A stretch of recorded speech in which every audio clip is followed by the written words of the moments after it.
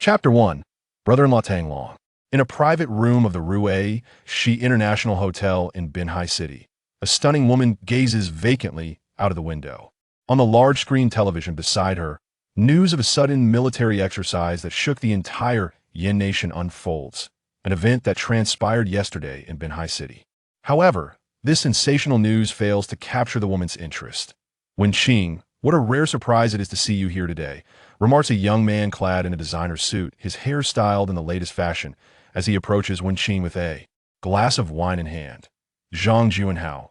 I find myself in dire straits. My elder sister's fate hangs in the balance. I must find a way to repay part of her debts, or else the bank will soon seize the home where my sisters and I reside. We would be left with nowhere to shelter from the elements. Wenqing replies, her anxiety palpable. If she fails to secure funds to repay even a portion of the outstanding amounts, their home would be repossessed by the bank next month, leaving them homeless. Indeed, a tragic situation, Zhang Juanhao says, taking a sip of his red wine, a smug smile spreading across his face. But how does that concern me? Wenqing, her expression a mixture of emotions, inquires, what must I do for you to extend your assistance? What do you think? Zhang Juanhao replies, swirling the wine in his glass, allowing the crimson liquid to cling to the sides, while his smile morphs into a sinister, playful grin. Feeling a wave of nausea at Zhang Junhao's expression, Wenqing struggles to suppress her revulsion. That if you help me through this crisis, I could agree to be your girlfriend, she whispers, her voice barely audible. Really?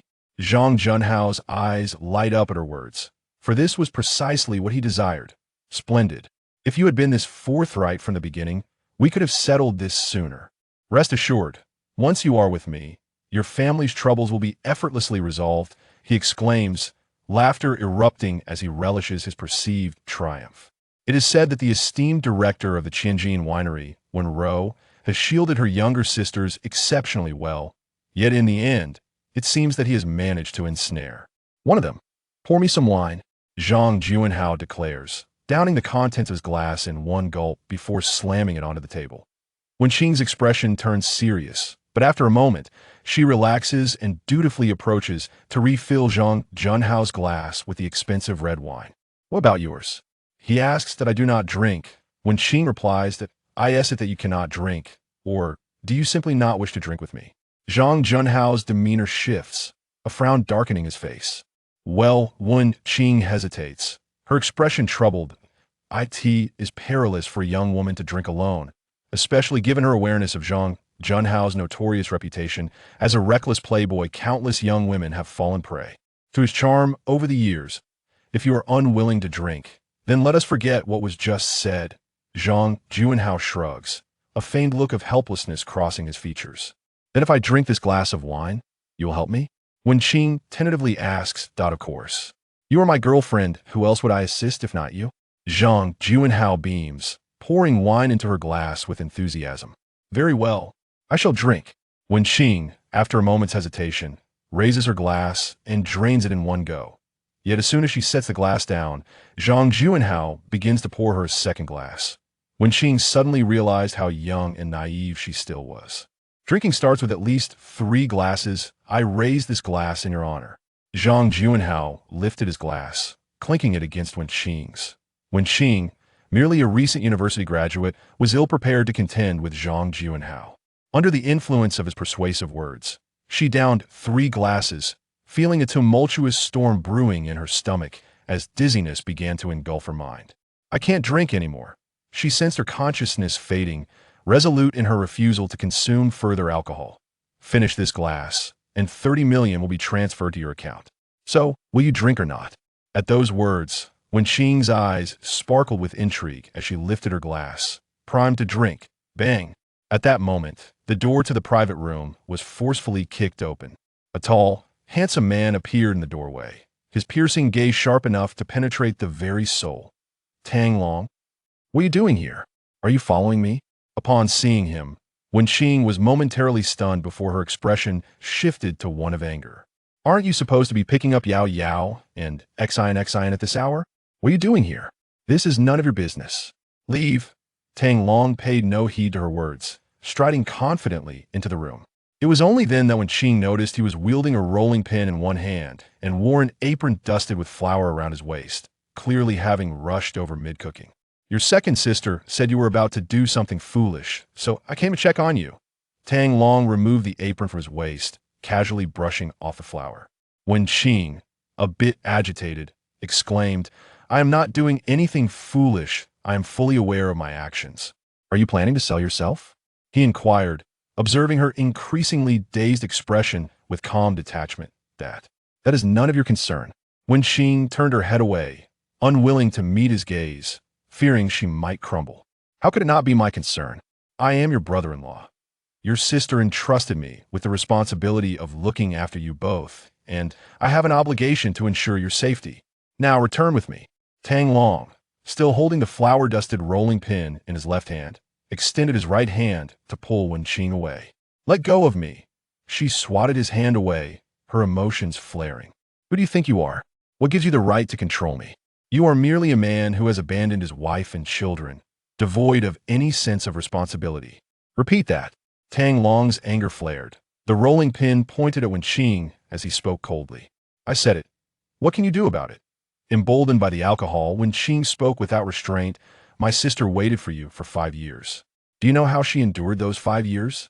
She had to care for 2 children, tend to a sister who became incapacitated, look after her other sisters, and manage the distillery.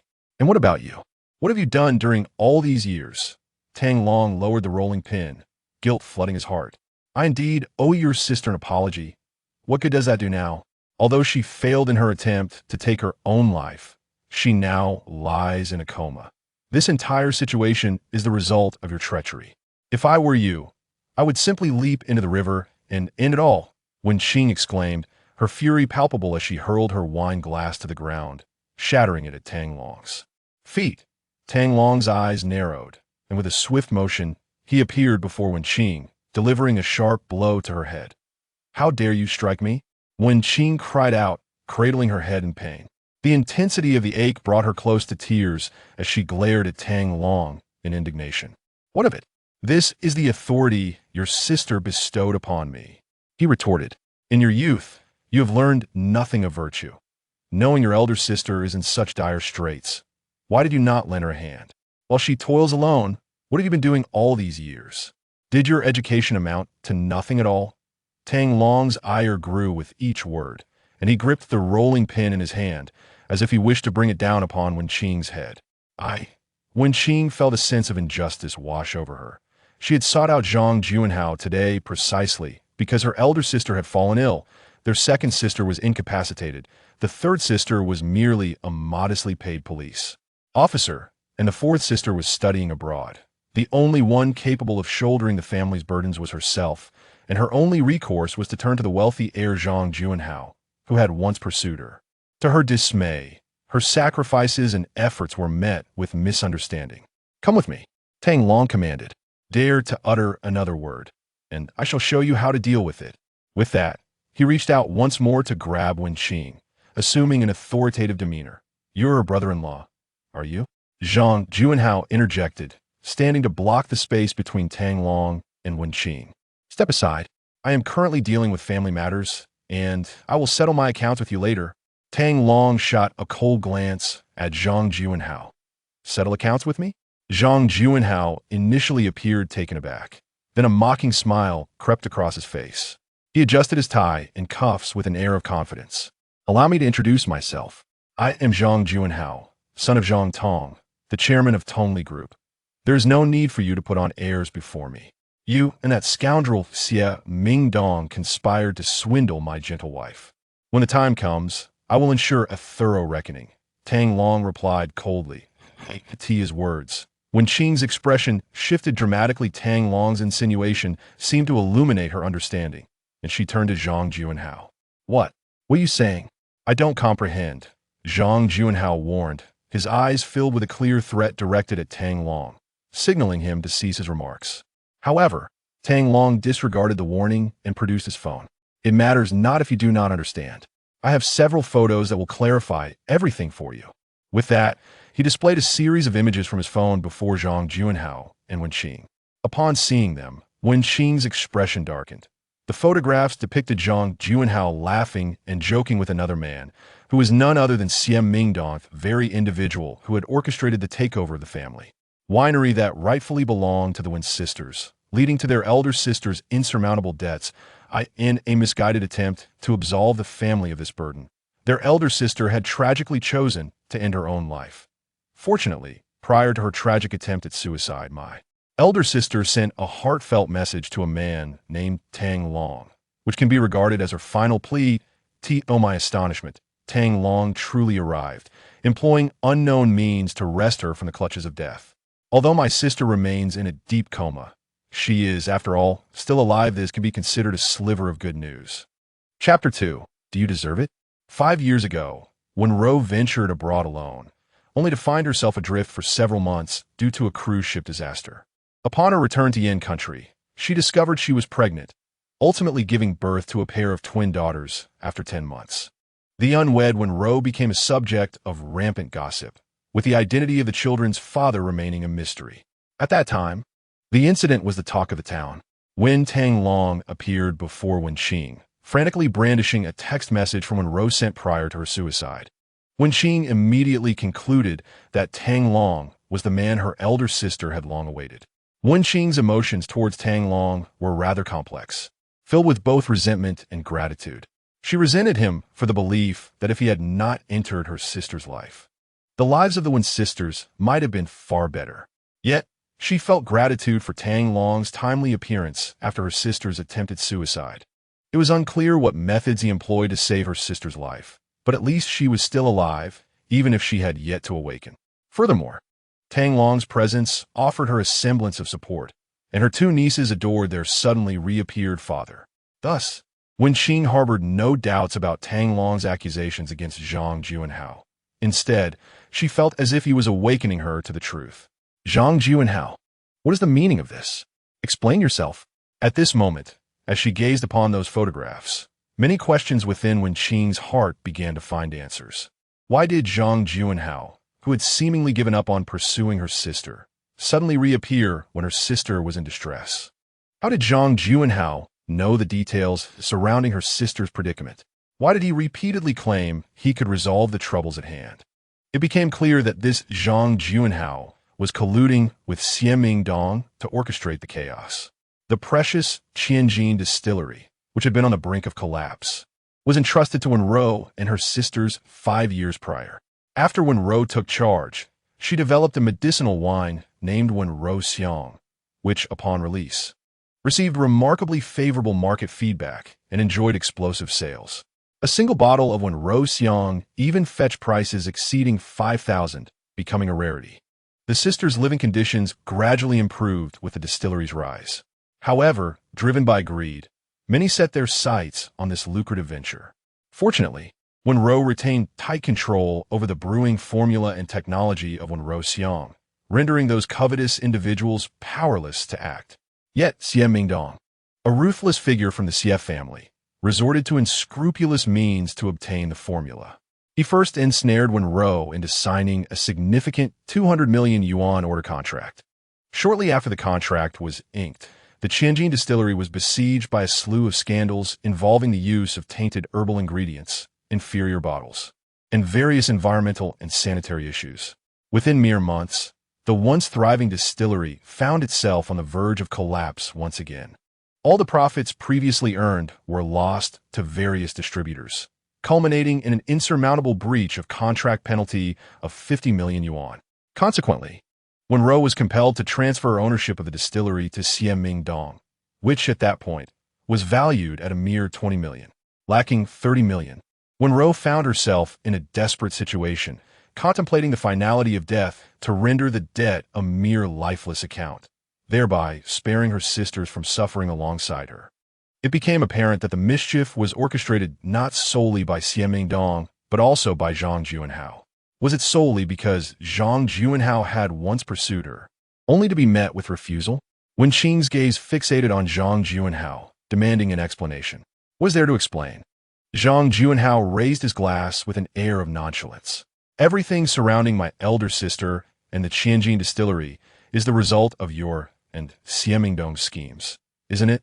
Wenqing questioned forcefully. And if it is, or if it isn't, what do you do about it? Zhang Juanhao replied, sinking back into his chair with an air of unruffled ease. Does your conscience not ache for your actions? Wenqing gasped, her breath quickening with rage. Such is the nature of business. The victor takes all, Zhang Juanhao retorted, his demeanor indifferent. By the way, I would like to remind you that while your sister wishes to end her life to render this debt a dead loss, it is a lucrative asset in the black market, and many collection agencies would be eager to take it on. You scoundrel! Wenqing seized her glass and splashed it towards him. My sister has been tormented to this extent by you, and you remain so unabashed. Zhang Juanhao's expression darkened as he wiped the red wine from his attire, glaring at Wenqing with the ferocity of an enraged lion. You filthy woman! How dare you? He spat, lunging forward to slap Wenqing. Wenqing, taken aback, realized the speed of his advance, knowing she could not evade it. She shut her eyes in resignation. Crack! The sound of shattering bone accompanied her scream, a piercing noise that resonated in the air. Zhang Juanhao's strike was intercepted by Tang Long, who wielded a rolling pin, deforming Zhang Juanhao's hand and eliciting a cry of agony. Immediately thereafter, Tang Long delivered a kick to Zhang Juanhao's abdomen, sending him flying like a severed kite, crashing into a decorative cabinet that shattered upon impact, scattering its contents across the floor. At the sound of the commotion, Wenqing opened her eyes in disbelief, stunned by the scene before her. The man hurled across the room was none other than Zhang Juanhao. A tall figure loomed protectively over her, instilling an inexplicable sense of security. Dare you strike my sister-in-law? Did you even consult me? Tang Long's voice resonated. Wenqing's eyes widened, astonished and uncharacteristically moved. She realized how melodious her brother-in-law's voice was, and how imposing his silhouette appeared, despite never having acknowledged him as such. Zhang Juanhao struggled amidst the debris, rising with great difficulty, cradling his fractured right hand, glaring malevolently at Tang Long. You bastard, how dare you hit me? Do you wish to die? Yet, before he could finish his sentence, a figure suddenly appeared before him. As Tang Long relentlessly pummeled Zhang Juanhao, his mouth spewed curses. I let you set traps, instigate chaos against my gentle wife, and assault my sister-in-law. He wielded the rolling pin like a rainstorm, the cries of Zhang Juanhao echoing in the air. Within 2 minutes, Zhang Juanhao's face was swollen, his head adorned with numerous bumps, resembling a reincarnated Buddha. I will kill you. Zhang Juanhao muttered threats through gritted teeth, but in the next moment, Tang Long's powerful hand seized his neck, rendering him as helpless as a chick caught by its throat, unable to utter a sound. Still acting arrogant with me? Tang Long's cold gaze bore into Zhang Juanhao. Do you even deserve it? Zhang Juanhao felt an icy chill wash over him, sweat soaking his body in an instant.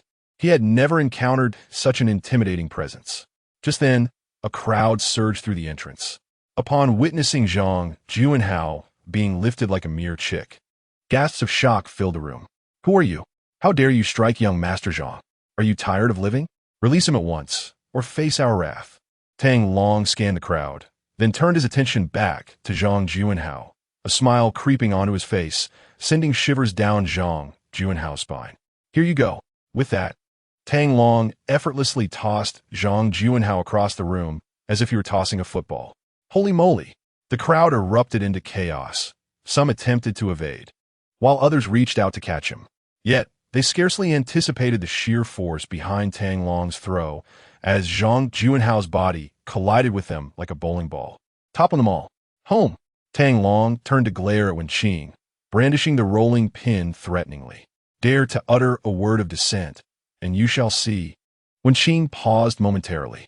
Although Tang Long's words sounded violent, upon closer reflection, it became evident he genuinely cared for her. After receiving a blow from Tang Long, a sizable bump had formed on her head, the pain sobering her significantly, rendering her more docile in his presence. Let us go, Tang Long declared, leading the way, while Wenqing obediently followed behind. She felt akin to a student caught sneaking around after school, now apprehended by an irate parent. The group that had come to protect Zhang Juanhao, disoriented from the impact of his body, found themselves cowed by Tang Long's formidable presence as he approached. Hastily parting to clear a path, I shall not spare the Xie family, the Zhang family, or any of those who conspired against my wife in the past. As he passed Zhang Juanhao, Tang Long leaned down to address the dazed figure. Relay this to them. They have 3 days to return the distillery, and the responsible party must kneel at its entrance to apologize. Otherwise, I will personally pay each of them a visit to settle the score. With that, he strode out of the private room, Wenqing trailing behind, not daring to look back. Chapter 3. Deputy Commander of the War Zone regarding yesterday's drill. Please refrain from spreading rumors. It was merely an exercise in response to an ambush. The drill concluded yesterday, and the Ministry of News and the Ministry of Defense of Yin Country have issued clarifications on the matter. The small shop's television continued to broadcast the follow-up to yesterday's sensational news. One exercise. It was merely a FAAD for the threats posed by foreign forces. I even spotted their aircraft along the coast. I witnessed the entire airport being sealed off, and I also saw military planes taking off from the base in the eastern part of the city, fully armed. Indeed, I heard that the artillery and rockets at the base were fully prepared, just waiting for ignition. Of course, my son was on leave, but has been urgently recalled. In Binhai City, the streets and alleys buzzed with discussions about the military exercise that had instilled panic throughout the city. Everyone remained in a state of shock. They believed that this was not merely a drill, but an actual military operation against Binhai City. Yet, for reasons unknown, the enemy eventually retreated. This peculiar military exercise has become the focal point of conversations in recent days. Outside Ballet Kindergarten, Tang Long, the orchestrator of this strange exercise, leaned against a large banyan tree, waiting for the school day to end, while Wenqing had been sent to the nearby market to buy groceries. This was Tang Long's first time picking up his twin daughters from school, a rare life experience. Big brother, it has been confirmed that the Xie family will celebrate Old Master Xie's 80th birthday in 3 days, during which Xie Mingdong will officially assume the position of president of the Xie Corporation. A man of similar age approached Tang Long and whispered. At the mention of Xie Mingdong, a fierce glint flashed in Tang Long's eyes. Although the toxins within Wenqing's gentle body had been completely purged by him, her consciousness remained unresponsive, rendering her akin to a vegetative state. According to Tang Long's estimation, it seemed that Wenqing did not wish to awaken, and external forces could not alter her condition. His only hope was to find a way to rouse her from her deep slumber. Yet, even Tang Long's exceptional medical skills proved ineffective in this regard. Wenqing's current state was entirely a consequence of Xie Mingdong's actions. Thus, Tang Long resolved to compel Xie Mingdong to repent before Wenqing, hoping it might awaken her. Tang Long murmured, "A fei, prepare a fine nama coffin, 3 days hence. My wife and I shall present it to the Xie family at the birthday celebration. Big brother, you are the formidable king of hell, the supreme existence that instills fear in all dark forces of the world. Dealing with a trash family like the Xie's is a task I can handle alone. I can ensure their swift demise without you needing to intervene personally," a fei declared, shaking his fists. While the Roshan squad is currently on leave, a unit from the Iron Blood Mercenary Corps is executing a protection mission in Binhai. I can call them over. No need. I will personally send the Xie and Zhang families to hell and avenge my wife, Tang Long replied coldly. Go inform the higher-ups in Yin Country to refrain from interference. Understood. A fei responded, about to leave when he suddenly remembered something and pulled 2 identification documents from his bag, handing them to Tang Long. Big brother, these are the official identification and military officer's certificate issued to you by the Yin Country authorities. Tang Long accepted the documents, one of which was an identification card, complete with all necessary personal information. Another document was indeed an officer's certificate, but upon seeing the title, Tang Long was momentarily stunned. He pointed at the title section and inquired, "What is the meaning of this?" Upon closer inspection, the certificate indicated Deputy Commander of the Eastern Region War Zone. Rank, Major General. The timid Ah-Fei replied, "Brother, you are the Underworld king who suppresses the Dark World. I originally aimed for the position of Supreme Commander of Yin Nation or the Commander of the War Zone, but those old geezers refused. saying you lack sufficient credentials to command respect and require a certain probationary period. So they granted you the title of Deputy Commander instead. Tang Long was taken aback and kicked Ah Fei in the rear. Do you really expect me to become the Supreme Commander? Are you trying to work me to death? Didn't I tell you I wish to live in seclusion?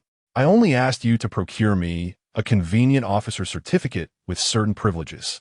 Why did you have to place such a grand title upon me? Am I to wear it or not? As Tang Long's irritation escalated, he realized that should he truly become the deputy commander of the war zone, his personal freedom would be sacrificed yet again, making it impossible for him to spend quality time with his wife and children. The mere thought intensified his anger, prompting him to kick Ah Fei once more. Brother, I believe you should be quite aware of their intentions in granting you the deputy commander title, Ah Fei said, rubbing his sore backside with a look of grievance. Tang Long glared. Of course I am aware. It is merely to keep my aircraft carrier anchored in international waters and to uphold my identity as the Underworld king. And the dark web, haha, Ah Fei shuked foolishly. Observing the foolish grin on Ah Fei's face, Tang Long suddenly realized. Did you sleep with that woman from negotiations and then sell me out? Damn it, brother, you truly possess remarkable foresight. You have indeed uncovered my secret. You are worthy of being our Underworld king. My admiration for you flows like the mighty Yellow River, unceasing and boundless. Enough. Go attend to serious matters. Without waiting for Ah Fei to finish his flattery, Tang Long kicked him again. Ah Fei endured several kicks, his backside nearly swollen. Yet he understood that Tang Long was not genuinely angry. He recognized that Tang Long had tacitly accepted the situation, and with a beaming smile, he promptly vanished. Tang Long glanced at the certificate in his hand, sighed helplessly, and then tucked it into his pocket. A 28-year-old deputy commander of the war zone. If this were to spread, it would likely provoke discontent among the many military elites of Yin Nation. Yet Tang Long felt no joy. He was a man who controlled the dark web, standing at the pinnacle of the global underworld. Being a deputy commander in Yin Nation would be a significant underutilization of his talents.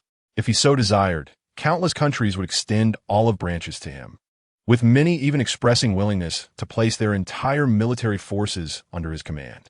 However, he had never been tempted. The reason he accepted the appointment from Yin Nation was due to his roots there. He genuinely intended to settle in Yin Nation. Accepting this military position would facilitate many matters, such as the upcoming birthday celebration in 3 days. Shortly after Ah Fei left, Tang Long's phone rang. May I ask if you are Deputy Commander Tang Long? The voice on the other end was imbued with humility and respect. I am. Who is this? Tang Long's voice was deep, laced with authority. Upon being addressed as the Deputy Commander, it became evident that the speaker hailed from the military department. Thus, Tang Long, the Deputy Commander, felt compelled to assert his authority.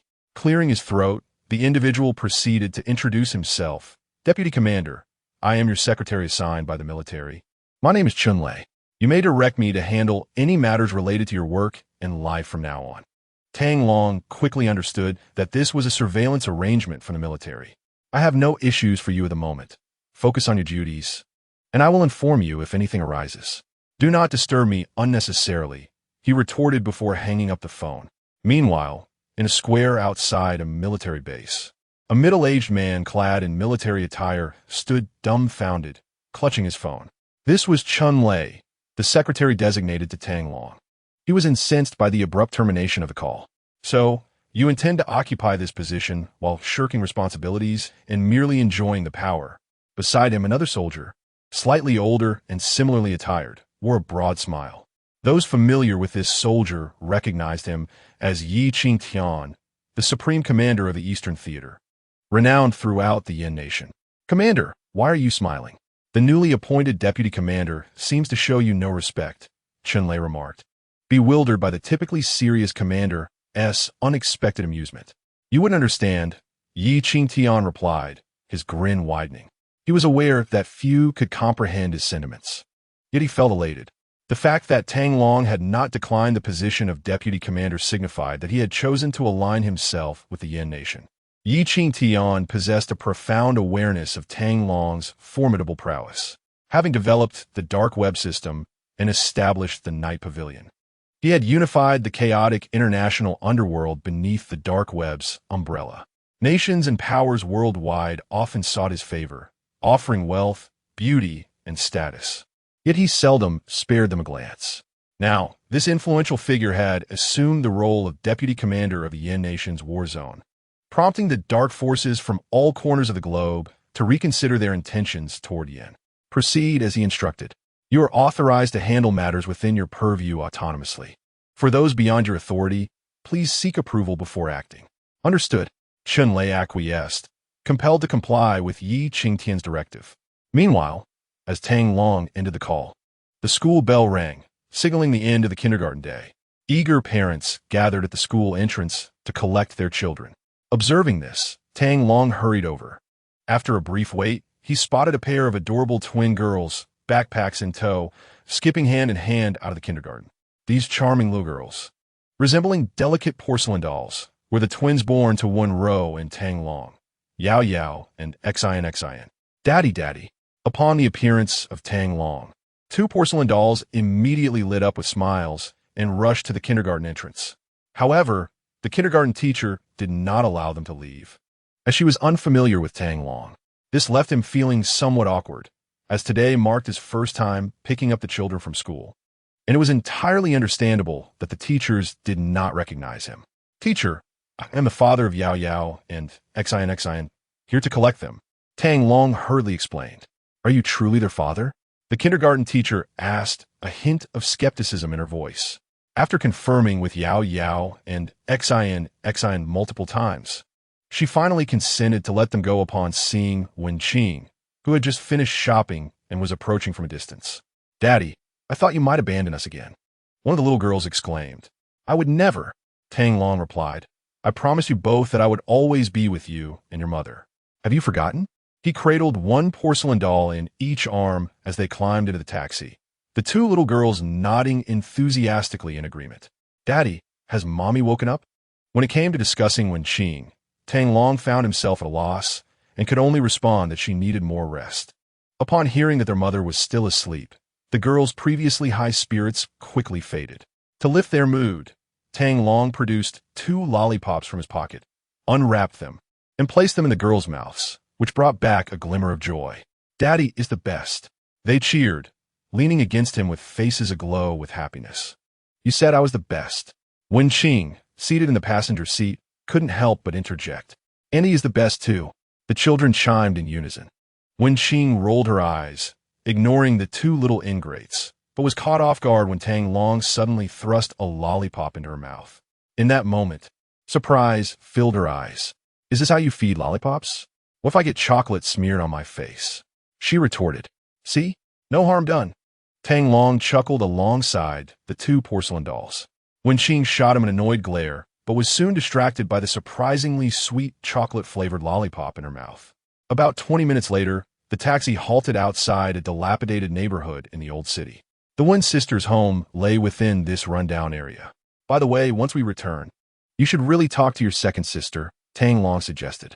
I can treat her leg, but she is quite resistant to me and won't allow me to approach her. I'm a loss too. You don't understand my second sister's stubbornness. She is entirely different from my eldest sister. In my estimation, she won't allow you to treat her. Wenqing sighed. Ever since she was incapacitated, I haven't seen her smile genuinely, even when faced with these 2 little ones. Her second sister referred to her biological sister, the twin of Wenqing, and one of Tang Long's many sisters-in-law, named Wenming. Wenming's disposition contrasted sharply with that of Wenqing. Since childhood, she had shown little interest in her studies, dropping out after elementary school to associate with unsavory characters. She believed her name did not suit her and even renamed herself Wensheng Long. After injuring a wealthy bully who had tormented her, she was forced to flee Tiannan province and sought refuge in a Mei mountain to learn a craft. A decade had passed since that fateful departure, until 3 years ago, when Wenming returned from Mount Mei, having achieved significant accomplishments in her martial arts journey. At that time, she was the epitome of vigor and vitality, having triumphed over 7 martial arts schools, earning her a momentous reputation. However, her fortunes took a dire turn when she was defeated by the renowned boxing champion, Zhou Kun. who not only incapacitated her martial prowess, but also severed her hand and foot tendons. From that moment onward, Wen Ming succumbed to despair, reliant on a wheelchair and crutches, resembling a frail elder on the brink of demise. Sister, we are back. As a few individuals reached the entrance of their community, they were met with a crowd gathered beneath their apartment building. What has transpired? Tang Long sensed an ominous air, parting the throng to enter, only to discover a woman lying in a pool of blood. Sister, what has happened? Wen Qing rushed over to support the woman, tears streaming uncontrollably down her face. The woman on the ground was none other than Wen Qing's elder sister, Wen Ming, who was now in a precarious state, her hand weakly pointing toward their home on the ground floor. Panic surged through Tang Long as he dashed back to their residence, which was mere steps away, only to find their home in disarray. Entering his gentle wife's room, he was met with chaos. His beloved, who should have been quietly resting in bed, was nowhere to be found. A note affixed to the wall caught his eye. Upon reading it, he learned that they were to exchange the brewing recipe of Wenrou for her return, with a stark warning against alerting the authorities. Fury ignited within Tang Long, and he could not suppress his frustration, tugging at his own hair in self-reproach for his earlier negligence. He swiftly retrieved his phone and made a call. Find out who has abducted my wife. Additionally, summon the Luosha group immediately. He ended the call with urgency. Just then, Yao Yao and Xian rushed in, their eyes wide with fear upon witnessing the disheveled room, immediately bursting into tears at the absence of their mother. Do not cry. Do not cry. Your mother will be safe, I promise. Seeing the two little ones weep inconsolably broke Tang Long's heart. Brother-in-law, hurry. Sister may not last much longer. Outside, Wen Qing's voice trembled with desperation. Tang Long could not afford the luxury of grief. He snatched a backpack and raced toward the door. Brother-in-law, please check on sister. She is bleeding profusely. Upon seeing Tang Long emerge, Wen Qing seemed to have found her savior. Do not worry. I will handle everything. Take good care of Yao Yao and Xian. Tang Long reassured her with a gentle pat on the head, urging her to remain calm. He swiftly knelt down to assess Wen Ming's injuries. Wen Ming was gravely hurt. Already a shell of her former self, she had been stabbed in the abdomen, blood pouring from the wound. Tang Long quickly extracted silver needles from his bag, administering 9 swift punctures before pouring a white powder from a small porcelain vial onto the injury. Remarkably, the bleeding began to subside, and the wound started to form a scab. Tang Long placed his hand over Wen Ming's injury, channeling his inner strength to nurture the damage within her. After 10 minutes, Wen Ming slowly opened her eyes, weakly surveying her surroundings before drifting into a deep slumber. How astonishing this was! Such a profound wound, which had been bleeding profusely moments ago, seemed to be on the verge of claiming a life. Yet, in an instant, a miracle occurred, bringing the individual back from the brink. Truly, even the great Huata would be astonished by such prowess. You may not be aware, but it was this very young man who, just days prior, rescued a gentle soul who had attempted to end her life with medication from the clutches of death. Remarkable! The onlookers could not help but extol the virtues of Tang Long. Everyone, please disperse, Tang Long instructed as he lifted Wen Ming and made his way back indoors. Gradually, the crowd began to disperse. At that moment, law enforcement and ambulances began to arrive outside the community. Upon learning that the individual was no longer in danger, the ambulances took a detour and departed. A contingent of law enforcers commenced their duties, investigating, interviewing, and collecting samples. However, Tang Long, having already received the results of his own investigations, was eager to leave.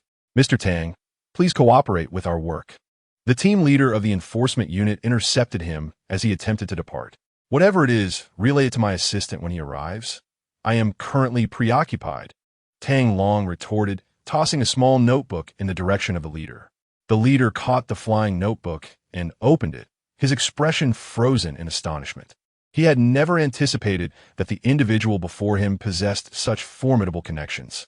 Maintain confidentiality, echoed in his mind, leaving him utterly dumbfounded.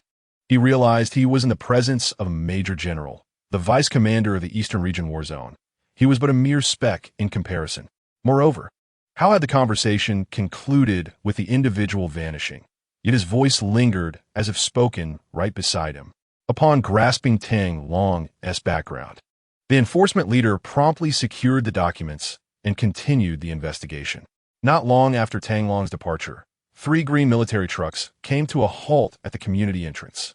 A battalion of armed soldiers disembarked, swiftly encircling the premises.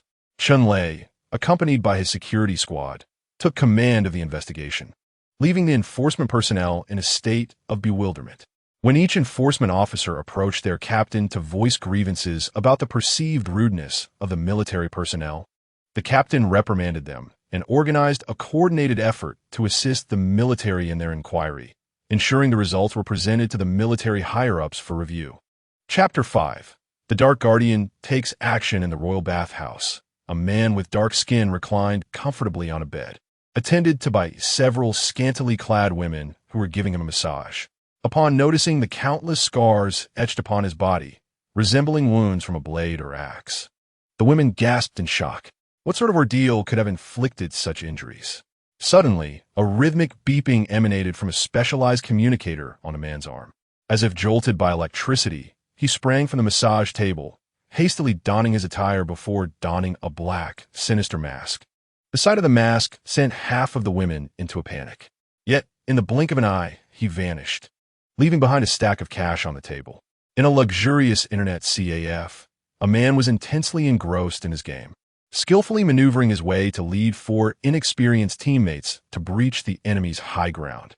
At that moment, the communicator on his wrist emitted a rhythmic sound. He stood up abruptly, leaving his bewildered teammates ready to inquire.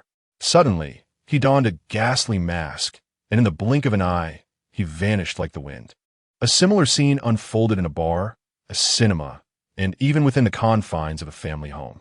The instant the ghastly mask was affixed, they ceased to be themselves, transforming into members of the Underworld King's elite guard, the Rakshasa Squad. Underworld King, the 3rd elite guard, the Rakshasa Squad, is fully assembled, awaiting your command. On the rooftop of an old high-rise, a Fae and 12 individuals adorned in black, ghastly masks knelt before Tang Long, their voices imbued with utmost reverence. Aside from a Fae, the captain of the guard, the remaining masks bore numerical identifiers. Rise. I had intended to grant you all a holiday, but it appears I must rescind that offer in light of recent events. Underworld King, we pledge our lives to follow you. There is no need for formality. Please issue your orders. A Fae spoke, fully aware of the gravity of the situation. The other Rakshasa members remained silent, yet their resolute gazes conveyed unwavering loyalty. The matter is straightforward. My wife has been abducted, and I must retrieve her unharmed, lest my 2 daughters and several sisters-in-law grow anxious. Such audacity! To dare lay hands on our King's woman is utterly despicable. Underworld King, I request permission to exact vengeance. We too implore you, the 12 men shouted in unison. Granted. However, take care to avoid harming the innocent, Tang Long replied coldly. Understood. The 12 ghastly figures erupted with excitement. Beneath the Underworld King's command lies an immense force, comprising not only the formidable 4 annihilation and 3 slaughtering princes and the 100 divine generals, but also a guard known as the 37 ghastly masks, consisting of 37 members. The numbers on their masks serve as their code names. The guard is divided into 3 groups, Asura, Yiksha, and Rakshasa, with their primary duty being the protection of Underworld King Tang Long and remaining at his beck and call. During this return to Yin country, he brought only the 3rd elite guard, the Rakshasa Squad. However, upon entering Yin country, he permitted these ghastly figures to disperse, with no assembly required unless summoned. Given the orderly nature of the nation, Tang Long strictly forbade the use of the ruthless tactics from the dark underworld, which often resulted in indiscriminate killings, and further restricted their right to take lives. Nevertheless, the current circumstances were dire, and Tang Long was resolute in his decision to exact retribution. Repeated provocations had not only driven his gentle wife to the brink of suicide, but had also compelled him to exert tremendous effort to rescue her. Now, those same individuals had once again abducted her. He had initially planned to settle scores only after his wife regained consciousness, presenting it as a gift to her. However, the time for patience had elapsed. Let us depart. With a command from Tang Long, the group swiftly vanished from the rooftop. At 6 in the evening, the grand banquet hall of Tian Feng restaurant buzzed with excitement. In a private room, dozens of bare-chested men indulged in revelry, creating an uproarious atmosphere. On stage, a corpulent, bald man, his upper body exposed, held a microphone in his left hand while his right hand roamed over the body of a scantily clad woman. This song is dedicated to young Master Xie. In gratitude for granting us this lucrative opportunity, he proclaimed, raising a glass toward a young man seated nearby before gulping its contents down. Grasping the microphone, he unleashed a cacophony akin to the wailing of a slaughtered pig. He was known as Idapeo, a notorious local thug commanding a following of over 100 ruffians. His raucous singing prompted his fellow bare-chested companions to cheer in enthusiastic flattery, creating a raucous spectacle. Not far away, the dashing young Master Xie, surrounded by muscular men and 2 graceful women, reveled in the feast. In this world, how many true friends do we have? How many friendships endure?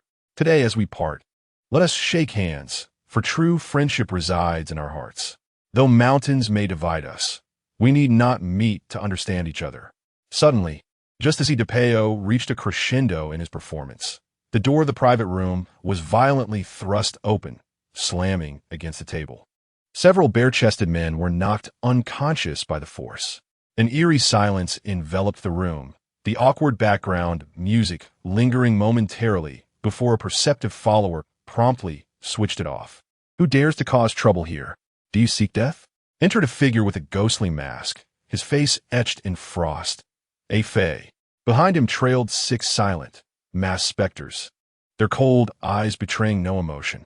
Clad in camouflage and armed with a Qilin Tang knife and dual daggers, their formidable presence was unmistakable. Which of you ventured to the Happy Garden community today? A fey nonchalantly seized a chair and settled at the entrance. The 6 specters stood imposingly behind him, their aura overwhelming the dozens of bare-chested men. Who are you to intrude here, playing tricks? Do you know whose territory this is? A burly man shouted, stepping forward and pointing at a fey. But he was met with a swift glint of steel. Ah, my arm.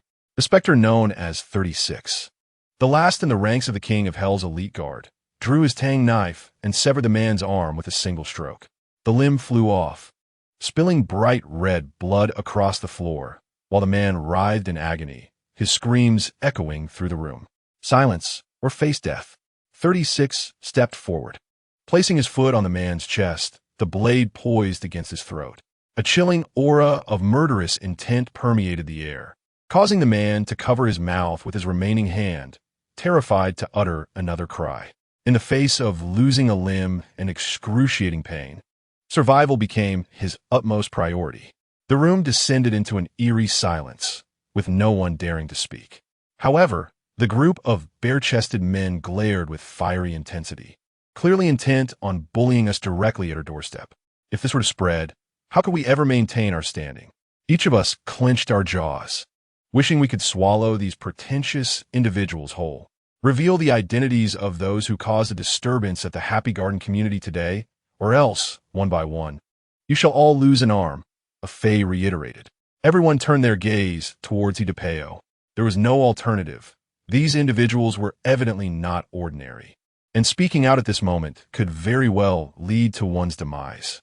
Idapeo, feeling cornered, bravely descended from the stage and approached a fey, inquiring, "May I ask who you are?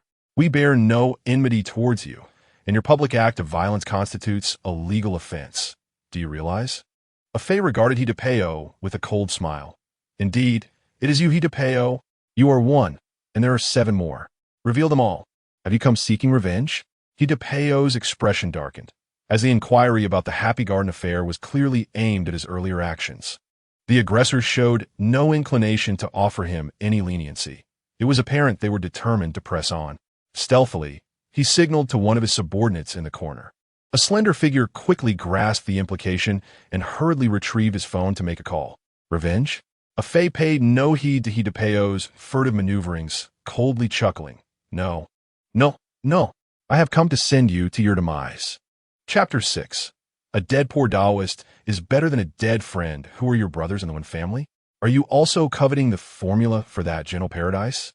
Hidepeo surmised boldly, sensing that the opponent seemed unconcerned about the fact that he had hostages. Wrong. I'm not interested in that formula. I have come solely to claim your life. Ha ha ha. You wish to kill me? Do you not care for the fate of that woman named Wenrou? Hidepeo laughed, continuing, moreover, if you kill me, can you truly escape? I shall tell you this.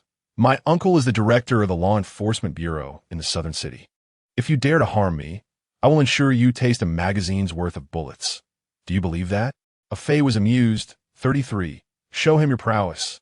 The figure marked with a number 33 stepped forth, advancing step by step towards Hidepeo. What do you intend to do? Hidepeo was paralyzed with fear at the expressionless gaze of 33, turning to flee. Yet, 33 lunged forward, effortlessly grasping Hidepeo's belt and lifting him high above his head. Put me down. Hidepeo's protest was cut short as 33 hurled him violently to the ground, his substantial weight shattering the floor beneath him, and several of his teeth were knocked loose in the process. Reveal the remaining companions, and your death can be more merciful. Afei leaned over, gazing at the disoriented Hidepeo. You scoundrels, none of you will escape alive. Everyone attack. Slay them. With Hidepeo's thunderous shout, the fury of the others was finally ignited. Many seized whatever weapons were at hand and charged at Afei and his companions. Afei remained seated, unperturbed. Standing behind him, 31 and 32 propelled themselves forward, resulting in a sharp crack as the floor tiles splintered into a spiderweb of cracks. Undaunted, they confronted dozens of burly men. Several streaks of white light flashed as the Tang Dao descended, severing arms that arched through the air, splattering blood before they fell to the ground. The cacophony of screams and wails sent chills down one's spine. In less than a minute, several men lay groaning on the ground, clutching their blood-soaked shoulders where their arms had been severed. Remarkably, 31 and 32 remained unscathed, save for the Tang Dao they wielded, which dripped crimson droplets, their icy gazes fixed coldly upon Hidepeo's gang. The remaining men, unable to restrain their fear, began to retreat, their hearts heavy with dread. The two stood amidst the throng like tigers in a henhouse, having decimated half the flock without sustaining a single injury. Those who visited the Happy Garden community this afternoon may leave. The rest shall lose an arm. Afei commanded decisively. Understood. 31 and 32 raised their Tang Daos once more, poised to plunge into the crowd. A wave of terror swept through the onlookers. Wait. I'll speak. It was the boss and the others. Me too. They're Juzi, and they're monkey. In an instant, the men crumbled, spilling everything they knew like bamboo shoots tumbling from a tube. Bring those few individuals to me, and the rest may go. A wave of relief washed over them as they turned to the few brothers who had been to the Happy Garden community that day. Brothers, forgive us. At that moment, it was better to sacrifice a friend than to perish themselves. The burly men divided into groups and dragged 6 of their comrades before Afei, who were on the verge of tears. Just moments ago, they had been toasting together, calling each other brothers for life. We're still missing one. According to surveillance footage, there had been 8 individuals at the Happy Garden community, and now only 7 had been captured, indicating that 1 remained at large. The group fell silent, glancing toward a shadowy corner before parting to clear a path. Afei looked up to see a handsome young man crouching, attempting to escape through a vent while stacking chairs. 34 dashed forward and seized the young man effortlessly. Let me go. I am Xie Mingsheng, the second young master of the Xie family. You will regret crossing me. Xie Mingsheng flailed helplessly as 34 held him like a mere chick. Finally, growing impatient, 34 drew a dagger and pressed it against Xie Mingsheng's throat. Given the nature of the king of Hell's guards, these men should have met their end long ago. However, they had abducted the king of Hell's wife and severely injured his sister-in-law, making a swift demise out of the question. The icy blade against his neck caused Xie Mingsheng to freeze, and he promptly fell silent. 34 approached Afei and unceremoniously dropped Xie Mingsheng to the ground. The rest of you may leave. As Afei issued his command, the others fled in a frenzied rush.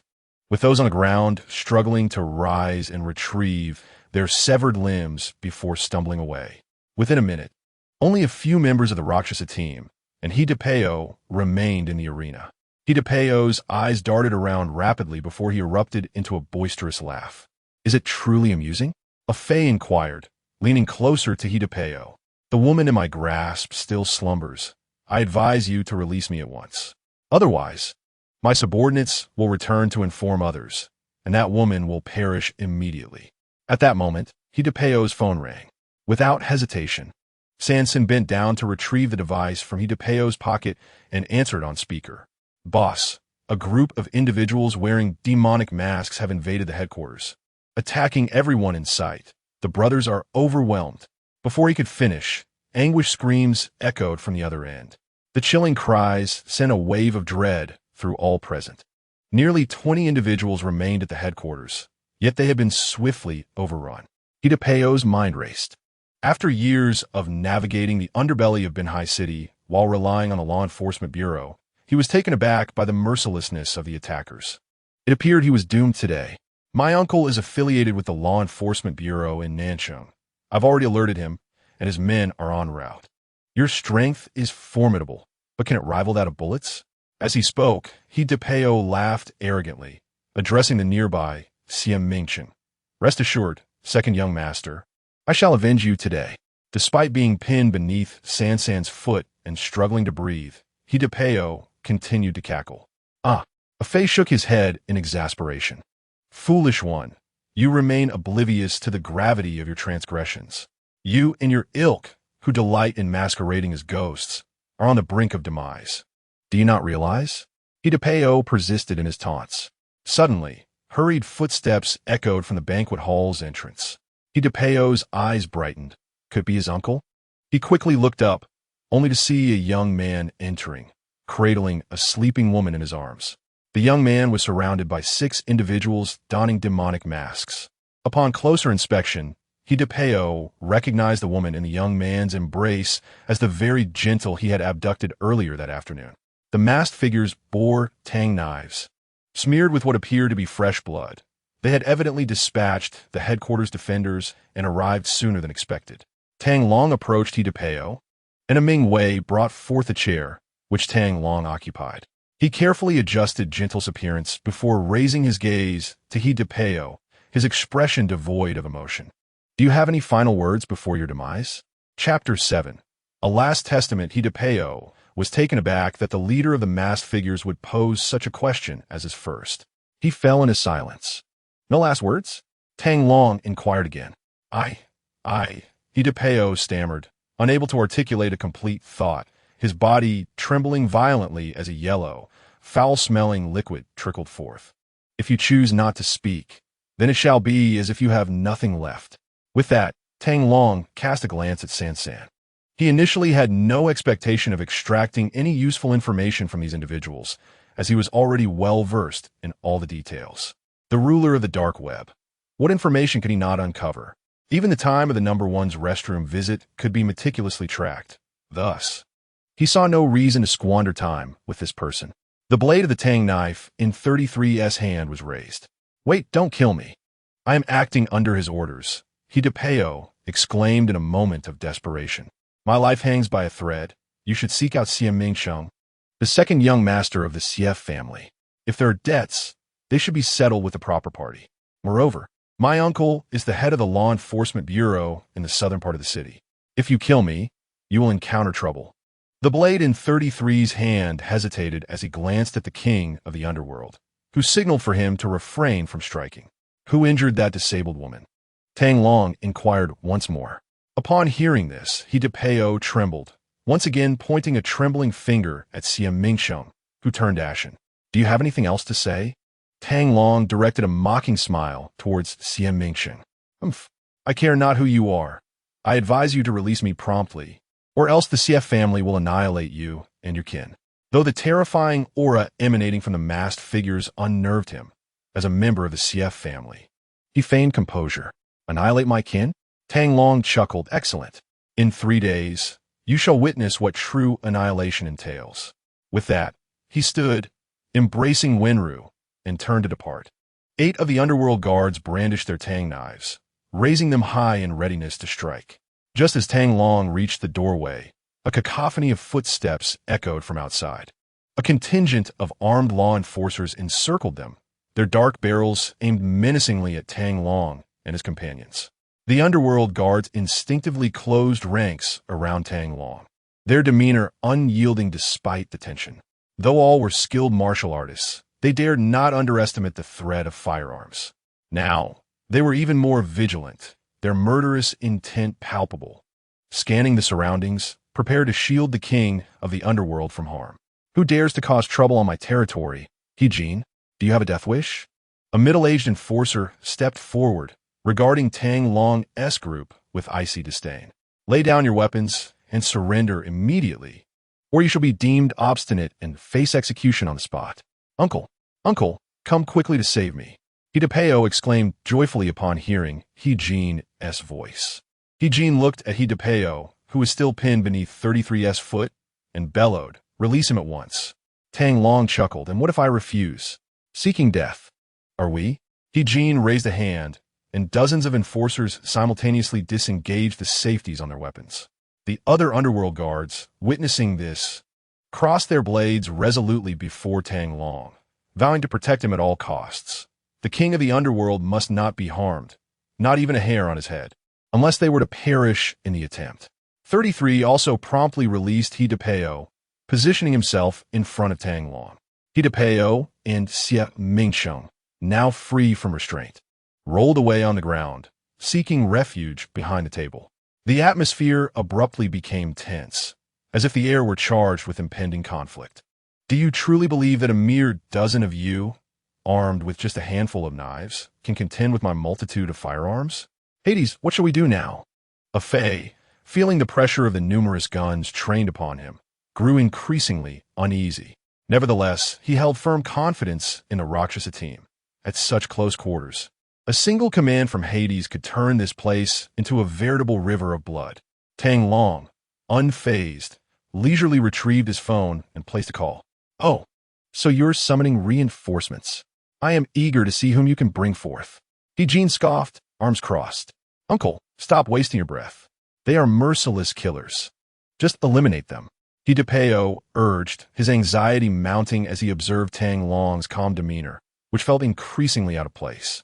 Downstairs at the hotel, the sharp sound of military vehicles echoed as a contingent of armed soldiers disembarked, hastening towards the banquet hall on the second floor. In an instant, the enforcers and the soldiers found themselves in a standoff, weapons drawn. He-Jin, reveling in his moment of authority, was suddenly taken aback as a horde of soldiers wielding assault rifles stormed in, prompting him to hastily lower the weapons of those beside him. Who are you? This is a civilian matter. The military has no jurisdiction here. He-Jin shouted at the unexpected soldiers. Chief Chen, what brings you here? He-Jin's heart sank as he recognized Chen Lei stepping forward from the crowd, and he quickly moved to greet him. Yet, Chen Lei paid him no mind, striding directly to the group of Ming guards and snapping a crisp salute. Deputy Commander, I, Chen Lei, have arrived late with the security detail. Please pardon my tardiness. The Ming guards parted, revealing Tang Long cradling the sleeping beauty. Deputy Commander? He-Jin was taken aback, his expression shifting dramatically. He had known Chen Lei for years. Having heard that he had been reassigned to the Eastern War Zone headquarters, his presence here signified something monumental. And upon hearing Chen Lei address the young man as Deputy Commander, He-Jin felt as though the sky were collapsing around him. What kind of celestial being have I unwittingly provoked? The Deputy Commander of the War Zone. For someone like him, that was a figure of the utmost caliber. He-Jin's heart plummeted, a wave of despair washing over him. His position was surely in jeopardy now. Stand easy. You're not too late, Tang Long remarked, directing his gaze towards Chen Lei. Thank you, Deputy Commander. Chen Lei replied, taking his position and presenting the enforcers to his superior officer, then surveying the surroundings. Deputy Commander, how may I assist you? Tang Long accepted the officer's credentials and tossed them to He-Jin. As He-Jin caught the credentials, his face drained of color. Yet he summoned the courage to open the document. Upon seeing the rank and title inscribed within, he stood frozen, as if struck by lightning. the 38-year-old deputy commander of the war zone, a major general. His future was undeniably boundless. What kind of formidable entity had his detestable nephew entangled himself with? You need not do anything. Simply ensure the aftermath is managed, Tang Long instructed Chun Lei. Understood. Chun Lei responded with a wave of his hand, and immediately, all soldiers lowered their weapons. Rakshasa team, he my command, Tang Long called out. Present. The team replied in unison. The imposing presence of the 13 individuals swiftly overshadowed the nearly 200 people present. Kill! They roared in unison. In the next moment, 8 of the specters stepped forth, dragging out those who had sought refuge behind the tables. No, please don't kill me. I am innocent. Uncle, save me. He Jean implored as he moved forward. Tang Shui, even if they have committed crimes, it is the court that should determine their fate. Aren't you overstepping your authority? After all, it was his own nephew who was about to meet his demise. He could not bear to witness such a tragedy unfold before his very eyes. I cannot wait, Tang Long declared, waving his hand as 6 Tang knives descended mercilessly. Stop, He Jean shouted desperately. Yet the specters paid him no heed. 6 heads rolled onto the ground, crimson ketchup splattering across the scene, rendering it grotesquely bloody. Xia Mingsheng and He Depeo, witnessing the gruesome sight before them, collapsed in terror, their faces frozen in expressions of horror, even in death. Many could not comprehend why their lives were forfeited merely for a search through their belongings. Chapter 8. Be cautious in the next life. You scoundrel, do you not acknowledge the law? He Jean seethed with fury, helplessly watching as the 6 heads fell, his impotence igniting a rage that led him to draw his weapon, aiming it directly at Tang Long. Chun Lei, alarmed, swiftly drew his own gun, pressing it against He Jin's temple. He Jin, please be mindful of your position. With Chun Lei's action, dozens of soldiers raised their weapons towards He Jin. These individuals had invaded the home of the vice commander, abducting his wife and injuring her sister. Were it not for the vice commander's timely intervention, a life would have been lost that day. He Jin was taken aback, glancing at He Depeo, who immediately lowered his head upon meeting He Jin's gaze. Yet even so, they should be brought to court for judgment. Although the main perpetrator faced severe penalties, if He Depeo was not the principal offender, he might yet escape death. I have stated before, I cannot wait for the court's verdict. Tang Long signaled to the 33. He Jin instantly perceived the implication. No, please. But 33 disregarded his pleas, their Tang knife descending without hesitation. He Depeo's head fell to the ground, his eyes wide open, too late to beg for mercy, too late to struggle, too late to bid farewell to the world. He could not fathom how a simple request for a formula could lead to such a dire price. Enraged, He Jin's finger trembled on the trigger. Tang Long turned to face He Jin. If you have the courage, then pull the trigger. He Jin trembled with rage. I will report you to the military court. I await your arrival. He Jin departed in disgrace. After all, the other party was the vice commander of the war zone, while he was merely the head of a local law enforcement bureau. What could he possibly use to contend with such a figure? Remaining would be futile. It was better to leave early. In the end, only the trembling Xia Mingcheng remained, teetering on the edge of madness. 7 heads had been severed before him, and the horrific scene was the most terrifying he had ever witnessed in his lifetime. With a Tang Dao firmly in his grasp, 25 cast a glance at the king of the underworld, patiently awaiting his command. Transform him into a human stick and return him to the Xie family. No, please. I have money. I am willing to compensate. I beg of you, spare me. Xie Mingcheng cried, tears and snot streaming down his face, his forehead bruised and bloodied from striking the ground. Yet, Tang Long remained unmoved. His gaze shifted to the sleeping beauty in his arms. I promised my wife to take good care of her sister, and you nearly caused me to break that vow. I was wrong. I apologize. Xia Mingcheng incessantly bowed his head in penance. Very well, heed my warning in your next life. With that, Tang Long gently lifted himself and strode towards the exit. Deputy Commander. Chun Lei approached, this being his first encounter with the young deputy commander. Yet he was captivated by the imposing aura that exuded from Tang Long. How you report this is up to you. It would be best to make it as bloody and violent as possible. Tang Long glanced at Chun Lei, issuing his directive. "Rest assured, Deputy Commander, I understand what must be done," Chen Lei replied respectfully. Tang Long scrutinized Chen Lei, a question lingering in his mind. "Do you truly comprehend what I have just conveyed? By the way, my identity must remain concealed for the time being. Inform those who are aware of it to keep silent. Should I catch wind of any loose lips, I will not hesitate to take lethal action." 13 specters of the underworld escorted Xian Mingsheng as they left the hotel with Tang Long.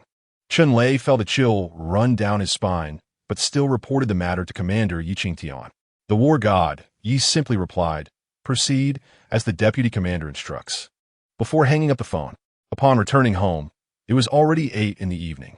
Tang Long stood bewildered in his home, engulfed by thick black smoke and the acrid scent of burnt food. Yao Yao and Xian sat on the sofa, pinching their noses, staring blankly at the television.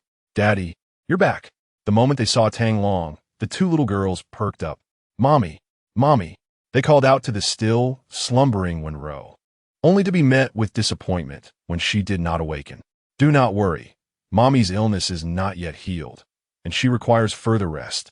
Tang Long reassured the two little ones before cautiously carrying Wenrou back to her room. "Brother-in-law, you're back." Upon seeing Tang Long, Wenqing rushed out of the kitchen like a savior, her face smeared with soot, an apron tied around her waist, and a spatula in hand. This marked her first utterance of brother-in-law, and she was surprised at how natural it felt. "Where's elder sister? Is she all right?" Wenqing inquired as she entered Wenrou's room, her heart aching at the sight of her sister in such a disheveled state. "Who took her away?" Tang Long pondered, then replied, "A few ruffians. I've already dealt with them. Were you cooking?" After saying this, Tang Long examined Wenqing, bursting into laughter at her appearance, which resembled that of a girl emerging from a coal mine. "Do not laugh. I will fetch water to clean my sister," Wenqing retorted, removing her apron and thrusting both the spatula and apron into Tang Long's arms. "These are now your responsibility." Tang Long, rendered speechless, tied on the apron and turned to enter the kitchen. Upon witnessing the disarray in the kitchen, Tang Long was profoundly shaken. What sort of culinary catastrophe had this girl created? Lifting the pot lid, he was met with a dark, unappetizing mass that compelled him to stifle a gag. Indeed, his gentle wife's concerns were not unfounded. Tang Long pondered that had he not arrived, this family would inevitably face starvation. An hour later, after much effort on Tang Long's part, a sumptuous dinner was prepared. To accommodate the frail Wenming, he had specially concocted a nutritious porridge. "Brother-in-law, tomorrow you should stay home to take care of elder sister and second sister, and ensure you pick up Yao Yao and Xian from school on time. I shall search for a job," Wenqing remarked while savoring her meal. "You gotta find a job while leaving a grown man to tend to the household seems rather unwise," Tang Long replied, serving dishes to Yao Yao and Xian. "What is unwise about it? Given our current circumstances, my ability to find work is already a significant improvement," Wenqing retorted, relishing her food. There was another reason she refrained from voicing. She was utterly inept at housework, let alone cooking. The meals Tang Long prepared were the most delicious she had ever tasted, surpassing even those made by her elder sister. If Tang Long were to leave, they would likely revert to the inedible concoctions she could barely stomach herself, unfit for her second sister and the two children. Though Tang Long was rather disagreeable, he exhibited remarkable attention to detail and patience, providing meticulous care for her elder sister who lay in a deep slumber. Thus, she believed it was best for Tang Long to manage the household. Only when her elder sister collapsed did she realize the gravity of their situation. With her gentle elder sister in a comatose state, the daily expenses for nutritional supplements soared into the hundreds.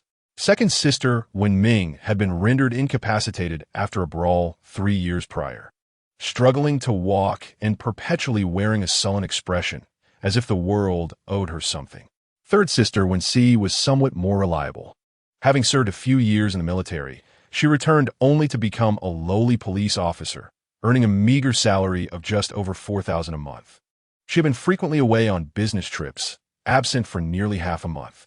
Fourth sister Wanya was studying at Harvard Medical School and was now at a crucial juncture preparing for her doctoral program, blissfully unaware of the household's plight. Although she had a scholarship and did not seek financial aid from her elder sister, she contributed no income. As for herself, having just graduated from university, she had yet to secure a job and remained uncertain about her future, relying entirely on the family's resources. Sixth sister Wenrou and seventh sister Wenrou. The twin sisters were still in boarding high school, oblivious to the turmoil at home, and were approaching their college entrance examinations. Both were academically inclined, which would soon translate into significant tuition expenses. Eighth sister Wenrou was in boarding junior high, her academic performance lacking, necessitating extra tutoring at an additional cost. This family had once thrived under the stewardship of the elder sister, who managed a lucrative wine factory. However, with her sudden incapacitation, they had lost their economic foundation. Surely, someone needed to emerge as the pillar of support. Chapter 9. Delivering gifts to Elder Cien. Truth, you need not concern yourself with employment. I have resolved it. If I do not seek work, with a meager savings of just under 10,000 left by my elder sister, our family shall be left to weather the harsh winds of destitution in less than a month. The current state of affairs at home is quite strained, and I must urgently secure a job. Otherwise, our future expenditures will pose a significant dilemma. Since Wenqing has voiced her sentiments, Tang Long has little else to say. Upon reflection, spending more time with his wife and children seems quite appealing. Moreover, he must devise a means to rouse his gentle wife from her slumber, for he harbors no desire for her to remain a sleeping beauty for all eternity.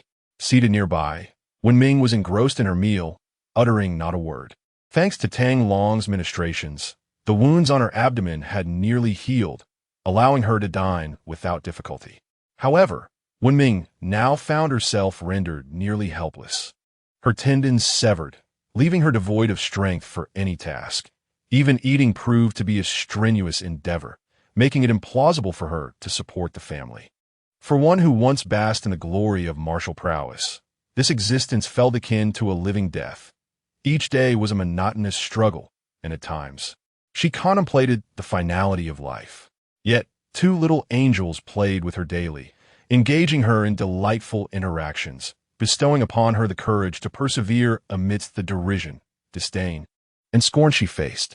Tang Long glanced at Wenming, noting her silence and her refusal to even cast a glance in his direction, and wisely chose to remain quiet. Having been in this household for 2 days, aside from the moment at noon when she had warned him about Wenqing potentially embarking on foolish endeavors, she had offered him not a single word, nor had she spared him a second glance. Even after Tang Long had saved her life today, she maintained an air of aloofness, and he, understanding her disposition, refrained from pressing her for conversation. As for Wenming's severed tendons and the shattered meridians throughout her body, few could remedy such afflictions outside of herself. He was aware that, like other martial artists, she harbored a fierce refusal to accept defeat and a profound yearning to reclaim her former glory. Coupled with the fact that he had repeatedly saved both her and her gentle counterpart, Wenming should recognize the exceptional skill of his medical expertise. Thus, Tang Long was convinced that one day she would seek his assistance, at which point he would relish the opportunity to witness her pride diminish. After dinner, Yao Yao and Xin tugged at Tang Long, urging him to recount stories by their mother's bedside. Although he had only recently embraced the role of father, he had swiftly acquired a wealth of parenting knowledge over the past few days, engaging in playful antics with the 2 porcelain dolls. He spent some time watching television with them and narrated a few bedtime stories before tucking them into their little beds. Meanwhile, Wenqing and Wenming had retreated to their chambers for rest. Once he had ensured that Yao Yao and Xin were comfortably nestled in their blankets, Tang Long made his way to the sofa, where he retrieved his phone and sent out several messages. Following that, he settled into a cross-legged position, commencing his meditative practice. At the Sierra residence, the atmosphere was thick with tension, illuminating the villa with its oppressive ambience. In the grand hall, a group of individuals sat in silence, each face etched with gravity and concern. Among these individuals, in addition to the direct descendants of the Xie family, there were also members from various other families and factions present. Zhang Juanhao, with a bandaged head, sat beside his father, Zhang Tong. Still no news of Mingchen? Xie family patriarch, Xie Guangfu, occupied the main seat, his expression grave. Grandfather, Haching has likely gone off to indulge himself somewhere. He isn't answering his phone and hasn't even brought his bodyguards. A strikingly handsome man, seated in the third position, spoke with deference. He was Xie Mingdong, the eldest son of the Xie family. At that moment, a servant entered to report that they had searched all the places where Xie Mingsheng frequently visited. Yet his whereabouts remained unknown. The members of the Xie family furrowed their brows, but upon recalling that Xie Mingsheng was supported by the influential Xie family of Binhai, they felt a sense of relief, believing that no one would dare to harm him. What a reckless fool! Xie Guangfu slammed his hand on the table, exclaiming in anger, "When he returns, I want him sent directly to the confinement room for 2 weeks. Father, let us not dwell on Mingsheng for now. Let's address the pressing matters at hand." A middle-aged man interjected. "Juanhao, recount everything you encountered today in meticulous detail. Spare no omission." The Xie family members stifled their laughter at Zhang Juanhao's rather unkempt appearance, though a few could not help but cover their mouths in mirth. With a sense of resignation, Zhang Juanhao recounted all he had experienced that afternoon, embellishing the tale of Tang Long demanding that everyone who had aimed at the Tianjin distillery and gentlemen kneel outside the distillery to seek forgiveness. "This brat has become too arrogant," one individual exclaimed loudly, slamming his hand on the table after hearing Zhang Juanhao's account. "Indeed, we must show this young man a thing or two," another added. "Although we have secured the Tianjin distillery, we have yet to obtain the brewing formula for gentlemen. Do you reckon that formula might be in this boy's possession?" Based on the information acquired from the distillery and insights provided by gentleman's close friend, it was highly probable that the formula was obtained by gentleman during her mysterious disappearance abroad 5 years prior. This individual claimed to be the brother-in-law of Wenqing and mentioned picking up a child, implying he had contact with Wenqing during that period, and was likely the man who had fathered her child. At the mention of gentleman, everyone couldn't help but sniffle and swallow hard. That brew was undoubtedly superior to the finest medicinal wines available on the market, tenfold or even 100-fold. A single sip could alleviate fatigue, while a bottle could dispel ailments such as rheumatism and bone pain. Consistent consumption promised immense health benefits. It was rumored that someone had consumed 10 bottles of gentleman and had undergone spontaneous remission from mid-stage cancer. Furthermore, the taste of this wine was unparalleled, coveted by many top-tier magnates. To these merchants, such a medicinal wine was akin to another Maotai distillery, with the potential to evolve into a trillion-yuan enterprise, truly becoming the national liquor. Thus, it was imperative to seize the moment. If they could secure the formula, they would wield undeniable influence, with future profits potentially multiplying by 1,000 or even 10,000 times. The gentle nature of Tianjin Distillery is utterly misguided, showing no inclination towards financing the expansion of the distillery or increasing production capacity, nor any intention of disclosing the brewing formula. Consequently, others wishing to partake in the lucrative prospects of Tianjin Distillery find themselves at a complete loss. Under the organization and instigation of Xie Mingdong, they resorted to a desperate scheme of forceful appropriation. However, while they have seized the distillery, the brewing formula remains elusive, leaving those present in a state of fruitless anticipation. Such a crucial asset as the formula for Gentle Village could never simply be taken underground by that girl. She must have concealed it somewhere. We could conveniently leverage the incident involving Juanhao's beating to exert pressure on the heirs of the Wen family, compelling them to surrender the formula for Gentle Village. Some voiced differing concerns, with Wenrou having committed suicide. Will pressing these heirs not provoke the displeasure of the Tianhai Wen family? That is unlikely, came the reply, for they are a traditional family that favors males over females and would not intervene. Moreover, Wenrou and her sisters have long been expelled from the Wen family, rendering the matter even less relevant to them. With this understanding, they resolved to act. The group engaged in animated discussion, swiftly formulating a plan of action against the widows of the Wen family, with the aim of coercing them into revealing the formula. When the time comes, I shall take on the task of interrogating that boy named Tang Long. I intend to crush his skull with my own hands, declared Zhang Juanhao, clutching his head. No problem. Once we capture that lad, We shall ensure Juanhao has a chance to vent his frustrations. The others chuckled in agreement. Is there no shame among you? To conspire so brazenly in public to commit wrongdoing. This is a first for me. Suddenly, a chilling voice echoed from outside the hall. The crowd turned to see three figures adorned with demonic masks standing in the dim light. Who are you? They inquired, rising to exit the hall. Upon catching sight of the mask marked with 33, a wave of terror swept over them, causing many to retreat several steps. The King of Hell's 33rd Demon Guard. The figure at the forefront replied with an impassive tone. The King of Hell? The crowd was perplexed. Many prominent figures resided in Tianan province. Yet none had heard of such a personage. What brings you to my residence? Xie Guangfu inquired coldly. The King of Hell has learned that the day after tomorrow marks the 80th birthday of old Master Xie, and he has specifically sent us to deliver a congratulatory gift. As he spoke, the 33rd waved his hand, and the 34th and 35th, positioned behind him, approached with a large vat, placing it before the crowd. Chapter 10. The Xie family's response, a congratulatory gift? Who delivers gifts at such an hour? And dressed like that? Someone drew closer, only to recoil in horror. It's Mingsheng. He has been turned into a human pig. The Xie family members were stunned, rushing to witness the grotesque scene. As they beheld the repulsive sight, their hearts trembled violently, and an uncontrollable fury erupted within them. Those who dare harm my family shall not live. Bring them in. With a resonant shout from Xie Guangfu, dozens of guards from the Xie family surged forth, each wielding an array of weapons, some even appearing to be skilled martial artists. Prepare your final words, Xie Guangfu commanded coldly. A mocking laugh echoed, belonging to the enigmatic figure known as Sanshur. Attack! Slay them! Xie Guangfu's forehead throbbed with fury as he bellowed. Sanshur, with an air of indifference, replied, The King of Hell forbids the indiscriminate slaughter of innocents, but he did not say we cannot inflict injury. Render them all incapacitated. At his command, the three figures vanished from sight.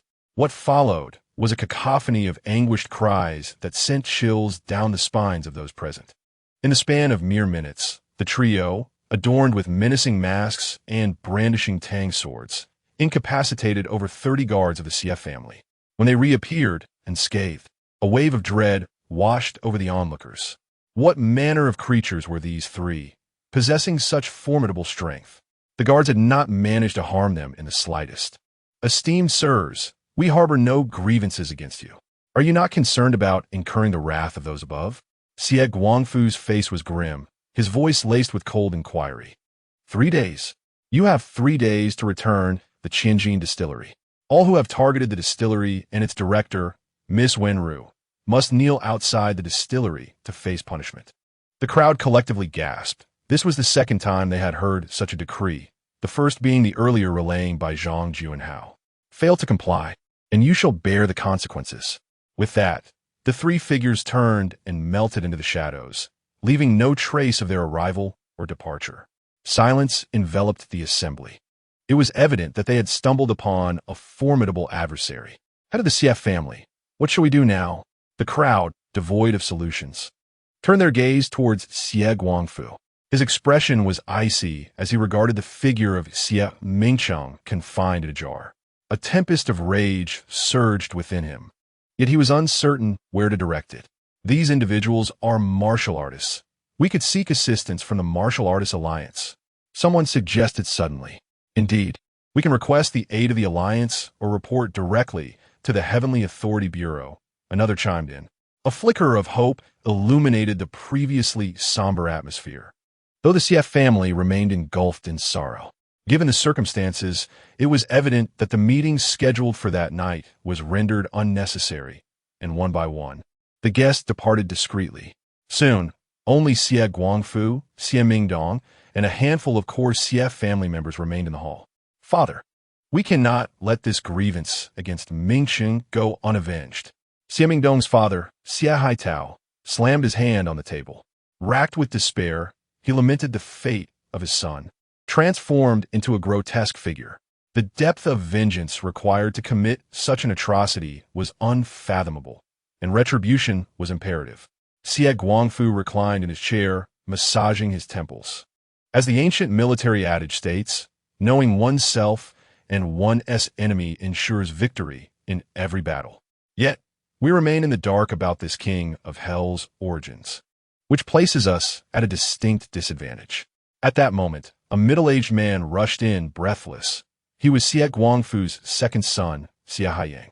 "Father, I have obtained the surveillance footage from Tianfeng Grand Hotel, albeit only a brief segment." With that, I swiftly played the video and projected it onto the large screen.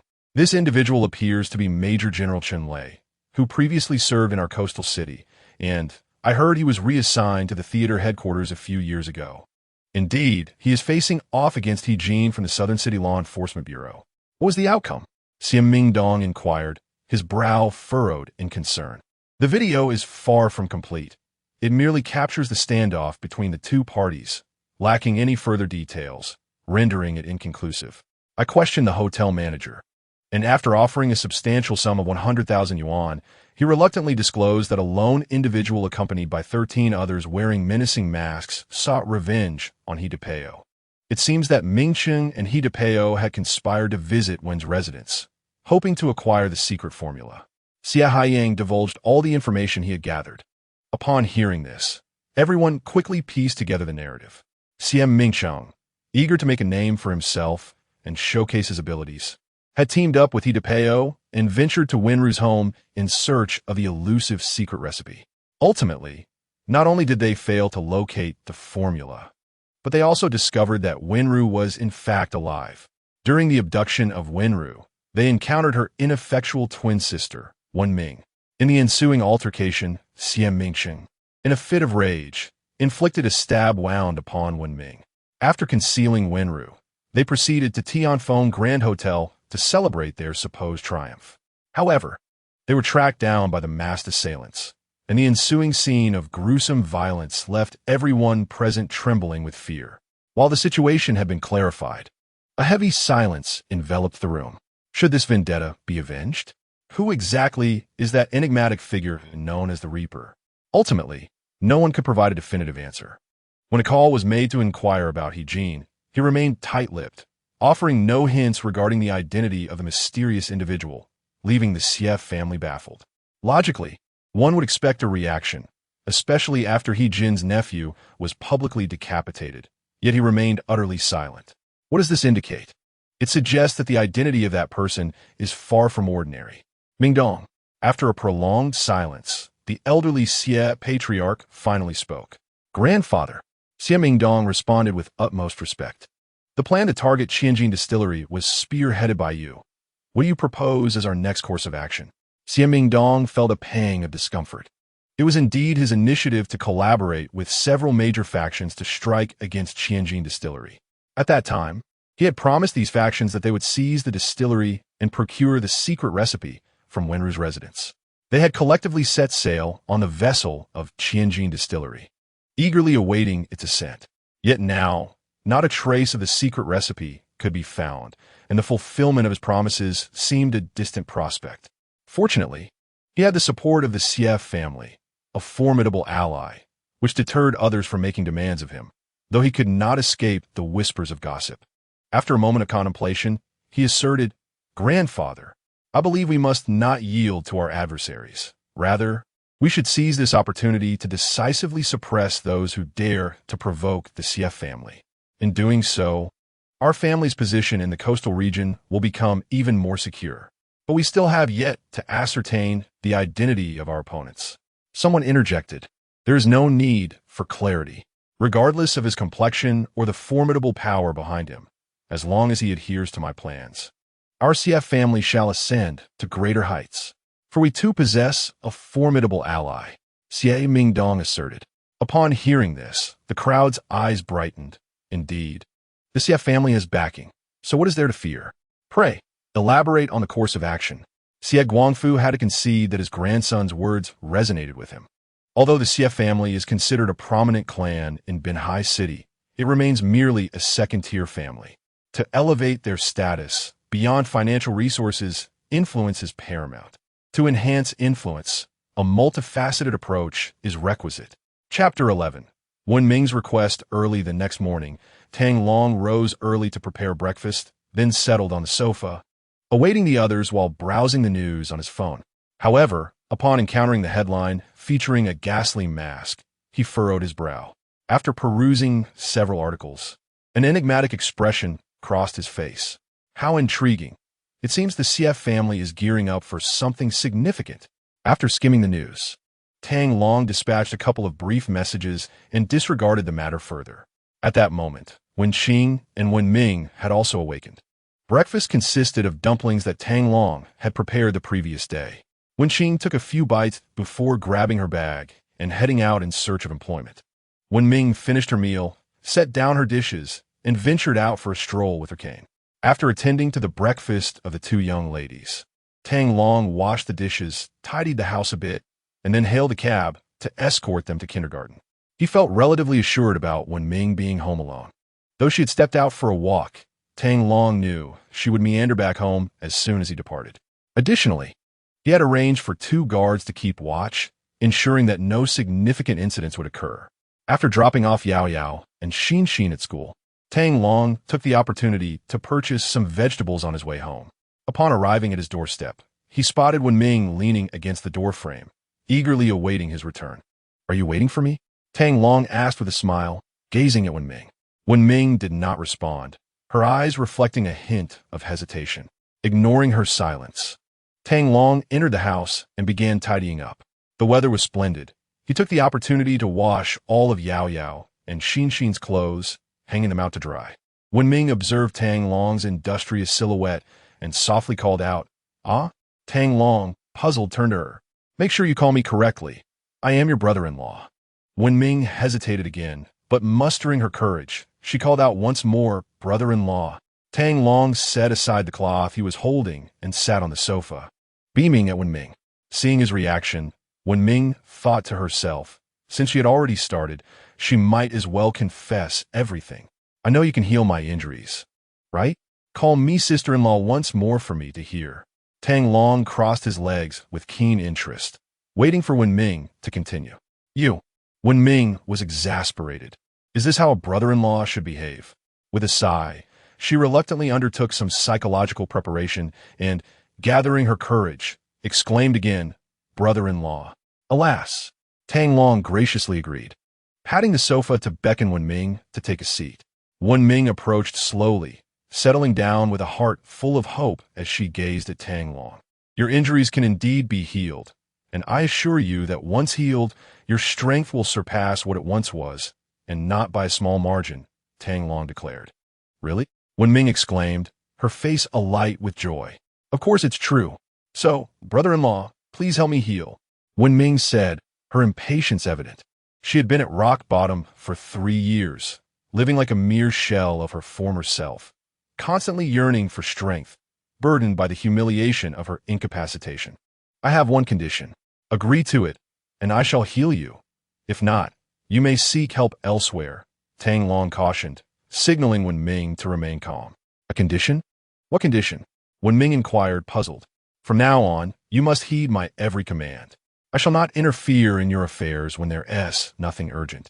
But once I issue a directive, you must comply without question." Wen Ming furrowed her brow.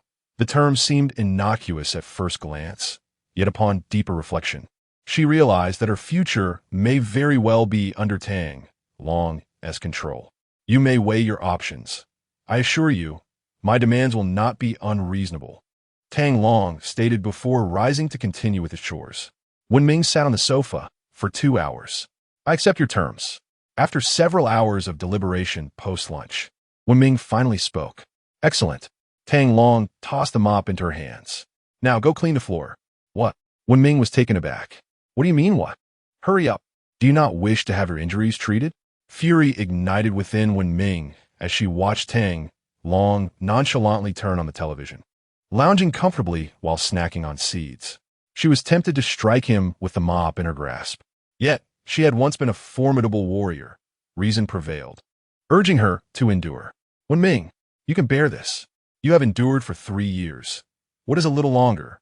She repeatedly reassured herself, suppressing her rising ire, and reluctantly began to mop the floor.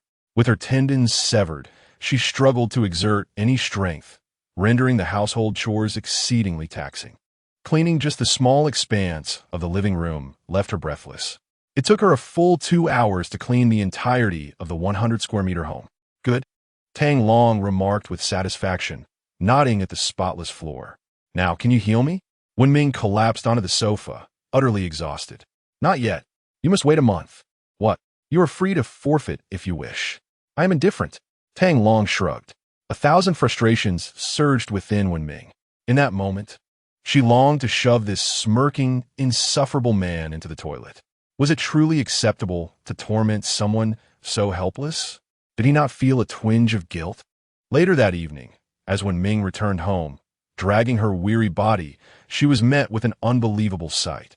Tang Long was seated on the sofa, accompanied by the 2 little girls, Yao Yao and Xin, watching television and snacking on seeds, while the kitchen resonated with the clanging of pots and pans. After a considerable mishap in the kitchen, where Wen Ming shattered a multitude of bowls, she finally managed to steady her hands enough to grasp items other than chopsticks without trembling. First, she turned on the range hood by pressing the red button. Once the steam dissipated and the temperature began to rise in the pan, she could pour in the oil, 3 tablespoons of peanut oil to be precise. Careful not to spill. After all, that was money spent. You may inch closer, as the scalding oil is more likely to splatter onto your face. As the edges of the pan began to smoke, it was time to add the Sichuan peppercorns for a fragrant infusion. Once the peppercorns turned dark, they could be fished out. If they burned, the oil would be rendered useless. Tang Long, seated in front of the television, directed Wen Ming in the kitchen with clear instructions for each step. "Sister, let me assist you," Wen Qing exclaimed, noticing how laborious the task appeared for her elder sister. "Wen Qing, step outside." Tang Long, spotting Wen Qing in the kitchen, promptly rose and lifted her out as one might a small chick. He then pointed toward the corner of her room where a pile of smelly socks lay and said, "Go wash your stinky socks." With that, he returned to the living room, continuing to narrate the steps for Wen Ming. Wen Qing was incensed, storming into the living room with hands on her hips, glaring at Tang Long. "How can you treat my sister this way? Is this how you honor our elder sister?" "Of course," Tang Long replied with an expression of nonchalance. Wen Qing was nearly beside herself with rage, pointing an accusatory finger at Tang Long, ready to unleash a torrent of invective. "Go wash your stinky socks. Don't obstruct our view of the television." Tang Long, visibly displeased, pulled Wen Qing aside to prevent her from obstructing the view of his beloved daughters. "Oh, elder sister, do open your eyes and witness how this heartless fellow mistreats our second sister," Wen Qing lamented as she dashed into Wenrou's room. Chapter 12. Living frugally crying was futile. "If I see that pile of stinky socks tomorrow, I shall throw them out," Tang Long declared loudly from the room.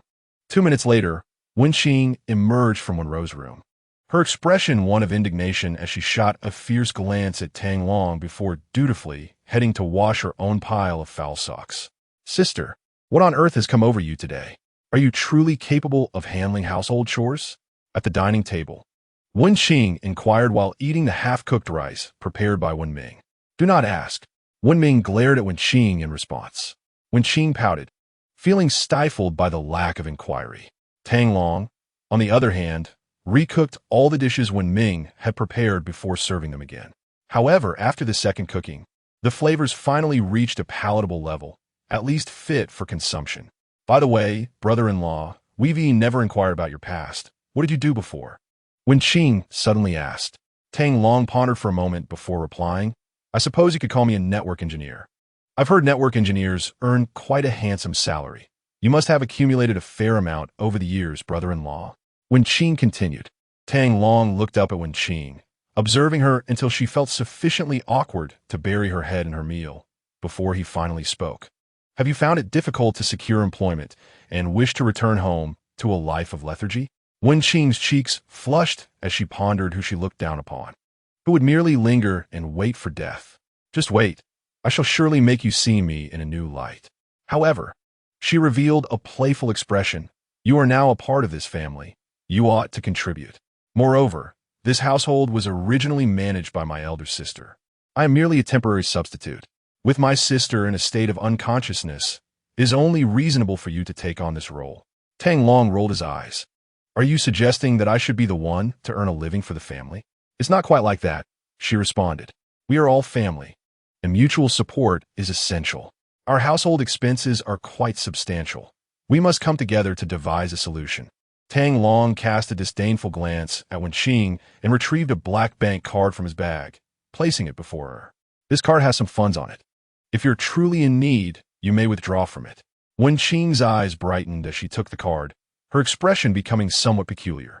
Brother-in-law, if you intend to deceive me, you should have chosen a more respectable card. She raised the card in dissatisfaction. Its surface bore only the logos of UnionPay and Visa. It lacked any basic information, such as the card number or the issuing bank. She mused that if this card were capable of dispensing money, she could just as easily purchase a card online. Forget it. Tang Long reached to reclaim it, but Wenqing swiftly tucked the card away. Although she harbored doubts about its authenticity, the presence of the UnionPay and Visa logos led her to believe that there was at least a semblance of truth to it. How much is on it? I'm not sure. Tang Long pondered, but it should last for a while. Wenqing pocketed the card and continued, by the way, I met someone while job hunting today. He recommended a doctor who has successfully treated a comatose patient. I wish to consult him for my sister. There is no need for that. Tang Long interjected. I am well aware of your sister's condition. Her body is perfectly fine. It's her consciousness that is the issue. It has nothing to do with her nerves, so there is no need to seek out those dubious practitioners. Besides, I'm already in the process of finding a reputable doctor. Rest assured, I will find a way to awaken your sister promptly.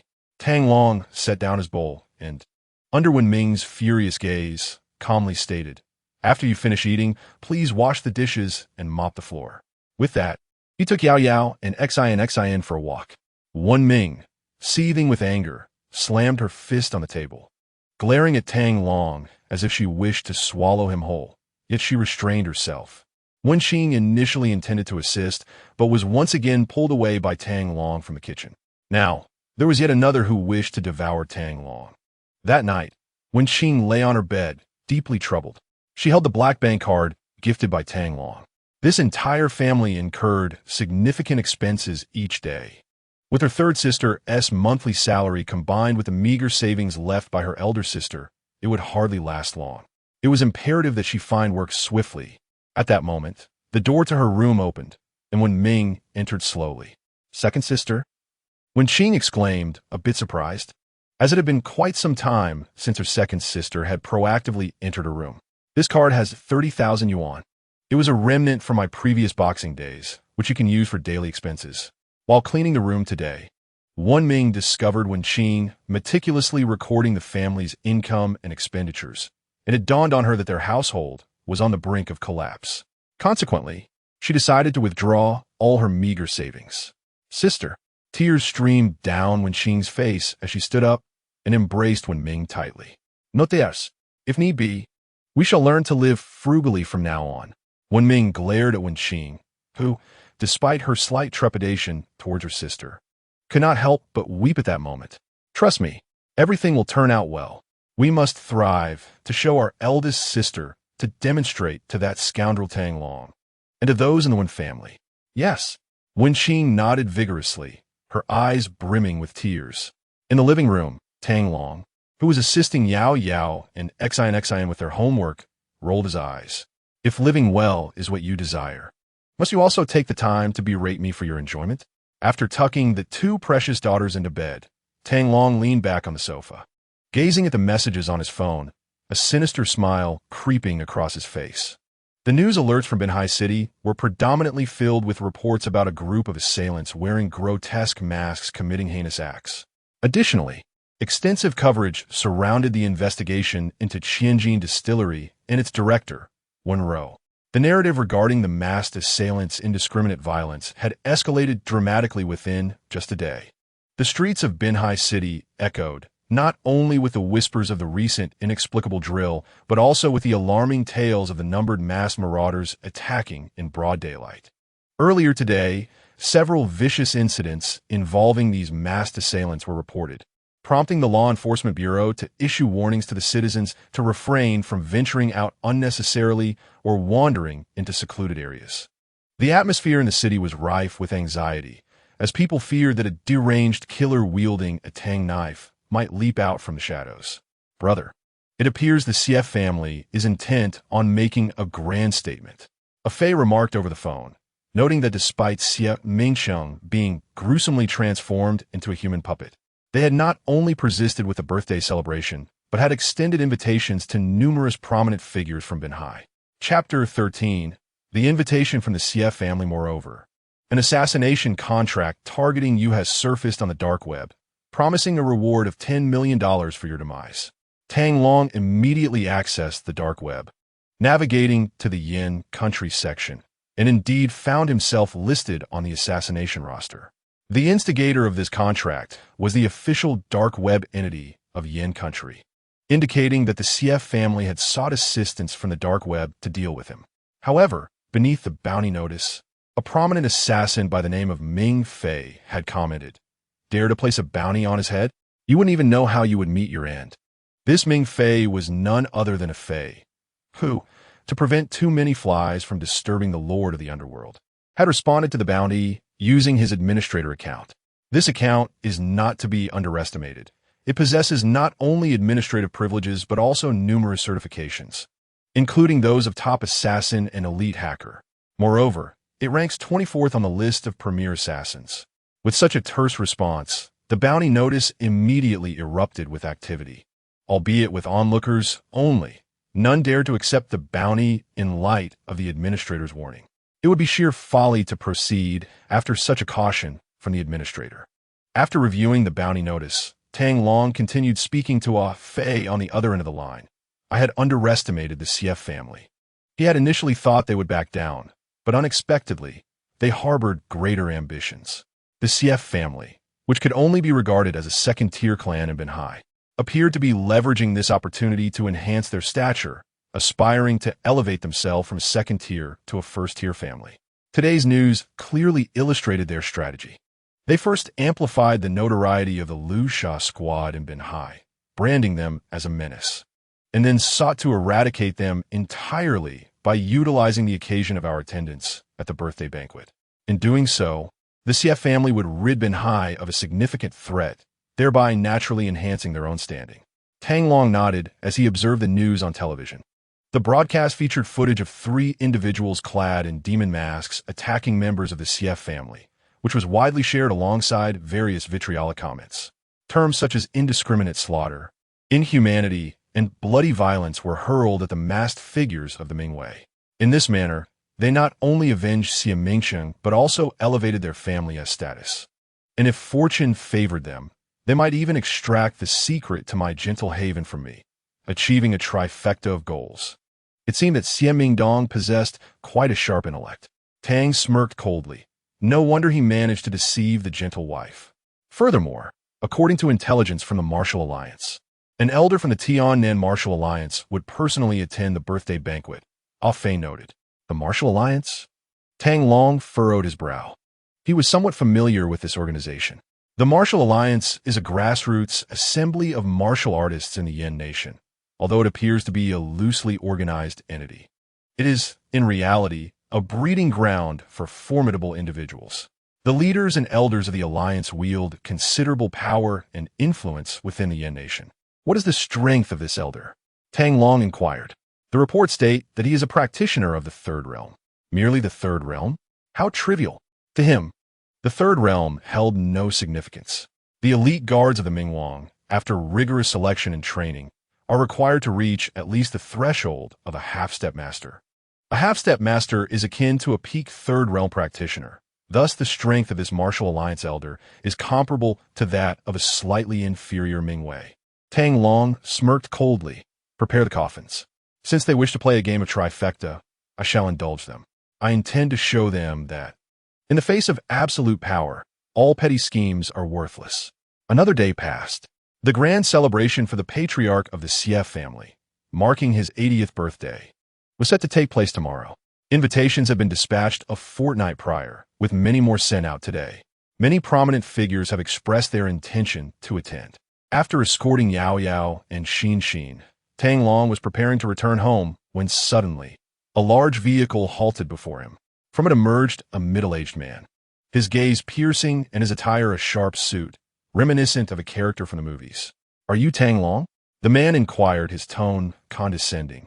Yet his eyes betrayed an unmistakable animosity. "Indeed I am," Tang Long replied, casting a quick glance at the man, well versed in the information regarding the Xie family. Before him stood Xie Haiyang, the second son of the Xie family's patriarch, Xie Guangfu. "My brother Mingxing was sent back by someone you dispatched?" Mingxing questioned. "How was the birthday gift for the old master's 80th? I trust he appreciated it?" Xie Haiyang's face flushed with anger. "You dare to provoke the Xie family? You seek death. Spare me the theatrics. Let's discuss the matter at hand." Tang Long remained skeptical that Xie Haiyang had approached him merely to exchange threats. Xie Haiyang was momentarily taken aback by Tang Long's retort, his expression darkening. "Can you not wait for me to finish my performance?" Under Tang Long's unwavering gaze, Xie Haiyang produced a crimson invitation and handed it to him. The front of the invitation bore the words "invitation" in a bold, elegant script, indicative of a master calligrapher. As Tang Long examined the red invitation, a smile crept across his face. While it appeared to be an invitation to the old master's birthday celebration, it subtly conveyed an air of challenge. It also seemed to imply the inclusion of his two daughters. This was, in essence, a challenge. Should he decline, the safety of the two daughters and several sisters-in-law could be at stake. The letter bore the signature of an elder named Zhang Tianshun from the Martial Alliance of Tianan Province. Was so amusing. Xie Haiyang's eyes narrowed in inquiry. "Nothing of consequence, merely reflecting on how the ignorant act without fear," Tang Long replied, tucking the challenge into his pocket. "Return to your family and inform them to prepare for their impending demise. Also, convey to this Zhang Tianshun that he shall be the first to perish." "Are you so confident?" Xie Haiyang scoffed derisively at Tang Long. "I fear you might lack the courage to show up. Do not resort to such provocations. Rest assured, I shall arrive punctually," Tang Long asserted. "I worry you may soil your trousers from fright," Xie Haiyang retorted. "The frog in the well believes it commands the entirety of the sky, unaware that its dominion is but a minuscule portion of the boundless expanse above." With that, Tang Long turned to leave, leaving behind a final remark. "Not a single core member of the Xie family shall survive, including you, Xie Haiyang." Xie Haiyang was left stunned by Tang Long's declaration, sensing the depths of his adversary's cunning. He recognized that this individual possessed a confidence so formidable that it instilled fear within him. In essence, as long as he maintained his self-assuredness, it was they who lacked conviction. This confidence was not merely an unfounded bravado. Until the figure disappeared from view, Xie Haiyang regained his senses, pondering how the individual had come to know his name when he had not mentioned it. The king of the Underworld contemplated whether it was necessary to inform Lord Rintu or other infernal guards. Suddenly, a guard adorned with the number 25 appeared beside Tang Long. In broad daylight, he wore a mask inscribed with digits rather than a full face covering, his camouflage attire radiating a robust masculinity. Tang Long mused that such a trivial matter did not warrant alarming them, should they appear in the Yen Kingdom. It would undoubtedly attract significant attention from the upper echelons of the state, and other external forces would shift their focus toward Yen, jeopardizing its tranquility and stability. Thus, it was prudent to ensure they remained vigilant in their respective posts. He instructed the Shura and Yiksha teams to rendezvous with the Rakshasa team that evening. Tomorrow would indeed entail a grand affair, and Tang Long believed additional manpower would be beneficial. For Tang Long, it was not merely about having many individuals present to maintain order, but rather a concern over potential hidden agendas from the adversary.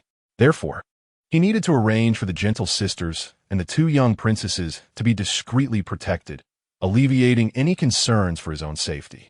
Upon receiving Tang Long's orders, Infernal Guard 25 promptly began fiddling with the communicator on his arm.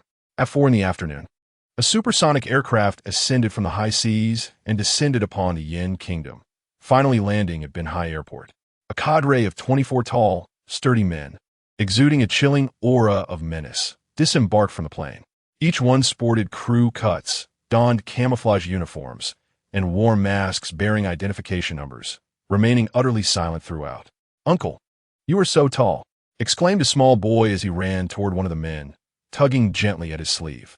To his astonishment, a menacing mask slipped from the man's clothing, a ghastly visage. The instant the mask appeared, it caught the attention of those nearby. The previously bustling scene fell eerily silent. The boy, upon seeing the fallen mask, erupted into tears, crying out in terror, "The demon mask? Run! It's a murderous fiend. They're accomplices of those demons. Run!" In an instant, the airport transformed into a scene of chaos as everyone fled in panic, fearing that a mere disagreement could provoke a violent outburst from these men. The 24 infernal guards remained silent, and as the airport authorities began to converge, the blare of police sirens echoed outside. The airport's loudspeaker urged calm. Yet the lead guard coldly commanded, "Disperse, assemble at the designated point." Upon hearing this, the guards swiftly surged into the crowd, employing their respective skills to vanish amidst the throng of people. Meanwhile, in a certain red-walled courtyard in Yanjing, an old pavilion stood beside a clear pond, where two elderly men were engrossed in a game of chess. One had a square face and large ears, while the other sported a beard streaked with gray. Just as they were deeply absorbed in their match, a middle-aged man rushed in, exclaiming, "Minister, we have received word that all the king of the Underworld's guards have arrived at Binhai." Both elderly men rose simultaneously to regard the middle-aged man, their formidable presences erupting in an overwhelming wave of pressure, which swiftly subsided back to calm. The elderly man with a square face furrowed his brow and inquired, "What about the 4 annihilators and the 3 slayers, as well as the 2 princes?" The white-bearded elder also interjected, "And what of the 108 warriors?" Startled by the sudden intensity emanating from the two, the middle-aged man quickly regained his composure and responded, "I have yet to receive any news regarding their deployment to our Yin kingdom. It seems the Underworld king has not summoned them." "Understood. You may take your leave." The square-faced elder gestured for him to depart. The middle-aged man hastened away, not wishing to linger a moment longer in the presence of these formidable figures, as their potent aura nearly left him breathless. "Old Gu, do you believe the Underworld king is truly willing to submit to our Yin kingdom?" The white-bearded elder settled down and sipped his tea. "I cannot say, but it appears that the recent actions of that young scion of the Long family against his wife and child have struck a nerve with him. I fear that the entire Long family may soon face dire consequences," replied the square-faced elder. "We learned of this secret through discreet channels. Yet I doubt such a matter could escape the astute Underworld king," the white-bearded elder remarked. The square-faced elder nodded and gazed towards the darkening sky, pondering.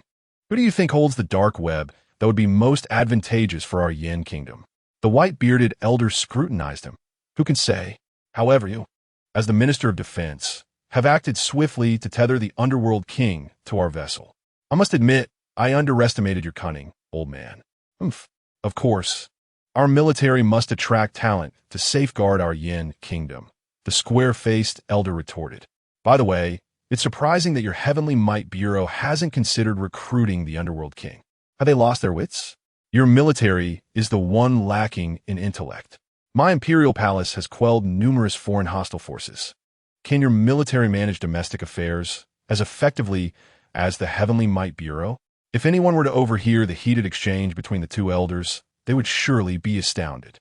For one was the contemporary military deity of the Yin kingdom, Minister of Defense, the foremost figure in the military, Gu Zhanhuan, while the other was the shadowy giant behind the imperial palace and the Heavenly Might Bureau, Xiao Chongfeng. It is well known that the imperial palace deals with external threats, while the Heavenly Might Bureau governs internal matters, both playing indispensable roles in the stability of the nation. As chaos looms, may our Yin kingdom emerge unscathed. It is not so simple. A long sigh echoed in the pavilion, lingering in the air.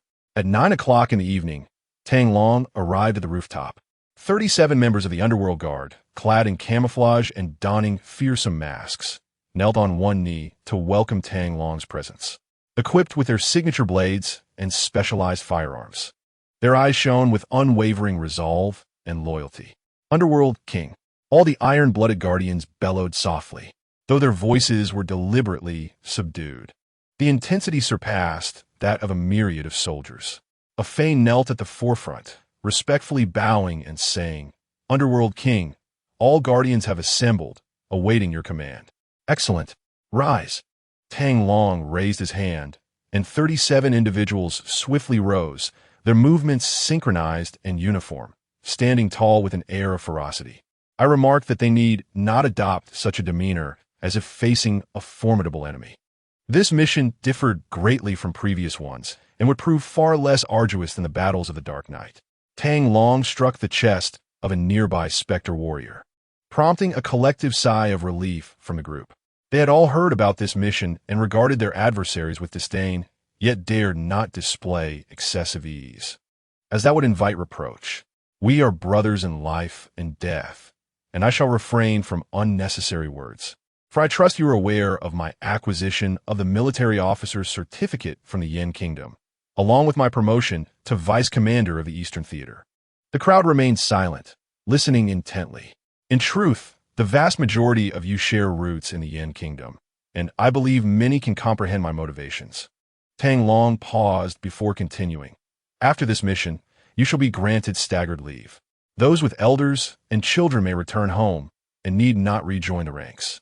Each of you possesses a substantial sum in your personal accounts, sufficient for a lifetime of expenses. As for me, I too shall establish my roots in the Yin Kingdom. Lord of the Underworld, do you no longer wish for us?" A specter warrior suddenly inquired loudly. "When did I ever suggest that I did not want you?" Tang Long replied, his expression peculiar. "You stated we need not return to duty. Most of us were rescued from the clutches of death by you. Our lives are yours to command. If you do not desire us, where else can we go?" Tang Long approached and forcefully tapped the warrior's head. "What I meant was that those unwilling to return need not do so. You shall always be my brothers. Many of you have roots in the Yin Kingdom, and there is indeed the opportunity to seek them out. If you have grown accustomed to the life of military strife, you may also be integrated into various combat units." Indeed, many of these specter warriors were individuals Tang Long had brought forth from the flames of war, some of whom he had personally trained. He shared a profound bond with them, and parting would not be easy. Yet, he also had aspirations of his own.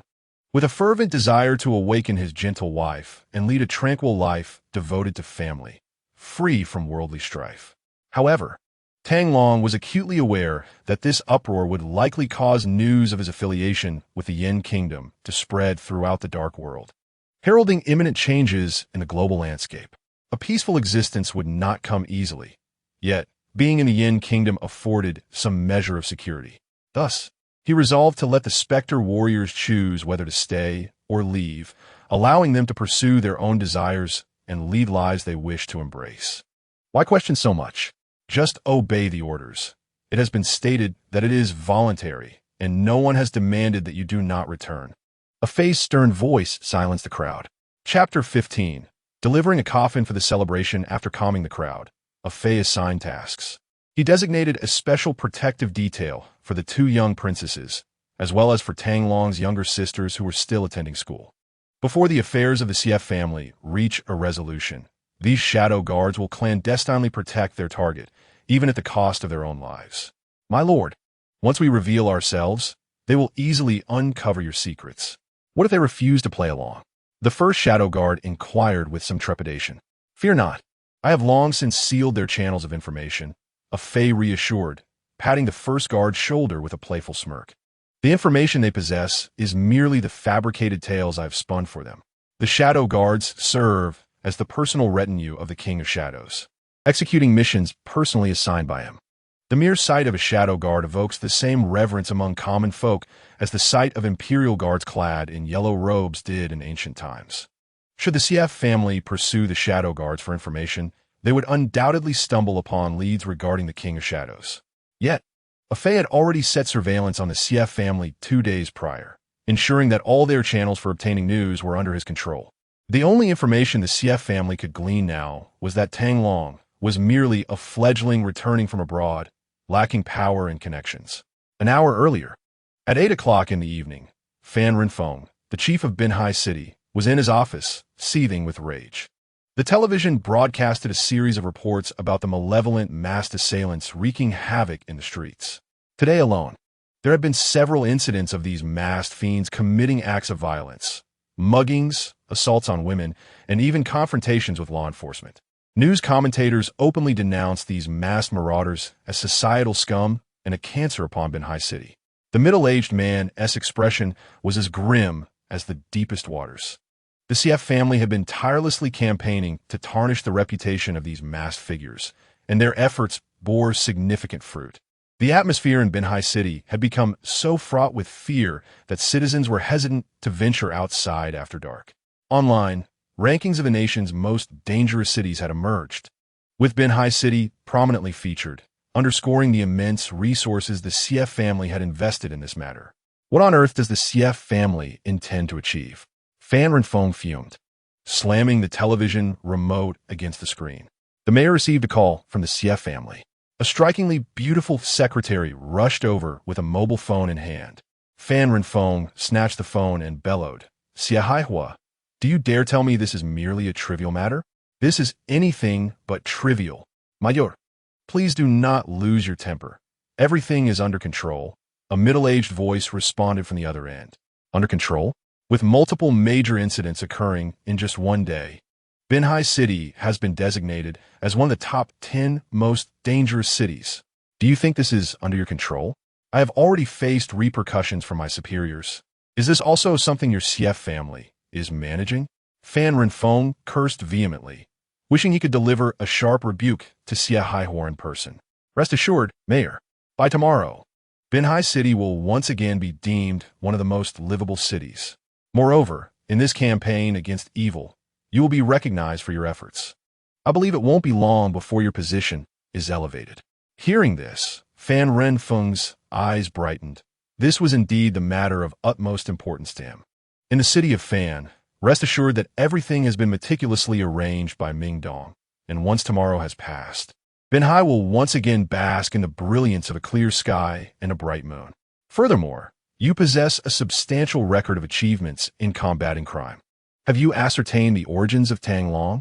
Fan Renfeng pondered for a moment before inquiring. We have indeed clarified that he is merely a small-time criminal who has wandered abroad for years. The masked individuals accompanying him are nothing more than mercenaries in disguise. Notorious felons on the run, as Xia Haihua remarked with a hint of derision. Huh, and he dares to come to Binhai as a formidable dragon? Fan Renfeng scoffed disdainfully. Indeed, he will be thoroughly dealt with. Xia Haihua replied. What a recipe for Wenrou. Fan Renfeng lounged in his chair, resting his legs on the desk as he pressed on with his inquiries. His tacit approval of the Xia family's actions stemmed not only from the promised accolades and promotion opportunities, but also from the allure of the renowned liquor, Wenrou. The enchantment of this particular beverage was unparalleled. Having savored Wenrou, Fan Renfeng was convinced that should a knowledgeable individual be sought to cultivate its potential, it could undoubtedly eclipse the national liquor Maotai within a decade, becoming yet another source of national pride. Currently, the market value of Maotai stands at trillions. Thus, the rise of Wenrou to a trillion-dollar valuation is indeed within reach. In truth, if Wenrou had not been so uncooperative and reluctant to expand Wenrou, the situation would not have reached its current impasse. For Fan Renfeng, Wenrou represented the greatest temptation, serving as the key to his tacit consent for the CF family to intervene with Tianjin Distillery and Wenrou. The voice of Xia Haiyang resonated over the phone. If all goes as planned, we shall obtain the recipe and brewing techniques for Wenrou by tomorrow. Really? Fan Renfeng exclaimed, elated. Indeed, we have uncovered evidence from items left by Wenrou at Tianjin Distillery that confirm the recipe originally belongs to Tang Long, and Wenrou's close friend can also testify. As long as we apprehend Tang Long tomorrow, extracting the recipe from him will be a mere formality. In order to secure Fan Renfeng's further approval, Xia Haihua felt compelled to divulge the information held by the CF family. That is splendid. Fan Renfeng's tone softened. Yet I must caution you, my dear brother Xia, that this matter should not be widely known. Understood. Thank you for the reminder, brother Xia. I shall inform my father. Then I wish you a triumphant success. Early the next morning, Tang Long arose early, prepared breakfast, and then took his daughters, Yao Yao and Xin Xin, to school. Upon returning home, he found Wang Ming mopping the floor. He paid her no mind and instead placed the still slumbering beauty, Wenrou, into a wheelchair, securing her with straps to prevent her from falling. "Hey, where are you taking my sister?" Wang Ming called after him, abandoning her mop to pursue him to the door. "To bask in the sun," Tang Long replied nonchalantly. "After you finish mopping, chop some meat for dumpling soup tonight and prepare extra to make some dumplings. By the way, don't wait for me for lunch." With that, he was already far down the path, leaving Wang Ming to return inside, her face a mask of resentment as she resumed her cleaning. As Tang Long arrived at the entrance of the community, a Mercedes-Benz van approached. "Let us go. We are heading to celebrate Xia's birthday." Tang Long swiftly boarded the van, carrying a wheelchair. Following the van was a pickup truck, which bore a strikingly ominous black coffin. The prominent character for offering emblazoned on the front of the truck was particularly eye-catching. Ugh, to see this so early in the morning is truly inauspicious. Alas, the sight of coffins brings wealth indeed. Along the way, passers-by gasped at the sight of such a large coffin, hastily avoiding it, wary of any ill fortune it might bring. "Gentle wife, today I shall avenge you and witness your enemies receive their just deserts. You must awaken." In the van, Tang Long gently caressed his wife's face, silently praying. Chapter 16. Xia Mingdong. A profound sense of accomplishment at this moment. The Xia residence was adorned with vibrant decorations, exuding an atmosphere of festivity and harmony. Despite Xia Mingcheng being transformed into a human monstrosity and the Xia family's numerous guardians being utterly incapacitated, an embarrassment for any other family, Xia's clan capitalized on this to cultivate a narrative of the evil ghost mask as a significant menace to the entire Binhai city. Chairman Li Tianyi of Tianyi Group has arrived. Please come in. Chairman Zhao Baiwan of Xianghe Group has arrived. Please come in. Chairman Zhang Tong of Tongli Group has arrived. Please come in. Pang Hong of Yixingtang, Tianhai City has arrived. Please come in. Elder Zhang Tianshun of the Wuming in Tainan Province has arrived. Please come in. The head of the Zhou family and the doorman called out the names of the guests while scanning the surroundings. The grand courtyard of the Xia residence was filled with guests from all walks of life in Binhai, visitors from Tianhai City, and partners from across the nation, teeming with illustrious social figures. Nearly 2,000 people were seated at 200 tables. At this moment, the Xia family was alive with joy, with blessings and compliments echoing throughout. Everyone was praising the Xia family for achieving such a splendid occasion. There were those who were envious, those who scoffed, and those who disparaged the event as sour grapes. At this moment, the guests eagerly awaited the performance of the invited celebrity on the central stage, though their true curiosity lay in witnessing the legendary figure of the evil ghost mask disrupt the birthday celebration. Had the Xia family not vigorously promoted the eradication of Binhai's menace at this banquet, inviting individuals from various sectors, their esteemed status would hardly have attracted such a multitude of social luminaries. Thus, the birthday celebration's purpose of subduing the recently emerged threat from Binhai became a sensational draw for inviting guests. "Everyone, please eat and drink. Do not hesitate. If our hospitality falls short, we ask for your understanding." The direct descendants of the Xia family traversed among the guests, diligently attending to their needs. "Xia Laodi, weren't we promised a public eradication of Binhai's menace? Why has it not yet commenced? Perhaps they are too frightened to show themselves." Many who bore grievances against the Xia family began to complain. Their lack of interest in offering birthday wishes to Xia Guangfu, overshadowed by their desire to witness whether the Xia family could indeed vanquish the evil ghost mask. Strange. I suddenly feel a chilling sensation creeping up my spine. I too feel it. The hairs on my body stand on end. As the crowd murmured in curiosity, a series of strange occurrences unfolded, sending a chill down their spines. Many felt a sudden coolness creeping along their backs, their bodies trembling uncontrollably. What could be happening? At the main table, Xia Guangfu, the head of the Xia family, sensed an unusual tension and glanced at his companions, only to find them frowning in concern. It was the aura of malice. An adversary had arrived, and a formidable one at that. An elderly man with white hair set down his wineglass, his gaze gravely fixed on the entrance. At the gates of the Sierra Estate, several luxury vans and a pickup truck carrying a coffin had come to a halt. Who dared to disrupt the birthday celebration of the CF family patriarch? The newly hired security personnel felt an inexplicable dread upon seeing the black coffin. Their bodies trembled, and when 24 figures donned in sinister masks appeared, they were rendered utterly helpless, collapsing to the ground in a state of shock. The overwhelming presence weighed down upon them like a mountain, instilling fear that prevented the guard from even daring to look directly at the intruders, let alone intervene. Seeing this, the head steward of the CF family hurried into the courtyard to report the situation. At the main table, the guests exchanged worried glances when the steward rushed in with alarming news. The spectacle was about to unfold upon hearing that the intruders had reached the entrance. Not only those at the main table, but guests at other tables also rose to their feet, rushing towards the door. Suddenly, the sounds of impact echoed as 8 figures burst through the entrance. Some within the gates were caught off guard, knocked to the ground, and screams filled the air. "Scoundrels! Is there no law?" Tang Long emerged from the vehicle, followed cautiously by 4 grim sentinels who carefully assisted him as he disembarked from his wheelchair. Gripping the armrests, Tang Long advanced steadily into the Xia courtyard, exuding an air of authority. Ah Fei trailed closely behind, carrying the black coffin with 4 accomplices. A dozen grim sentinels fanned out, dispatching any Xia family guards who dared to approach, fiercely protecting Tang Long in the process. As the prominent members of the Xia family arrived at the entrance, they were met with the sight of Tang Long being escorted into the estate by the formidable sentinels.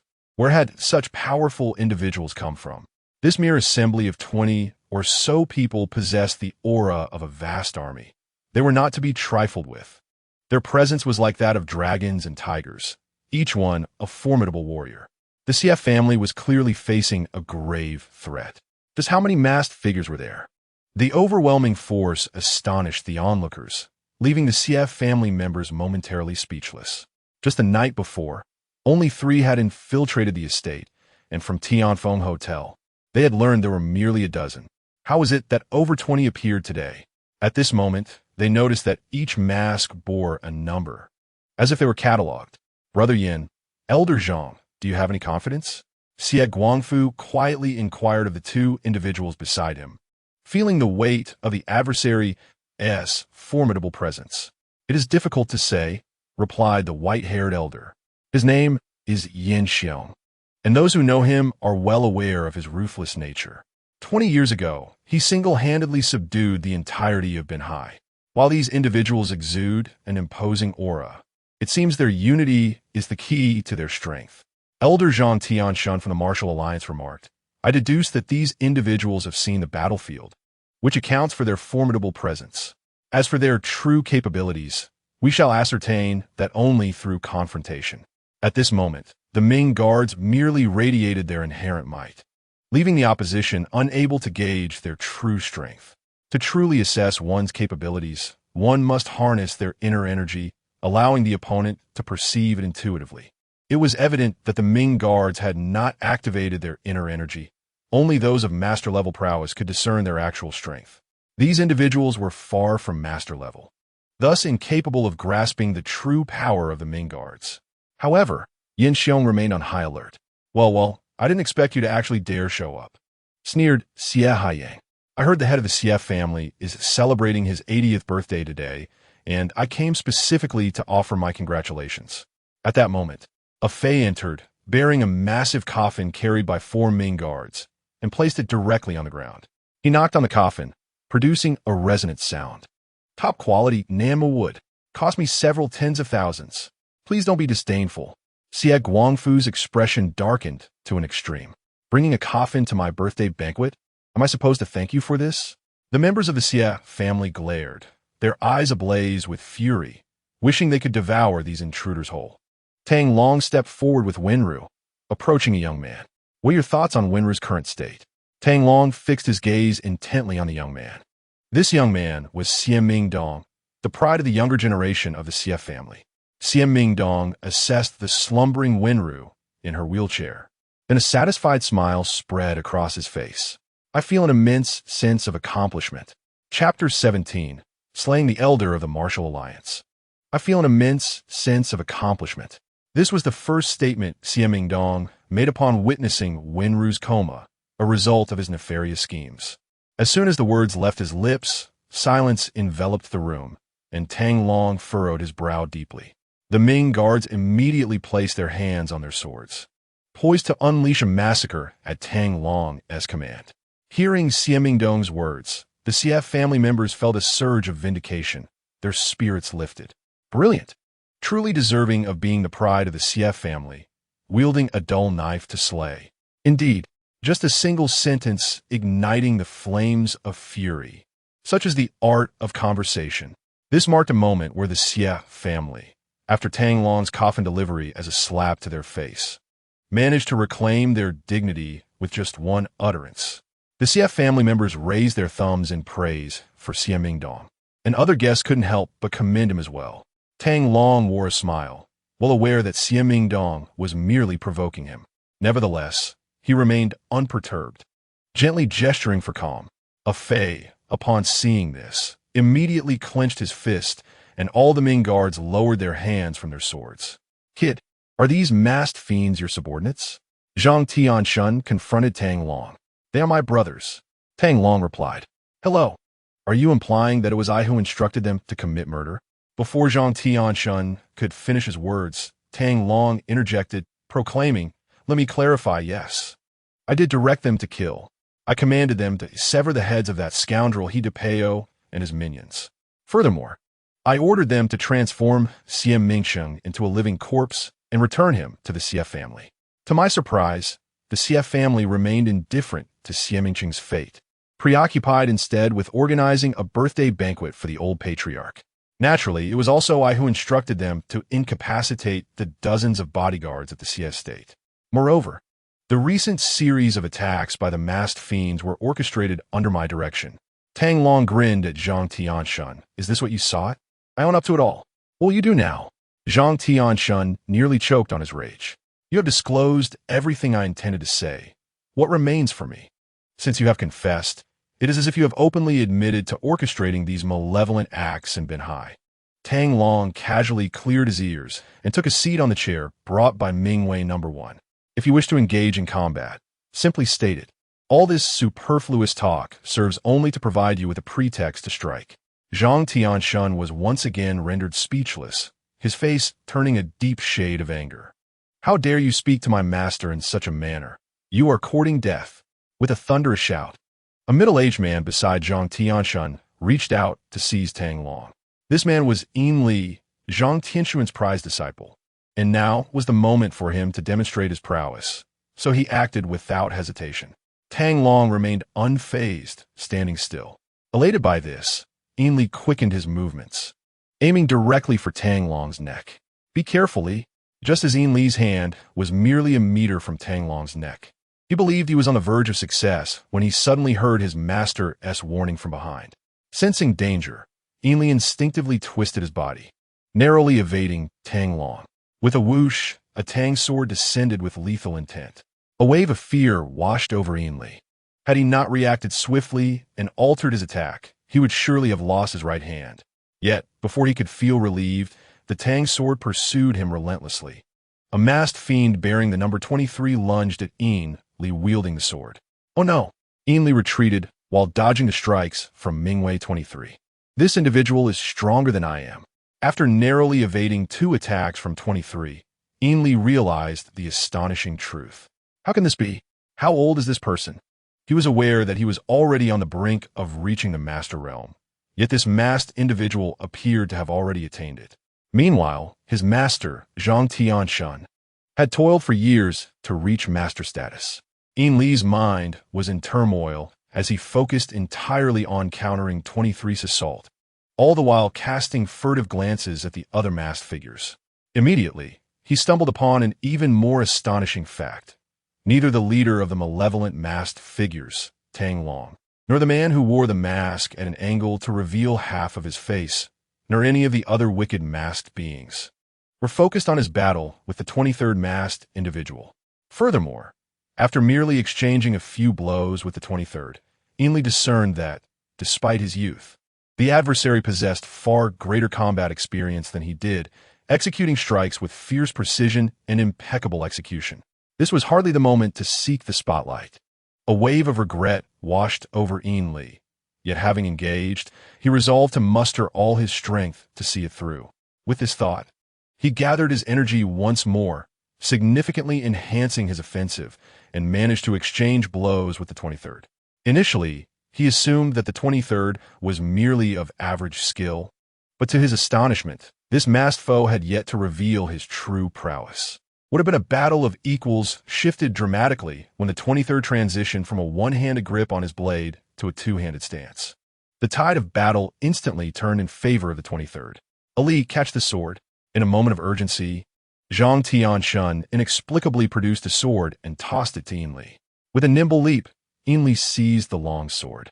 Grasping the weapon invigorated him with newfound confidence, and he charged toward the 23rd with determination. Ha! The 23rd scoffed coldly and rushed forward.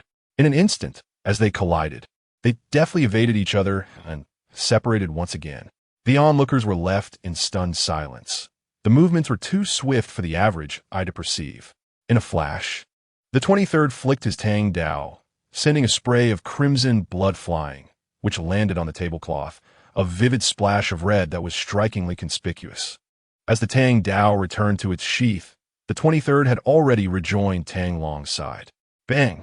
Ainley, having maintained his sword grip for several seconds, finally collapsed into a pool of blood, akin to a building collapsing under its own weight, amidst the bewilderment of the crowd.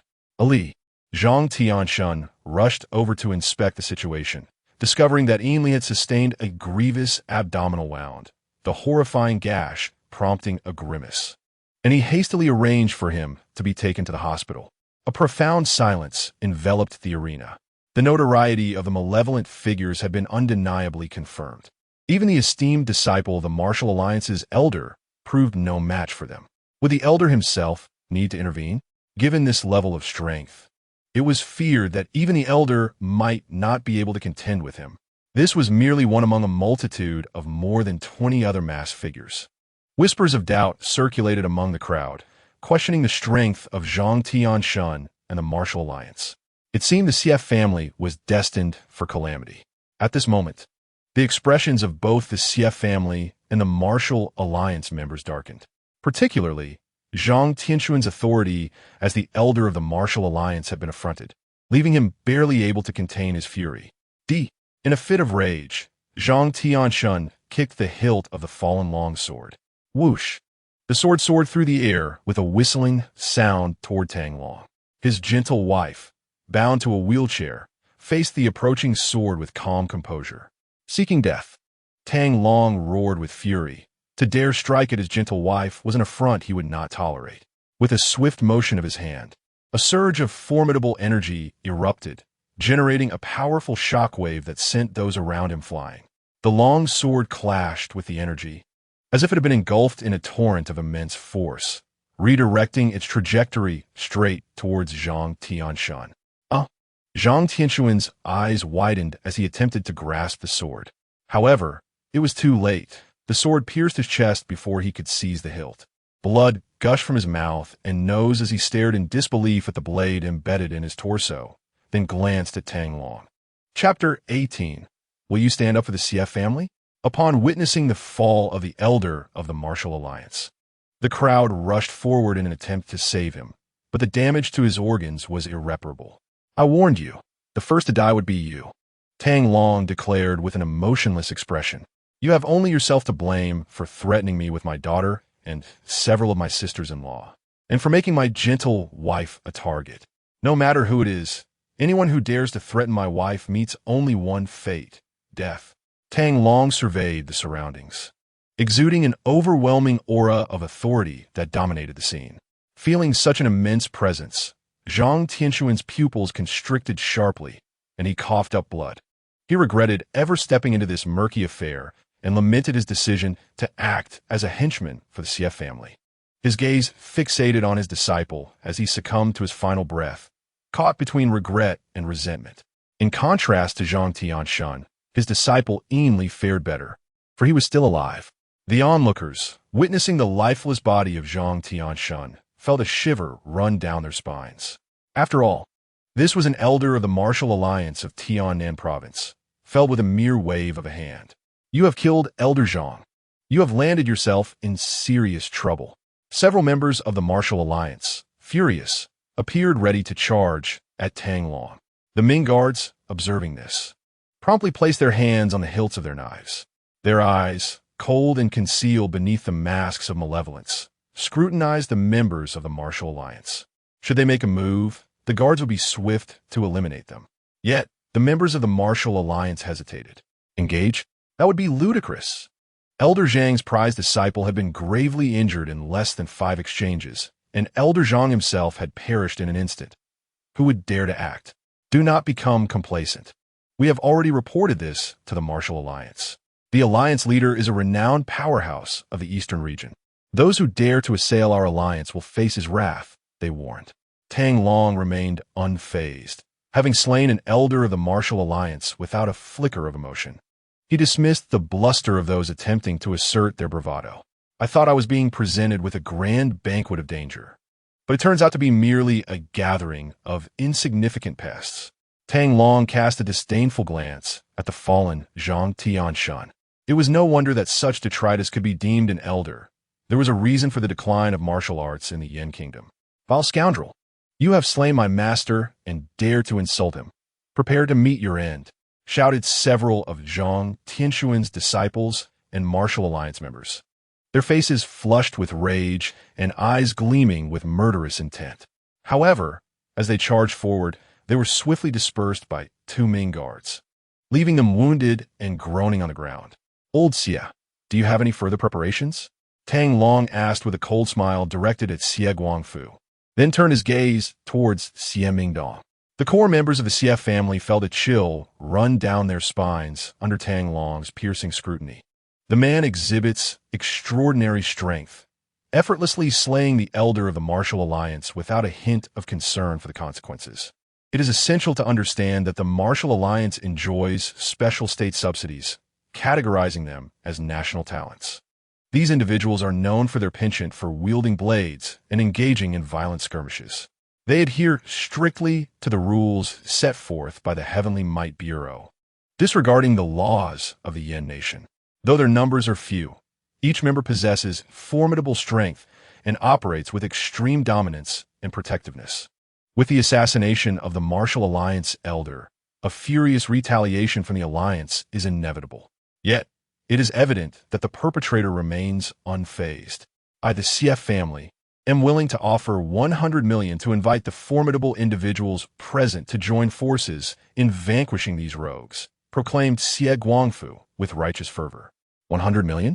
Although those gathered were prominent figures, not everyone could casually propose such a lofty goal. They understood that this group of masked fiends was not to be trifled with. The elder of the martial alliance had been slain with a single strike. Were the others truly capable of standing against them? Eyes flickered among the attendees, each silently gauging the others, ultimately resting on several key individuals. Among them was Pang Hong, the master of Yixing Hall in Tianhai City, a burly man with a bushy beard. Beside Xie Guangfu stood an elderly man with a white beard. Yet in plain view of all, Pang Hong took a step back, his stance unmistakable. He would not involve himself in this affair. Yixing Hall is a major force in Tianhai City. While its economic prowess may not rival that of the Xie family, its influence is indeed vast, and Pang Hong himself possesses master-level strength. The current standing of Yixing Hall is undoubtedly linked to Pang Hong's capabilities, but even more so to his adeptness in navigating complex social dynamics. This individual is skilled at maintaining amicable relations, ensuring he offends no one and connects with various factions. Xie Guangfu's expression grew increasingly grave as he regarded Pang Hong. The fact that Yixing Hall, a partner of the Xie family, chose to remain aloof at such a critical moment left Xie Guangfu's family with little dignity. Brother Yin, I implore you to take action. Xie Guangfu urged, turning to the white-bearded elder beside him, Yin Xiong. The Xie family is prepared to offer 30% of our shares as a gift to Brother Yin. After much internal struggle, Xie Guangfu made his decisive offer. 30%? Gasps of astonishment rippled through the crowd. That equated to a staggering 1 billion. The other factions present were clearly intrigued. 1 billion. That would amount to 10 smaller goals. It appeared that the old master of the CF family was resolute in reclaiming their honor. There was no other option. The individual before them was either immensely powerful, entirely unafraid of the martial alliance, or possessed a mindset willing to risk everything. Should they fail to suppress these threats, the CF family would become the subject of ridicule in Binhai. All eyes shifted towards the elderly man with the white beard. Yin Xiong hesitated. While wealth was undoubtedly significant, life held greater value. Witnessing the ease with which the elder of the martial alliance had been slain, his resolve began to wane. However, Xie Guangfu's urgent call drew the attention of the masked individuals towards him. Brother Yin, after this battle, you shall be the great benefactor of my Yin family. Xie Guangfu leaned closer to Yin Xiong's ear and informed him that the news of Elder Zhang's murder had already reached the martial alliance. He believed that the alliance's leader, Tai Wui, would arrive shortly. Furthermore, the city chief was on their side and would soon dispatch law enforcement officers to assist them. Yin Xiong merely needed to hold out until these two forms of support arrived, and Xie's family was willing to double the reward. Truly, Yin Xiong's eyes brightened. While he was indeed intrigued by the reward, his greater interest lay in the arrival of leader Tai Wui. His emergence at this moment signified the alliance's endorsement. Would the martial alliance reject his goodwill? Certainly not. They had just lost an elder and now had an opportunity to fill that vacancy. Absolutely true, Xie Guangfu asserted firmly, stating that from this day forth, his family would be Yin Xiong's loyal ally. Very well. The two parted ways, and Yin Xiong, with a grave expression, turned towards Tang Long. Do you realize that the one you just killed was an elder of the martial alliance? Tang Long met Yin Xiong's gaze, having clearly overheard their earlier conversation. Are you aiming to advocate for the CF family? Chapter 19. Ruthless overwhelm. Yin Xiong took a couple of steps forward, standing face to face with Tang Long, and declared with solemnity, I cannot condone your indiscriminate slaughter. Fear not.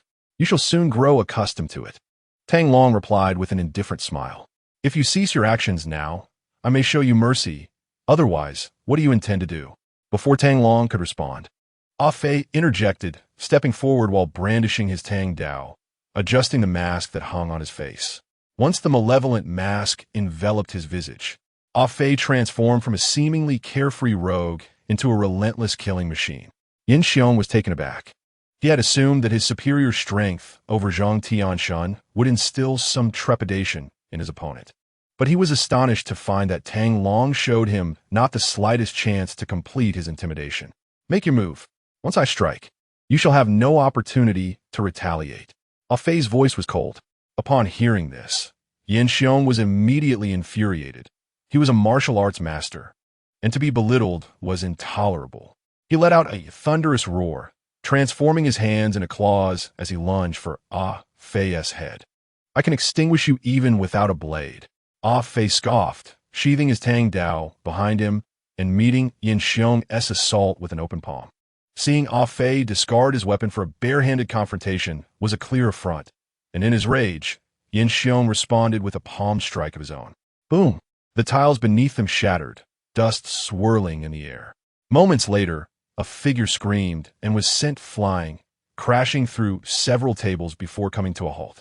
As the dust settled, the onlookers were stunned to see Yin Xiong without his upper garments, having been violently stripped of them by Ah Fei's overwhelming force, leaving him bloodied. Is this all you can muster? Ah Fei remarked disdainfully, brushing off the dust from his hands as he returned to Tang Long's side. The atmosphere in the room fell silent. Many recognized Yin Xiong.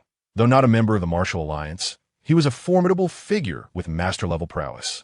Few dared to provoke him throughout the entirety of Tiannan province. Numerous families were willing to invest heavily in seeking his protection, underscoring the terror of his capabilities. Yet, this formidable entity, even in the face of such a malevolent spirit, did not manage to execute a single move.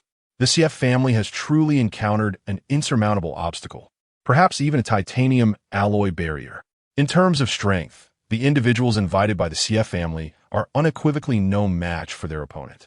Having just incapacitated the Martial Alliance, they have now rendered Yan Xiong powerless. This is nothing short of a merciless onslaught. A collective gasp of horror escaped the lips of all present, prompting them to instinctively retreat, distancing themselves from the CF family members. Today, I seek only the CF family, Tang Long asserted coldly as he pushed forward 2 steps with grace. Uninvolved parties, please depart. Everyone was taken aback, and chaos ensued as the guests of the CF family scattered like startled birds, rushing toward the main entrance. Suddenly, a piercing scream cut through the air as a man clutched his arm in agony. The crowd froze in shock. Upon closer inspection, a masked specter had severed the leg of one unfortunate soul, blood pooling like crimson paint upon the ground. A man in a suit lay writhing on the floor, groaning in pain. Please, don't kill me. I'm not one of the CF family. Are you not? A Fei retorted with a mocking laugh, stepping closer and placing a foot upon the man's chest. Isn't your name Xie Yang? Prior to their actions, all the Underworld Sentinels had reviewed the CF family dossier. Thus they were well aware of his identity. Enduring excruciating pain, the man replied, Xie Yang is a name I adopted later. My birth name is Zhao Yang. I changed my surname to Xie after marrying into the family. At this moment, Zhao Yang was engulfed in regret. Having once believed that marrying into the CF family was akin to climbing to greater heights, little did he know the CF family was merely a pitfall, a catalyst for attracting such individuals. After today, the very existence of the CF family may be obliterated, and he, too, could be ensnared in this calamity. If he did not flee now, when would he? Ah, I see now. Begone, a Fei declared dismissively. As this individual was not a core member of the CF family, a Fei did not retain any particular memory of him, though he recalled that the CF family had many sons-in-law who adopted the CS surname upon entering the family. Subsequently, among those fleeing, more members of the CF family were apprehended one after another. Within mere minutes, the courtyard of the CF family was desolate, where once there were over 1,000 guests. Now only the CF family and a contingent of Underworld Sentinels led by Tang Long remained. Sir, this is not our doing, a CF family member implored, his voice trembling. All of this is the wicked scheme of Xie Mingdong. Yes, indeed, Xie Mingdong, in his pursuit of the formula for the gentle embrace. He has employed despicable means against both the Tianjin distillery and Miss Wenrou. Indeed, those methods are utterly vile. Even the recounting of them is infuriating. In a bid for survival, many members of the CF family began to turn against one another, casting blame upon their kin. The expressions of core members such as Xie Guangfu, Xie Haihua, Xie Haiyang, and Xie Mingdong grew increasingly grim. Silence. A Fei's thunderous command silenced the room. Tang Long stepped forward, now standing before Xie Mingdong. How does it feel now? Do you still believe you have triumphed? Xie Mingdong's demeanor remained unchanged, and he even dared to mock Tang Long in return. Otherwise, what? As Tang Long raised his hand, a Fei presented him with a Tang Dao. Brother, be cautious. Just as Tang Long grasped the blade, 3 beams of red light emerged. A Fei was instantly agitated, reaching out to grasp Tang Long. He was well aware of the significance of the crimson light. It was the deliberate infrared signal emitted by 3 snipers, intended not for assassination, but rather as an intimidation tactic. Tang Long raised his hand to signal a Fei to remain calm. I must concede, you are indeed formidable. So much so that I had to spend several million to hire the world's top assassins to handle the situation. Xie Mingdong strode forward, a self-satisfied expression adorning his face. I know that the formula and brewing method for the gentle village were provided by you. If you surrender the formula, I might consider sparing your life. Tang Long interjected, CF family, Mingdong, this situation seems amiss. Just as Xie Mingdong was reveling in his triumph, his father, Xie Haihua, spoke quietly. What seems amiss? Xie Mingdong turned, only to find that the 3 red dots were not on Tang Long, but rather on himself. The smug expression on Xie Mingdong's face froze in disbelief. Damn it, I am the employer. He is the target, he bellowed, pointing at Tang Long and addressing the snipers atop the building. However, the distance was too great for them to hear him, and the three red dots converged ominously on his brow. Panic-stricken, Xie Mingdong hastily pulled out his phone and dialed. "Hello, what are you doing?" "The target is that man in the gray plaid shirt in front of me." As soon as the call connected, he shouted into the receiver. "Young Master Xie, I'm afraid we must disappoint you," came the cold response from the other end. "What do you mean?" Xie Mingdong felt a foreboding chill, his expression darkening. Aren't assassins supposed to uphold their credibility? At that moment, the three snipers positioned at various angles had already trained their sights on Xie Mingdong. Chapter 20. Do you have any cards left? On the high-rise, the three assassins, dispersed in different locations, were infuriated. They claimed our target was merely an insignificant pawn. They said killing him would bear no weight. They lamented, "How could you ask us to eliminate the Lord of the Underworld? The fact that we haven't shot at you directly is a testament to our credibility." Adorned with numbered demon masks and clad in camouflage, they bore a Qilin Tang knife on their backs, with two short blades at their waists, and many carried specialized handguns. Some even bore heavier weaponry. These were all characteristics of the personal guards of the Lord of the Underworld. Though these masked figures were lightly equipped today, they still embodied the primary traits of the Lord of the Underworld's elite guards: numbered masks, Qilin Tang knives, and an extraordinary capacity for solo combat. Thus, they were certain that this was indeed a part of the Lord of the Underworld's 36 iron-blooded guards. While they may not have seen the true face of the Lord of the Underworld, they had grown weary of hearing tales of his 36 formidable guardians. The sight of the demon mask evoked countless memories from the dark web forums, instantly linking it to the Lord of the Underworld. The Underworld guards were specifically tasked with protecting him. Thus, their presence indicated that the individual they were safeguarding must be the Lord himself. The trio had contemplated fleeing immediately upon witnessing the arrival of the Underworld guards. Yet, the thought of the entire dark world being shrouded under the Night Pavilion's dominion filled him with trepidation. To simply walk away would likely incite the displeasure of the king of the Underworld. Perhaps it would be wiser to turn the gun upon his employer. While such an act might tarnish the killer's reputation, it would at least ensure his survival. Xie Xiao, the person before you is a figure you cannot afford to offend. I advise you to humbly accept your fate. At that moment, the assassin hired by Xie Mingdong sighed over the phone. From now on, we abandon your task. If you manage to survive, we shall compensate you for the deposit and the breach of contract. We will no longer take orders from you. Xie Mingdong was taken aback and bellowed, "I hired you with my money. If you do not heed my commands, then to whom will you listen?" Yet the other party had already hung up. Xie Mingdong's face turned ashen. The pretense of authority had not even begun before it had abruptly ended. At that moment, Tang Long stepped forward, his smile radiant. "Do you believe they will listen to me?" As soon as Tang Long's words fell, a face swiftly signaled towards the distance with several gestures. These were universally recognized military signals. Xie Mingdong, quickly take cover.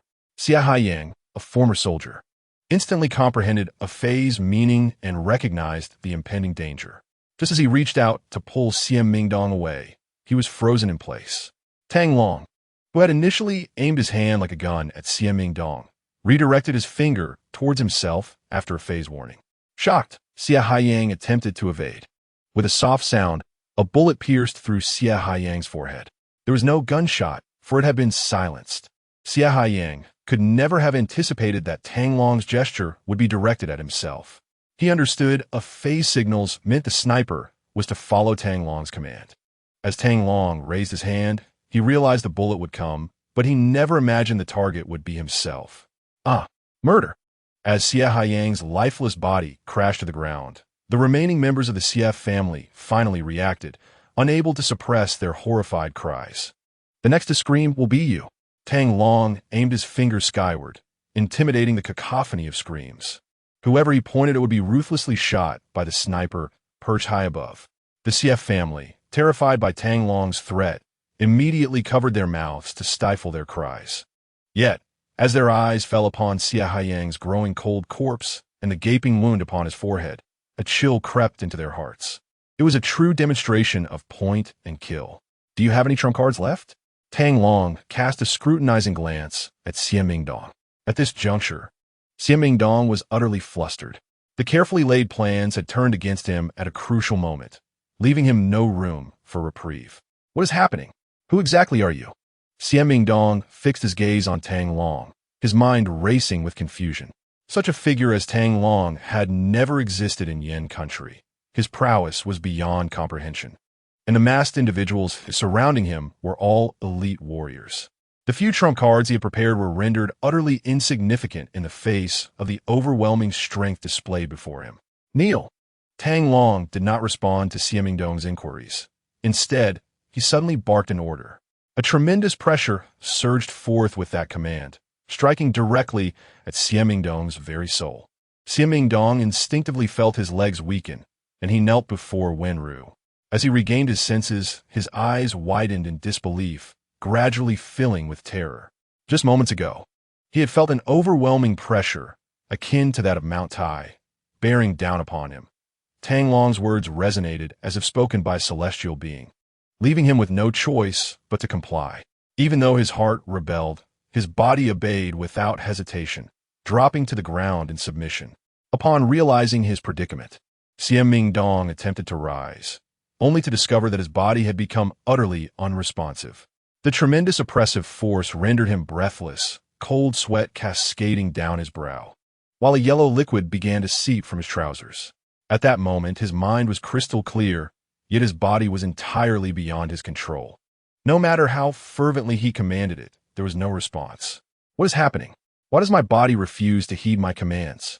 Xie Mingdong internally raged, yet his lips remained sealed. Is there anything you wish to say? Tang Long asked coldly, his gaze fixed on Xie Mingdong. Suddenly, Xie Mingdong felt a flicker of control return to his body. He glanced up at Tang Long, his eyes brimming with unending fear. It seemed his chance had slipped away. Noticing Xie Mingdong's silence, Tang Long seized the tang knife from Fei's hands and pressed it against Xie Mingdong's throat. If you encounter King Yama, tell him that it was I, Tang Long, who personally sent you on your way. As he spoke, Tang Long turned to look at Wenrou, who remained with her eyes tightly shut, showing no signs of awakening. Tang Long's hopes were dashed, fueling his anger further. No, please don't kill me. The once arrogant Xie Mingdong finally spoke, his tone a desperate plea. It was my fault. I was blinded by greed and caused Miss Wenrou to end up like this. I am willing to offer all my possessions as compensation. I would give 10 billion and all the shares of the Xie family to buy my life. Xie Mingdong fell to the ground, repeatedly apologizing. You seemed quite pleased with yourself earlier. Does your apology hold any weight now?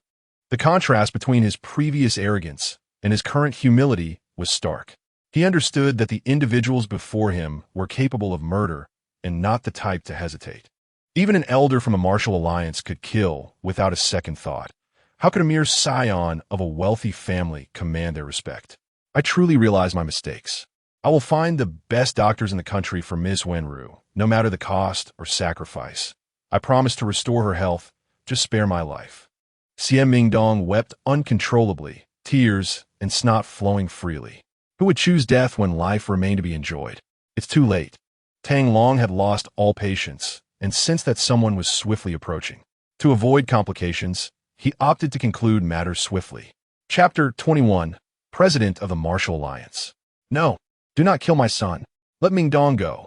Just as Tang Long raised his knife, ready to strike at Xie Mingdong, the Xie family was thrown into a state of panic.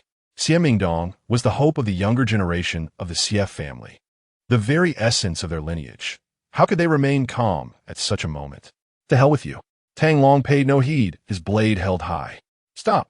In that instant, as the tang knife descended, Tang Long felt an immense pressure bearing down upon him, accompanied by a formidable intent to kill. Turning to look, he saw a large blade, infused with a ferocious killing intent and slicing through the air, hurtling directly towards him from the entrance of the Xie residence. Hearing the sound, the Xie family member's eyes lit up. It was evident that a savior had arrived. Xie Mingdong, too, gazed toward the entrance with astonishment. A mere trick, Fei coldly declared, launching a punch at the blade that soared past him. Clang! Fei's iron fist collided with the blade, crumpling it into an unrecognizable shape. the blade wrapping around his fist like a rubber glove. TCH. Afei grimaced in disdain as he flung the deformed weapon to the ground, turning to face the entrance once more. At that moment, a middle-aged man with a dark complexion, clad in training attire, stood at the threshold of the Sief family home, accompanied by a middle-aged man in a suit. Witnessing his beloved blade being reduced to a wreck, the already dark-faced man appeared even more so, though shock was the predominant emotion on his countenance. He understood full well the speed and power behind his strike. Even a master would have to evade such a forceful attack, unable to retaliate. Yet, that man wearing the mask of a ghoul had effortlessly turned his flying blade into scrap metal, revealing the opponent's extraordinary prowess. Wait, that mask seems somewhat familiar. Tai Wuyo furrowed his brow, lost in thought, until the man beside him pulled him back to the present. He quickly regained his composure, refocusing on the scene before him. It is Tai Wuyo, the president of the Tianhai Martial Alliance and the mayor of Fan City. We are saved. The members of the Sief family rejoiced upon seeing the two figures at the entrance. In our Tian-Nan territory, you dare to act so brazenly. Believing no one stands against you? Tai Wuyo feigned calmness as he walked in beside Mayor Fan Renfeng. Behind them, a large contingent of Martial Alliance disciples and law enforcement personnel followed closely. Each disciple bore weapons, while the law enforcement officers were armed to the teeth, accompanied by fully equipped special police forces. As the two men entered the Sief family courtyard, the law enforcers and special police surged forward, encircling the Sier residence in an impenetrable grip. It was he who killed Elder Zhang of the Martial Alliance. The Sief family and the disciples accompanying Zhang Tianshun pointed accusingly at Tang Long, their faces aflame with indignation. Mayor Fan, this man is the one who has caused my gentle husband so much suffering. Xie Ming Dong, kneeling on the ground, exclaimed loudly, disregarding the Tang knife poised at his neck. Upon hearing this, Fan Renfeng was overjoyed, scanning the array of adversaries blocking his path before finally fixing his gaze on Tang Long, bold villain. You dare to wreak havoc within my coastal territory? Surrender at once. Fan Renfeng, the official leader, acts on behalf of the government. Bolstered by dozens of elite special police officers and nearly 100 armed law enforcers, each one brimming with resolve, showing utter disdain for these wrongdoers. Mayor Fan, you must uphold justice for us taxpayers, exclaimed the elder of the Sief family, unable to restrain himself from joining the chorus of grievances directed at Fan Renfeng. With an air of calm, Fan assured the elder, rest easy with me, Fan Renfeng, here, not a single one of these villains shall escape. With a bold stride, he approached Tang Long, stating, surrender now, and I shall inform the court of your voluntary confession, petitioning for leniency on your behalf. Puffed. Tang Long had yet to speak when Ah Fei couldn't help but burst into laughter. Is it amusing? Fan Renfeng's expression darkened as he turned his gaze upon Ah Fei. Ah Fei, revealing half of his face by tilting aside his faceless mask, looked at Fan Renfeng with derision. You think he would surrender? You hardly possess the standing to demand such. Quite a bold statement for one so young. Fan Renfeng retorted, noting the hundreds of guns aimed at them and the surrounding masters of the Martial Alliance. No matter your prowess, you cannot escape my grasp. Isn't that right, President Tai? As Fan Renfeng laughed heartily at the thought of vanquishing this group of scoundrels and gaining both fame and the coveted secret of the Gentle Realm, his smile quickly faded. Turning to President Tai Waya, he found him frozen, an expression of dread overtaking his features, as if he had encountered an unspeakable terror. Number Demon Mask. Gilin Dangjiao. It's the personal guard of the Underworld King. Tai Waya realized with alarm. The presence of the Underworld King himself was upon them. While others may be oblivious to the ruler of the Dark Realm, Tai Waya, who had long navigated the shadows, was acutely aware of such matters. The Underworld King was an idol to Tai Waya, whose fame resonated throughout the dark web forums. Despite never having met the king in person, he was well versed in the king's exploits and the deeds of his guards. Spotting the guard now, Tai Waya was almost certain that the man before him was indeed the Underworld King himself. Abruptly, he retracted his imposing aura, jogging forward to Tang Long, clasping his fists and bowing deeply in a gesture of utmost respect. President Tai Waya of the Tian-Nan Province Martial Alliance pays his respects to the Underworld King. Fan Renfeng and the Xie family were left in stunned silence. What was happening? The president of the Martial Alliance, a figure of immense stature in Tian-Nan Province, was bowing to a youth at least a decade his junior. If this were to circulate, who would dare believe it? Unaware of the Underworld King's presence. "We shall cease today's affair and take our leave," Tai Waya declared after his bow, his voice resonating with authority. "All members of the Martial Alliance, follow me immediately." Without a hint of hesitation, he turned and departed. Accompanied by over 100 disciples of the Martial Alliance, Tai Wui paused momentarily. Yet soon enough, several individuals reacted swiftly, preparing to depart alongside him. Fan Renfeng was bewildered. The members of the Xie family were equally perplexed, and those anticipating a spectacle were left in a state of confusion. Even Tang Long and all the Dark Guards felt a tinge of disappointment. What was happening? Where were the promised reinforcements? The Xie family, who had harbored hope just moments ago, now felt an even deeper sense of despair. However, as Tai Wui approached the entrance, he was obstructed by several Dark Guards, led by the one wielding a completely deformed broadsword, Ah Fei. Did he think he could come and go as he pleased? Ah Fei regarded Tai Wui with a mocking gaze. The other Dark Guards emanated a palpable aura of menace. "What does this mean, Your Excellency?" Tai Wui's face turned ashen. "You casually brushed off my previous strike against your king? It seems you remain oblivious to the significance of the title Dark King." At this moment, Tai Wui's expression was one of utter dismay. He was all too aware of the implications encapsulated in the title Dark King. This individual represented the absolute sovereign of the shadowy realm, and those who had traversed the Jianghu of Yin country for years possessed a certain understanding of the Dark King. Many even idolized him as the pinnacle of their aspirations. Yet here he was, merely the branch leader of the Martial Alliance in the southern province of Yin, hardly deserving of the Dark King's attention. Given his limited acquaintance with the Dark King, Tai Wui understood that such a figure would typically disregard someone of his insignificant stature. However, that single strike had ensured that the Dark King now remembered him. Tai Wui felt an overwhelming urge to slap himself repeatedly. Why had he chosen to put on such a facade outside the Xie residence? Why had he thrown that fateful strike? The atmosphere became profoundly tense. Tai Wui's complexion shifted through shades of crimson, obsidian, and pallor, with no semblance of normalcy. "Dark King, I am the branch leader of the Martial Alliance in the southern province of Yin. I implore you to spare me for the sake of the Alliance." Before Tai Wui could finish his plea, Tang Long's icy voice interrupted him. "Dark King, no one's favor counts here.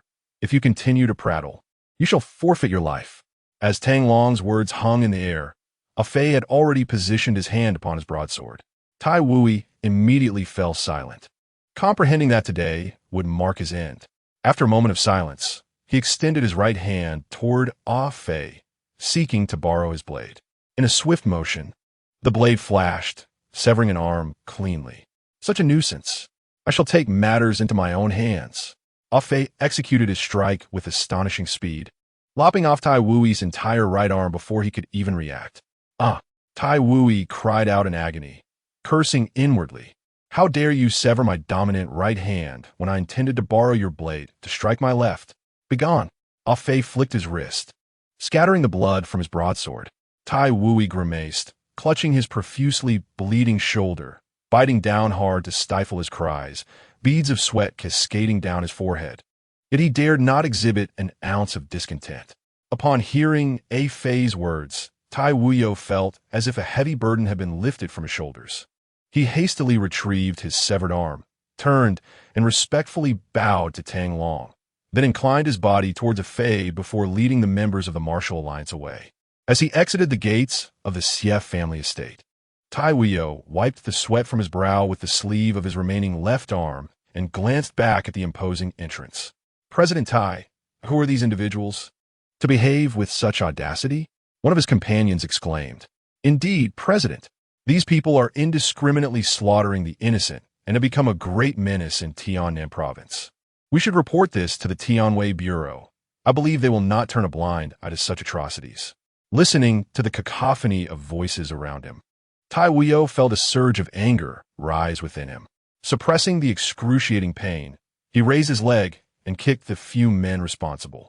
Most of them were close confidants and disciples of Zhang Tianxuan. It was their report that led to the news of Zhang Tianxuan's murder, which not only cost him an arm, but nearly his life as well. Allowing them to live was already an act of mercy. President? A confidant stepped forward to support the pallid Tai Wuyo, weakened from blood loss. Let us depart, Ming Wang. We cannot afford to provoke them. With that, Tai Wuyo slowly closed his eyes, and his confidant assisted him away. Meanwhile, within the CF family residence, a peculiar atmosphere enveloped the scene. Whether it was Fan Renfeng, the members of the CF family, or the armed enforcers, tension hung in the air. Fan Renfeng swallowed hard, his voice trembling as he asked, "Who exactly are you?" Tang Long looked at Fan Renfeng and replied coolly, "Excellent. The two principal culprits have arrived. Together, you shall descend into the depths of hell." While the outside world was only aware of the CF family leading the assault against the Tianjin distillery and Wenrou, they were oblivious to the fact that Fan Renfeng was orchestrating events from behind the scenes. Yet, how could such machinations escape the watchful eyes of the dark web? Tang Long's purpose for escalating the situation at the CF family estate was to await the arrival of the leader from Binhai City. What do you mean by that? Fan Renfeng retreated a couple of steps, with two enforcers and the chief of the Enforcement Bureau standing before him as a barrier. You have a hand in the assault on the Tianjin distillery and the persecution of my wife, Wenrou. Tang Long declared, "I have been waiting for you. Kneel and repent." Fan Renfeng exchanged a glance with the Enforcement Bureau chief, who immediately understood. He raised a hand, and the barrels of all the enforcers' weapons were aimed upwards. "Oomph. I care not who you are. In my Binhai territory, those who commit evil shall find only a dead end awaiting them." Despite the opponent's ability to intimidate the president of the Martial Alliance into severing an arm, Fan Renfeng felt emboldened under the protection of over 100 guns, adopting the demeanor of a righteous leader purging evil from the populace. Surround this place. Without the deputy commander's orders, not even a mosquito shall escape. Understood. Just as Fan Renfeng reveled in his newfound confidence, a synchronized chant and the sound of marching footsteps echoed from outside the gates of the CF family estate. By the sound of it, the number of arrivals was likely substantial. What is happening? Why is there such commotion at the CF family today? As everyone pondered this, a battalion of soldiers clad in camouflage surged through the entrance, with no less than an entire regiment. Each soldier armed to the teeth and exuding an aura of lethal intent, they swiftly dispersed upon entering, surrounding the entire CF family estate. Outside the walls, the sound of hurried footsteps echoed, indicating the presence of more troops. Major Chun Lei, adorned with his military insignia, strode in with a cadre of officers through the main entrance. It was Deputy Chief Chun. Fan Renfeng promptly approached to greet him. Despite being a prominent figure in the city, Fan Renfeng felt compelled to show deference to the military representative. "Deputy Chief Chun, what brings you here?" Chun Lei cast a glance at Fan Renfeng and replied coolly, "Naturally, it is the ill winds of Binhai." Ill winds? The statement left Fan Renfeng perplexed. The matters at hand were beyond military jurisdiction and bore no relevance to military affairs. Although Fan Renfeng was uncertain of Chun Lei's intentions, his instincts warned him that Chun Lei was not there to offer support. Rather, he was there to stir the pot, to prevent Chun Lei from interfering. It was imperative to dissociate the current situation from the military. Unrelated, Chun Lei smirked, leading his group directly before Tang Long attention. At Chun Lei's command, every soldier present, whether positioned behind him or encircling the area, immediately stood at attention, adopting a serious demeanor. Salute to the deputy commander. With a resounding clap, over 300 soldiers raised their hands in salute to the individual standing before Chun Lei. Deputy commander? The revelation struck the CF family like a thunderbolt. Fan Renfeng, too, felt as if struck by lightning, standing frozen in place. This young man was, astonishingly, the deputy commander of the Eastern Region War Zone. Chapter 23. The annihilation of the CF family. Could this be a ruse? A mere performance for the audience? Many entertained such thoughts. Yet, Fan Renfeng was not among them. He was acutely aware of Chun Lei's background, having been assigned to the Eastern Region War Zone Command several years prior. If Chun Lei proclaimed this individual as deputy commander, it was almost certain that the young man before him was indeed the deputy commander of the Eastern Region War Zone. Maintain vigilance. Even a mosquito that escapes will be your undoing. Tang Long instructed Chun Lei. Understood. Chun Lei acknowledged the command with a salute, then turned to relay the alert to his own troops.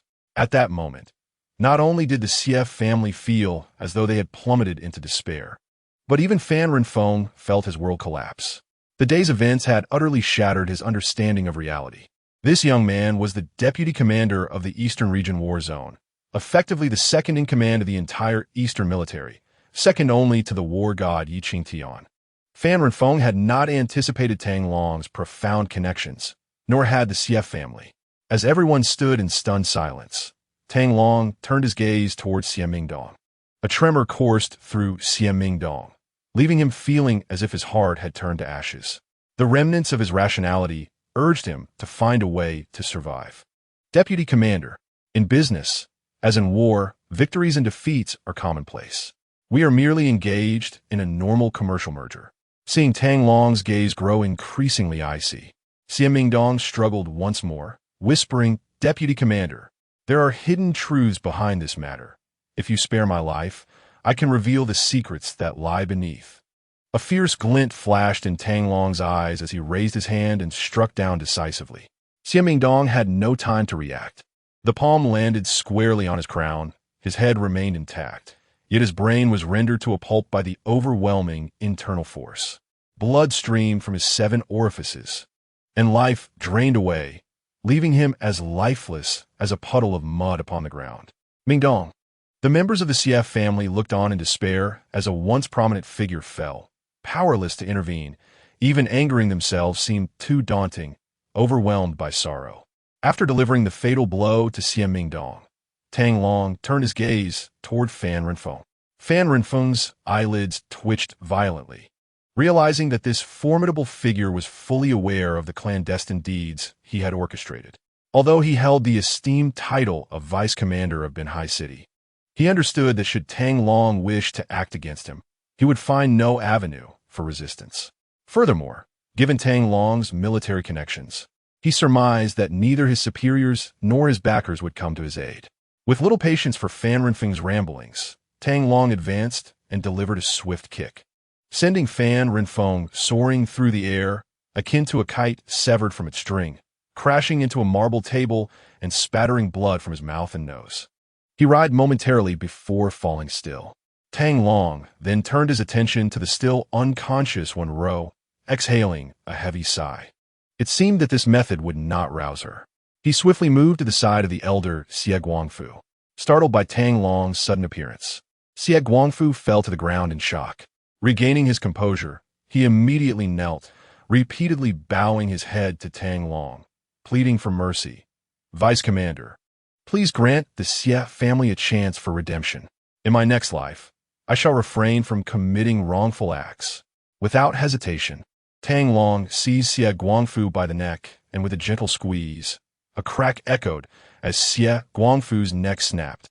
His vitality extinguished in an instant as he collapsed to the ground.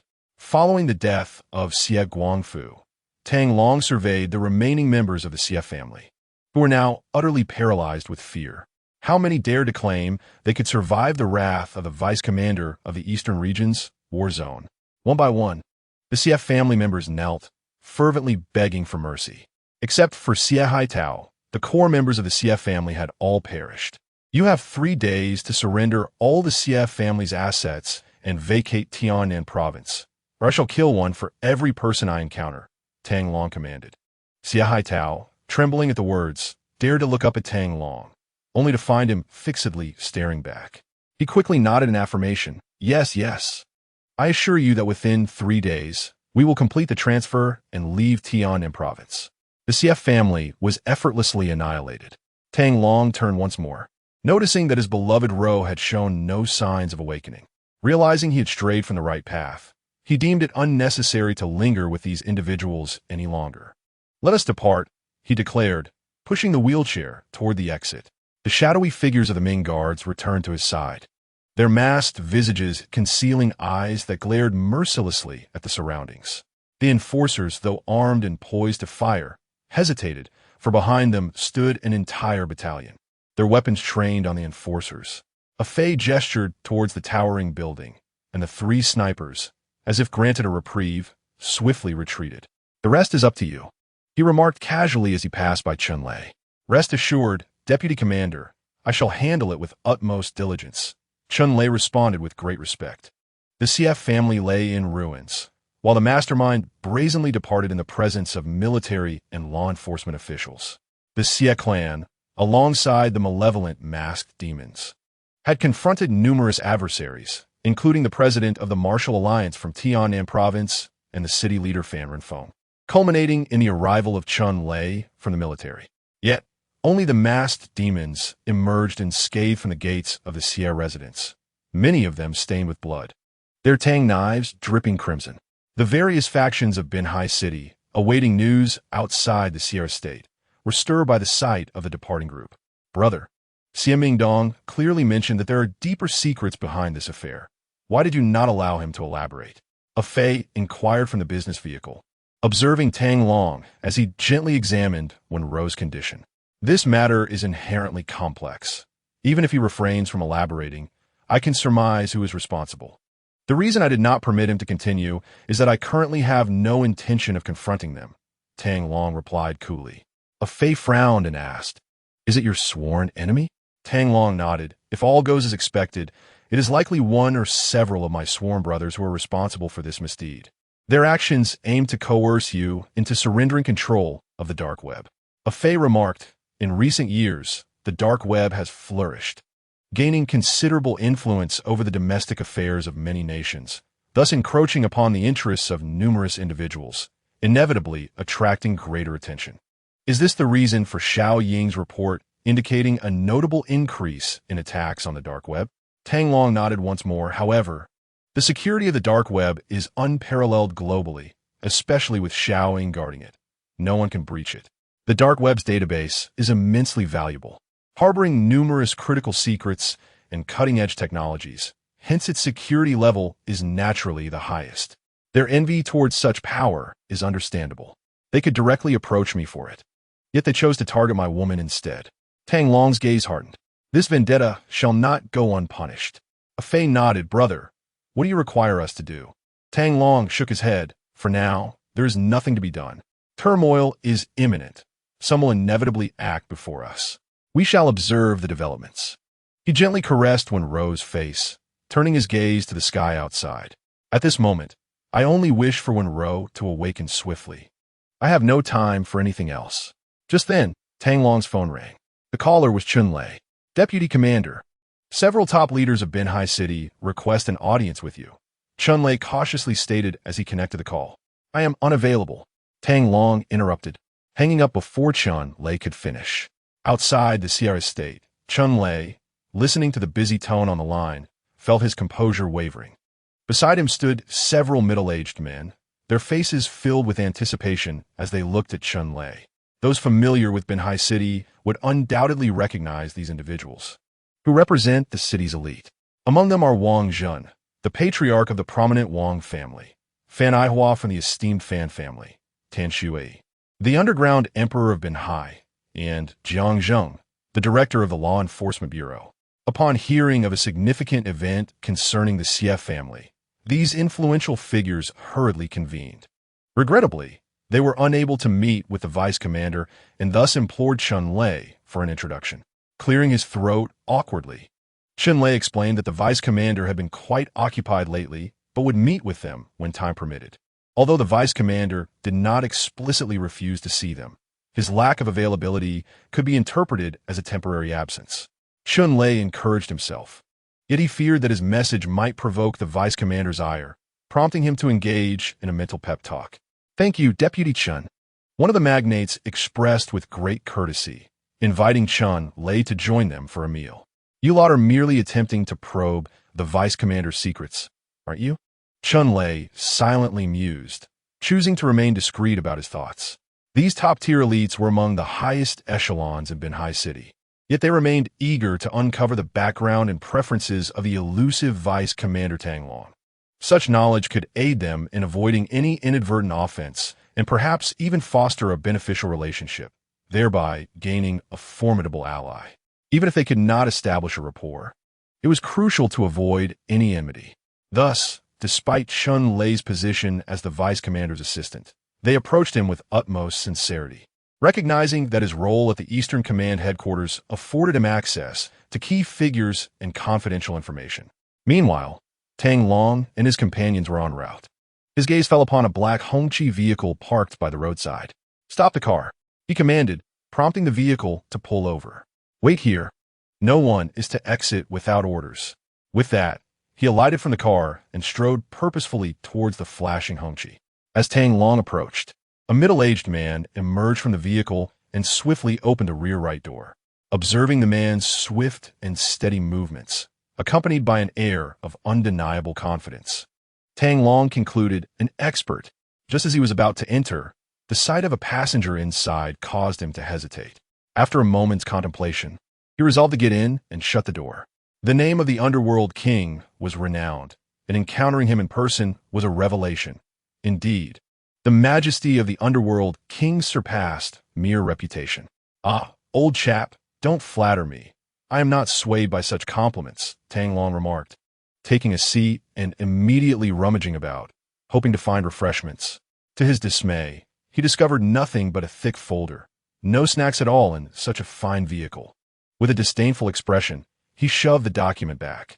"Tang Long, sitting beside you, is the foremost figure in the military, the contemporary war god, Minister Gu Zhanhuan. Be mindful of your words and actions." A middle-aged man in military attire, seated in the passenger seat, shouted angrily at Tang Long for his lack of manners. Tang Long grimaced, his expression one of disgust. "I thought I would be enjoying afternoon tea, but there isn't even a biscuit in the car. What a wasted trip." Gu Zhanhuan, known to the outside world as the soul of Yin country, had a few twitches at the corner of his mouth, his typically composed demeanor faltering. "Young friend, you know I have no time for afternoon tea. If you're not here for tea, are you here to support the CF family?" Tang Long replied with a playful smirk.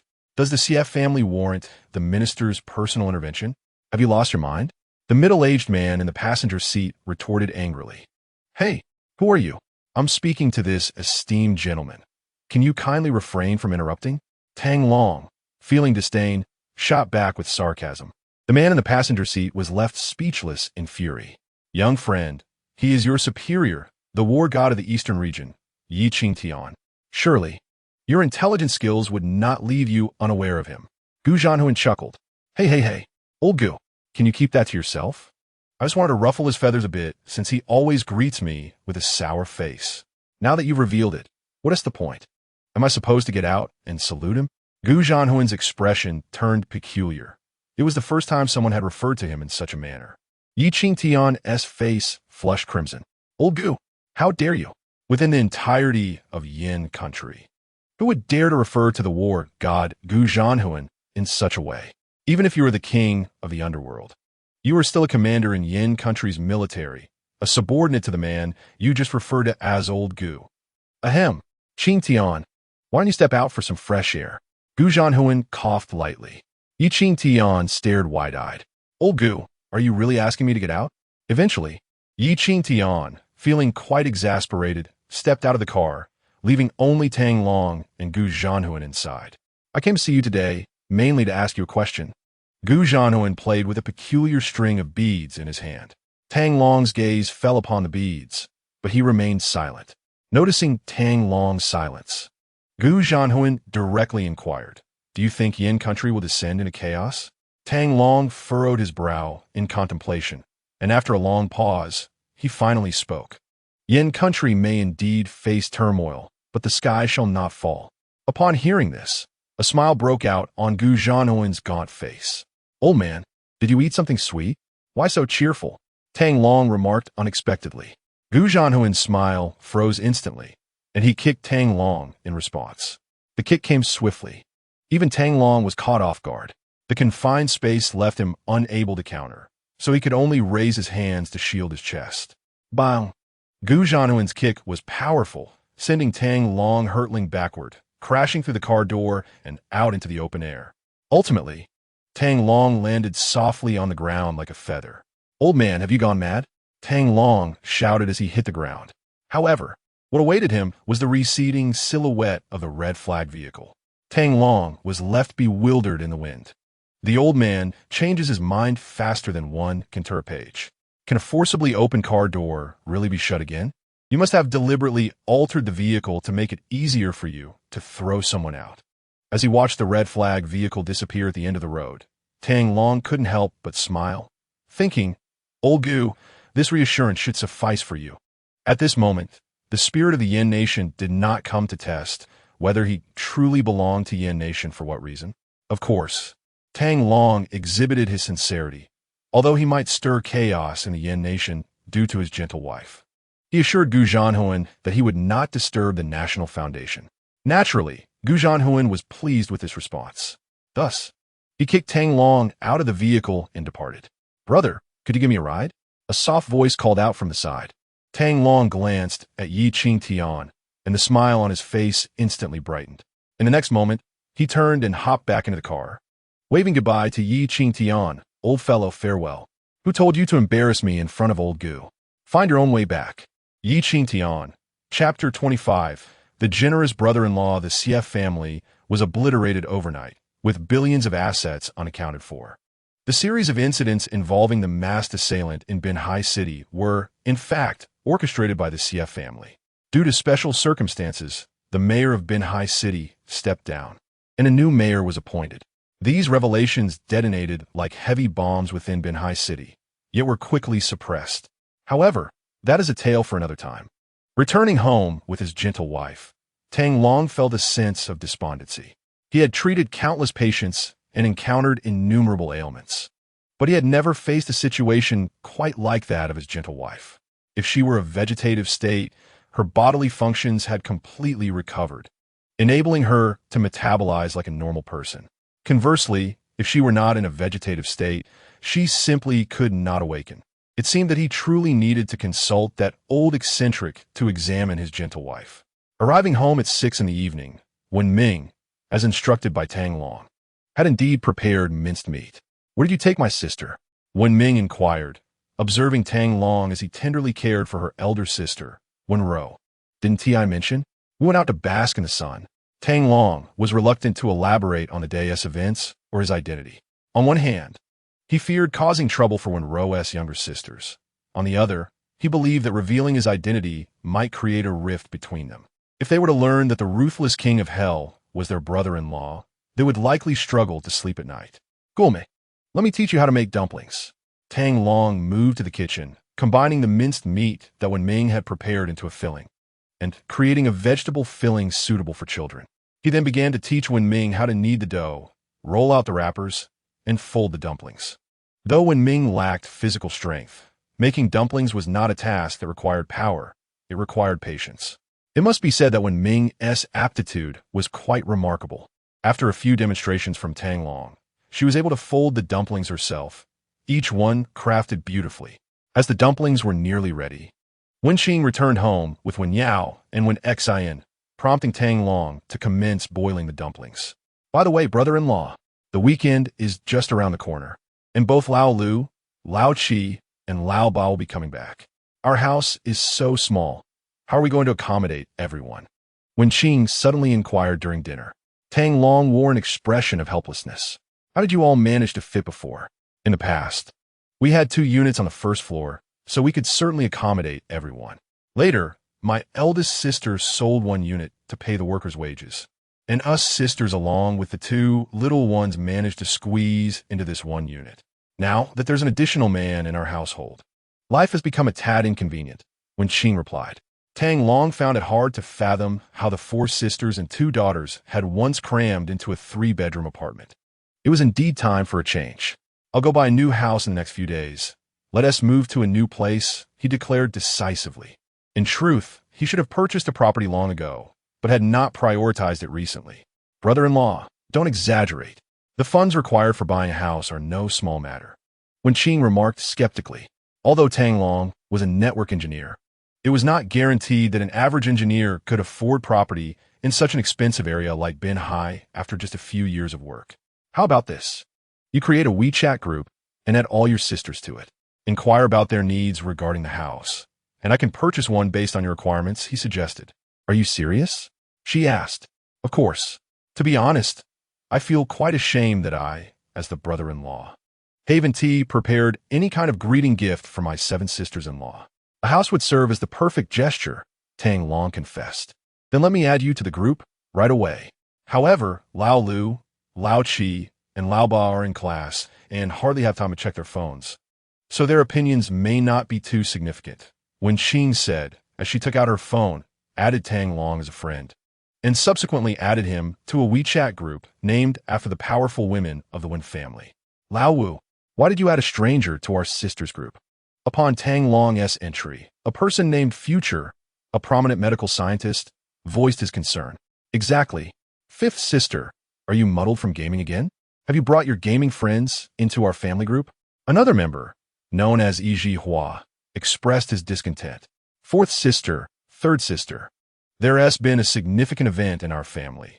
Wen Qing sent a long string of voice messages detailing the recent happenings. Not long after, Future initiated a voice group chat. Lao Wu, what is going on? How is the eldest sister doing? You spend all your time gaming and didn't even inform us about such a major event at home. The 4th sister, Wenya, and the 3rd sister, Wenjia, took turns reprimanding Wen Qing. Wen Qing desperately tried to explain, but her 2 sisters Wu Ti grant her the opportunity. So you're the scoundrel who made the eldest sister pregnant and then abandoned her and the children? After a round of chastisement directed at Wen Qing, the sisters turned their attention towards Tang Long. With a furrowed brow, Tang Long thought to himself, indeed, I am that scoundrel who abandoned my wife and children. How can I even begin to explain this? Please, call me brother-in-law. Tang Long also sent a message in the group. Future great physician, why should I not call you a scoundrel? Scoundrel. One blossom, Wen Zihumph. Scoundrel, just wait. I'll return from my business trip in a few days to give you a proper reckoning. Wen Qing couldn't help but shiver. Her 3rd sister was a fierce police officer, and this brother-in-law had certainly caught her attention. Things were looking grim. One could only wonder how long it would take for this brother-in-law's injuries to heal. After all, his culinary skills were quite commendable. Wen Qing gazed at Tang Long with a look of sympathy. However, she noticed that Tang Long was busy operating his phone, and in the next moment, the group suddenly saw 10 unclaimed red envelopes appear. Wen Zi and Wenyu were clearly astonished by Tang Long's unexpected maneuver. Huh? Why is the red envelope I grabbed over 350 yuan? Aren't there limits of 200 for red envelopes? I got one for over 600. Wen Zi and Wenyu were taken aback by the substantial amounts in the red envelopes, and, filled with curiosity, they continued to snatch a few more. To their surprise, each subsequent envelope was even larger than the last, and as they beheld the sudden influx of thousands of yuan in their wallets, they were left speechless. Wen Qing and Wen Ming also seized the opportunity to claim the 10 red envelopes, and when they saw the amounts, their jaws dropped in astonishment. Brother-in-law, how can you send red envelopes exceeding 200 yuan? Wen Qing's bewilderment echoed that of her other sisters. WeChat indeed had a cap on red envelope amounts. Unless it was a special day like 520, which allowed a maximum of 520 yuan, the usual limit was 200 yuan. However, the envelopes Tang Long sent appeared to have a limit of at least 2,000 yuan each. The sisters were all curious to know how Tang Long accomplished this. Tang Long smiled and said, "Have you forgotten what I do? I'm a network engineer. I can manage this." Through Wen Qing's explanation, the other sisters seemed to grasp why Tang Long's individual red envelope limits far exceeded the standard 200 yuan. Based on the amounts they received, each of Tang Long's envelopes was approximately 2,000 yuan. 10 envelopes equated to 20,000 yuan. Such generosity from a brother-in-law. Future great physician, when you just based on your lavishness, I acknowledge you as my brother-in-law. Chapter 26. The errant giant's one blossom. Wen Zi huffed. Even so, the fact remains that our elder sister is currently unconscious. What should we do now? True to her military background, Wen Zi displayed remarkable composure. Tang Long reassured them. Don't worry, I will devise a way to help your elder sister regain consciousness as soon as possible. Today, I primarily want to discuss the matter of purchasing a house. Do you have any opinions? Buying a house. After Wenqing's thorough explanation, Wenzi and Wenya understood Tang Long's intentions to purchase a home for the sisters. Their earlier indignation quickly transformed into embarrassment. A group of women began to discuss what type of house they wanted to buy. Initially skeptical of Tang Long's capabilities, they gradually became so engrossed in their conversation that they completely forgot about him. Forget it. It seems you all lack any good ideas, so I shall decide for myself. After nearly half an hour of discussion, Tang Long had listened attentively, gaining some insight into their perspectives on the house, and he decisively shifted the topic. The group then chatted for a while about general matters before they all logged off. In the dead of night, Tang Long, sprawled on the sofa, wore a frown as he abruptly sat up. It was already 2 in the morning, yet faint sounds of a mobile game drifted from Wenqing's room. This unruly girl, staying up late and playing games, was utterly incorrigible. He leaped off the sofa, opened Wenqing's door, and gazed at her with an impassive expression. Startled, Wenqing dropped her phone onto the bed as Tang Long barged in. At that moment, she was clad in a silk nightgown, engrossed in playing Honor of Kings. The silk clung to her chest, presenting an expansive view, while her long, fair legs were illuminated by the bright light, exuding an irresistible allure, nearly revealing more than intended, and almost blinding Tang Long, brother-in-law. What are you doing? I warn you, don't even think about it. Get out, or I will scream. Wenqing hastily wrapped herself in the quilt. Tang Long frowned in annoyance. While it was true that this girl possessed a beauty that could captivate nations, he had no feelings for her whatsoever. Surprisingly, you seem rather affluent, Tang Long remarked, folding his arms as he scrutinized Wenqing. What?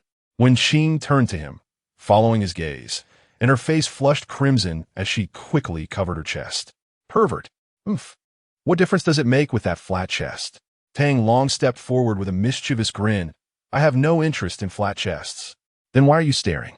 Realization dawned on Wenqing, and she retorted angrily. You're the one with a flat chest.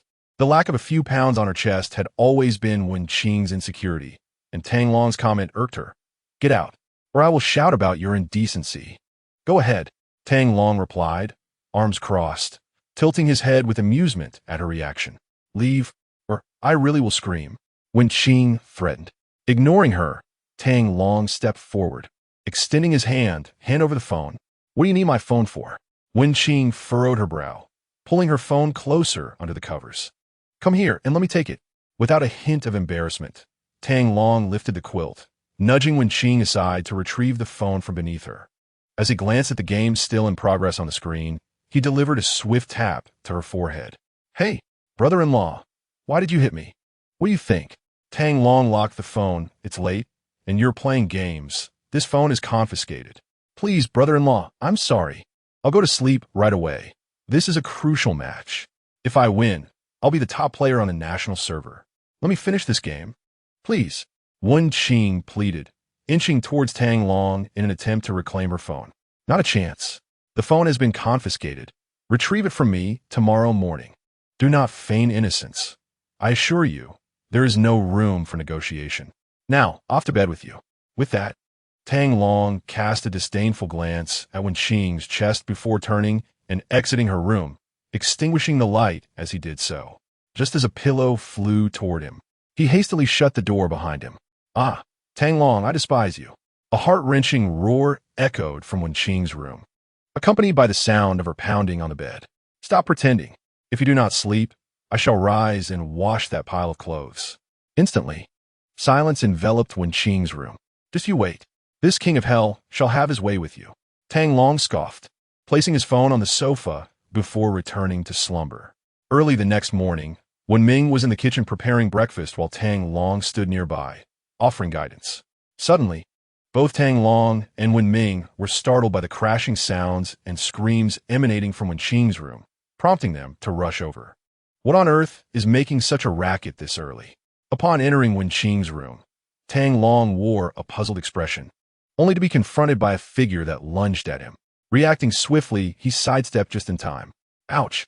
Wenqing, clad in a nightgown, landed abruptly on the floor. her skirt slightly revealing. Tang Long promptly threw a blanket over her. Attempting to take advantage of me? Absolutely not. Who would want to take advantage of you? I was merely expressing my joy, you know? Almost in tears from the fall, Wen Qing lamented. For reasons unknown, the brewery sold by my sister has suddenly been offered back to us for free today. Wen Qing showcased the phone she had stealthily reclaimed during Tang Long's kitchen escapade, displaying a recently ended call log. Is this truly the case? Tang Long feigned astonishment. Who knows? However, Deputy Factory Director Yang just called me, so it must be true. Those individuals will arrive at the brewery at 10 o'clock to sign the transfer contract. Is this not a stroke of good fortune? Wen Qing's voice trembled with excitement. This is indeed fortuitous. If we reclaim the brewery, our family situation will surely improve, Wen Ming remarked. Then you should go. Tang Long turned back to continue preparing breakfast. Due to Wen Qing's earlier outburst, Yao Yao and Xin had also awakened, prompting the need to hasten the breakfast preparations. Brother-in-law, will you accompany me? Wen Qing suddenly inquired during breakfast. Since I have nothing else to do, I shall accompany you. By the time Tang Long and Wen Qing dropped off Yao Yao and Xin at kindergarten and made their way to the brewery, it was already 10 o'clock. I suggested taking a taxi, yet you insisted on walking faster. Look where that has led us. Now we are late. If our tardiness causes those individuals to withdraw their offer for the brewery, I shall be eager to see how you explain this to my sister. Throughout the journey, Wen Qing nearly dragged Tang Long along.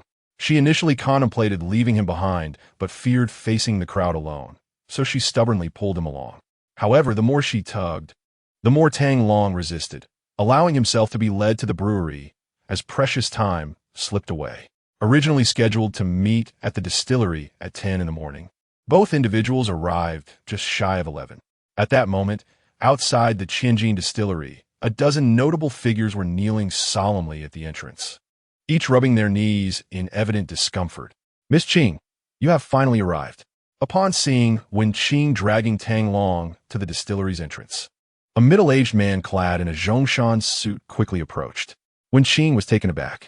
What is happening? How could these prominent individuals of Binhai City be kneeling at the distillery's doorstep? Miss Wen, we are here to sincerely apologize for our previous actions. We humbly request your forgiveness. Among the kneeling figures, aside from Xie Haitao of the Xie family, were the father-son duo Zhang Tong and Zhang Juanhao. While Tang Long had likely reviewed their profiles, Wen Qing was probably unfamiliar with them. Have you all lost your minds? Wen Qing exclaimed in bewilderment. With so many influential people kneeling before her, it seemed almost surreal. Tang Long stood impassively behind Wen Qing, deliberately raising his hand to signal Xie Haitao and the others to refrain from speaking. The astute individuals, recognizing Tang Long's gesture, complied and remained silent. Miss Wen, this is the transfer agreement for the Tianjin distillery. Once you sign, the distillery will be directly transferred to your name. Xie Haitao respectfully presented a transfer agreement. This is a small token of our apology to you, Miss Wen. It amounts to 200 million. We hope you do not find it lacking. As he spoke, Xie Haitao handed over a bank card with a password inscribed on it. 200 million? Wen Qing's jaw nearly dropped in astonishment. That was not a trivial sum. Why you speak of it so lightly? Please, rise so we can converse. This situation is quite awkward for me. Although, Wen Qing harbored deep resentment towards these individuals, their kneeling before her made her feel uneasy. The gathered crowd instinctively glanced at Tang Long, who remained expressionless, causing them to feel intimidated and remain kneeling. Miss Wen, I have also brought this person for you to deal with as you see fit. Xie Haitao gestured towards the side, where two burly men escorted a young, beautiful woman. Sister Shun? Upon seeing the woman being brought forth, Wen Qing immediately recognized her. It was none other than Shun Yan, her elder sister Wenrou's capable assistant and high school classmate. What are you doing? Why have you taken Sister Shun? Wen Qing demanded angrily. Miss Wen, please do not misunderstand. Xie Haitao signaled the two men to force Shun Yan to kneel before Wen Qing, then continued to be candid.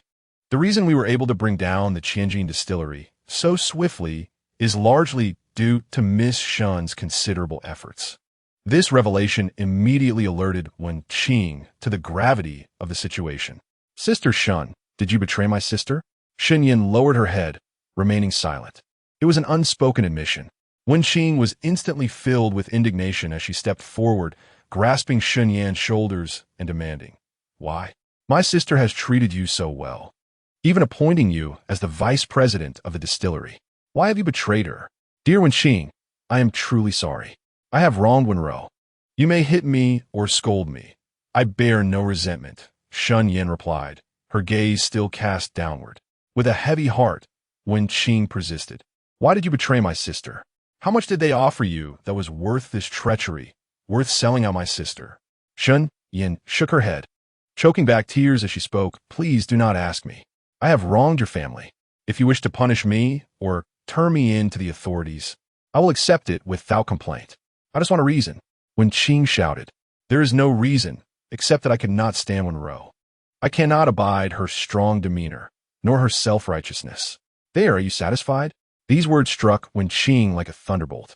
"Shen Yin, you have changed. You are no longer the Shen Yin I once knew." Wen Qing glanced at Tang Long, seeking guidance on how to proceed. "Do not look to me.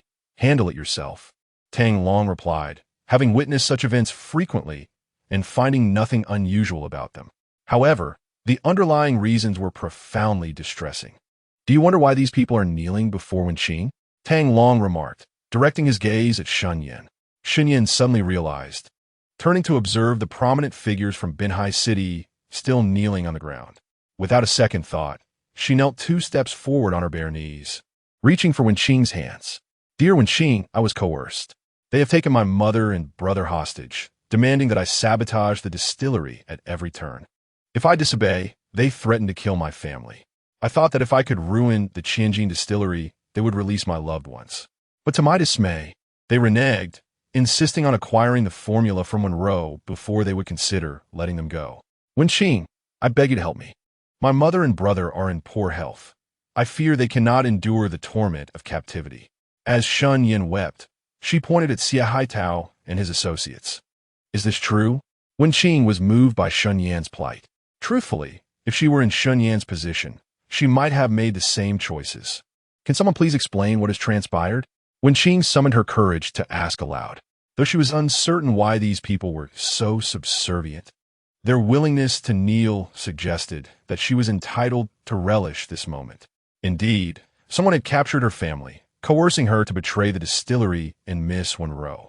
Seeing the silence among the crowd, Xia Haitao reluctantly spoke up, glancing at Zhang Tong beside him while the others followed suit, their gazes fixed on Zhang Tong. Wen Qing turned her attention to Zhang Tong and then to Zhang Juanhao, who remained kneeling. "Is it you who kidnapped her family and forced her to betray my sister and the distillery?" Wen Qing glared angrily at the father-son duo, Zhang Tong and Zhang Juanhao. "Miss Wen Qing, I do not wish to hear your evasions. I simply want to inquire whether you can release them immediately." Wen Qing directly interrupted Zhang Tong's words. "Certainly.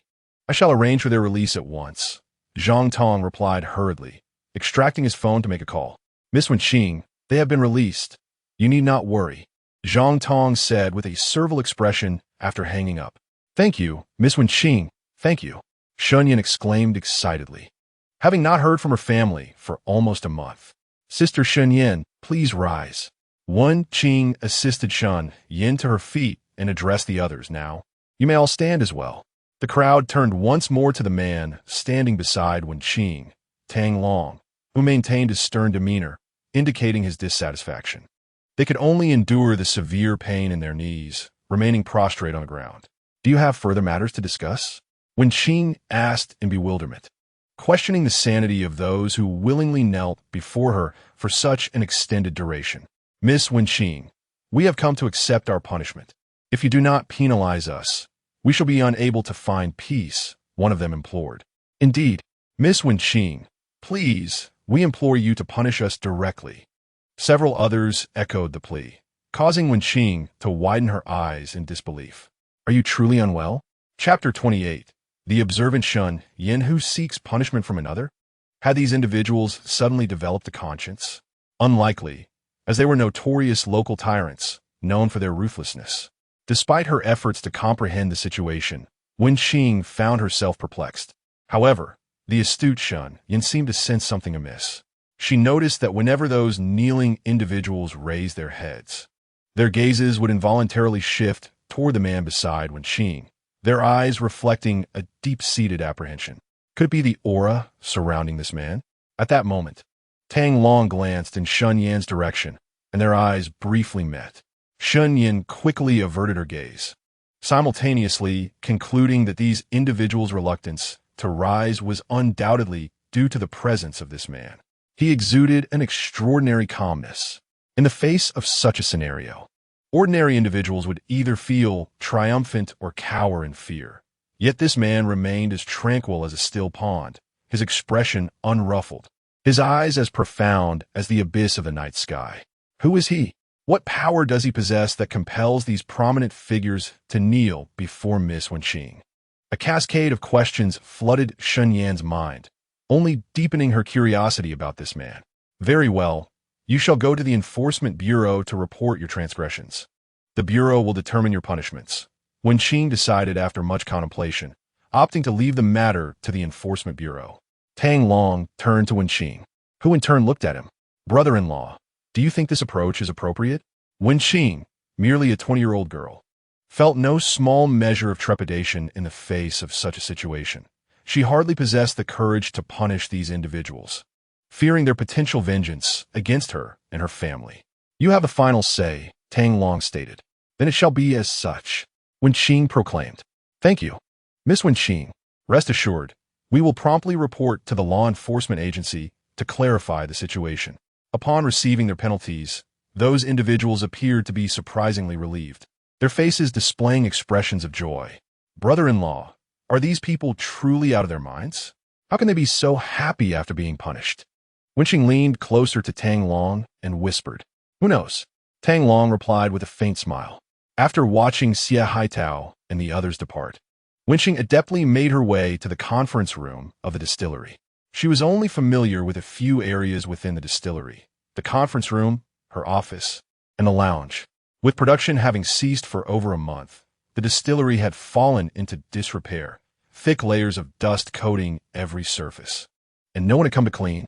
Currently, only the deputy factory director, Yang Wanyin, remained to oversee the premises, holding all the keys. Wenqing, I truly appreciate your help. Shun Yan expressed her gratitude, grasping Wenqing's hand. Wenqing withdrew her hand, wearing an expression of aloofness. Although your actions were coerced, I still cannot forgive you. Shun Yan fell silent for a long moment before finally speaking. I understand, and I am deeply sorry. I owe an apology to Wenrou, to the distillery, and to everyone. Rest assured, I will find a way to make amends. Make amends? How exactly do you intend to do that? Wenqing scoffed. While Shun Yan's actions were indeed compelled, she had undeniably betrayed her most trusted elder sister. It could be said that Shun Yan bore the most direct responsibility for the current state of the Tianjin distillery and Wenrou's comatose condition. I wish to carry on Wenrou's legacy and revitalize the Tianjin distillery, Shun Yan declared. Enough. Wenqing interrupted her. Firstly, my sister is not dead. She is merely in a coma. Secondly, I have no intention of allowing you to remain at the distillery. Thirdly, you owe me a debt of gratitude and one to my sister as well. I believe my sister, like me, does not expect repayment, but only hopes you will no longer bring misfortune upon us. Wenrou is not dead. Shun Yan pondered Wenqing's words, her eyes lighting up with excitement as she asked, Is that true? Wenqing rolled her eyes. Do you wish for my sister to be dead? No, no. I'm simply overjoyed. As long as Wenrou is alive, I will do everything I can to help her awaken. With your capabilities? Wenqing scoffed. What makes you think you can achieve what even my brother-in-law cannot? Brother-in-law? Shun Yan looked at Tang Long with curiosity. No wonder you look somewhat familiar. You are the man Wenrou has been longing for. Huh? Both Tang Long and Wenqing were momentarily taken aback. I also have a drawing by Wenrou. Take a look, Shun Yan exclaimed, pulling out her phone and opening her photo gallery to show them sketch. The drawing depicted Tang Long engaged in the process of handling traditional Chinese herbs. Although it was merely a sketch, it appeared remarkably lifelike, and it was unmistakably Tang Long. Upon seeing the illustration, Tang Long felt as though his heart had been painfully tugged once more, leaving him in a state of distress. Gentle still claimed that you taught her the art of winemaking and provided her with the recipe. While she was working, she would occasionally mention you. Listening to Shun Yan's account, Tang Long's gaze dimmed, and he silently vowed to awaken gentle as soon as possible. Go on, I'll accompany my brother-in-law to the winery. Wenqing seemed to notice Tang Long's melancholy and spoke up. Shun Yan appeared despondent, opening her mouth to say something, yet hesitating as she did not know how to express her thoughts. Aware that Wenqing despised her, she tactfully decided to leave. Let her take us for a tour. Just as Shun Yan was about to depart, Tang Long suddenly interjected. Brother-in-law, how can you say that? When it comes to familiarity with the winery, neither of us can compare to her. Isn't it better to let her guide us? Tang Long remarked. Is it permissible for me? Shun Yan's face lit up with surprise. Is it convenient? Wouldn't it delay your meeting with family? Absolutely convenient. My family has already been released. There is no rush for a reunion. Besides, I am even more acquainted with the winery than my own home. I shall take you for a tour right away. Please wait a moment while I fetch the keys. With that, Shun Yan excitedly dashed out. Brother-in-law, why do you want her to show us around? Before your elder sister awakens, the winery cannot remain in disarray. It needs someone to manage it, right? Can you handle that? Tang Long inquired. I know nothing of this, and I have little interest. Wenqing replied. What about your other 3 sisters? Wenqing pondered for a moment before shaking her head. The eldest, who understands business best, lies in a coma. The second sister is barely self-sufficient, and even if she were well, she would be more of a martial arts enthusiast than a businesswoman. The third sister is a police officer, wholly focused on punishing evil and promoting good, with no regard for winery matters. The fourth sister aspires to be a doctor and has no inclination toward business. Brother-in-law, do you wish for Shun Yan to manage the winery? But she has betrayed the eldest sister once already. Since she betrayed your elder sister, it should be left to her to decide what to do with Shun Yan once she awakens, should it not? Tang Long queried. Fine, I shall take my leave now. You can discuss it with her later. Wenqing was uncertain how to interact with Shun Yan, yet unwilling to see her, she chose to walk away. Chapter 29. You have only one chance. Wait. Leave that card and the transfer agreement before you go. Just as Wenqing intended to depart, Tang Long called out to her. The card? The one containing 200 million? Wenqing hurriedly pressed her waist pouch, eyeing Tang Long warily. Isn't startup capital necessary to activate the winery? Don't we need funds for purchasing raw materials, paying workers, and covering channel fees? Hand it over. Tang Long extended his hand directly. I want tea. This 200 million is all we possess. I plan to use it to purchase a large house where everyone has their own room, to find the best doctors for my elder and second sisters, to pay for my younger sister's tuition, and to buy myself the finest computer. Wenqing steadfastly clutched her waist pouch, listing numerous expenses. Tang Long remained unfazed, making a gesture as if to knock on her head, and extended his left hand. Hurry and hand it over. Surely it doesn't need to be the entire 200 million. Wenqing was exceedingly reluctant. The 2 billion she had just acquired felt like a hot potato, barely warmed in her hands before being relinquished. This was no trivial sum, but rather 2 significant targets to meet. First, satisfy the distillery, and later you can reclaim any surplus. Tang Long had immense expectations for this distillery. It represented the culmination of his gentle wife's efforts. She had been willing to sacrifice everything to protect the formula, refusing to part with it, even at the cost of her own life. Thus, he felt compelled to establish the distillery before she regained consciousness, as a tribute to her dedication and a surprise upon her awakening. Therefore, Tang Long was prepared to invest liberally. Even without this windfall, he intended to fund the distillery himself. With this newfound capital, he found himself relieved of that burden. For Wenqing, holding on to the 2 billion felt like grasping a searing hot coal.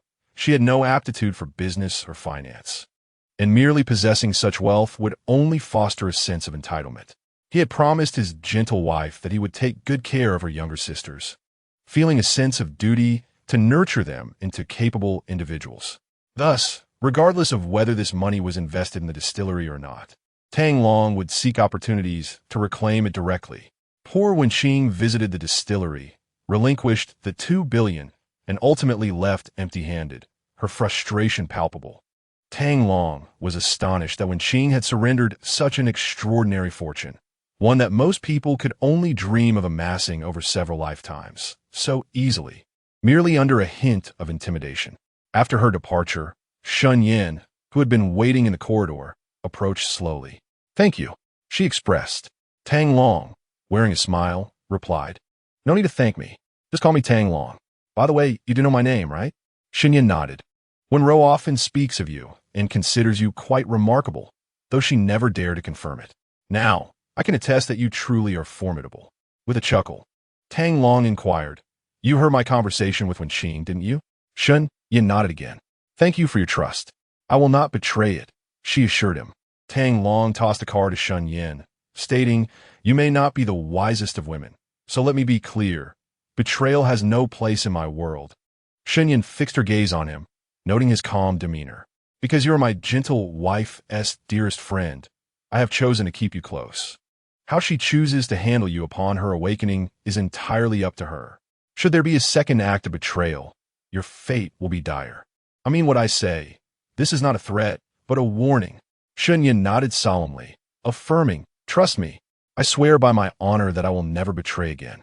As she accepted the bank card, an unprecedented weight settled upon her, accompanied by a profound sense of trust that instilled in her an unmatched confidence. If oaths alone sufficed, the world would be devoid of deceit. What I seek is action. Under Shun Yan's guidance, Tang Long conducted a thorough inspection of the distillery. "Everything that has transpired in recent days is connected to you, is it not?" Accompanied by Tang Long, Shun Yin tentatively inquired, while others may not have been particularly concerned. Shun Yin had been closely monitoring the news regarding the Xie family over the past few days, although only a brief segment had surfaced online before being swiftly deleted. She had managed to capture it with precision. The Xie family had fallen, and the mayor of Binhai City was suddenly to be replaced. The multitude of prominent figures kneeling outside the distillery to plead for leniency led her to suspect that it was all the doing of the man before her. It was best to feign ignorance about matters one should not know. After touring the premises, Tang Long stood atop the fermentation tank, gazing down at the factory. "I understand now." Shun Yin had received the answer she sought, obediently trailing behind Tang Long, while a tempest raged within her heart. Who exactly is this man? How does he wield such immense power? That 200 million. He could use it however he pleased, but I demand the distillery be restored promptly and its scale expanded. I will provide you with the formula for the gentle when the time comes. Be sure to keep it confidential. Understood. If you encounter insurmountable difficulties, seek me out. Agreed. This is your only opportunity. With that, Tang Long had already moved on, leaving Shun Yin standing in place, murmuring to herself, "I will not disappoint you." After a while, Shun Yin regained her composure and turned to Deputy Factory Director Yang. "Uncle Yang, we must put in the effort." Indeed, Yang Wan Yin, the deputy director in his 50s, was nearing retirement age, but had remained with the distillery out of attachment. He had not anticipated witnessing the resurgence of the distillery and the glory of gentle once more, which filled him with excitement. "I will call the old colleagues and have them return as soon as possible so we can resume production. I will also reach out to our former co-workers." The two began to act independently, striving for the revival of the Tianjin distillery. Upon exiting the distillery, they encountered two large black Mercedes-Benz vans parked by the roadside. At that moment, a Fei was standing beside one, tilting his head to observe the other vehicle. By that vehicle stood an elderly man with a dragon-headed cane, accompanied by a group of elegantly dressed individuals of varying ages, all exuding vitality. Chung Wenyuan, having met Mr. Ming Tang, noticed Tang Long's arrival and quickly approached. Initially intending to address him as king of the underworld, he altered his greeting upon catching Tang Long's warning gaze. "Chung Wenyuan, what brings you here?" Chapter 30. Chung Wenyuan's request. Tang Long had dealt with Chung Wenyuan a few years prior. To be precise, it was Chung Wenyuan who had sought him out through connections. The Chung family's business was substantial, drawing attention from numerous adversaries. For years ago, several of the Chung family's cargo ships were en route to Europe for deliveries when they were seized by the Illuminati at sea.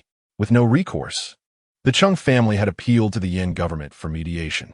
The Illuminati, being the world's third most formidable dark force, had provided no opportunity for negotiation. Ultimately, the Yin government presented two proposals. First, to deploy the royal palace to counter the Illuminati and carry out a purge. Second, to enlist the Night Pavilion for mediation. As the Illuminati represents a long-standing power in Europe, their efforts to counteract the crackdown proved largely ineffective, ultimately leading to a request for mediation from the Knights Pavilion.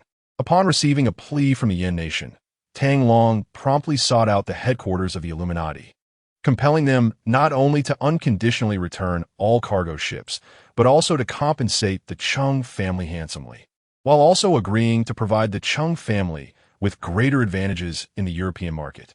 Chung Wenyuan personally engaged with the president of the Illuminati, signing the agreement in the presence of Tang Long. Following this, the Chung family's business flourished, gaining considerable influence both nationally and globally. The Chung family's remarkable survival from the brink of bankruptcy and their subsequent rise was entirely due to Tang Han's contributions. Consequently, Chung Wenyuan has always remained deeply grateful for Tang Long's immense favor. Upon confirming the true presence of the Underworld guards in Binhai, Chung Wenyuan realized that Tang Long must also have appeared there. With a little effort, he managed to obtain Tang Long's information. Lord of the Underworld, I have come here today, firstly, to offer my apologies. After operating in Binhai for decades, I was unaware that Miss Wenrou is your esteemed wife. I regret not having cared for her and your family over the years. I implore you to punish me accordingly. Chung Wenyuan's demeanor was exceedingly sincere, leaving those accompanying him astounded. It is not your fault. Even I was blindsided by this revelation. How could I possibly hold you accountable? Tang Long replied nonchalantly. Is there anything else? Indeed, I am here to express my gratitude for your rescue of the Chung family from peril 3 years ago, Chung Wenyuan stated, gesturing for a young woman to step forward, cradling a box in her arms. He pointed to a gnarled, old ginseng inside the box. I have heard that Miss Wenrou remains in a state of unconsciousness. Here lies a millennium-old ginseng, which I hope may aid her recovery. Tang Long examined the withered ginseng and instantly recognized it as a genuine specimen aged at least 1,000 years. This rare item is invaluable and seldom available for purchase, even with ample funds. While it may be of little benefit to Wenrou's condition, it could certainly be utilized in the creation of other medicinal pills. Ah, old Chung, your thoughtfulness is appreciated. I shall graciously accept it. Tang Long waved his hand, prompting a Fei to swiftly approach and take the box from the young woman. By the way, old Chung, this Binhai is your territory, correct? I would appreciate your assistance in arranging a larger villa for me. Tang Long had intended to take advantage of his free time to look at properties, as it was rather unbecoming for him to be cramped in a 3-bedroom apartment with several sisters-in-law and 2 daughters. Is your residence not yet determined? Chung Wenyuan's eyes brightened at this inquiry. My current living conditions are rather crowded and modest. I wish to provide my 2 daughters with a better living environment. Tang Long explained. That is essential. Given your status and stature, residing in the state guest house in Yanjing would not be excessive, Chung Wenyuan affirmed. Indeed, with Tang Long's identity, the Yin Nation would undoubtedly provide him with excellent accommodations. But Tang Long chose to keep his identity concealed and thus did not intend to accept anything offered by the authorities. I happen to have a villa available at Chifeng Residence, which has been furnished for some time and has undergone formaldehyde and odor removal, making it ready for occupancy. Chung Wenyuan wore an expression of astonishment. I believe that house would suit you perfectly. If you don't mind, I think it would be best to let it go. I merely wish to find a comfortable dwelling for my family. Tang Long noticed that when Chung Wenyuan mentioned Chifeng Residence, the elegantly dressed individuals behind him displayed expressions of deep reluctance. It seemed that Chung Wenyuan's family held a strong affection for that property. Given this, Tang Long, who was not inclined to covet what others cherished, decided to decline outright. No. Chung Wenyuan abruptly shifted from his previous tone of inquiry to one of unwavering determination, declaring, in all of Binhai, only Chifeng Residence is worthy of your esteemed status. Tang Long was momentarily taken aback. Just moments ago, Chung Wenyuan had approached the matter with a tone of negotiation. Now it seemed he could not refuse. At that moment, a Fei presented a tablet to Tang Long. Upon examining it, he found detailed information about Chifeng Residence. Chiefing residence is situated beside Chiefing Park, adjacent to the second ring road, with the park at its back and wetland park facing it. The transportation conditions are excellent, and the surrounding amenities are comprehensive. The development consists entirely of standalone villas, complete with elite butler services. Furthermore, Chiefing Residence is a gathering place for the affluent and powerful of Binhai City, with even the least expensive villas starting at over 100 million, often with no market available. Ahem, in light of your earnestness, I shall accept the villa. Tang Long cleared his throat. His acceptance was not solely due to the villa's splendid environment, but also because the area's safety surpassed that of others. And it was conveniently located near Binhai Bilingual International School and the 13th Middle School. As a responsible brother-in-law, he needed to consider the living conditions for his 3 younger sisters-in-law, who were approaching their entrance examinations, to avoid any disruptions that might upset his gentle wife. "That is splendid," Chung Wenyuan exclaimed, nearly leaping with joy. "I will promptly arrange for the transfer of ownership to your name." "Old Chung, your generosity. Do you have a favor to ask of me?" Tang Long tossed the tablet back to Fei and turned to Chung Wenyuan. Although the Dark Knight Pavilion had rendered great favors to the Chung family, Chung Wenyuan had already expressed his gratitude with a significant gift years ago. Did he truly need to rush back to convey thanks again? Of course not. Tang Long speculated that Chung Wenyuan must have a matter of importance to discuss. It's not a major issue," Chung Wenyuan replied awkwardly, rubbing his hands together. "Recently, we've encountered a bit of trouble with our business in Europe. It turned out that the Chung family had been thriving in Europe in recent years, amassing considerable wealth, only to attract the attention of the Blackwater Party. They had already spent over 10 billion on this matter, but still could not satiate the insatiable appetite of the Blackwater Party. Chung Wenyuan realized that the Blackwater Party was a bottomless pit, and while he contemplated seeking assistance from the Dark Knight Pavilion, he had no way to contact them. He could hardly trouble the government for help again. Just as he was preparing to invest more funds, he came across news of the Mingwei's appearance in Binhai. Since the Dark Guardian is in Binhai, the Dark King must also be there. Chung Wenyuan spent the night gathering intelligence about Tang Long and waited here. "The Blackwater Party?" Tang Long responded nonchalantly, turning to Ah Fei, notified Jimmy, instruct Francisco to return the money he swallowed. "Understood." Ah Fei nodded in agreement and activated the special communicator on his arm to contact Jimmy for the task. "Dad, I can't bear to listen any longer." A young man, resembling Chung Wenyuan, approached and tugged at his sleeve. "Don't let him deceive you. He's only a few years older than I am. How could he possibly know someone from the Blackwater Party?" "Nonsense. You have no place to speak here. Be quiet." Chung Wenyuan interrupted the young man and quickly apologized to Tang Long. "Mr. Tang, I apologize. My son is being foolish and has offended you." "Dad, don't listen to his boasting. You're showing him too much respect. It's all an act. If he can resolve the Blackwater Party's issues, I'll write my name backward." Just as Tang Long was about to speak, the young man continued to interject. Tang Long stepped forward, approached the young man, raised a hand to silence Chung Wenyuan, and smiled at the young man. "What is your name?" Chapter 31. The third young master of the Chung family. "My name is Chung Mo, the third young master of the Chung family." Chung Mo proudly positioned himself beside Chung Wenyuan, unaware that his father was currently contemplating the most drastic of measures against him. Tang Long curbed Chung Wenyuan's impulse to throttle his son, watching Chung Mo with keen interest. "Let's make a wager." "All right, what do you wish to wager?" Chung Mo scrutinized Tang Long, noting that he appeared to be only in his late 20s. At that age, one could only be at the level of a deputy mayor in the state apparatus. How could he possibly have contact with the Blackwater Party, let alone resolve the Chung family's predicament, which surely required a core member of the Blackwater Party? He thought to himself, "If you know a core member of the Blackwater Party, then I know the leader of the Dragon Soul Mercenary Corps. I wager whether I can resolve the troubles facing your Chung family," Tang Long declared. "And the stakes?" Cheng Montak inquired. "If you lose, you will be at my mercy.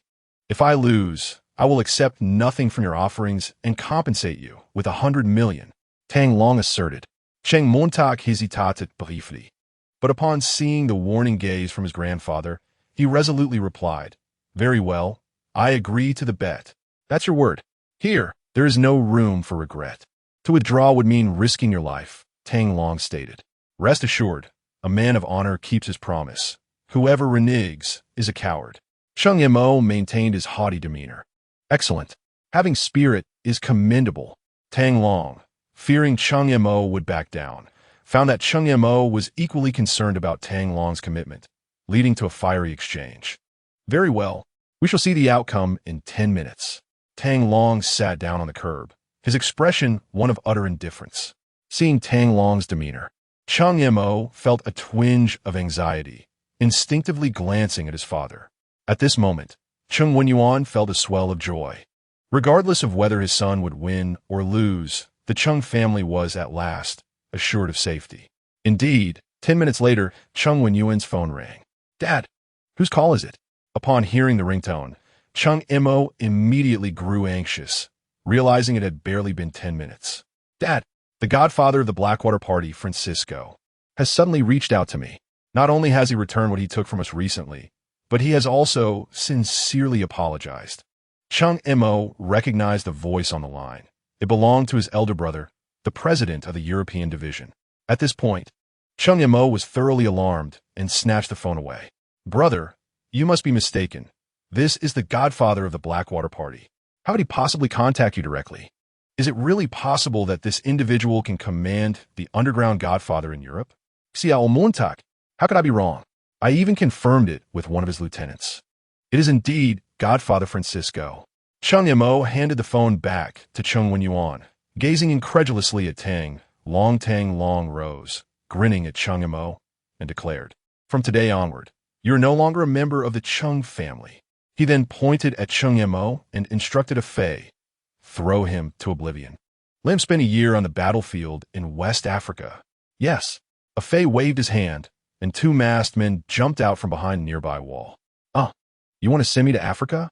No, please, I don't want to go to Africa. Chung Mo instantly collapsed, refusing to budge. I warned you. If you regret it, you will pay with your life. Suddenly, a Qilin knife appeared in Tang Long's hand, its tip pressed directly against Chung Mo's throat. Mr. Tang, this is, Chung Wenyuan interjected. You choose, let him go to Africa, or let him die now. Tang Long looked at Chung Wenyuan. Chung Wenyuan and the Chung family members fell silent, their faces etched with distress. Some even pulled out their phones, preparing to call for help. Xiao Montak, just listen to Mr. Tang. Go to Africa for a year. I believe Mr. Tang won't harm you. Chung Mo threw himself to the ground, rolling and pleading, Dad. It can't be like this. That's a battlefield. I might not come back alive. Chung Wenyuan's eyes were filled with reluctance. But the decree from the Infernal Monarch left the Chung family with no choice but to accept their fate. Ultimately, Chung Mo was rendered unconscious and taken away by two Infernal Guards. Mr. Tang, after Chung Mo was escorted away, Chung Wenyuan dismissed all the Chung family members and approached Tang Long. Your Chung family is evidently on a downward trajectory, Tang Long remarked. You are aware of this? Chung Wenyuan looked at Tang Long in astonishment. If you were not declining, how could you not even handle the Blackwater Party? Tang Long replied nonchalantly. Chung Wenyuan felt embarrassed. His face flushed, and he awkwardly smiled. I apologize for this disgrace. However, it is fortunate that your younger son possesses potential. Let him go to West Africa for training. If he survives, he may become the greatest support for the Chung family in the future. Tang Long turned to look at Chung Wenyuan, stating, I have made my intentions clear. The choice is yours to make. He certainly did not intend to deliberately cause trouble for the young Chung Mo. The reason for sending Chung Mo to Africa was entirely to secure a promising future for the Chung family. As a gesture of gratitude for the gift of the chiefing residence villa, Tang Long's words immediately awakened Chung Wenyuan, who quickly bowed and expressed his profound gratitude for the immense kindness and generosity shown by the King of Hades towards the Chung family. One that he would never forget. Enough. Take me to see that villa. I intend to move in as soon as possible.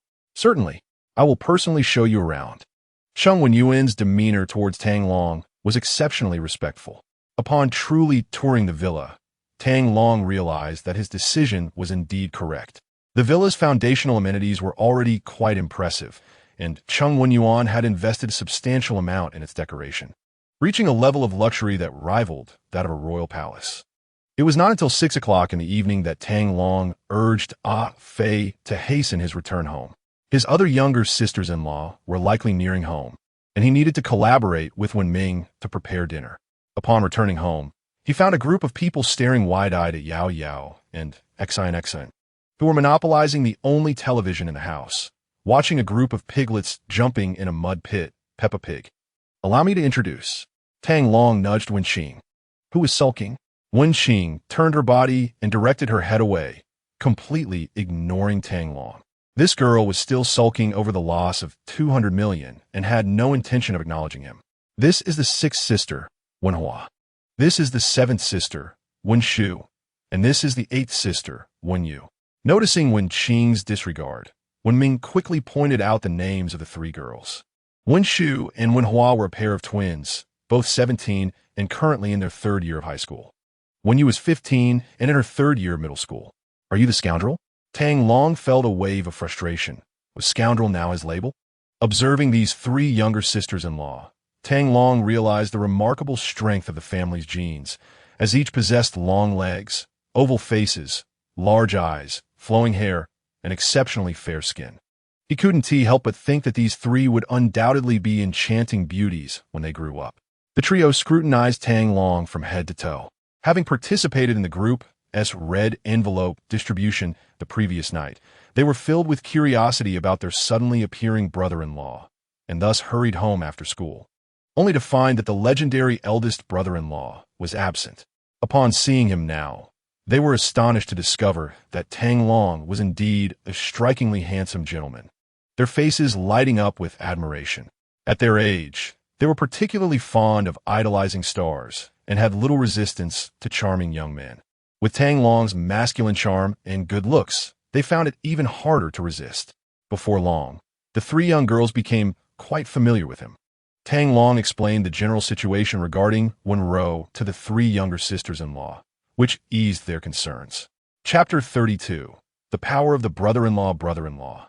How did you manage to make the aloof second sister do housework? Brother-in-law, what exactly transpired between you and the eldest sister? Brother-in-law, what do you do for a living?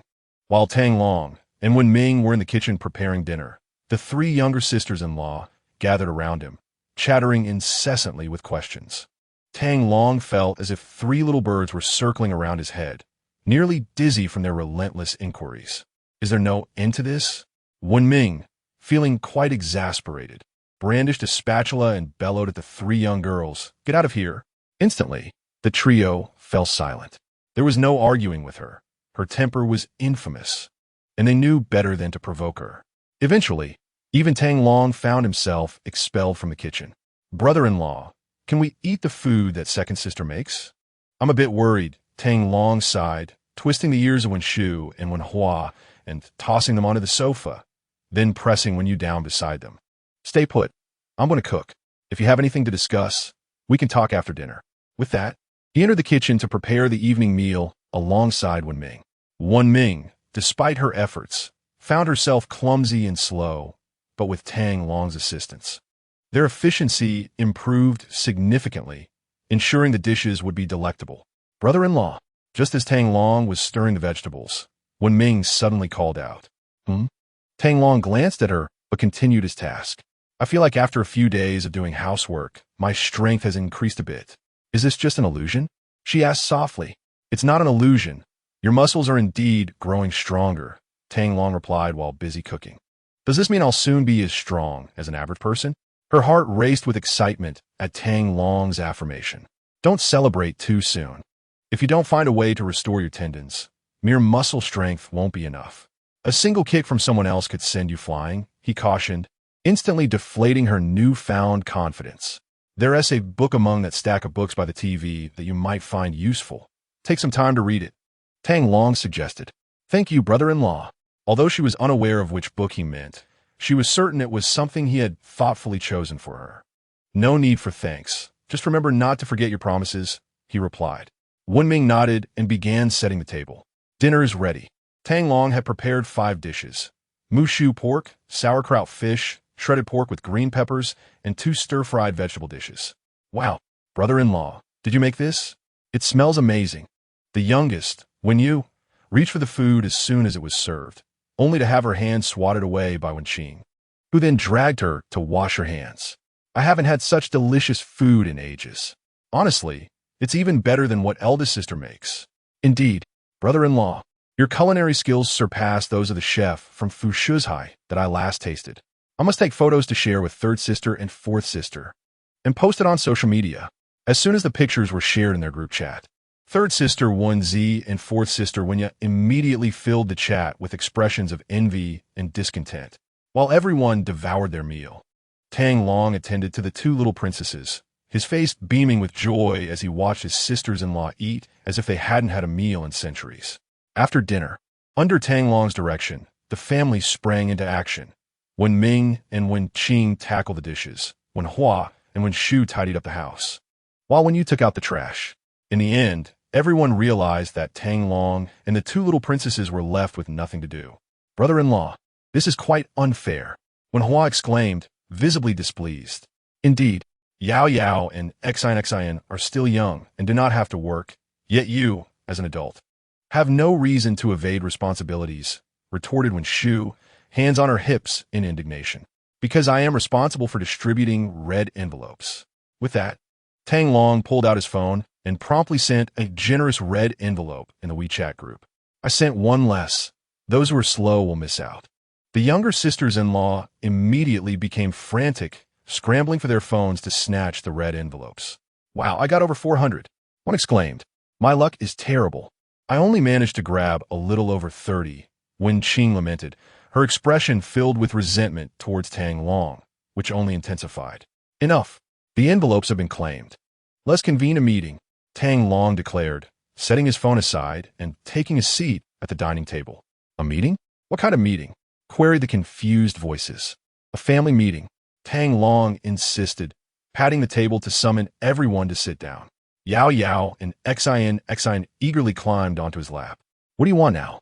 Wen Qing asked, plopping down with a sulky glare directed at Tang Long. Open the WeChat chat, so the other two girls can also hear the main points of this meeting. The most obedient, Wenrou, promptly activated the voice chat, gazing at Tang Long with an adoring expression. This meeting has 3 primary points. First, I, Tang Long, as your brother-in-law, will officially become your guardian. In the future, should you encounter any issues, difficulties, or uncertainties in your work, studies, or life, you may come to me. Furthermore, significant decisions in your lives must receive my approval, such as which school to attend, the type of job to pursue, the industry to engage in, and even matters of romance or marriage must be sanctioned by me. As Tang Long concluded his first point, everyone wore expressions of astonishment and shock. Isn't that a bit too controlling? One protested. Indeed, even an older sister Wen Ti concerned herself with so much. Complaints echoed from those present, as well as from the third sister, Wenzi, and the fourth, Wenya, who voiced their grievances via phone. Do not come to me with complaints. They are futile. You have no choice but to comply. This is the authority bestowed upon me by your elder sister, Tang Long observed with a smirk, noticing the discontent on the faces of his younger sisters-in-law. I promised your sister to take good care of you, and I shall do so to the best of my abilities. We are all adults. We don't need your supervision. A voice muttered quietly. Who just said that? Tang Long asked sternly, his expression darkening. In the face of his severe inquiry, silence reigned. Clearly, they were displeased with Tang Long's intrusion into their lives and his desire to oversee their major life decisions. Those who disagree may challenge me to a duel. You can choose any event. If one of you manages to win against me, I shall relinquish my oversight, Tang Long declared. Of course, I will not accept challenges in unreasonable events, such as childbirth or menstruation. At this remark, laughter erupted from everyone, save for Wen Qing, who pouted and remarked, That is not funny at all. Tang Long nonchalantly shrugged and inquired, Who among you wishes to go first? Each of you shall have a single opportunity. Should any one of you triumph over me, I will cease to oversee your actions henceforth. Moreover, the victor may present me with one reasonable request, one that I am capable of fulfilling. However, if all of you should fail, you shall have no choice but to comply with my authority. Should you dare to disobey, do not blame me for the cold sting of the whip that will leave you battered and bruised." As he spoke, Tang Long placed a teaching rod upon the table. The whip glimmered ominously under the light, appearing particularly menacing. The five sisters present shuddered in unison, their gazes towards Tang Long tinged with a hint of fear. Especially Wenqing, who recalled the scene from a few days prior when Tang Long had mercilessly beaten Zhang Juanhao, a chill coursing from his soles to the crown of his head. "Brother-in-law, are you serious?" one of the twins exclaimed. "Of course I am," Tang Long replied, observing the speaker with a furrowed brow. "I am Wenrou," she declared, seemingly aware of Tang Long's predicament, pouting in dissatisfaction. "Ah, you two look so alike.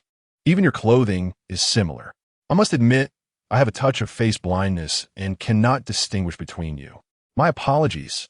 Tang Long managed a forced smile to alleviate the awkwardness. "Humph." Wenhua and Wenqing simultaneously rolled their eyes and let out a cold snort. "Are you certain that if we defeat you, you will no longer concern yourself with us?"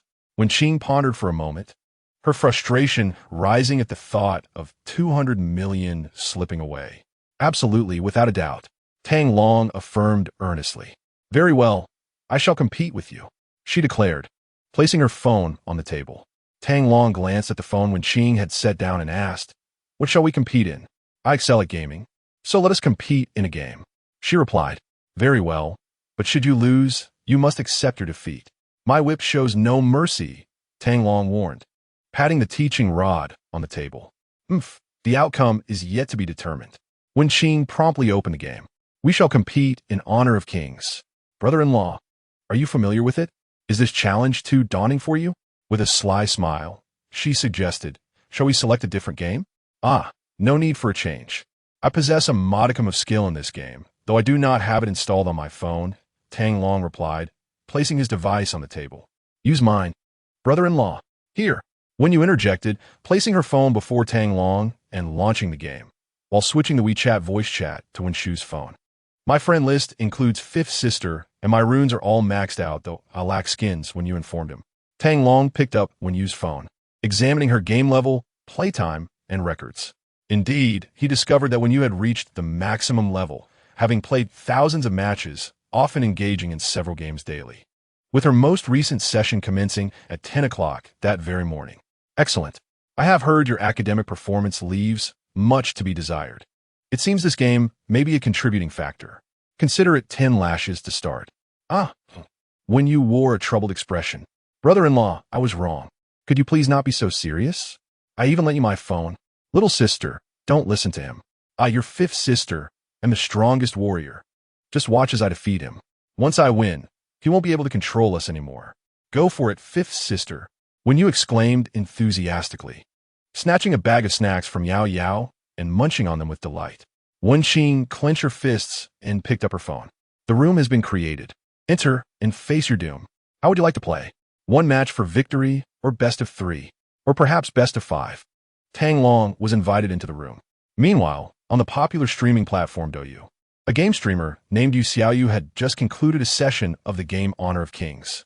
Her skills were mediocre, yet her beauty and sweet voice attracted many casual players who were eager to boost her ranking.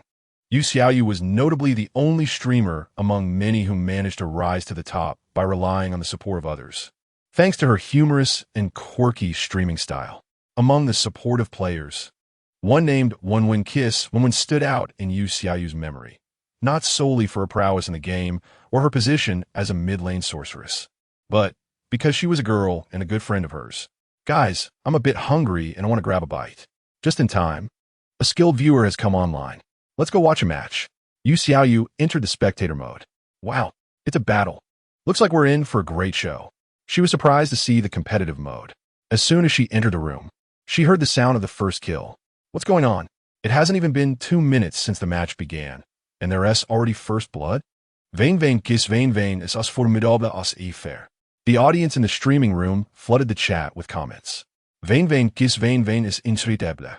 This woman is on par with my skill level. Clear the way, I'm coming through, let me take the lead. Wait, it seems like it was when who lost first blood. Soon, viewers began to realize something was amiss. Wow, what a talent. Zhong Kuei and Zhuge Liang, Zhuge Liang just lost first blood. This Zhong Kuei player is a bit flashy. I need to find out who this second-class great fighter is. Hold on for 2 minutes, guys. Yu Xiaoyu was also perplexed and quickly switched accounts to investigate the opponent's identity. Shortly after, someone entered the game to look up the player's information. No way. Wenrou Kiss, woman was taken down for first blood by a gold-ranked novice. Indeed, that novice has a win rate of only around 40% and seems to have played with Wenrou Kiss occasionally. Could it be that it's not her, or perhaps she's using a different account? A viewer suggested.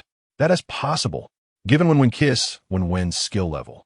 It would be impressive if Zhong Kuei didn't fall to first blood within a minute. The match continued, but within 4 minutes. Wenrou Kiss once again gave away second blood. The streaming room erupted in chaos. It's confirmed. That's not Wenwen herself. The movements of this Zhong Kuei are rather flamboyant, don't you think? Despite not farming minions or pushing towers, he dances from side to side, deftly evading several of Zhuge Liang's skills, while simultaneously chipping away at his health with the edges of his abilities. It is indeed quite impressive. Have you noticed how accurately he predicts hooks, managing to ensnare Zhuge Liang through the gaps between minions? He certainly possesses a remarkable skill set, rivaling my own. Is anyone upstairs still asleep? Should I stir things up a bit more? The live stream of Yu Xiaoyu has erupted in excitement due to this match. Meanwhile, an eerie atmosphere pervades a certain first-floor apartment in a building in the Happy Garden. Chapter 34. The Bet. A month's worth of sock washing, Sister 5. Did you throw the match? Wenji inquired suspiciously, glancing at Wenqing. Indeed, if you dare to throw it, I won't let you off. At that moment, a stern voice echoed from Wenshu's phone, belonging to their third sister, Wenxi. I truly did not throw it. Wenqing, already feeling dejected after her Zhuge Liang fell prey to Tang Long's Zhong Kuei's hook, was further irritated by her sister's accusations. Yet, she had not thrown the match and had exerted her utmost strength against Tang Long. Who could have anticipated Tang Long's prowess? Not only did he claim the first blood from her Zhuge Liang, but he also secured the second kill. Come on, play seriously. Our freedom hinges on your performance. Wenxi and Wenya, watching the video chat, felt anxious as they saw Wenqing at a disadvantage. Wenqing, with a grave expression, monitored the respawn timer and glanced at Tang Long, surprised by his impressive skills. Usually, I don't play games much, Tang Long replied nonchalantly. Is he being pretentious? Wenqing's frustration mounted. Having allowed him to claim 2 kills, he had the audacity to speak in such a manner. Just wait, I will show you. At that moment, Wenyu approached Tang Long, eager to observe his gameplay. Her admiration for the gaming deity, Sister 5, made her curious about Tang Long's execution. As the respawn timer elapsed, Wenqing directed her Zhuge Liang back onto the battlefield. Sister 5, be careful. Zhong Kuei is about to hook you. Wenyu warned, her eyes fixed on Tang Long. What? Just as Wenqing focused intently on her screen, she noticed Zhong Kuei's icon vanish from the minimap. Suddenly, a blue hook emerged from the blind spot. Startled, Wenqing pressed the flash button with lightning speed, propelling Zhuge Liang a short distance forward. Yet, in the next instant, the hook appeared before Zhuge Liang, drawing him inexorably to Zhong Kuei's side. In quick succession, a devastating ultimate ability ensnared Zhuge Liang, inflicting substantial damage and reducing his health by more than half. Following this, Zhong Kuei delivered a final blow, and Zhuge Liang fell once more, having scarcely exited the fountain. Where did you go to seek justice now? Subsequently, Tang Long's Zhong Kuei triumphantly pushed down the crystal, leaving Wenqing's Zhuge Liang devoid of any fighting spirit. Such a cheat. After exiting the game, Wenqing furiously smashed her phone, exclaiming in frustration, "Defeat is simply defeat. Your insistence on a single match to determine the victor seems rather dubious." With a mischievous grin, Tang Long regarded Wenqing. "Let's play another round. My previous lapse was mere carelessness." "No, a wager is a wager. Surely, you possess enough integrity to honor that." Tang Long cast a disdainful glance at Wenqing. "My earlier oversight was due to external distractions that compromised my performance. Let us engage in another game. And should I lose again, I shall accept it gracefully." Wenqing felt a surge of unwillingness. In her eyes, Tang Long's gameplay was not only clumsy, but utterly chaotic. Akin to a novice, she firmly believed that her earlier loss was a result of her own negligence. However, there was another matter she refrained from voicing. Yu Xiaoyu had been an observer during the previous match, and it was likely that the audience in the live stream had witnessed her defeat. As a prominent figure in Yu Xiaoyu's broadcast, a master with 50 stars, it was unthinkable that she could lose to someone of such inferior rank. Her standing in the stream would undoubtedly plummet, jeopardizing her future participation. Thus, she was resolutely determined to reclaim her dignity. No, defeat is defeat. You explicitly agreed to a decisive match, and it is far too late to retract that now. Tang Long stated firmly. Brother-in-law, I implore you, let's play just one more game. I promise, if I lose again, I shall heed your every word henceforth. Wenqing set aside her phone and approached Tang Long, adorably clinging to his arm while attempting to charm him. Release me. Tang Long recoiled, startled like a frightened rabbit, retracting his arm swiftly. His elbow had inadvertently brushed against Wenqing's chest, but given her lack of endowment, he felt little. Nevertheless, he evaded her touch as though he had been caught by surprise. Should I lose this round, not only will I comply with your every command, but I shall also wash your socks for an entire month. Wenqing pleaded again, her large eyes gazing at Tang Long with an expression of pitiful desperation. Casting a knowing glance at Wenji and the others, the three immediately caught on, surrounding him with their own displays of affection and mock sorrow, with Wenji even shedding tears in a dramatic fashion. Oh, very well. Tang Long, utterly exasperated, shrugged off their hands and poked Wenji's forehead, saying, You truly have a flair for the theatrical. Among the four sisters-in-law, Wenji was the most convincing, resembling a tragic palace maiden from a court drama. Wenji shook her head, wearing a smug expression. I grant you one final chance. Seeing Wenqing's discontent and the sisters' collective entreaties, Tang Long reluctantly acquiesced to another match. His agreement was by no means influenced by Wenqing's promise of laundry services for a month. He would swear upon the brightest light. This time, we shall select the same heroes. Wenqing, with a playful glint in her eye, declared, Since your rigid strategy allowed you to triumph over me, let us choose heroes that require finesse. Let us see how you manage to defeat me this time. Luna, requesting to engage. At that moment, the live stream erupted with excitement. In the previous match, Wenwen had lost to Zhong Kuei while using Zhuge Liang. Now, they were entering the realm of Luna. Lying fish, do you believe that Wenwen will emerge victorious?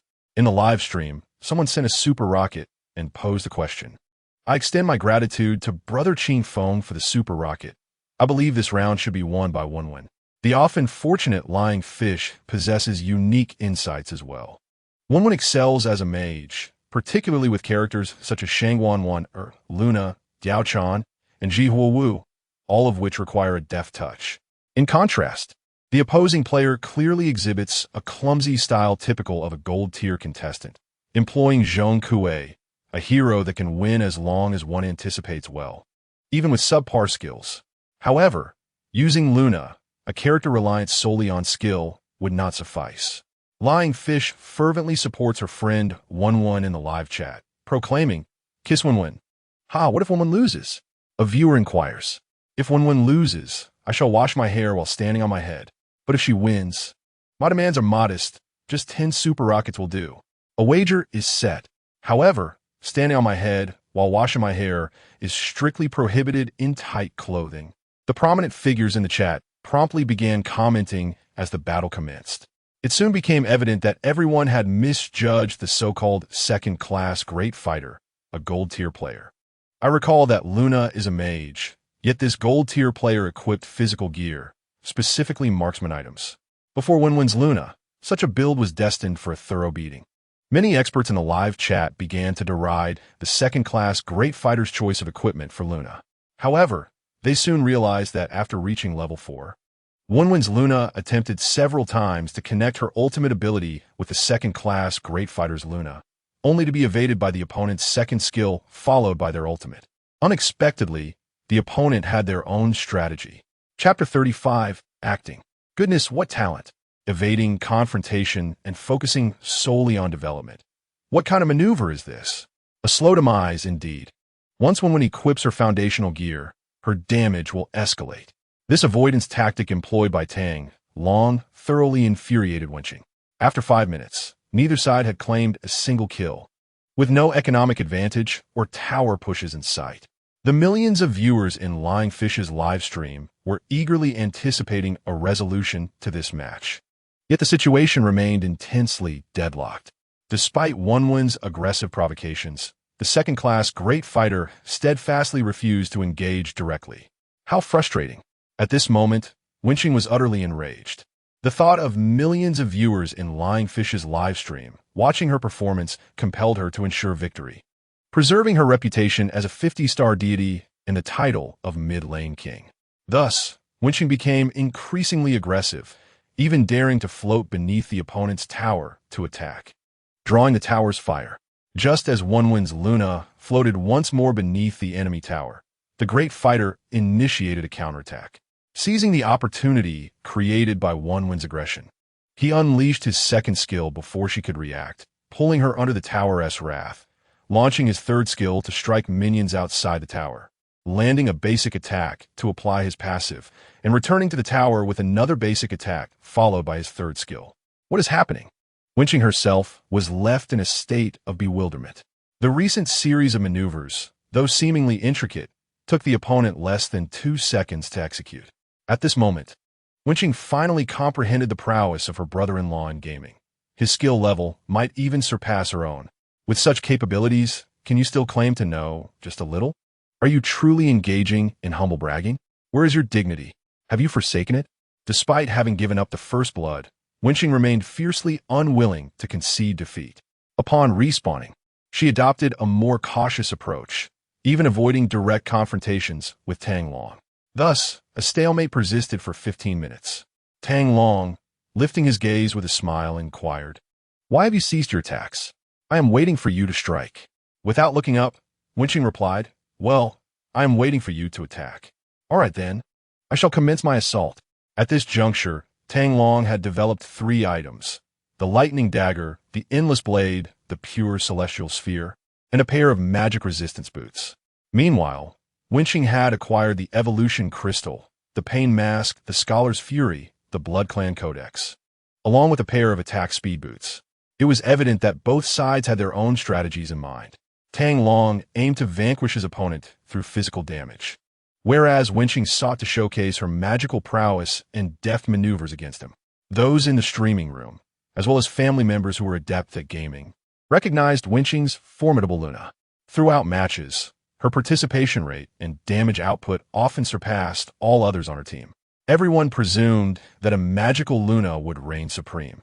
Yet the outcomes frequently defied expectations.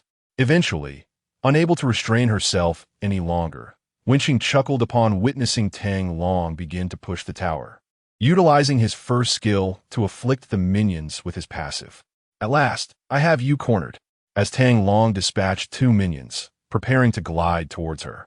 Wenqing too unleashed her first skill to apply her passive to the enemy minions. With a flurry of movement, the 2 Lunas danced across the MO family mechanism map. How will you evade this? As Wenqing floated before Tang Long, poised to execute a chain of attacks to eliminate him, she was astonished to see him employ purification. Consequently, the passive triggered by her normal attack vanished. In a moment of urgency, she retreated, using her first skill to glide to the minions, escaping Tang Long's Luna's strike zone. Purification has granted you a reprieve. Just as Wenqing began to withdraw, Tang Long pursued relentlessly, gliding to the minions, applying his passive, and launching normal attacks. Suddenly, Wenqing noticed her health plummeting rapidly.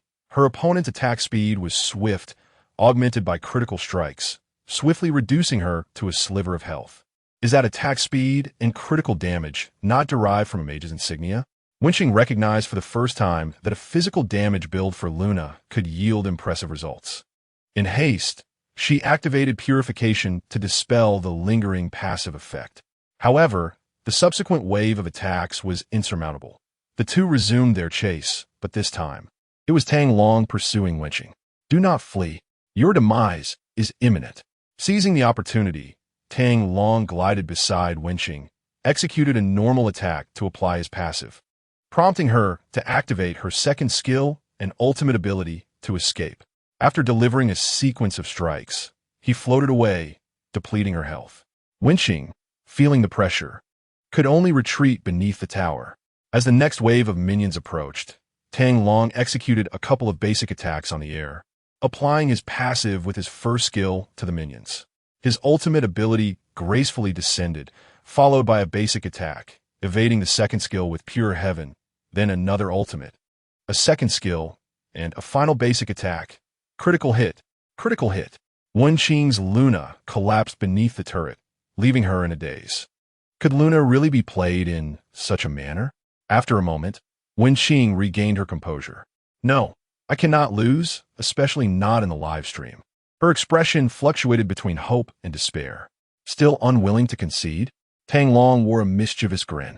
For the first time, Wenqing empathized with those gamers online who had cried from defeat. She, too, felt the urge to weep. I concede. That's more like it. Remember to listen to me from now on. Tang Long set his phone down, preparing to exit the game. Brother-in-law, could you please pretend to lose this round for me? Wenqing implored, her eyes wide with hope. Are you still struggling? Tang Long queried, puzzled. No, it's just that someone is spectating, and this match might have millions of viewers. So please, please, Wenqing earnestly clasped her hands together, her expression pleading. Oh, Tang Long immediately grasped her intent. Acting is something anyone can do. All right, but you'll have to wash my socks for a month, he replied with a wicked smile. Deal. Wenqing readily agreed. Despite the impending loss, she aimed to preserve her standing in Yu Xiaoyu's live stream. Thus, the two entered performance mode, alternating between pursuit and retreat, ultimately culminating in a significant blunder by Tang Long, allowing Wenqing to unleash a flurry of blows. Initially leading with a score of 2-0, the match soon transformed into a 2-3 comeback in Wenqing's favor. In the end, she sang triumphantly, destroying the crystal and clinching victory. Meanwhile, the audience in Yu Xiaoyu's live stream remained oblivious to the charade, believing that Wenqing had suddenly unleashed her fury against a formidable opponent, managing to turn the tide and claim victory.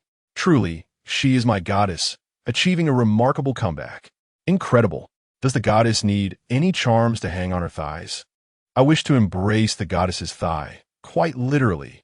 Qingfeng, are 10 super rockets ready? The game concluded, and Yu Xiaoyu exhaled in relief.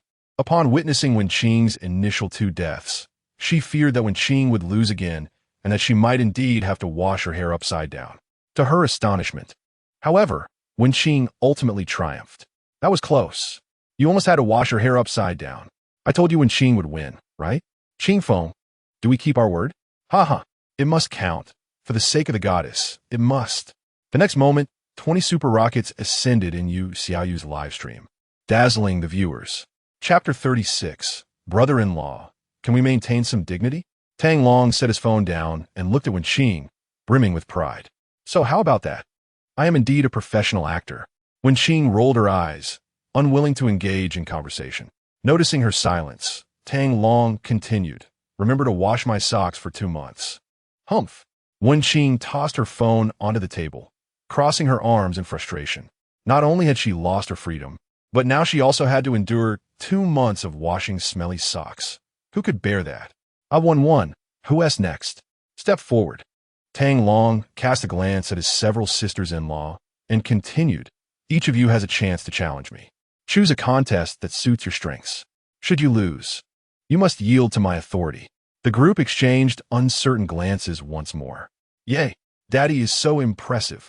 Yao Yao and Xian, engrossed in their toys, bounced over to Tang Long upon hearing of his victory, planting a kiss on either cheek. Who's next? Tang Long, embracing the 2 little princesses, felt a surge of pride. I'll go. At that moment, when Shu raised her hand. Very well. What shall we compete in? Tang Long inquired. I challenge you to a game of Go. When Shu declared, excellent, Tang Long agreed without hesitation. He was well aware of Wen Shu's prowess in the arts and her exceptional skill in Go, having achieved the rank of amateur 8 Dan, equivalent to a professional 3 Dan. In truth, Her skill could have reached an even higher level had she ever undertaken the ranking examinations. However, she had participated in numerous competitions and amassed a collection of certificates along the way, gradually climbing the ranks through competition. Wenrou had rightfully earned her current 8-dan status, complete with credentials. Brother-in-law, Go is quite different from playing games, Wenrou remarked. Though the youngest, Wenrou occasionally played Go with Wenrou and was acutely aware of its complexities, as well as the formidable talent her sister possessed. No problem. But remember this. If you lose, don't regret it, and certainly don't cry. Tang Long teased. Whether I win or lose is yet to be seen. Wenrou retorted, clearly displeased. While he might not match the gaming skills of the fifth sister, Wenqing, when it came to Go, none of the 8 sisters stood a chance against him.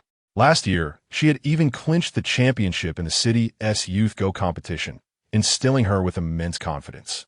Let's play a game of Go on our phones, Wenrou declared, picking up Tang Long's phone to initiate a game. However, she soon discovered that she couldn't unlock the screen. My phone is off limits to you, Tang Long said with a chuckle. Let me handle it. Following Wenchu's guidance, he downloaded the specified Go game, registered an account, and commenced their match. Initially, Wenrou adopted a conservative strategy, primarily to gauge Tang Long's style and skill level. Yet, when she found herself unable to decipher his moves, she resolved to launch a full-scale attack. Brother-in-law, I never expected you to be quite adept at Go, Wenrou remarked, recognizing the complexity of Tang Long's approach. It's nothing special. I've played with a few old gentlemen for a while, so I know a bit, he replied nonchalantly. You're just being modest, Wenrou retorted, somewhat irked. I've been playing for over a decade. How could I possibly lose to you? Yet, as the game progressed, she became increasingly alarmed, only to realize towards the end that she had been following the strategic path laid out by her brother-in-law. Your skill is commendable but still lacks refinement. Practice more, and you might just defeat me.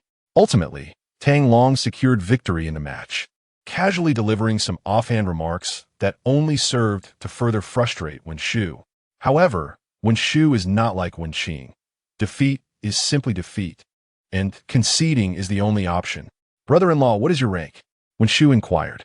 I have no idea. I've never participated in a competition or taken a test, Tang Long replied with a look of helplessness. Wenchu's expression was one of despair. An amateur 8th Dan champion of the youth division had lost to someone without a rank. Who else? Tang Long asked, brimming with confidence. Bring forth any challenge you deem capable of besting me, and should you succeed, I shall no longer concern myself with you. I wish to compete with you, came the voice of Wenrou from her phone. Very well, what shall we compete in? Tang Long queried. I challenge you in medical expertise. Wait for me. I shall return to my homeland next month for a symposium, and we shall have our contest then. If you lose, not only will you cease to oversee us, but you must serve us as a servant, cooking, doing laundry, and pouring tea for my sisters and me every day. Upon hearing this, Tang Long paused momentarily, realizing that Wenrou was cunningly calculating her victory. No problem. However, I have a condition of my own. What condition? If you lose, I shall arrange your marriage, Tang Long stated. Dream on. You could never defeat me. When the time comes, I will bring a neuro specialist back to treat my elder sister, Wenrou retorted. Suit yourself. But let me say this. If I cannot cure her ailment, then no one in this world can. Do you believe that? Tang Long paused before continuing. Moreover, I have already found the most esteemed doctor for your sister's condition. In due time, that physician will arrive, far surpassing your so-called expert. It is a neurospecialist, not a brain specialist, Wenrou exclaimed in frustration. Do not be so arrogant. Just wait and see. With that, Wenrou exited the group video call. Upon my return, I too shall challenge you. Rest assured, you will never strip my sisters of their freedom. With that, Wenzi left the group chat as well. Tang Long merely rolled his eyes indifferently and turned to the present company of his sisters-in-law. Is there anyone else who wishes to compete? The women fell silent. Brother-in-law, I wish to challenge you to a recitation of ancient poetry. Wenhua suddenly spoke up. Oh, how do you propose we compete? Tang Long smiled. We shall take turns reciting the titles of ancient poems. The opponent must identify the source, the author, and the dynasty, and then recite the entire poem. Do you dare to compete? Wenhua declared. Tang Long was taken aback. The competition selections chosen by high school students were indeed peculiar. All right, I shall let you go first. Reciting ancient poetry may seem trivial, yet upon closer examination, it reveals itself as a profound test of one's knowledge. Wenhua was filled with confidence. Unlike Wenrou, she had never been fascinated by the arts, her only passion being ancient poetry. From childhood to the present, she had memorized no fewer than 1,000 poems, and she was certain that no one could surpass her in this realm. I shall begin. Why should the Chong flute lament the willows? The spring breeze does not pass beyond the Jade Gate Pass, Wenhua proclaimed. From the poem Two Poems of Liangzhou by Wang Zhehuan of the Tang Dynasty, the Yellow River flows far above the white clouds, a solitary city amidst towering mountains. Why should the Chong flute lament the willows? The spring breeze does not pass through the human pass. Tang Long responded effortlessly. Indeed, it is your turn to pose a question. Wenji said. Suddenly, a sinister smile that sent chills down the spine appeared on Tang Long's face. A glance back, a smile, and 100 charms arise. The beauties of the palace pale in comparison. Wenji, remember to recite the entire text. You said it yourself. Do not attempt to cheat. Tang Long grinned mischievously. Wenji's expression grew peculiar, as if she had swallowed a foul cockroach, unable to swallow or spit it out. What's wrong, Lao Lu? Wenqing and others noticed Wenji's unusual demeanor. Surely, they wouldn't be stumped by the first question.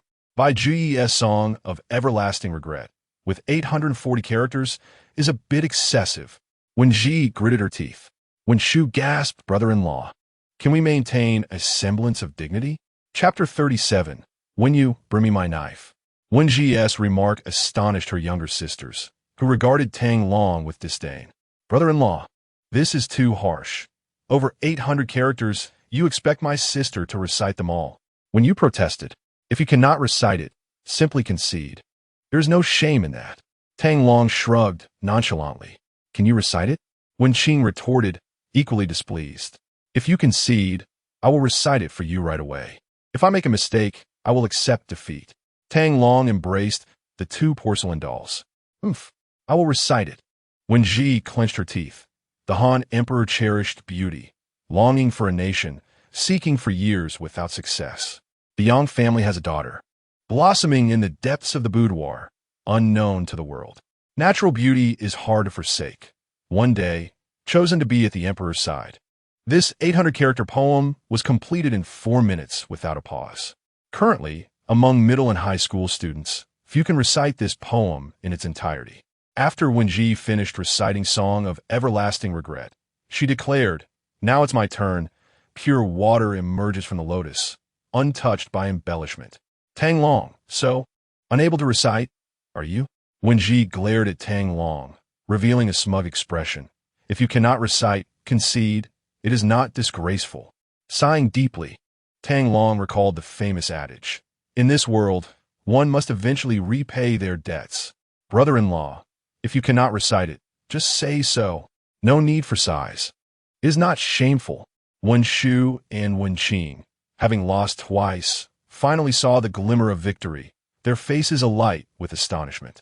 This famous saying originates from the Tang poet Li by S. After Wandering, remembering old travels in Nightlang, dedicated to Wei Taisho. In the celestial realm of the white jade capital, 12 towers and 5 cities. An immortal brushes my crown, bestowing me with longevity. Misled by worldly pleasures, I find myself entangled in emotions. 96 sacred rulers, floating clouds bearing their names.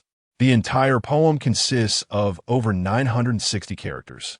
And after 10 minutes of emotionally charged recitation, Tang Long concluded while everyone else felt drowsy, except for Wenji, who listened intently, word by word.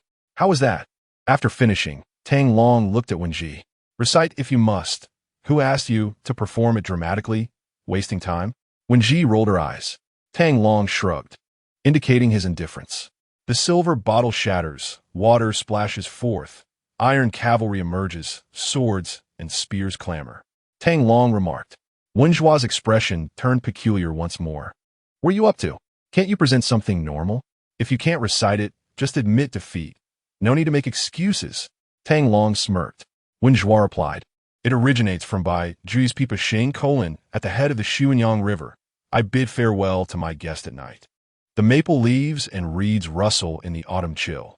Pipa Xing comprises over 800 characters, some regard it as poetry, while others deem it mere prose. Yet, many modern readers classify Pipa Xing as poetry, a narrative poem in the form of a UFU, though the curriculum typically requires only selected excerpts for memorization. Wenrou completed her recitation while casting deathly glares. The setting sun and the solitary wild goose soar together. The autumn water and the vast sky meld into one. It was now Wenrou's turn to pose a challenge. Tang Long retorted, "This is not poetry. It's a parallel prose." "I don't care," Wenrou declared. "If you can't recite it, then you lose." "Very well. This shall not trouble your brother-in-law," he replied. This famous line is from Wang Bo's tongue, Wang Su colon, the old county of Yuzhong, the new mansion of Hongdu. Stars divide the wings of the chariot.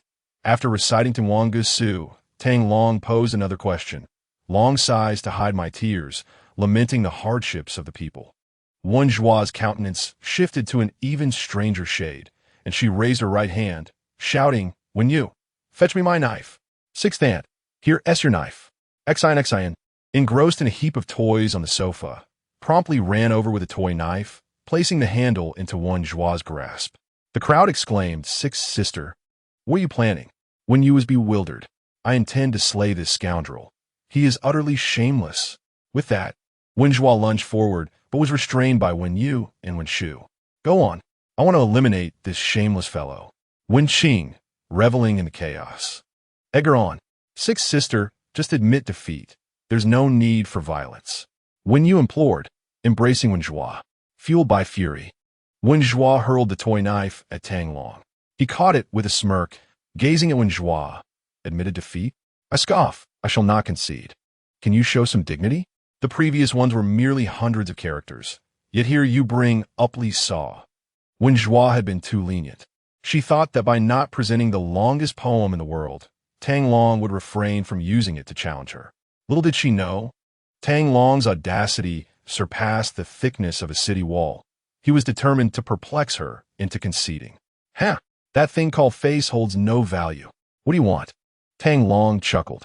The women fell silent, regretting allowing such a shameless person into their home, now aspiring to be a parental figure. If he succeeded, would their lives ever be peaceful again? "Stop dawdling. The challenge was your choice. Everyone knows I did not cheat. I recited every line of your overly ambitious question. And now that it's your turn, you wish to back out? It's too late." Wenrou crossed her arms defiantly, puffing in indignation. "I refuse to recite any more. There is no competitive spirit in this, only an abundance of lengthy poems that leave one parched." Originally, it was a delightful game that also served as a measure of one's familiarity with classical poetry. However, it ultimately devolved into a test of whether one could recite lengthy ancient verses. Such a lack of decorum. At this moment, Yao Yao skipped over to the refrigerator, retrieved a bottle of beverage, and placed it before Wenrou. "Sixth aunt, have a sip of water before reciting." The crowd was taken aback. They were at a loss as to whether to commend the little girl for her thoughtfulness or to criticize her for her sharp retorts. Wenrou wore a pained expression, caught in a dilemma of whether to drink or abstain, feeling a lingering resentment as the competition was entirely dictated by Tang Long, which left her quite displeased. "I refuse to recite. Let your father do it. If he can recite Li Saw in its entirety, I shall concede." "Is Li Saw really that difficult to recite?" spoke Wenming, who had remained silent until now. "Sister, it is not merely difficult. It is exceedingly so. Li Saw encompasses over 2,800 characters. Even in our school's poetry interest group, I have yet to hear of anyone able to recite it in full." The crowd turned their disdainful gazes towards Tang Long, their expressions rife with contempt. Even Yao Yao and Xian began to feel conflicted, though they had little grasp of the significance of that number. Witnessing the disdain directed at their father indicated that he must have done something to irk their aunts. Thus, they were torn about whether to continue supporting him. Chapter 38. Not a family. Not in the same doorway, why should I recite? Tang Long rolled his eyes. "This is a question I pose to you. If you cannot recite it, you lose." Why should I do it? Only a fool would engage in such a thankless task. It's absurd. Over 2,000 characters would take an eternity to memorize. What a waste of breath. Wenrou, incensed, breathed heavily, her well-developed chest rising and falling in a manner that even the remarkably composed Tang Long could not help but glance at, subsequently lamenting her impressive growth. Sixth brother, let us not lose our temper. Focus on your recitation, and later we shall present him with an even more challenging question. Wenqing hastily encouraged, patting Wenrou's chest. Just like fifth sister, if you can recite it, I will concede and acknowledge you as my guardian, while also washing your socks for a month. Wenrou, unable to contain her frustration, protested, why should I let you lead me by the nose? I, too, am a recognized talented woman. I refuse to recite. If you possess the skill, then you recite it.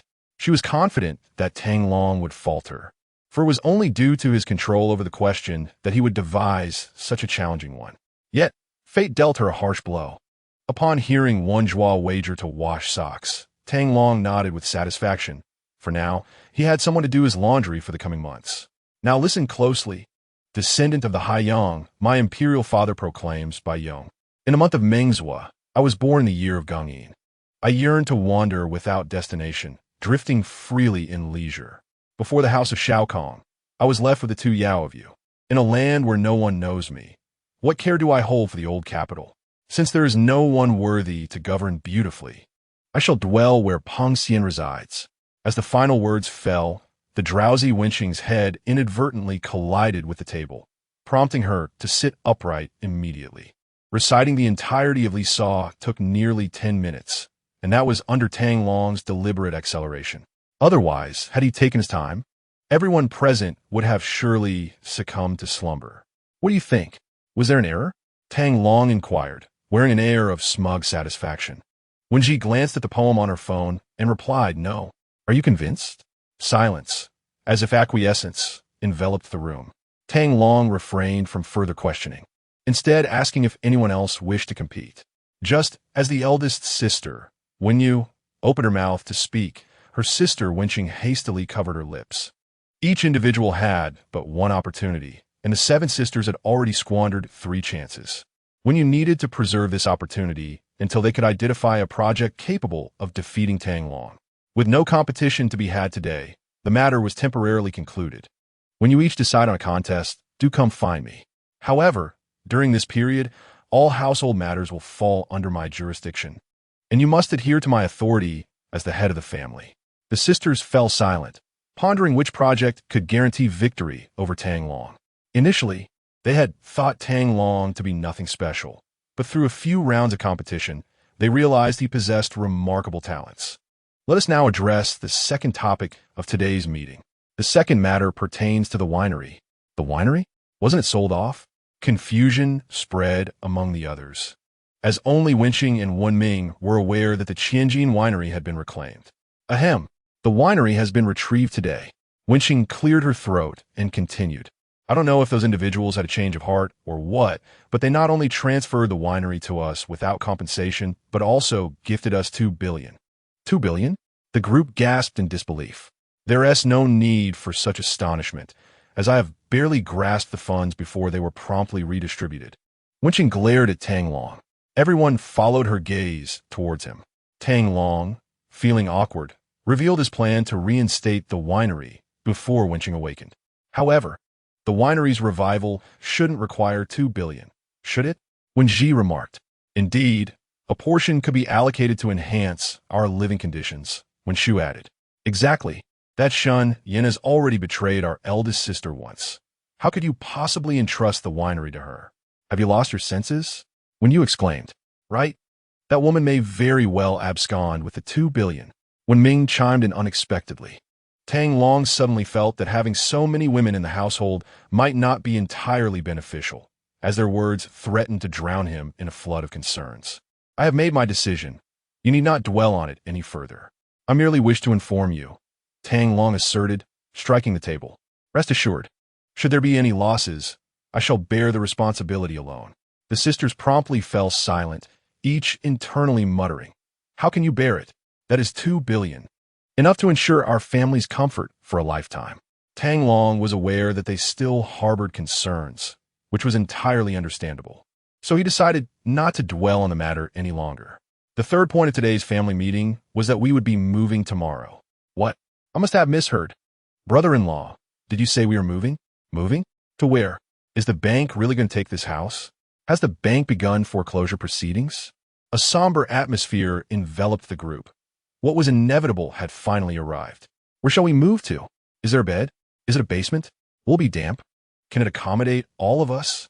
Brother-in-law, this is my savings from all these years, and the youngest sisters are about to face significant moments in their lives. We should find a place with better conditions. Wenxing placed several bank cards before Tang Long brother-in-law. This is mine, and mine. After Wenxing presented all her savings, the other younger sisters followed suit, offering their own contributions. Father, this is mine. Yao Yao appeared with a transparent plastic box filled with coins. Father, this is mine. Exine, too, produced a handful of coins and placed them on the table before Tang. Tang Long was momentarily speechless.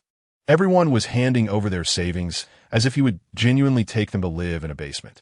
As he collected the money and cards from the table, he said irritably, "Could you all think a little harder? I can distribute tens of thousands in red envelopes. Would I really take you to live in a basement? Where would that be?" The women looked on as Tang Long unceremoniously collected the money they had offered, filled with regret. "Have you heard of Qi Feng Ju? Qi Feng Yu?" The women's eyes widened in shock. "Brother-in-law, you must be joking. That is a place only high-ranking executives and the wealthy can afford. 3,000 square meters, 2 floors above ground, 2 below, complete with a garden, 5 parking spaces, 12 rooms, 7 bathrooms, and private front and back gardens, a game room, a gym, and a swimming pool." Tang Long enumerated the lavish features of the Qi Feng Ju villa amidst the astonishment of the crowd. Could it truly be? When everyone saw Tang Long's calm demeanor, they instantly understood he was not jesting. Just as the group was enveloped in shock, Wenxing's eyes fixated on the bank cards in Tang Long's possession. Those were her entire savings. Tang Long clearly noticed her gaze as he spoke, sliding the coins and cards into his pocket. "Brother-in-law, could you please return the money? That is my only savings." After the confirmation of their move tomorrow, Wenji pouted, looking at Tang Long with a pitiful expression. "And mine?" When you quickly chimed in, "I don't have any money left for snacks." When you adored snacks and had already devoured 3 bags of chips and 2 bags of cookies since dinner, contributing all her snack money, it's still impossible to return it. Tang Long wore a cunning smile as he pulled several red bills from a handful of coins and handed one to each of the younger sisters. "Here for living expenses. Take it." The faces of the younger sisters turned pale. "Is there a brother-in-law like you? By the way, that money originally belonged to us. For now, I shall temporarily keep it safe for you, and when you need it, I will return it." Upon hearing this, the aunts simultaneously turned their gazes towards the gentle room, reminiscing about how their childhood allowances had vanished. When Ji remarked, "Truly, not a single family." When Qing added, "Not all who enter the same door are family." When Shu commented, "You and the eldest sister are indeed a perfect match." Chapter 39. Untitled, although all their possessions have been confiscated by Tang Long. The mere thought of moving to the Qi Feng residence filled everyone with excitement. "Are you certain?" All eyes fixated on Tang Long. "I am absolutely certain. We move tomorrow." Tang Long scratched his head in exasperation, having answered this question countless times. "Wonderful." The group, convinced of Tang Long's sincerity, rushed towards him. Countless individuals dreamt of residing in a grand villa, especially since they were young ladies hailing from a prominent family. "Oh my, dear wife, save me." Amidst the embraces and kisses, Tang Long, startled, hurriedly retreated into the gentle room, firmly closing the door behind him, vowing never to open it again. The 3 approached the door, calling out. Their voices intentionally mingled with flirtation, cunning, and the thrill of successful schemes. "No, I won't open it. Not for anything." Tang Long resolutely locked the door. These mischievous girls were deliberately plotting against him. He would never yield. Wenji swiftly gathered Yao Yao and Xin Xin, whispering a few words to the 2 little girls, who instantly wore expressions of excitement. "Tang Long, you have the audacity to steal from my mother. Why not have the courage to open the door?" Xin Xin exclaimed. Yes. Open the door. Yao Yao chimed in. Open the door. Quickly. Seeing the two little girls seemingly preparing to pound on the door, Wenrou hurriedly intervened. All right, enough of the ruckus. Let's all return to sleep. Remember to wake up early tomorrow to pack your things. I've called a moving company. Tang Long remarked. The second eldest is not in a position to move. Just take care of your eldest sister in the car. Wen Ming shouted from outside. Don't call me the second eldest. Either call me Wen Ming or Wen Shenglong. It sounds awkward to be called the second eldest. Then let us go with Wen the second. Tang Long chuckled. You can go to hell. As soon as Tang Long opened the door, a pillow flew towards him, prompting him to retreat once more into the gentle room. Wife, save me. Seeing Tang Long still refusing to emerge, everyone joyfully returned to their rooms to sleep. Once the lights were out, Tang Long, with heightened senses, heard Wenqing playing games. He stormed into Wenqing's room, unceremoniously tossing the pajama-clad girl onto the floor and retrieving her phone from beneath her. The moment the door clicked shut, Wenqing's screams echoed in the room. The other sisters began to voice their grievances against Tang Long's excessive behavior. Anyone who doesn't want to sleep, get up and pack your bags. As soon as Tang Long's words echoed, silence fell upon the household. The next morning, when Tang Long opened his eyes, he discovered several heads gathered around the sofa, staring at him. Oh my! Tang Long gasped, sitting up in shock. Wenjia gazed at Tang Long and inquired, why such a strong reaction? All eyes were curiously drawn to the thin blanket covering his lower half. A brief exchange of glances revealed the mischievous glint in the eyes of her sisters. Wenjia announced 3. Wenqing followed with 2. The crowd chimed in unison 1. Upon reaching 1, they simultaneously reached out to tug at the thin blanket. What on earth are you doing? Are you all delinquents? Who taught you this? Tang Long sprang upright, desperately clutching the blanket, fearing exposure. I am the king of the underworld. Do I not have any dignity? However, the Wen sisters paid no heed to his status, relentlessly reaching out to explore Tang Long's physique. Oh my, not bad at all, one exclaimed. And you have abs. Let me feel those abs. In the next moment, a wave of terror washed over everyone as they turned their gaze towards Wenrou, who was utterly perplexed. Ouch! Tang Long delivered a playful knock on Wenru's head. Hey, why did you hit me? I'm not the only one. Wenrou clutched her head, tears welling in her eyes. Tang Long continued to shield the blanket with all his might, muttering, Can't you comprehend the concept of civility? Wenrou, suddenly realizing the situation, felt her cheeks flush crimson. Fine, I won't talk to you anymore. Big sister, they're all picking on me. With that, she ran into the room where Wenrou was. Tang Long frowned, his reaction stemming from the shocking realization that he had slept so soundly that he hadn't noticed the approach of several unarmed individuals. What if an enemy had approached? Had his sixth sense truly dulled? As he pondered while dressing, he arrived at a plausible conclusion. His vigilance had waned, and perhaps the sisters had no malicious intent, which is why his sixth sense did not activate. This reasoning seemed the most credible to him. After breakfast, Tang Long instructed Wenqing and the others to pack his personal belongings, leaving the rest for Ah Fei and the moving company to handle. As they finished packing, several small trucks appeared in the neighborhood. Tang Long led his wife Wenrou and Wenqing into the Mercedes van driven by Ah Fei, delegating the remaining moving tasks to Ah Fei and his team. Are we really moving to Chiefing residence? Wenjia turned back to glance at the entrance of the Happy Garden community. I still feel as if I am dreaming. Wenrou echoed her sentiments, feeling a twinge of reluctance at the sudden departure. Wenqing aptly tapped Wenrou on the head. If you're so reluctant, just go back. We'll be living in a grand villa. Oof. I refuse to return. That place is no longer my home. Home is wherever my sisters are. Wenrou fought back tears. Wenqing and the others felt their hearts ache, eyes reddening as tears threatened to spill. Regrettably, at such a significant moment, their eldest sister was fast asleep. Everyone turned their gaze toward the eldest sister, Wenrou, cradled in Tang Long's arms. Chapter 40. The joyous relocation of the one family. Tang Long felt a surge of emotion within him, though the girls giggled and laughed. They never forgot about their comatose elder sister, Wenrou. Whenever something good happened, they would insist on waiting for her to awaken so they could share the joy together. Any significant decision was to be made by her. In their hearts, Wenrou was their pillar of strength, their backbone. Each day, upon returning home, their first task was to check on Wenrou's condition in her room. Rest assured, I guarantee that within 2 months, your sister will be lively and standing before you.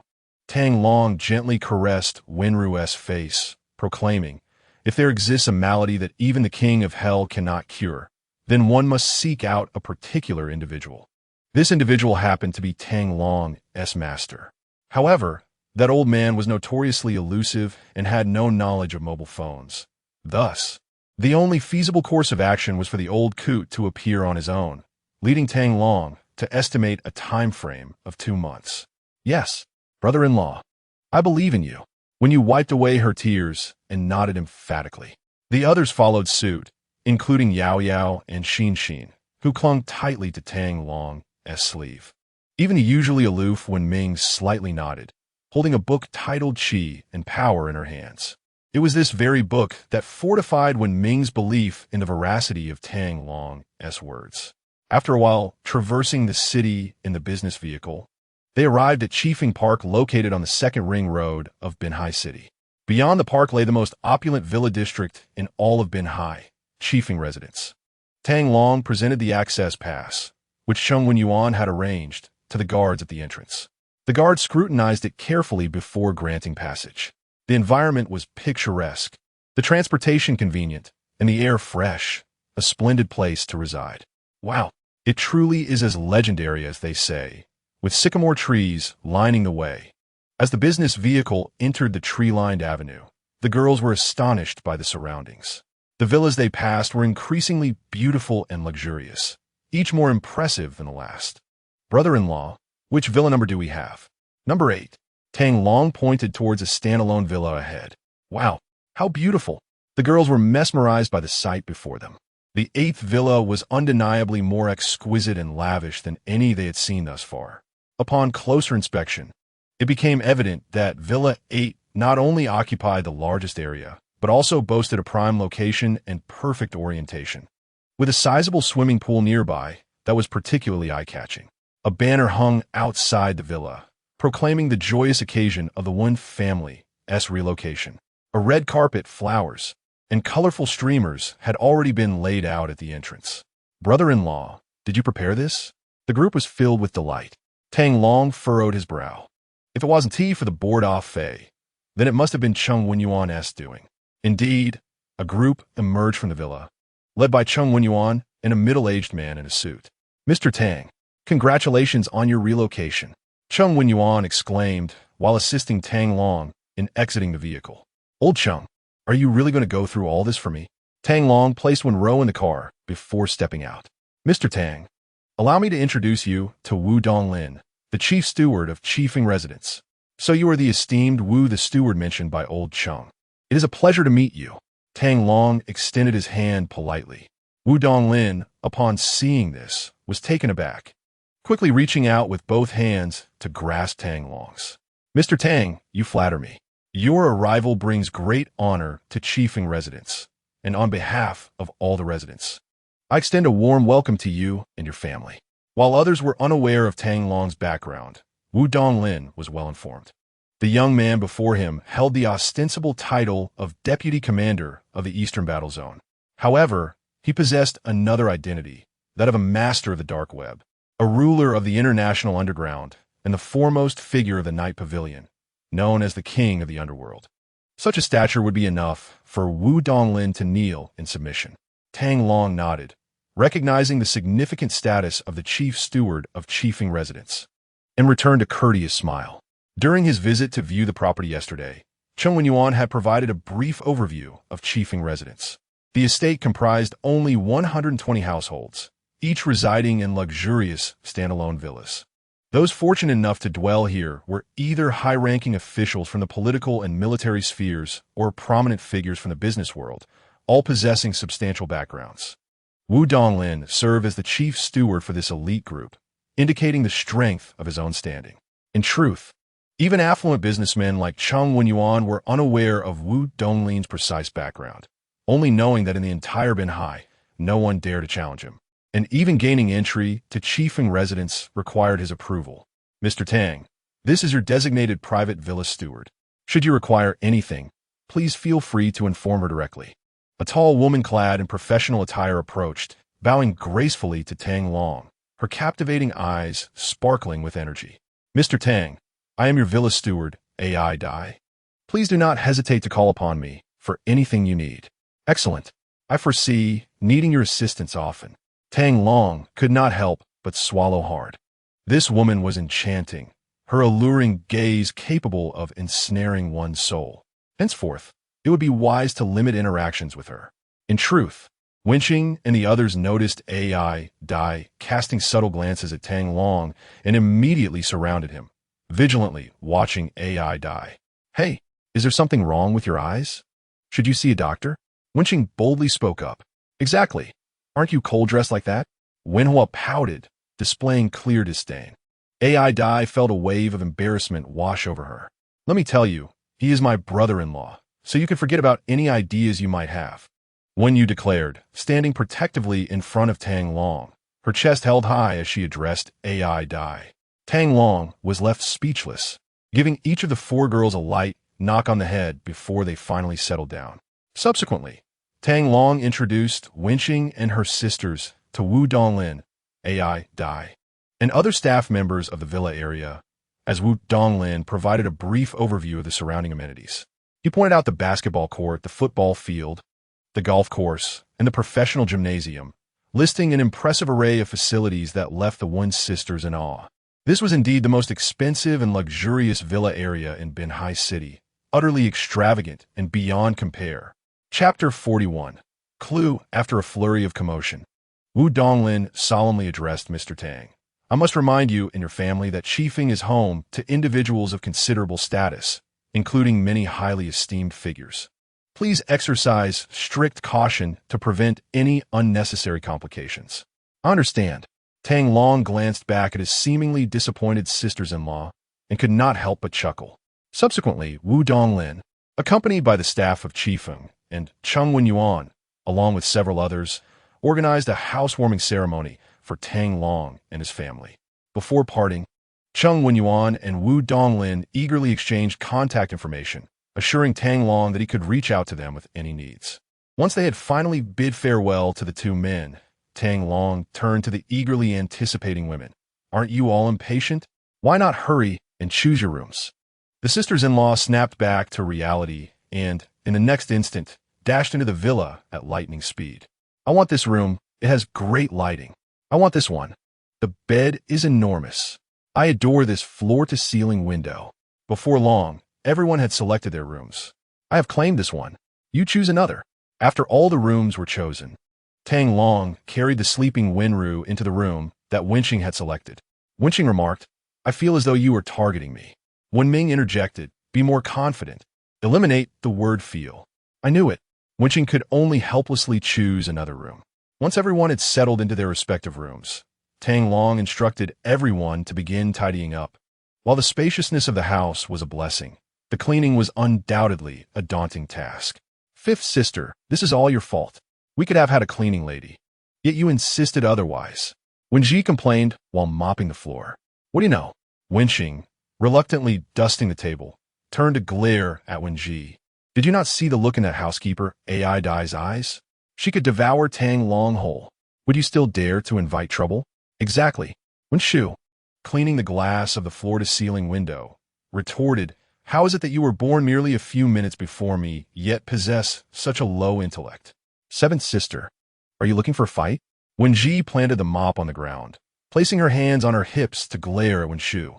Come on, who's afraid? Wenshu stuck out her tongue. Stupid girl, just wait until I tear your mouth apart. With that, Wenji tossed aside her mop, rolled up her sleeves, and charged at Wenshu. You think I fear you? Wenshu hurled her cloth aside and rushed towards Wenji. Ultimately, the two collided near Wenqing, sending her tumbling onto the sofa. How dare you provoke me? Wenqing's expression hardened. She discarded her cloth and pulled both Wenji and Wenshu onto the sofa, resulting in a whirlwind of chaos among the three women. Go for it, fifth aunt. Yao Yao clapped her hands and cheered. Go for it, sixth aunt. Xin Xin dance weak joy. Go for it, seventh sister. When you joined in the excitement. Come here. Wenqing suddenly reached out and pulled Wenrou into the fray. In an instant, the villa erupted with the sounds of women shouting and shrieking. Tang Long stood at the staircase, smiling as he observed the scene. Meanwhile, Wenming, who had been tidying and arranging decorations, paused to glance toward the sofa. Ahem! Tang Long coughed loudly, causing everyone on the sofa to turn their gaze towards him. He fixed his eyes on Wenming, prompting Wenqing and the others to understand immediately. They jumped off the sofa and rushed towards Wenming. Don't come over! Wenming cried out in a panic, brandishing a feathered duster wildly. Yet, being her younger sister, she could not bring herself to retaliate. Moreover, given her current strength, she was uncertain if she could overpower anyone. As Wenqing and the others approached, even the normally stoic Wenming had no choice but to surrender and was pulled onto the sofa, where she was met with a flurry of playful teasing. At that moment, Tang Long's phone rang. It was a call from Fei. Big brother. While moving, I discovered a strange pattern beneath big sister-in-law's bed. I suspect it might be some kind of sorcery. I've taken a picture and sent it to your phone. After hanging up, Tang Long examined the image Fei had sent. It depicted a fiery red circular pattern, a peculiar design formed by countless tadpole-like shapes within a flame, resembling both a totem and a formation. Tang Long furrowed his brow, recognizing it as the soul-devouring goo. Indeed, the situation concerning his gentle wife was far from simple. The soul-devouring goo was a unique type of parasitic insect that Tang Long had only heard of but never encountered. Records indicated that this insect originated from Western Europe and was believed to have become extinct by the 16th century. Yet why had it resurfaced? And why was it used on his gentle wife?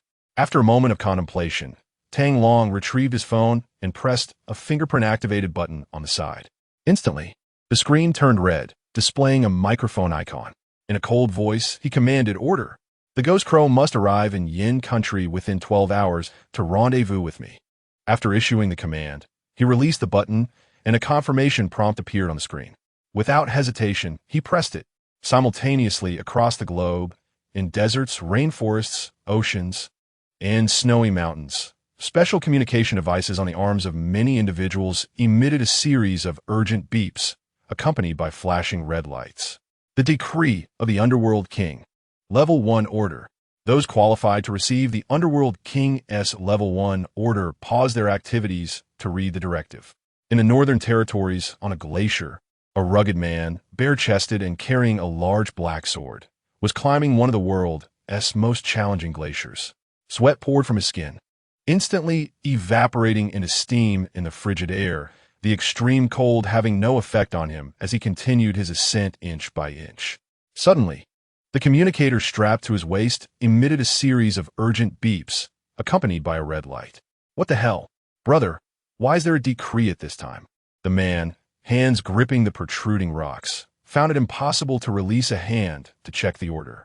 Damn it, I'll have to start over. With that, he let go, and in the next moment, his sturdy body plummeted from the towering cliff, crashing down with a thunderous roar that sent snow and ice flying. After nearly a minute, the swirling snow dissipated, revealing a vast pit where a rugged man stood, communicator in hand. Damn it, why is that rascal Wenrou being summoned instead of me? Disappointment flickered across his face as he gazed towards the northwest. That scoundrel Wenrou is probably still beneath the cold lake, catching bugs. Great, I have to make another trip. With that, he hefted his massive sword and sprinted at an astonishing speed towards the northwest. Should anyone have witnessed this, they would have been taken aback. His velocity rivaled that of a racing car, the icy terrain beneath him shattering into a series of large holes, shards of ice flying in all directions. Known as the first maniac of the night pavilion, Zhang Kuang stood at an imposing height of 2 meters and 5 centimeters, perpetually carrying a 200-kilogram tungsten steel greatsword. His methods were swift and decisive, never indulging in unnecessary delays, and his combat prowess was ferocious. A mere disagreement could see him drawing his sword to strike. In a single night, he had decimated a stronghold of nearly 1,000 armed militants in the Middle East, earning him the moniker of the third butcher of the night. Half an hour later, Zhang Kuang emerged from the snow and entered the Gobi Desert. He charged across the arid expanse for nearly 2 hours, finally halting before an icy lake. Drawing in a deep breath, he bellowed with a voice that resonated like a thunderclap across the water surface. "Hey, old ghost, your elder brother is calling you. Hurry up, or you'll find yourself on the receiving end of a beating." After a prolonged wait, silence reigned. "Old ghost, don't blame me. You sleep more soundly than a pig." Zhang Kuang's expression was one of exasperation, tinged with a hint of mischief and schadenfreude, as he unsheathed his 2-meter-long greatsword. With a single swing, he gripped the sword with both hands and brought it down, unleashing a blade of energy stretching nearly 40 meters, aimed straight at the icy surface. Crack! The nearly 2-meter-thick ice shattered under the force. "Who the hell is it? Seeking death?" An enraged roar resonated from beneath the ice, chilling to the bone, as if emerging from the depths of the underworld. In the next instant, a figure erupted from the water, sending countless droplets flying. A gaunt man clad in black, soaked to the skin, landed before Zhang Kuang. Guiwu's complexion was pale, his features gaunt, with deeply sunken eyes and pronounced dark circles. "You foul butcher, are you courting death? Do you have any idea how difficult it is to cultivate my cold worm? You nearly cut it down in one stroke." Guiwu glared furiously at Zhang Kuang, his drenched garments beginning to steam rather than freeze immediately. "I think it's you who is courting death, ghost." Zhang Kuang regarded Guiwu with a look of pity. "My brother has issued a level 1 red alert to find you. You're just standing here waiting for your demise." "My brother is looking for me?" Guiwu hastily retrieved his damp communicator from his bag. As soon as the device was out, a message from Tang Long's red alert blared. Guiwu quickly replied to Tang Long. "My brother knows he couldn't reach you, so he specifically sent an alert for the nearest person to find you." Zhang Kuang scrutinized Guiwu with disdain. "Why will my brother ever need you? With my strength in battle, he would surely take me along." Guiwu cast a disdainful glance at Zhang Kuang, remarking that with his brawny physique and simplistic mind, he was only fit for combat. "My expertise lies in poison and sorcery, a formidable combination indeed. I presume my elder brother has encountered a dilemma in this realm, prompting my summons. Alas, I must take my leave. I have no time to waste, or I shall face dire consequences." Realizing she had squandered precious moments conversing with a brutish butcher, Guiwu hastily soared eastward. "Hey, when you see our elder brother, make sure he remembers me for any opportunities for battle." Zhang Kuang shouted at her vanishing silhouette. At Villa number 8 of Chiefing Residence, Tang Long had been observing several of his younger sisters-in-law bickering for half an hour, seemingly with no end in sight. "I'm going out to buy groceries. If you haven't tidied up the house by the time I return, there will be no dinner for you." With that, Tang Long exited, carrying a basket of vegetables. When Tang Long returned to Villa number 8 of Chiefing Residence, it was already 6 in the evening. There are actually outsiders here," he exclaimed as he strode into the living room, basket in hand. Indeed, 2 uninvited guests had taken residence in his home. A middle-aged woman with stylish attire and triangular eyes, along with a young woman heavily adorned with makeup. "Aunt, our family is indeed in financial straits." Wenqing timidly offered a cup of tea to the middle-aged woman seated on the sofa. "Get lost. Don't think you can fool me." The middle-aged woman waved her hand dismissively, sending the glass flying, and the warm water splashed onto Wenqing's legs. Anger bubbled in Wenqing as she glared fiercely at the woman. Had it been 3 years prior, she would have kicked her out without hesitation. But now she felt powerless. "I've heard the distillery has been transferred to your name, and you must possess a considerable sum of money. Though I do not know how you managed it, that money and the distillery should rightfully include our share." Chapter 43. Past events. Tang Long recognized the middle-aged woman. Huang Lu, the elder aunt of the Wen sisters. The other woman was Wenqing's cousin, while her gentle younger sister, Mu Zihui, was 24 years old. 8 years ago, Wenrou had left the Wen family in a fit of anger for refusing to comply with an arranged marriage, and her younger sisters resolutely chose to accompany her. The Wen family had declared a complete severance of ties with Wenrou and her sisters, stating that their fates were no longer associated with the family, regardless of the troubles they encountered. Of course, in the interest of maintaining a good reputation, the Wen family had provided Wenrou and her sisters with a struggling distillery, thereafter leaving them to fend for themselves. Under such circumstances, The Wen sisters found it nearly impossible to survive in Tianhai City and ultimately relocated to Binhai. This move was motivated both by the proximity of the distillery and the fact that their mother-s family resided there, offering them some degree of support. Although life in the Mu family was not particularly prosperous, at least they managed to make ends meet. With the assistance of her aunt, Mu Hongmei, Wenrou managed to keep the distillery afloat. Eventually, her elder uncle Mu Lianping and second uncle Mu Lianchun developed an interest in the distillery and sought ways to seize it, prompting Wenrou to gradually distance herself from the Mu family. 5 years ago, Wang Hua, unable to endure the incessant torment and insults from Mu Zifeng, the youngest and most favored scion of the Mu family, inadvertently injured him. Seizing this opportunity, her uncle sought to usurp the family winery, resulting in a complete rupture of relations. Wenrou resolved to sever all ties with the Mu family, leaving behind all her savings and departing with her sisters to embark on a challenging journey of survival. Since that fateful day, the Wang sisters only returned to visit their grandmother on her birthday, never again engaging with the Mu family. Later, upon hearing of a grand wine tasting event abroad, Wenrou, somewhat naively, registered to participate and was accepted. However, she unexpectedly encountered a maritime disaster. The two brothers of the Mu family initially plotted to seize the winery during her disappearance and were on the verge of success when, against all odds, Wenrou survived and returned months later with the secret recipe of her hometown. With their plans thwarted, the Mu brothers attempted to reclaim their stakes in the winery as Wenrou began to grow her business. Ultimately, she refused their demands. Yet the Mu brothers, employing emotional appeals and leveraging pressure from their matriarch, resorted to instigating disturbances at the winery to disrupt operations. Left with no choice, Wenrou reluctantly agreed to provide them with 30% of the annual profits to maintain peace. A few months ago, when the Tianjin winery encountered troubles, Wenrou approached the Mu family to discuss terminating the profit-sharing agreement. However, the Mu family not only refused to budge, but also threatened to escalate the matter to court if the minimum profit share was not upheld. In the end, Wenrou had to compromise, sacrificing over $1 million to the Mu family, effectively ending the relationship between the Wang sisters and the Mu family. Unexpectedly, she learned today that the Wang sisters not only reclaimed the winery, but also received a substantial compensation. Upon hearing the news, Huang Lu promptly visited with her daughter. "And this villa, this is the Qifeng residence, right? Did you use that $200 million to purchase this property?"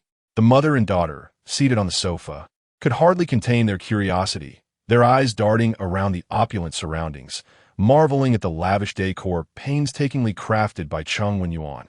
As they were awestruck, Huang Lu remarked, "Since you are already aware, I shall not conceal the truth from you.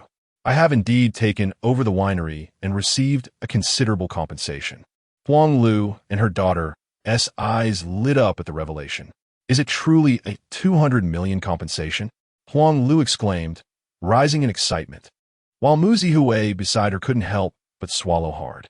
"Yes," Wang Qing retorted with a cold smile, glancing at her sisters. "And what of the money?" Huang Lu pressed eagerly. "What does it have to do with you?" Wang Qing replied icily. "What do you mean? Do you intend to pocket it all for yourself?" Mu Zihui shot back, glaring at Wang Qing with indignation. "What do you think I mean? That $200 million was compensation for my elder sister, and it has nothing to do with you," Wang Qing said, her expression one of disdain towards the mother-daughter duo. "Of course it concerns us." Chapter 44. Cast away before Huang Lu could utter a word, Mu Zihui interjected, "When you were expelled from the Wen family, it was our Mu family that took you in. Without us, you sisters would have perished on the streets from starvation." "Well, I must extend my gratitude to your Mu family then," Wen Qing retorted, plopping down onto the sofa. "Once we arrived at your Mu residence, you dismissed all the servants and relegated all household chores to us sisters, while demanding that we contribute to your living expenses each month. During those times, we toiled in the most arduous and exhausting tasks, yet we couldn't even savor a warm meal or don a decent garment. Truly, we owe you our heartfelt thanks. Upon witnessing my elder sister's success in the distillery, you resorted to every conceivable means to claim a share for yourselves.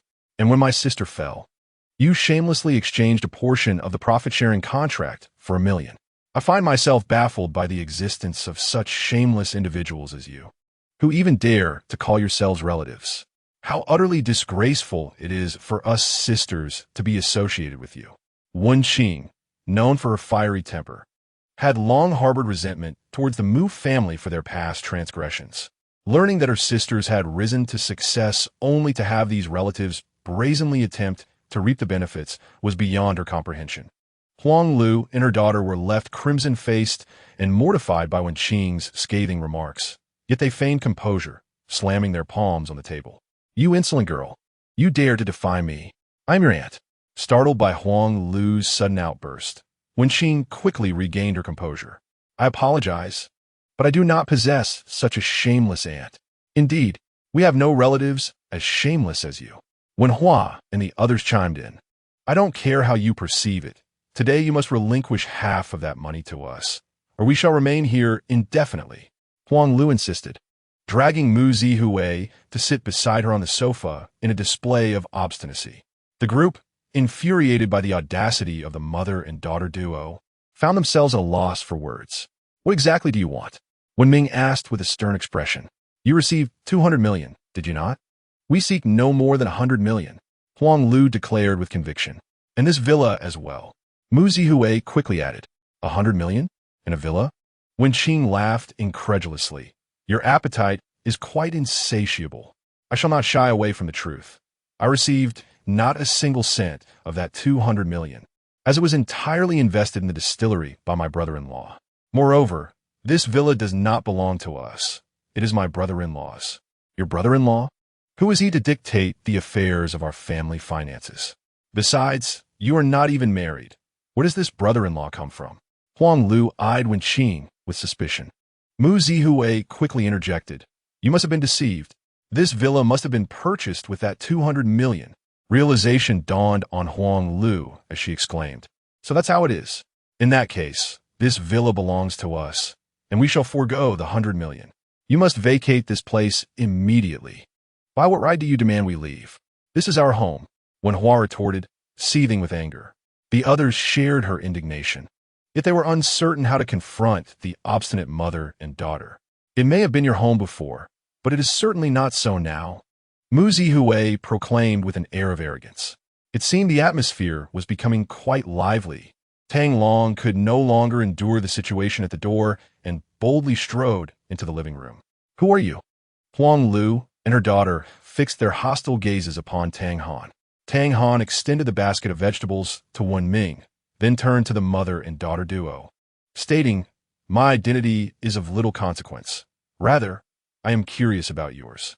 I am their aunt. Who are you? This is none of your business. Leave at once. Huang Lu asserted defiantly. The ones who should leave are you. He is our brother-in-law, and Yao Yao and Xi are family. I am part of their family, while you are the outsiders. Wenqing swiftly approached Tang Long, wrapping her arm around his, casting a scornful look at Huang Lu and her daughter. Brother-in-law? Huang Lu and her daughter were momentarily taken aback. Upon seeing Yao Yao and Xi nestled in Tang Long's embrace, realization dawned upon them. Are you the man who made that gentle little vixen pregnant with an illegitimate child, yet never showed his face? Wow, Daddy, they are bad people. Hurry and make them leave.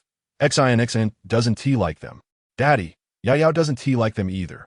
The two little girls, having been taunted as illegitimate children before, were now hurt and began to cry. Yao Yao, Xi, do not weep. Daddy will drive them away at once. Tang Long's glare turned icy as he gently placed the two little angels into Wenqing's arms, wiping their tears away before striding toward Huang Lu and her daughter. What did you just say? I dare you to repeat that. His voice seethed with barely contained fury. What do you intend to do? Huang Lu and her daughter were taken aback by Tang Long's fierce gaze, instinctively retreating to the corner of the sofa. I'll remind you, I'm still Wenrou's aunt. By familial hierarchy, you ought to address me as such. The two women were genuinely intimidated by Tang Long's penetrating glare, unable to raise their voices.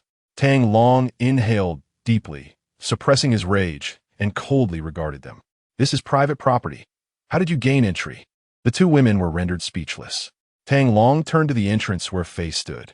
A Fei hurriedly entered, explaining. They sneaked in by climbing onto a moving truck from the moving company. Throw them out, Tang Long commanded coldly. Understood, a Fei acknowledged, having detected the murderous intent in Tang Long's voice, and moved to seize Huang Lu and her daughter. What are you doing? I am Wenrou's aunt. Do you dare to treat me with disrespect? Yes. Wenrou is my cousin. You cannot touch me. The mother and daughter, seeing a Fei approach, dramatically collapsed onto the sofa, rolling and throwing a tantrum. 100 million, not a cent less, and we shall not leave. Yes, either pay us or relinquish the villa. Tang Long was amused by their shameless antics. This villa belongs to me. What connection do you have to it? How can that be? 100 million of that 200 million belongs to us. You purchased the villa with our money. Either pay us 100 million or give us the villa. The two continued their raucous display on the sofa, leaving a Fei unsure of how to act in front of Tang Long and the women, only able to look to Tang Long for guidance, who claimed that 100 million of the 200 million belongs to you. Wen Qing was seething with anger, feeling that it was entirely one-sided on their part. The money in question was compensation owed to her elder sister. I stand by my words. If not, we can seek justice from the old matriarch, Huang Lu declared with an air of triumph. Upon hearing the term old matriarch, the expressions of the Wen sisters instantly soured. The old matriarch referred to the matriarch of the Mu family, their grandmother. Wen Qing leaned closer to Tang Long and whispered, "Brother-in-law, this old woman is exceedingly biased. Any good fortune invariably favors her son and grandson, while she has always looked down upon us." When Ji chimed in, "Indeed, and she delights in wielding her age like a weapon." It was only after she threw a tantrum before our elder sister that she agreed to the profit sharing with the Mu family's distillery. "You mustn't meet her, brother-in-law. How dare you refer to your grandmother as the old hag?" Muzi exclaimed smoothly, prepared to face her wrath. When Ji's countenance changed dramatically, and she quickly clarified, "I never uttered the word dead. Unfortunately, grandmother only listens to me," Muzi retorted, brimming with pride. Tang Long looked sternly at Huang Lu and Muzi, stating unequivocally, "Not a single penny will be given, nor will you set foot in this villa. You may leave at once. You dare to lay hands on us. I will report this to the old matriarch." The two women protested, making a final attempt to resist. Tang Long stepped forward, grabbing each by their collars. "In my eyes, she is merely an old crone." With that, he dragged them toward the door. Despite their struggles, Tang Long's grip was as unyielding as iron, and their curses fell on deaf ears. "Let go of me, you scoundrel. I am your aunt," they shouted. "You fiend, release me." Without a hint of compassion, Tang Long ejected them onto the ground outside the villa. "This villa is my private domain. Without my permission, even the king himself cannot enter. As for you, I welcome you even less." Turning back, he noticed Wen Qing and the others gazing at him with wide, starry eyes. "What are you staring at? Go home and prepare dinner." "Father, you are incredible." Indeed, in the past, when grandmother threw a fit, even mother could do nothing. Tang Long once more scooped up the two little princesses, adding, "That is because mother is too kind." He carried them into the villa, casting a knowing glance at Ah Fei. Understanding the cue, Ah Fei promptly signaled, and soon, two masked individuals emerged from nowhere. Anyone who dares to insult the king of the underworld will face consequences they can hardly fathom. The two dark guards, fueled by indignation, set upon Huang Lu and her daughter, rendering them unconscious before dragging them into the nearby woods for a thorough beating. Only once their anger had subsided did they abandon the two women, now resembling bruised and battered figures, on the main path frequented by the community security patrol. At the moment Tang Long received the news of Huang Lu and her daughter being thrashed, he was in the midst of preparing dinner with Wen Ming. The family enjoyed a delightful meal together. Wen Qing even ventured into the wine cellar to procure a bottle of red wine, and after a few glasses, she became utterly inebriated. When everyone had finally succumbed to slumber, Tang Long quietly exited the hall and stepped into the courtyard. "Wenrou," Tang Long softly called out into the still air. Beneath the streetlight, a shadow gradually materialized. Clad in black, Wenrou swiftly approached Tang Long, "Elder brother, you summoned me." Take a look at this. Tang Long handed Gui Wu the photograph that Fei had sent him. What is this? Gui Wu exclaimed in astonishment, as the dim light illuminated the image. Elder brother, is this the soul-devouring goo?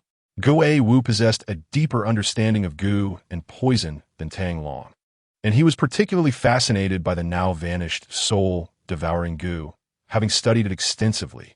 Thus, the sight of its resurgence filled him with exhilaration, nearly prompting him to leap with joy. Chapter 46. The strength to massage one's back. Your sister-in-law is likely afflicted by this goo, which is why she remains in a deep slumber, Tang Long remarked, noting Gui Wu's uncontainable excitement. Upon hearing this, the exhilaration on Gui Wu's face froze. Which scoundrel dares to place such a curse on my sister-in-law? If I catch him, I shall ensure he experiences the torment of a myriad of goo. The revelation that someone had dared to cast a goo on the woman of the king of the underworld ignited Gui Wu's fury, and he immediately contemplated retribution. Come with me to investigate. I cannot be certain yet. As he spoke, Tang Long led Gui Wu toward the upstairs bedroom. Elder brother, while your skills in goo and poison may not rival mine, surely you can discern whether sister-in-law is under the influence of goo. Gui Wu jested. Is the soul-devouring goo merely an ordinary goo? Ah Fei, having appeared behind Gui Wu unnoticed, interjected rather rudely. Indeed, the soul-devouring goo is no common variety. Only a handful of ancient texts document it, and I have searched for so many years without success. What the hell, are you a ghost? Gui Wu suddenly realized he had been startled by the unexpected presence of another person. You are the ghost. Ah Fei retorted with disdain. I'm Gui Wu, not a ghost. You are the true specter. Enough. Let us focus on the matter at hand. Tang Long glared at the two, prompting them to behave. Gui Wu hastily examined Wenrou, then spoke. There are no signs of poisoning, and her body shows no other injuries. The likelihood of her being afflicted by goo is considerable. Elder brother, there is indeed another method to ascertain whether sister-in-law is under the influence of the soul-devouring goo. Tang Long furrowed his brow, contemplating. Today marks the 7th day of her unconsciousness. To determine if she has been afflicted, we need only wait 6 more weeks. Yes, Gui Wu nodded. Those afflicted by the soul-devouring goo will remain in a deep slumber for 49 days before awakening naturally. Upon awakening, their behavior will be indistinguishable from that of ordinary individuals, yet they will obey the commands of the one who cast the goo, becoming their puppet. However, since you have discovered the hatching blood array, I believe sister-in-law is most likely afflicted. As he spoke, Gui Wu again glanced at the blood-red image on the phone. Yet, to locate the mother goo, we must wait for your sister-in-law to awaken, Tang Long stated. Gui Wu nodded. It was only then that they could discern the actions of sister-in-law and identify the individual responsible for casting the goo, as well as the location of the mother goo. Precisely, Tang Long affirmed once more, understanding that to find the one who had cast the goo, this was the only viable approach. Only by locating the mother goo can I truly save my wife. At that moment, Tang Long raised his gaze towards Gui Wu, stating, This is the very reason I summoned you to Yin country. You possess the deepest understanding of goo and are familiar with the customs of the goo clan. I need you to gather all intelligence concerning the soul-devouring goo. I understand, brother. I shall take my leave. Without a moment's hesitation, Gui Wu turned and departed. Where are you going at this late hour? Fei inquired with curiosity. To the southern wilderness, of course. That is the paradise of the goo clan, and given the rarity of the soul-devouring goo, should it be discovered, it would be difficult to conceal from the goo clan members. Thus, the southern wilderness is most likely to yield clues regarding the soul-devouring goo. Gui Wu shot Fei a glance. By the way, brother, during the period of being afflicted by goo, my sister-in-law's body and mind are in a state of extreme excitement. I know what to do. You should go on ahead. Tang Long waved his hand. Gui Wu understood. Lightly pushing off with his toes, he vanished into the shadows. The next morning at 6 o'clock, Tang Long instinctively opened his eyes, adjusting the 2 little angels who were peacefully sleeping on him, covering them with a blanket. He then rose, dressed, and went to check on his gentle wife's condition, administering her nutritional fluids. After completing his morning routine in the washroom, He proceeded to the kitchen to prepare porridge in a large pot. Subsequently, he settled cross-legged in the courtyard's pavilion, engaging in breath control and meditation. Suddenly, a foreboding sense of danger surged within him, a potent killing intent approaching from behind. Tang Long furrowed his brow, simultaneously pinching his fingers and clamping down from his shoulders toward the rear. The tips of two Tang knives were firmly caught by Tang Long. The two men wielding the knives exerted all their strength but could not extract them. They resorted to kicking. With a flick of his fingers, Tang Long sent the two knives, along with their owners, flying backward. In the next moment, Tang Long vanished from his original spot, launching two powerful fists towards the assailants. Despite their frenzied attacks with their blades, they could not even graze the hem of Tang Long's garment. With such prowess, they were only fit to give others a back rub. Chapter 47. Tang Long's wake-up service. Tang Long bellowed, his internal energy resonating, causing his clothing to billow. The overwhelming force propelled the two men away. Their eyes widened in sheer terror as they found themselves cornered against the wall. With no retreat possible, they could only await Tang Long's iron fists. Yet, as those fists drew near, they halted, the gust of wind raising their hair and causing the nearby tree to sway vigorously. The fierce wind did not strike their faces, as they were obscured by malevolent masks. Tang Long cast a glance at the two, lowering his fists. My brother remains unparalleled in valor. A Fey, removing his malevolent mask, grinned at Tang Long beside him. Mask number 36 stood with utmost respect. For a considerable period, Tang Long had maintained vigilance by allowing a Fey to randomly assign the Underworld guards to attempt to assassinate him, both to enhance his own skills and to bolster the prowess of the Underworld guards. Number 36, your swordplay lacks purity when you strike. Focus solely on the act of striking without overthinking. Hearing this, Underworld guard number 36 knelt on one knee, expressing gratitude for the Dark King's guidance. Your subordinate will remember this lesson. Brother Pluto, what about me? A Fey approached with a mischievous grin. Tang Long responded by delivering a swift kick that sent a Fey sprawling out of the courtyard. Such laziness. Following this, Tang Long ventured outside the villa for a 40-minute run, taking the opportunity to observe his surroundings. The grounds of Chifeng residence were indeed expansive, reminiscent of an entire park, complete with a large soccer field, tennis courts, a golf course, a sizable swimming pool, and various artificial landscapes that were a feast for the eyes. An hour later, after finishing his morning exercise, Tang Long returned home to prepare a light breakfast. It was then that when Ming, yawning, finally made her way downstairs. Please wake them up. I'll fry a few more eggs for breakfast. At his request, when Ming turned and trudged back upstairs. When Tang Long had finished frying the eggs, he noticed that no one had yet descended. Am I chasing rabbits with dogs? And ending up losing both?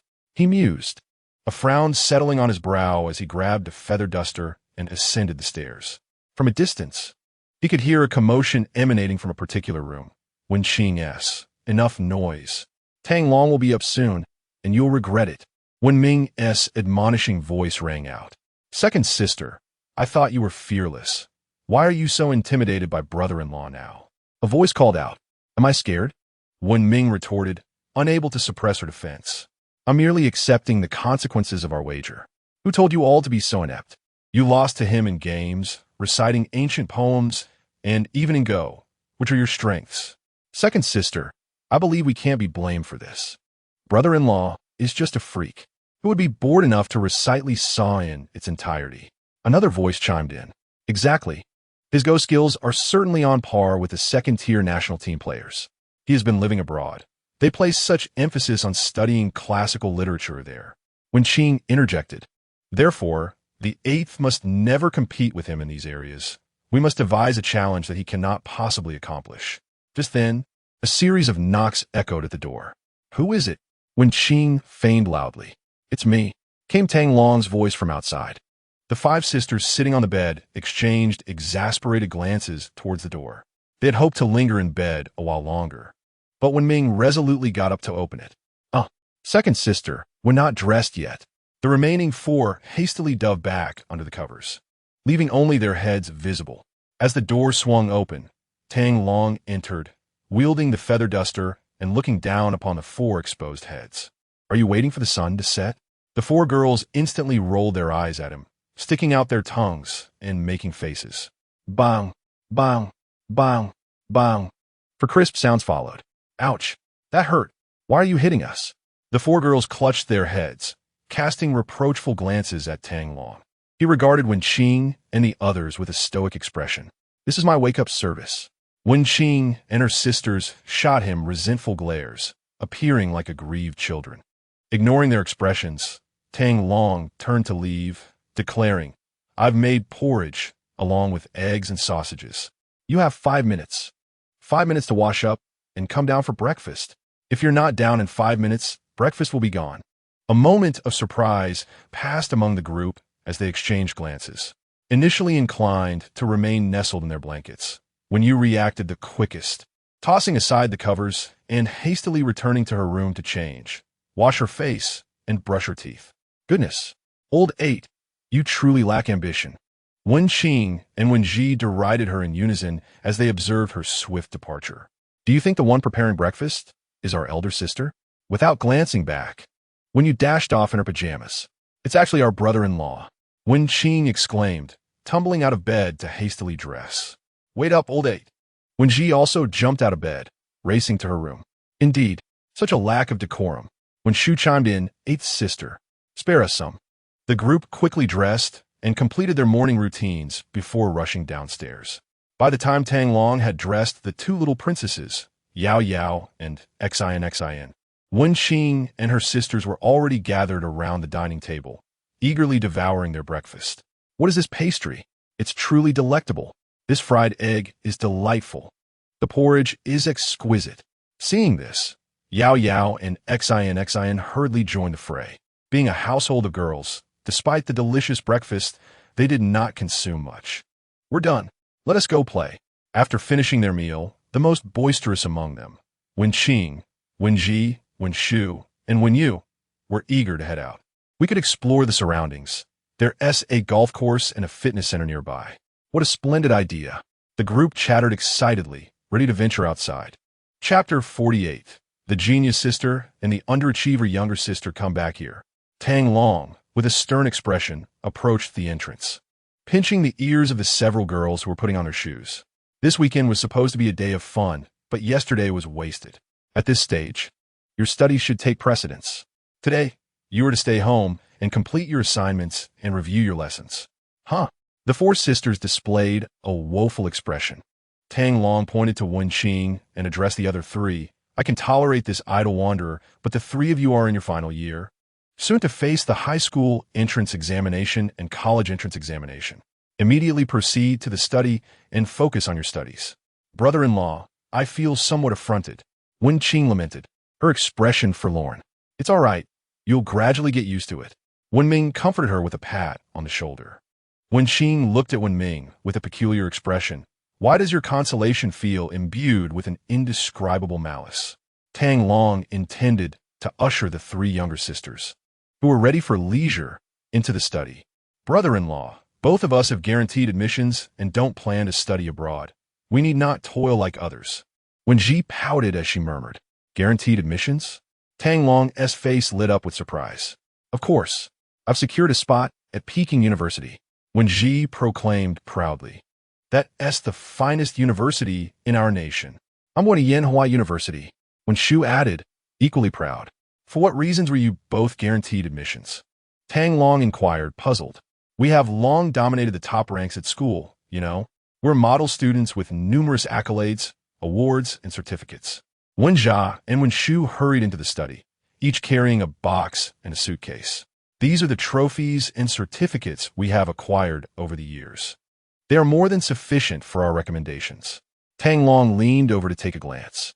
Goodness, there are numerous certificates for being an exemplary student, as well as accolades for the Mathematics Olympiad Gold Medal and first place in the Hua Luogan Cup. Additionally, there is a second place in the physics competition. These achievements belong to Wen Jia, who overall leans towards being an academic prodigy.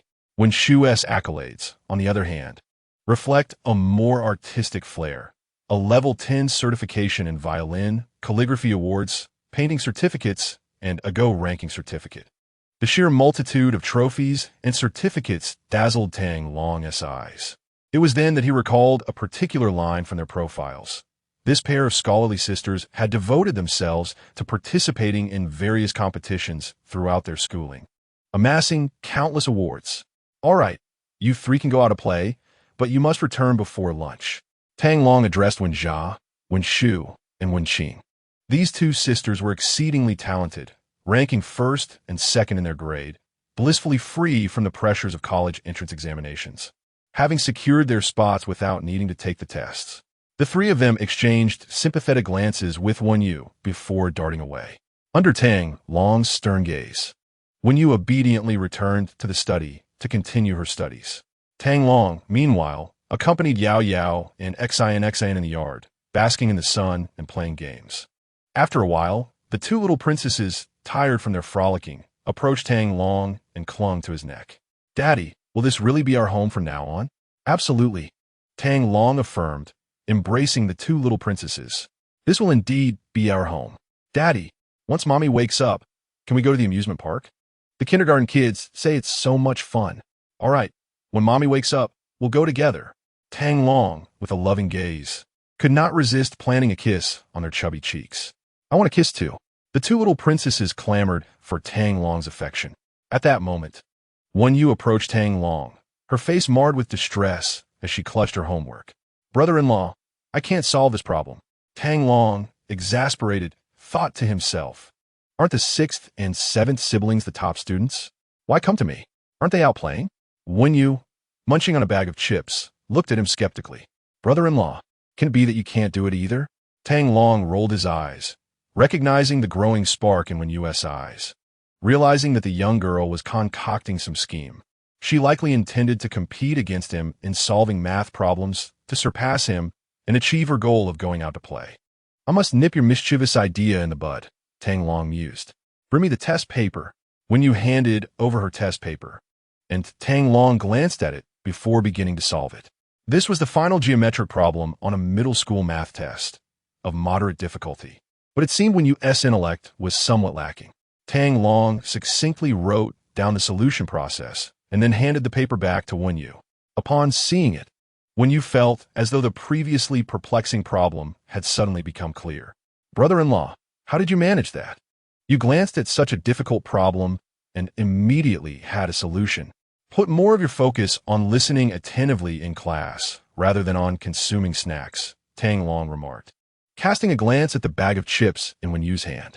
"Oomph." Wenyu huffed disdainfully, flicking her long ponytail as she strode away with her long legs. Just as Tang Long was about to close his eyes and bask in the sun, Wenyu dashed back, her gaze fixed intently on him. "What do you want?" Tang Long asked, feeling a twinge of unease as he tightened his collar. Wenyu remained silent, her lips forming a pout, her eyes unwaveringly fixed on him. "With so many snacks at home, why are you looking at me?" Wenyu's mind was singularly focused on food, seemingly incapable of accommodating thoughts of anything else. It was evident that she was contemplating snacks once again. "Our homeroom teacher wants you to come to school tomorrow." With a loud thud, Tang Long fell off his lounge chair. "Is it truly necessary to scare me like that?" Wenyu hurried to help him up, but he pushed her away. "I have plans tomorrow. Just ask Air or Woo Woo." "That's not an option," Wenyu whispered urgently. "If they go, I will definitely get beaten." "What? Are you not afraid that I will hit you?" Tang Long felt his authority as her brother-in-law was being challenged. "You are my brother-in-law. You wouldn't really hit me." "It would be different if Air Jia or Wu Jia went." Tang Long narrowed his eyes. "Did you cause trouble at school?" No. Be honest." Tang Long's expression grew increasingly serious as he scrutinized Wenyu. "Well, it's not a big deal. I just hit a classmate and tore up his test paper." "What?" Tang Long's jaw nearly dropped in shock. The girl was only 15 and had already engaged in a fight at school. Chapter 49. The trouble that follows. Wenyu straightened her back and declared, "He provoked me first." However, fearing that her elder sister, sleeping on the second floor, might overhear, her voice trailed off. She shrank her neck and discreetly glanced toward a room upstairs.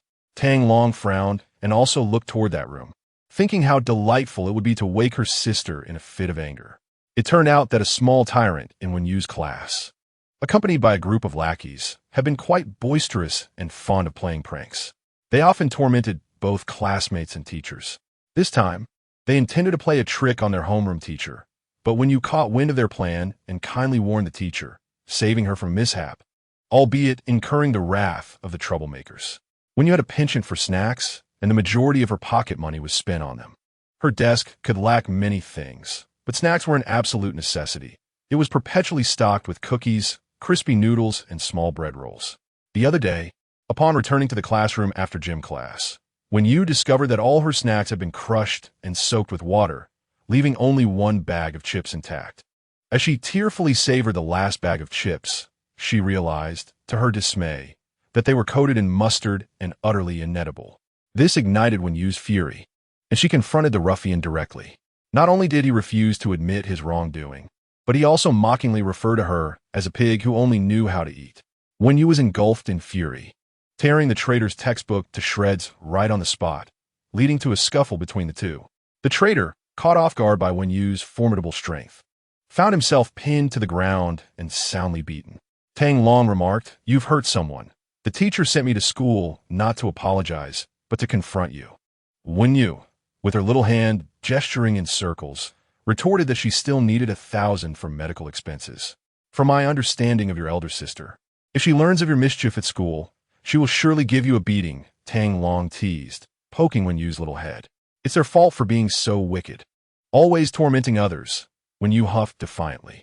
"If I catch them again, I'll give them another thrashing." "Oh, you have quite the temper," Tang Long exclaimed. "Indeed, my second sister taught me some martial arts. Dealing with Liu Lei and his crew is a piece of cake," Wenrou declared, clenching her fists. Tang Long turned to glance at Wen Ming, who was leaning against the doorway. Wen Ming gazed up at the sky, seemingly waiting for the sun to set. At noon, Tang Long and Wen Ming prepared a sumptuous lunch together. Wen Qing, Wen Ji, and Wen Shu returned promptly at mealtime. "Brother-in-law, this place is truly vast," one exclaimed. "Indeed, I've heard that the eastern side of the villa connects to Chiefing Park. We can ride bikes there this afternoon," they chattered excitedly while washing their hands. "This place is quite close to your school. If you prefer not to board, you can opt for day schooling," Tang Long suggested at the dining table. "Brother-in-law, we've already decided. We'll be day students." Wen Ji and Wen Shu exchanged glances and announced. "Are you certain?" Tang Long inquired. They nodded vigorously in affirmation. "Brother-in-law, you needn't worry about them. They're already guaranteed admission.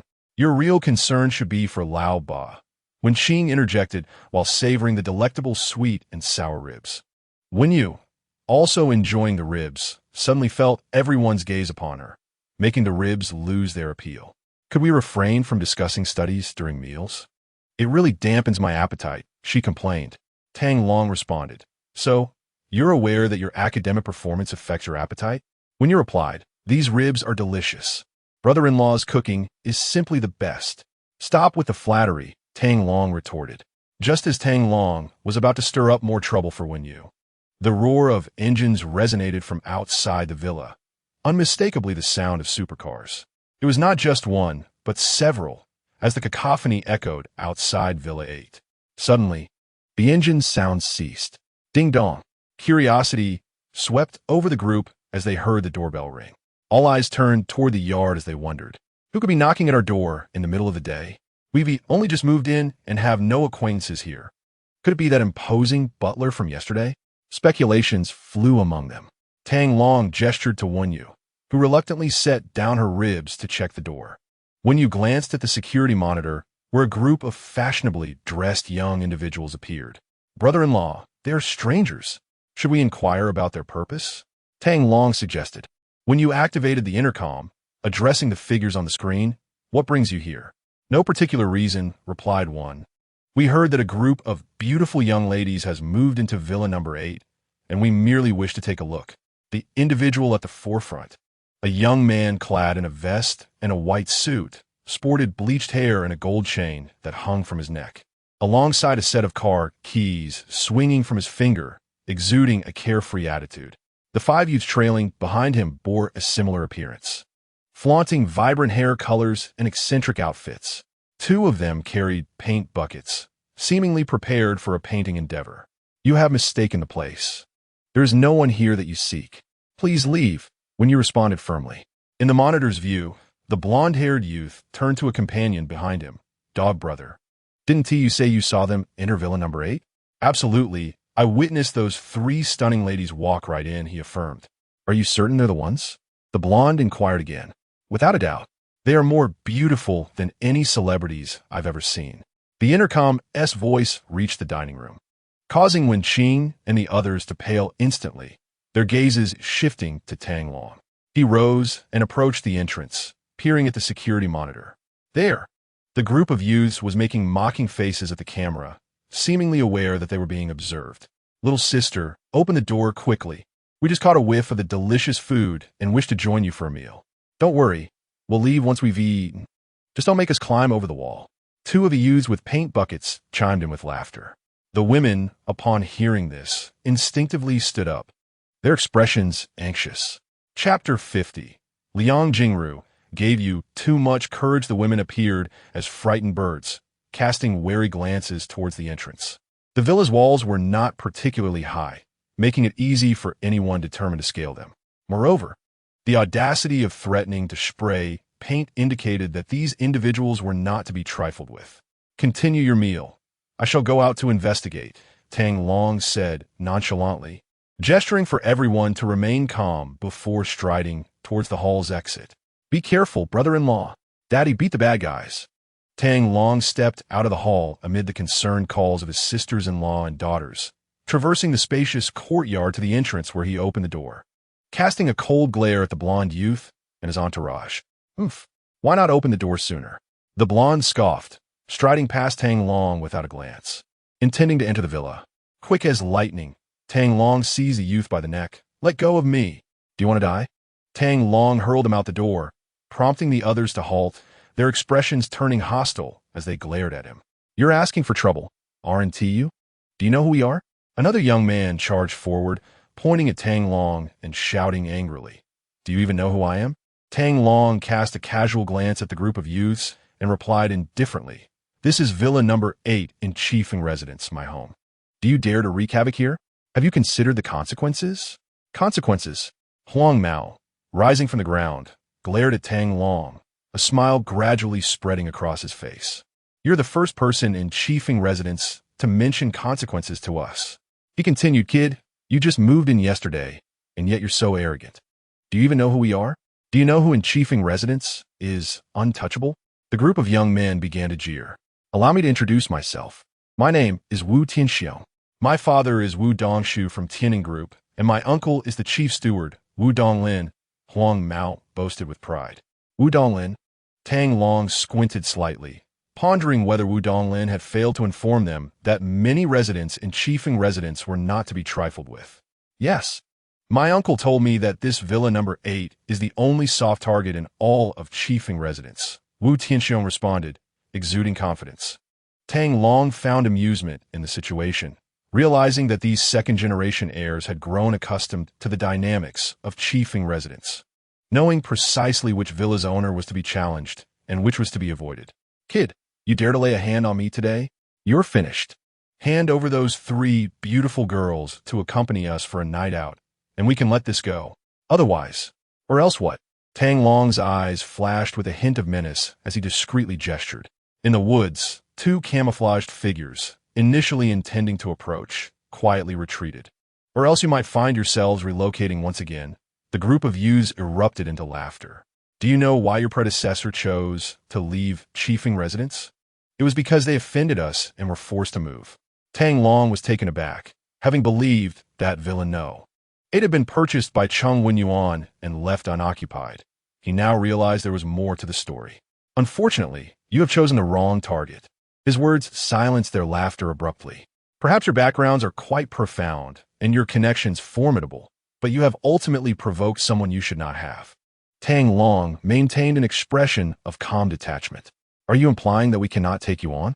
One of the youths, holding a paint bucket, abruptly splashed a bucket of green paint onto the crimson door of the villa, then brandished a designer lighter, pretending to ignite it and throw it onto the paint. It is well known that paint is highly flammable, and their swift actions indicated that this was not their first endeavor of this nature. As the vibrant green paint splattered across the entrance, Huang Mao and his gang looked on with excitement, eyebrows raised in a provocative manner at Tang Long. It seems that Liang Jingru has given you too much courage. As soon as the words left his lips, Tang Long vanished from sight, only to reappear before the youth with the paint bucket, extinguishing the lighter in one swift motion and snatching it away.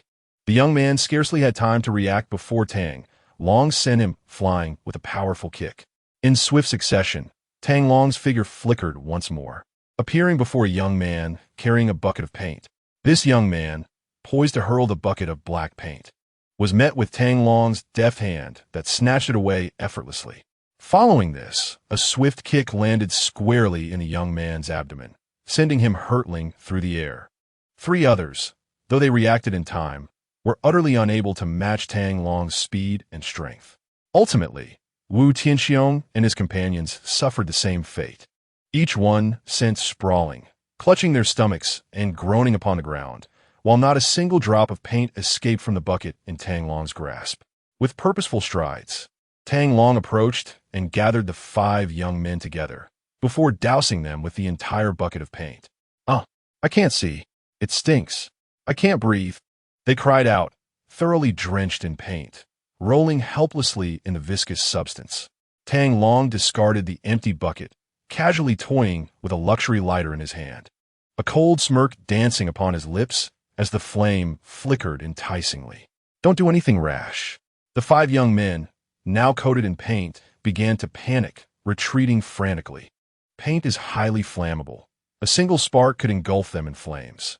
With the lighter ignited in his hand, Tang Long took a couple of deliberate steps forward, crouching down to observe the 5 blackened figures before him, who were so obscured in paint that even their own mothers might struggle to recognize them. "Return and inform Wu Donglin that I await his explanation." At that moment, security guard arrived, having observed the commotion at Villa number 8 through the surveillance monitors. Rushing over without delay, in just 2 minutes, they reached the scene, only to be met with a startling outcome. "This is now your responsibility. Remember to demand an explanation from Wu Donglin," Tang Long declared, tossing the lighter into the air before turning on his heel and retreating to the villa. The guards, still processing the events, watched as the lighter traced a graceful arc before plummeting into the puddle of paint. With a whoosh, the paint ignited instantaneously, a fiery serpent racing across the ground towards Wu Tianxiong and his companions. "Run!" they screamed, terrified, scrambling and tumbling off the paint-slicked road into the safety of the nearby grass, narrowly escaping disaster. This man is truly ruthless. He set fire to them without a flicker of concern. A chill ran down the spines of Wu Tianxiong and the assembled guards alike. Chapter 51. The frantic steward. Upon returning to the villa, Tang Long found his family gazing at him with eyes sparkling with admiration. "Dad, you're amazing. Indeed. Brother-in-law, you're incredible. You took on 5 by yourself. They didn't stand a chance. Dad is so impressive when he deals with bad guys." Tang Long felt a twinge of embarrassment. To be hailed as formidable for handling a few ruffians seemed rather trivial. "The weather is splendid today. Let's all go out and have some fun this afternoon." "Oh, brother-in-law is the greatest. Hooray for the best brother-in-law." As the atmosphere brimmed with joy, Tang Long interjected, "The second one will be at home taking care of your elder sister." Wenming had been gazing at Tang Long with great admiration. She possessed a foundation in martial arts, and although Tang Long typically concealed his abilities, when he unleashed his prowess, he could effortlessly subdue 5 opponents in mere seconds without a trace of pain on him. Upon hearing Tang Long's directive, Wenming glared at him with reluctance and retorted, "Don't call me the second." Tang Long shrugged nonchalantly, feigning ignorance. After a light lunch and a brief respite, Tang Long wheeled Wenrou out to Chiefing Park to bask in the sun. Ultimately, he could not bear to leave Wenrou and Wenming alone at home. As they passed through the entrance, the sight of paint strewn across the ground and the pungent odor of paint compelled everyone to cover their noses. "Brother-in-law, should we find someone to clean this up? Such a splendid villa shouldn't be so neglected." "No need, it will be taken care of. Let us proceed." At Villa No. 88 in Chiefing Park, A teacup shattered against a gigantic blue and white porcelain vase, reducing the precious artifact to fragments. Who sent you to cause trouble at Villa No. 8? Wu Donglin sat in his chair, his expression dark and foreboding. Beside him stood a slightly older middle-aged man in silence, accompanied by several affluent ladies and slick-haired gentlemen, while a few scruffy young men, still bearing traces of paint, cowered on an exquisite carpet, trembling in fear. The overwhelming scent of paint rendered their eyes nearly shut. Their parents could only stand by, wide-eyed and speechless, fearing the wrath of the estate's stern steward. Second uncle, we were assaulted. You should avenge us instead of blaming us. Wu Tianxiong grumbled in dissatisfaction. Blame you? I'd rather finish you off. Wu Donglin seized the chair beneath him and hurled it, causing the young men to scream in terror. A few parents wished to intervene, but dared not act. Brother, let us discuss this calmly. Why resort to violence? Wu Donglin's elder brother, Wu Dongshu, quickly interjected. This is a lenient response. You will accompany me to Villa number 8 to kneel. Wu Dongshu turned and strode toward the villa's exit. Is that really necessary? If Tianxiong truly offended someone, can't you just speak to them? Must they kneel at the villa's entrance? A lady chimed in. Indeed, they are still young. They have never endured such humiliation. Another added. Second uncle, if they truly kneel, how will we navigate this social circle in the future? Wu Tianxiong expressed his discontent. Exactly. Uncle Wu, this isn't your usual manner of handling affairs. The others echoed, voicing their dissatisfaction. Given Wu Donglin's previous temperament and approach to matters, even if Wu Tianxiong and the others had stirred trouble, he would have typically sought a diplomatic resolution. With Wu Donglin standing, no one in Chiefing residence would dare to disrespect him. Yet today, he was in a fit of rage. Without the forgiveness of that esteemed gentleman, today marks the final day of your existence in this world. I must inform you that he is the vice commander of the Eastern Region's war zone. The Xie family and the Zhang family were annihilated by him. Whether you choose to go or not is entirely up to you. With that, Wu Donglin stepped out of the villa, leaving the occupants in a state of shock. The Xie family? The Zhang family?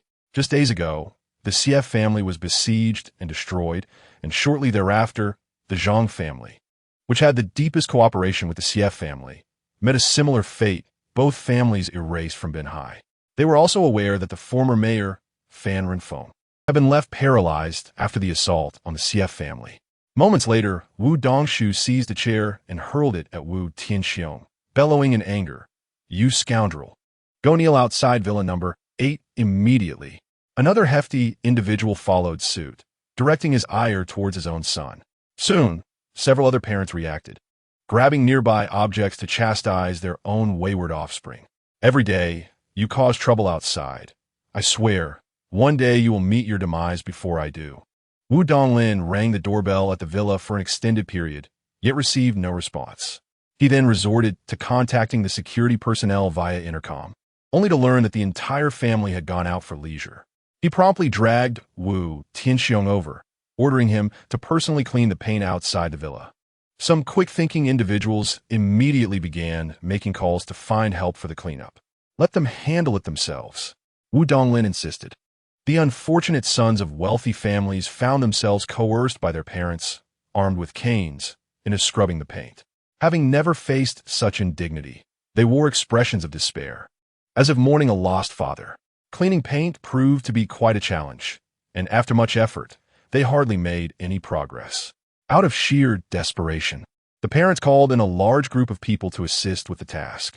The privileged youths initially thought they could simply rest while professionals took over, only to find that Wu Donglin had been monitoring the situation through cameras, insisting they join the cleanup efforts alongside the experts. After several hours, the paint was finally removed, and the parents found themselves forcing their sons to kneel outside the villa. At some point, the villa steward, AI Dai, arrived beside Wu Donglin, eager to inquire about the unfolding events. But Wu Donglin remained silent, and others followed suit in reticence. They remained in that position until 8 in the evening, when Tang Long returned to the villa. Leisurely pushing his sleeping wife in a wheelchair, he encountered the disheartened Wu Donglin and the others. Wu Tianxiong and the others were startled by the scene, instinctively retreating behind Tang Long. "Excuse me, please," Tang Long remarked with a faint smile, maneuvering around Wu Donglin and his group as he approached the villa. "Mr. Tang," Wu Donglin quickly approached Tang Long, but upon noticing an unusual glint in Tang Long's eyes, he promptly fell silent, stepping aside to allow Tang Long and his party to pass. Thus, Wu Donglin and others observed as Tang Long returned home with his family. Shortly thereafter, the villa resonated with the sounds of playful laughter from women and the joyful cries of little girls, accompanied by the stern reprimands of a man. At 10 o'clock, the lights of the villa were extinguished, and the large family residing in Villa Number 8 of Chifeng residence fell into a deep slumber. "Donglin, this person is truly lacking in respect." A hefty man approached Wu Donglin, expressing his dissatisfaction. "You are the steward of Chifeng residence. Who dares to disregard your authority here?" Indeed, even if he is the deputy commander of the Eastern Region War Zone, his demeanor is rather excessive. "Silence." Wu Donglin admonished the murmurs with a grave tone. The assembly, sensing the ire in his voice, promptly fell silent, their gazes fixed upon him. Wu Tianxiong and a few others, kneeling on the ground, looked up at Wu Donglin with tear-filled eyes. "If anyone wishes to leave, you may vacate Chifeng residence by tomorrow." Upon hearing this, the crowd immediately hushed. Leave Chifeng residence? How could that be possible? They had gone to great lengths to secure their place. It was inconceivable to simply abandon it. "Donglin, is the other party truly that formidable?" Wu Dongshu quietly inquired, sidling up to Wu Donglin.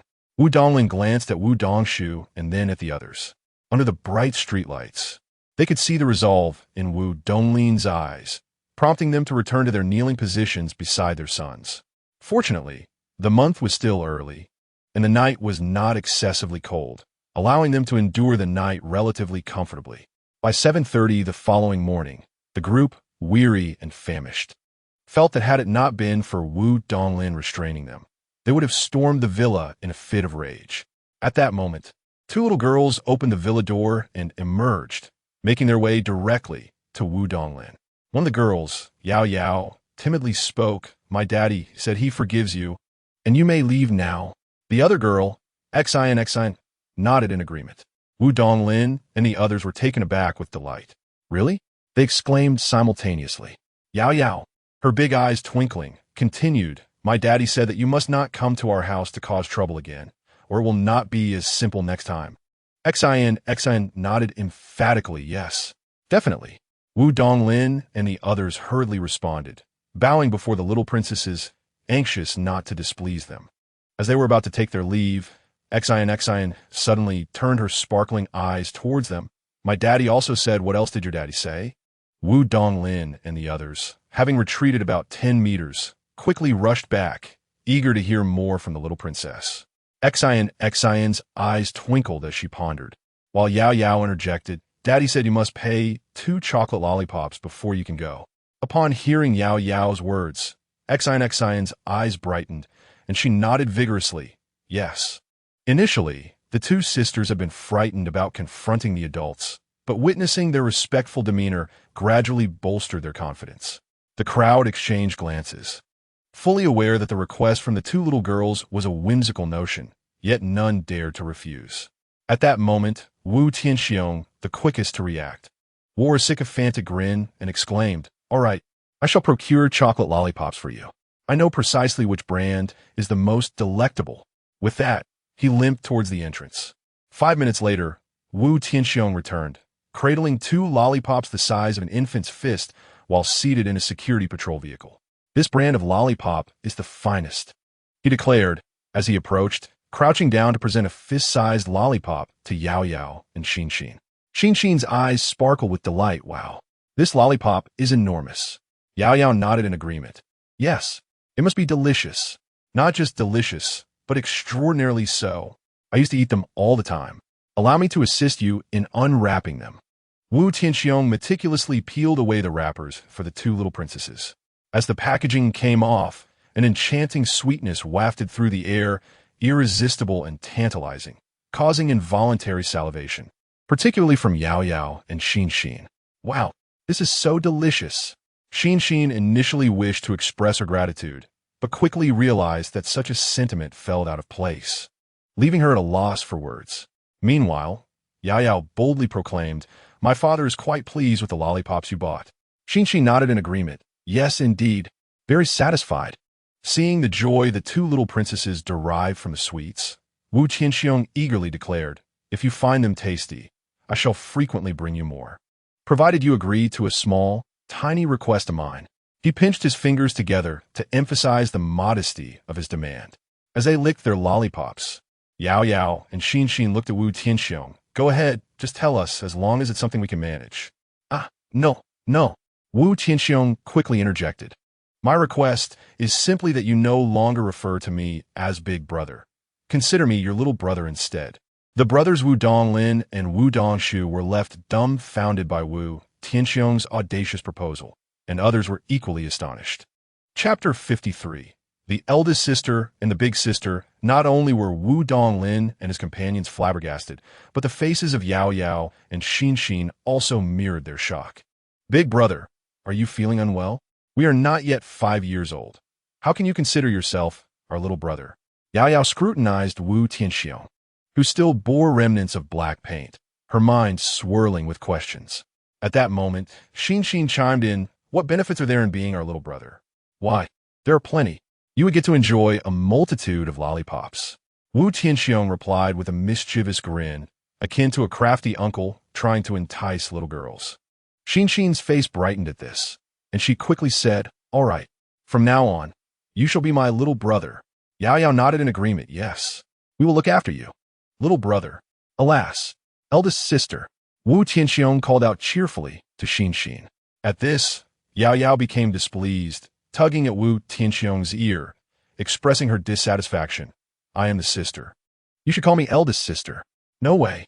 I want to be the eldest sister," Xin retorted defiantly, running to Yao's side, grasping her hand with a pitiful expression. "I implored. I have already called you sister. Could you allow me the honor of being an elder sister just this once?" Observing the impending dispute between the two young princesses, Wu Tianxiong hastily suggested to Xin, "How about this? I shall address you as elder sister." He then turned to Yao, adding, "And you shall be my elder sister supreme." Xin's large eyes twirled thoughtfully, as if weighing her own interests. After a considerable moment, she nodded in agreement. "All right then." This satisfied her aspiration to assume the role of an elder sister. Yao also nodded, patting Wu Tianxiong's shoulder like an adult. "From this day forth, you shall be my little brother. Rest assured, we will protect you and ensure that our father does not harm you." "Thank you, elder sister supreme." "Thank you, elder sister." Wu Tianxiong beamed with delight, exuding the joy of a carefree child. Is it truly possible to navigate such a situation? Wu Donglin and others couldn't help but admire Wu Tianxiong's cleverness. This maneuver not only endeared him to the esteemed resident of the villa, but also won the favor of the two young princesses without inciting the gentleman's disdain. The crowd raised their thumbs in approval of Wu Tianxiong, particularly Wu Donglin, who wished to commend him for his shrewdness. However, becoming the little brother of these two princesses would depend on the fates aligning. Wu Tianxiong felt a swell of pride. Last night, he had gleaned a crucial piece of information from his second uncle. The gentleman was not to be trifled with. Today's actions might just earn him the gentleman's forgiveness and perhaps even foster a closer bond. "I am indeed an astute little genius." Wu Tianxiong couldn't help but praise himself. Seeing this, the other parents eagerly pushed their children toward Yao and Xin, urging them to call out, "Elder sister supreme." The other four young boys, feeling indignant at Wu Tianxiong's precedence, quickly approached the two princesses, squatting down and lowering themselves, fervently calling out, elder sister supreme." Yao looked at Xin in astonishment. "Sister, do you think these boys have lost their minds, scrambling to become our little brothers?" Xin, however, saw it differently. With 5 new little brothers, they would stroll confidently into kindergarten, and the thought thrilled her. "All right, from now on, you shall be our little brothers. Fear not. We shall protect you from our father's wrath," Xin declared, brandishing her enormous lollipop with conviction. Yao quickly nodded. Having 5 little brothers might not be such a bad thing after all. She pondered if their father would approve. Stealing a glance toward the entrance, she noticed their father had not emerged, allowing her to relax. Inside the villa, Wenqing and others were enjoying breakfast when they witnessed this scene unfold on the security monitor, leaving them utterly astonished. At the dining table, although Tang Long did not gaze at the monitor, his keen senses allowed him to hear the conversation outside the villa distinctly. He couldn't help but drop his jaw, subsequently falling into deep contemplation. While others may have provoked a fox and found themselves in a predicament, I seem to have established my authority only to find myself entangled with the fox. After finishing breakfast, Tang Long led the entire family out, leaving Wenming at home to care for Wenrou. How much longer do you intend to eat? Stepping out of the door, Tang Long gazed at the 2 underperforming little rascals with a sense of helplessness. Dad, from now on, Xiong and the others will be our little brothers. So please don't bully them. XNXN tugged at Wu Tianxiong's clothing and sweetly addressed Tang Long, Mr. Tang. Wu Donglin and others hastily dragged the few young offenders before Tang Long. After delivering a few vigorous kicks, they sincerely apologized. I am truly sorry for yesterday's incident. It was my oversight that allowed these little rascals to offend you and your family. Please impose any necessary punishment. Just as Tang Long was about to respond, he noticed the 2 little ones tugging at his trousers, their big eyes wide with expectation. He instantly felt disarmed, initially intending to teach the miscreants a lesson. He found the words stuck in his throat. Fine, let us consider this matter settled. However, should it happen again, it won't be so simple. Rest assured, Mr. Tang, these little rascals have already learned their lesson. I will enforce strict discipline to ensure they do not cause trouble in the future. Tang Long nodded, taking hold of Yao Yao and Xin, and led Wenqing, Wenji, Wenshu, and Wenyu in a leisurely stroll away from the villa. Mr. Tang is indeed a man of hidden depths, someone remarked. Indeed, who would have thought such a low-profile individual could be the second in command of the Eastern District's war zone? Could he possibly be walking to send his child to school? At this point, the crowd's eyes lit up as they exchanged knowing glances, almost simultaneously reaching for their phones to make calls. Hello, Lao Wang, drive that extended Lincoln to the entrance of the Villa District. Lao Zhang, hurry and bring our Mercedes-Benz business vehicle to Qifeng Ju's entrance. Lao Lu, quickly send the Maybach to the Villa's exterior. Before they had exited the Villa District, the honking of cars echoed behind them as several large, luxurious business vehicles came to a halt. Mr. Tang, we noticed you lack transportation, and I happen to have a comfortable 7-seater business vehicle available, should you not mind, one of them offered. Mr. Tang, my extended Lincoln exudes grandeur and is perfectly suited for you, another chimed in. Mine is no less impressive. Tang Long observed the eager, greasy men enthusiastically promoting their vehicles, practically wishing to thrust the keys into his hands. No need for that. I have already arranged for a car to wait outside. You need not go out of your way to please me. Just discipline your own children, and we shall maintain our respective boundaries. Chapter 54. A helping hand. Tang Long firmly and directly declined the affluent gentleman's offers. After escorting his family out of the Villa District, he summoned a car for Wenji and Wenshu, ensuring they were safely on board before placing Yao Yao and Xin into a Mercedes-Benz driven by a Fei. He then sent Wenqing, who should have been looking for work, away and finally followed Wenyu into a taxi.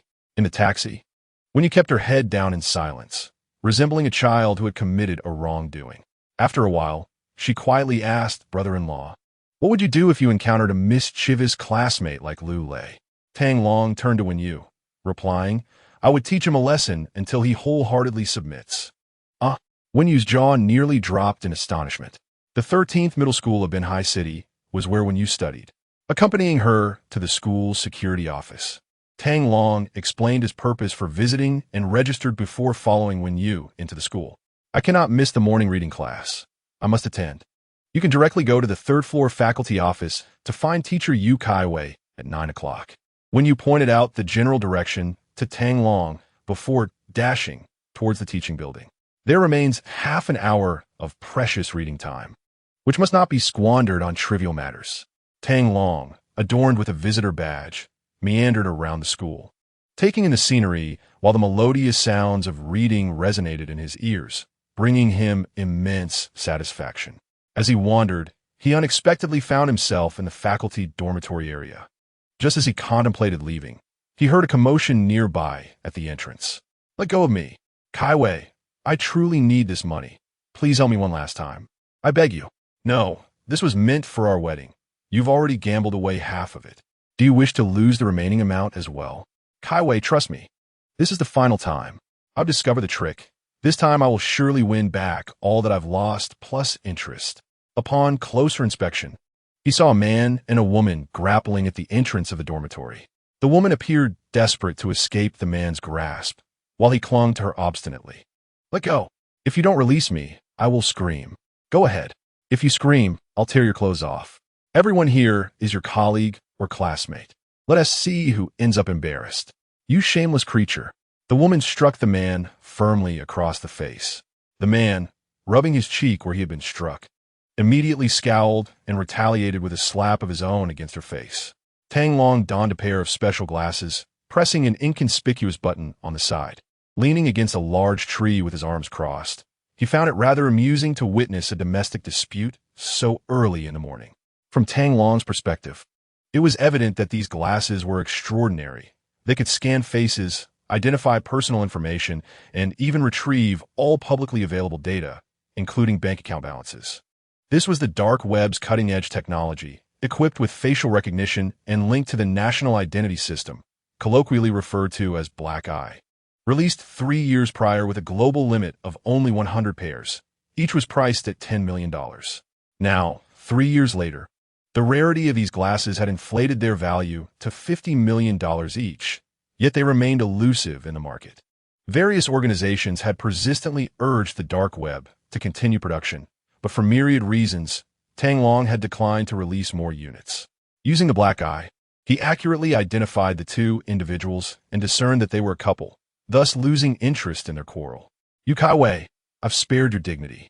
You refuse to lend me money, is that it? Fine. Today, if you do not pay me, I shall create a scene at the school, in your classroom." After striking the woman, the man pointed at her and bellowed. The blow had disheveled her hair, and she no longer sought to evade him. "Fengling, you are truly shameless. Go ahead and make a scene. If you ruin my job, we shall both be left to fend for ourselves. I do not care. If you do not pay me today, this is far from over." The man clutched her clothing fiercely. "No, even if I had it, I wouldn't give it." The woman struggled to break free from his grip.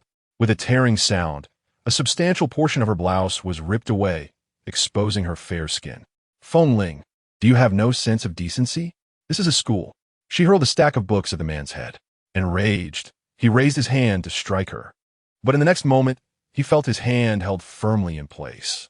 When he looked closer, he found that another person had seized his wrist. "Brother, striking a woman will lead to nothing of consequence." Tang Long's deep, resonant voice echoed in their ears. Both turned to face him. The woman's eyes gleamed with a mix of surprise and fear, while the man's face contorted with rage. "Who the hell are you? What business is it of yours if I discipline my woman? Get out of my way." Fengling spat, shoving Tang Long's hand away, aiming to push him aside. However, Tang Long remained steadfast, unperturbed. You're looking for trouble, are you?" Fengling rolled up his sleeves, raising his fist to strike Tang Long. "You are overestimating yourself." Tang Long replied coldly, effortlessly blocking Fengling's punch with his right hand, then swiftly grasping Fengling's chin with his left hand, delivering a resounding slap to his face. "You dare to hit me?" Fengling seethed, raising his hand to retaliate, but his reach fell short, leaving him to claw at Tang Long's left hand in frustration. Before Fengling could gather his strength, Tang Long unleashed a flurry of slaps upon him. In an instant, Fengling's head swelled grotesquely, blood and saliva spraying everywhere. "Stop, please." Several of his teeth were dislodged and flew from his mouth. Chapter 55. Enough with the 50,000 one-time compensation. "Please stop, brother. I was wrong. I beg you, do not hit me anymore." Fengling, accustomed to the gambling dens, found himself utterly overwhelmed by Tang Long's barrage and knelt, pleading for mercy. Should I ever catch you bullying teacher Yu Kaiwei again, I shall ensure you pay a far more painful price. Tang Long kicked Feng Ling away and turned to assist the fallen Yu Kaiwei, who had stumbled while dodging Feng Ling's assault. Teacher Yu, are you all right? Upon lifting her, Tang Long immediately sensed something amiss. Yu Kaiwei's blouse had become disarrayed, revealing more than intended. He quickly averted his gaze. Yu Kaiwei, realizing her own predicament, hastily tried to cover herself. Put on my coat. Tang Long removed his jacket and offered it to her. Yu Kaiwei accepted it gratefully, donning it quickly. Thank you. Please wait a moment. I will change and be right back.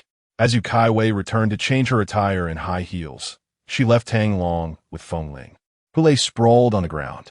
At that moment, Feng Ling's inner turmoil was palpable. To avoid further aggression from Tang Long, he lay there groaning incessantly. Shortly after, Yu Kaiwei descended the stairs in her new outfit, returning Tang Long's clothing. Upon donning his jacket, Tang Long caught a whiff of a particularly enchanting fragrance. Yet he refrained from inhaling deeply, aware that such an act would be impolite, allowing the alluring scent to swirl about his nostrils. Feng Ling, having reached this point, I can truly see through you. It seems your life revolved solely around gambling. I have had enough. Let us part ways. Yu Kaiwei declared, emboldened by Tang Long's presence. Directing her words at the still groaning Feng Ling stopped talking. There is 10,000 yuan on this card. Do not disturb my life at school henceforth. Yu Kaiwei tossed a bank card in Feng Ling's direction. You will regret this. Feng Ling retorted, unwilling to concede, but upon noticing the man's cold gaze upon him, he picked up the card and fled. Are you the new teacher? Yu Kaiwei inquired, her curiosity piqued by Tang Long, ignoring Feng Ling entirely. No, I'm a parent of a student, coincidentally from your class, Tang Long replied. A student in my class? After a moment of contemplation, Yu Kaiwei asked, Are you Yu's brother? No, I am her brother-in-law. Tang Long smiled as he removed his glasses and placed them in their case. Brother-in-law? Yu Kaiwei felt a twinge of disappointment, sighing inwardly.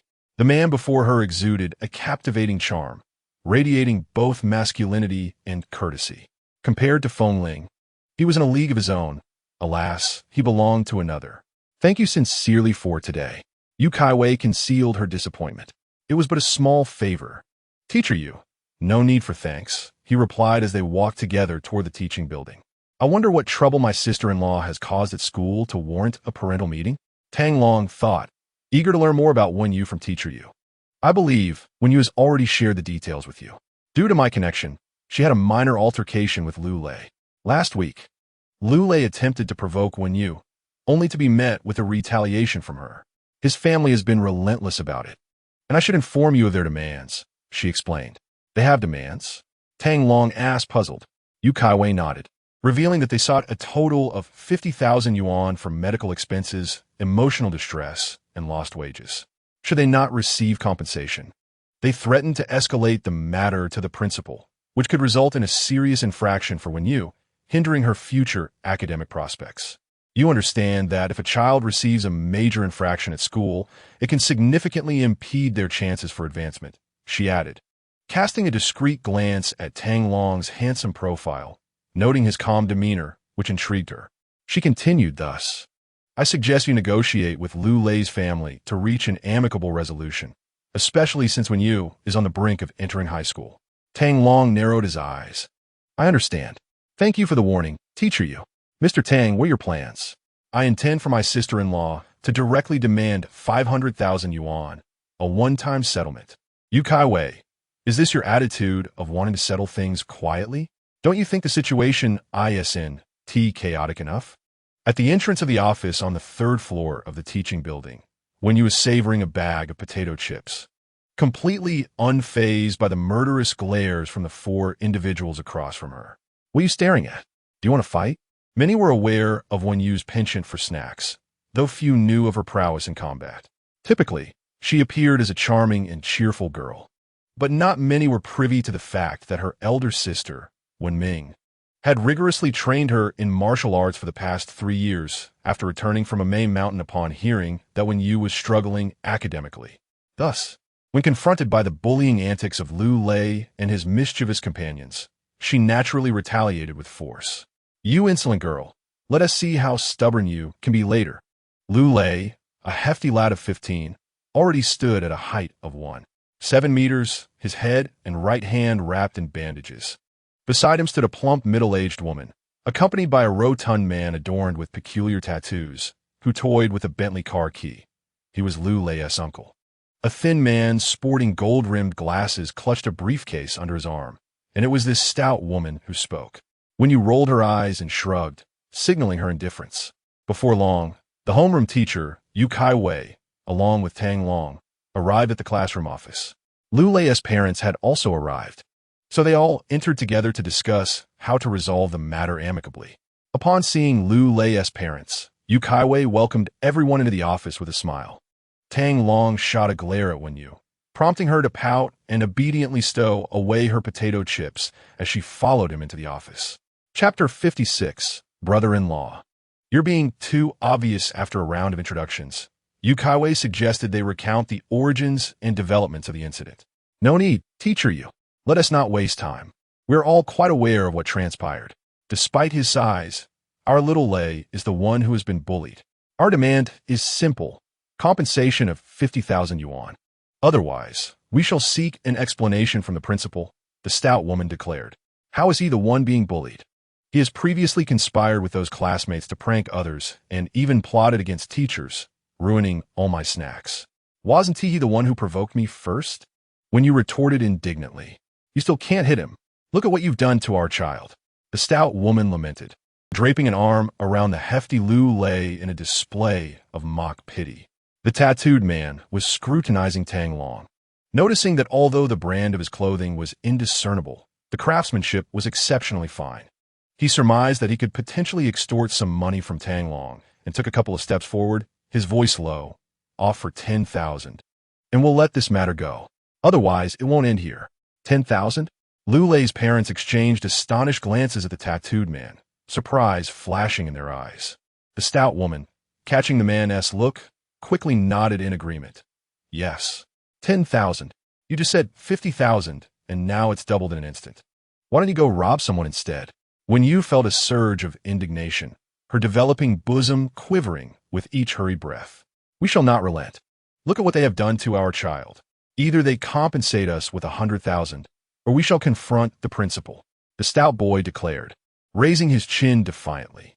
The atmosphere became palpably tense, enveloped in an awkward silence. Mr. Tang, what are your thoughts on this matter? Yu Kai-wei inquired, glancing at Tang Long, who remained as impassive as a still pond, devoid of any expression regarding the unfolding events. She sought his perspective. Tang Long directed his gaze towards Lu Lei and his family, contemplating the severity of the injuries that warranted 100,000 in compensation. Can you not discern for yourself? His head is fractured, his hand is broken, and he is bandaged. The stout boy pointed at Lu Lei's injuries. You claim this warrants 100,000? Tang Long questioned Wenrou, scrutinizing her. It is precisely because he is so malevolent, always tormenting the other students in class. Even your teacher has fallen victim to his antics. I have long found him intolerable. Wenrou raised her voice deliberately. Upon hearing this, the countenance of Lu Lei and his family soured, and even Yu Kai-wei's expression darkened. Once again, silence descended, thick and uncomfortable. After a long pause, Yu Kai-wei was the first to recover. Lu Lei's parents. It is true that Lu Lei has exhibited such behavior. Many students have approached me with their grievances. However, due to Lu Lei's intimidation of his classmates, many were too fearful to voice their concerns. Now that we are all present, I would like to invite you to provide Lu Lei with appropriate guidance to prevent him from straying down a misguided path in the future. Yu Kai-wei's words were earnest, attempting to counsel Lu Lei while simultaneously urging his parents to take responsibility for his education. However, Lu Lei's family immediately bristled with displeasure. The stout boy stepped forward and shrugged. Yu Kai-wei, what do you mean by that? Are you implying that our Lu Lei is uncultured? The stout woman, hands on her hips, bellowed. Indeed, we pay to send our child to your school with the expectation that he will receive a proper education. If we are to educate him ourselves, why would we spend money to send him here? A tall, thin man adjusted his glasses, adding, furthermore, we are here to discuss compensation, not to delve into educational matters. Yet, the total medical expenses for Lu Lei barely exceeded 3,000. At the time of his treatment, I was present. You were demanding 100,000. Is that not excessive? Yu Kaiwei retorted. Instantly incensed, the stout boy forcefully pushed Yu Kaiwei to the ground, exclaiming, "What business is this of yours? Our Lu Lei deserves compensation for mental anguish, nutritional expenses, and the loss of wages for our entire family, not to mention travel costs. Let me tell you, 100,000 is already a modest sum. You would do well to comply and hand over the money." Tang Long, and when you rushed to assist Yu Kaiwei, noticing that her arm had scraped against the leg of a chair, leaving a considerable abrasion with blood oozing forth. Tang Long promptly pressed his hand against the wound, and the bleeding soon ceased, the blood quickly clotting. Yu Kaiwei, oblivious to her own injury, initially intended to speak again, but was interrupted by Tang Long. "Is it not money you desire? I can indeed provide it. But the choice lies with you.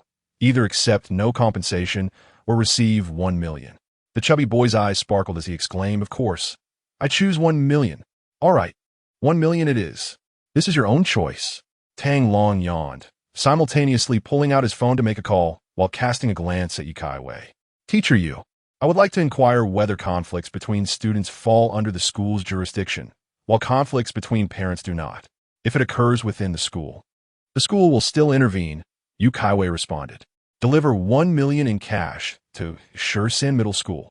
Once the call connected, Tang Long uttered this line and promptly hung up. 1 million in cash? What is this for? When you asked, her curiosity piqued as she looked at Tang Long. He snatched the chips from her hands, tore open the bag, and popped a chip into his mouth. The injury sustained by the chubby boy was worth only 100,000. They still required an additional 900,000, as they aimed for a total of 1 million to exact their revenge. Yu Kaiwei interjected, "But you just said to aim for 50,000. Why the sudden increase? Brother-in-law, this is no joke. When you protested, do I appear to be jesting?" Tang Long retorted, rolling his eyes at her. "Where will we even get 1 million? Our family's villa was a gift." When you muttered softly, Tang Long, munching on the chips, replied, "You don't understand. Whether it is 10,000 or 1 million, it is trivial for our family. We can afford to reside in chiefing residence. And our winery investment is worth 200 million. How could we not produce this sum?" With that, Tang Long pushed Wenyu towards Lu Lei. Despite being merely 15, she stood taller than 1.60 meters, blossoming into a graceful figure. In terms of appearance, Wenyu was undoubtedly a campus beauty, likely among the top 10 in the school's beauty rankings. If only her academic performance were better, she might have even claimed the top spot. Unfortunately, her carefree demeanor, penchant for snacks and fiery temper, coupled with a tendency towards violence, did not render her the ideal choice of beauty in the eyes of most classmates. Many students had experienced her wrath when pursuing her, leading to a general apprehension among male classmates. As when you approached Lu Lei, he instinctively recoiled in fear. "Brother-in-law, this isn't appropriate." When you turned back to Tang Long, a perplexed expression on her face. "What is inappropriate? They are the ones demanding 1 million in compensation. The money is not your concern. Just focus on ensuring we collect that million." When you was momentarily speechless at Tang Long's boldness. Did they need to be so ostentatious? Did they fear others were unaware of their residence in chiefing residence? Did they dread others discovering their 200 million loss in the winery? Brother-in-law, isn't this a bit too conspicuous? The author has a message. Dear readers, please bestow a 5-star rating and consider adding this to your reading list. Chapter 57. The difference between 1,000 and 100,000 for a slap. When you gazed at Tang Long with an odd expression. Fighting in school does not reflect well. Tang Long glared at her. "You are aware of that now. Why did you strike him in the first place?" He then pushed her directly in front of Lu Lei. No, please don't hit me." Lu Lei was taken aback, instinctively retreating. Since the last encounter, he understood that he could never match the little sorceress before him. Confronting her would only lead to a beating. At that moment, a Fae arrived at the school, carrying a suitcase, and directly entered the teacher's office, standing beside Tang Long with the suitcase in hand. Tang Long, in front of Lu Lei and his family, promptly opened the suitcase. The sight of it filled to the brim with cash made Lu Lei and his family swallow hard. This little chubby's injuries are already worth 100,000. If he takes another 900,000 worth of beatings, that million will belong to you. It's 1,000 per slap, so just let my sister-in-law give him 90 slaps. How does that sound? Quite a bargain, isn't it? Tang Long chuckled. The entire family stood in stunned silence. The bespectacled middle-aged man quickly interjected, "We only want 100,000. Well, I'm sorry, but that's not happening." Tang Long snapped the suitcase shut, a cold smile on his face. "Then we'll go to the principal. We must have that girl expelled," the plump woman declared. "Go ahead. If you can manage to get my sister into trouble, consider my loss.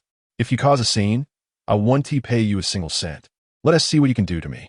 Tang Long was unafraid. As long as they stirred up trouble at the school, he could simply place his military officer SID on the principal's desk. It would be uncertain who would be expelled in the end. The bystanders, including the teachers, were left bewildered. What kind of situation was this? Yu Kaiwei could not help but laugh. Is this really happening? Have you made up your mind? Brother-in-law, are you serious? When you hit her face behind Yu Kaiwei, the opposing party was at a loss, wondering what to do. "I only want 100,000. Yet you insist on 1,000,000. Is your family truly that wealthy?" Xiao Gong. The chubby man pulled Lu Lei forward. Lu Lei looked at him in confusion. "Uncle, what's wrong?" His uncle replied, "You know you're strong, right?" Lu Lei responded, while the plump woman, realizing the situation, tugged at Lu Lei, saying, "Xiao Gang, endure a little longer. Once we get the 1,000,000, Mom will give you 100,000 as pocket money." The thin middle-aged man seemed to have made up his mind as well, encouraging Lu Lei, "Xiao Gang, you can do it. Hang in there." Lu Lei thought to himself, "Are you really the closest people to me?" He felt an urge to cry, but the thought of the substantial pocket money invigorated him. "Come on, let me take another 90,000 worth of slaps." Tang Long smiled and headed to the rooftop. "Let us go." A group of people followed him directly to the rooftop of the teaching building. It soon became evident that once some individuals became fixated on money, it was truly difficult for them to extricate themselves. The quarrel between the two parties quickly attracted a crowd of teachers and students to the rooftop, with some school leaders sneaking over to watch the commotion. Wenyu indeed had some skills. After years of training with Wenming, she had developed a solid foundation in martial arts.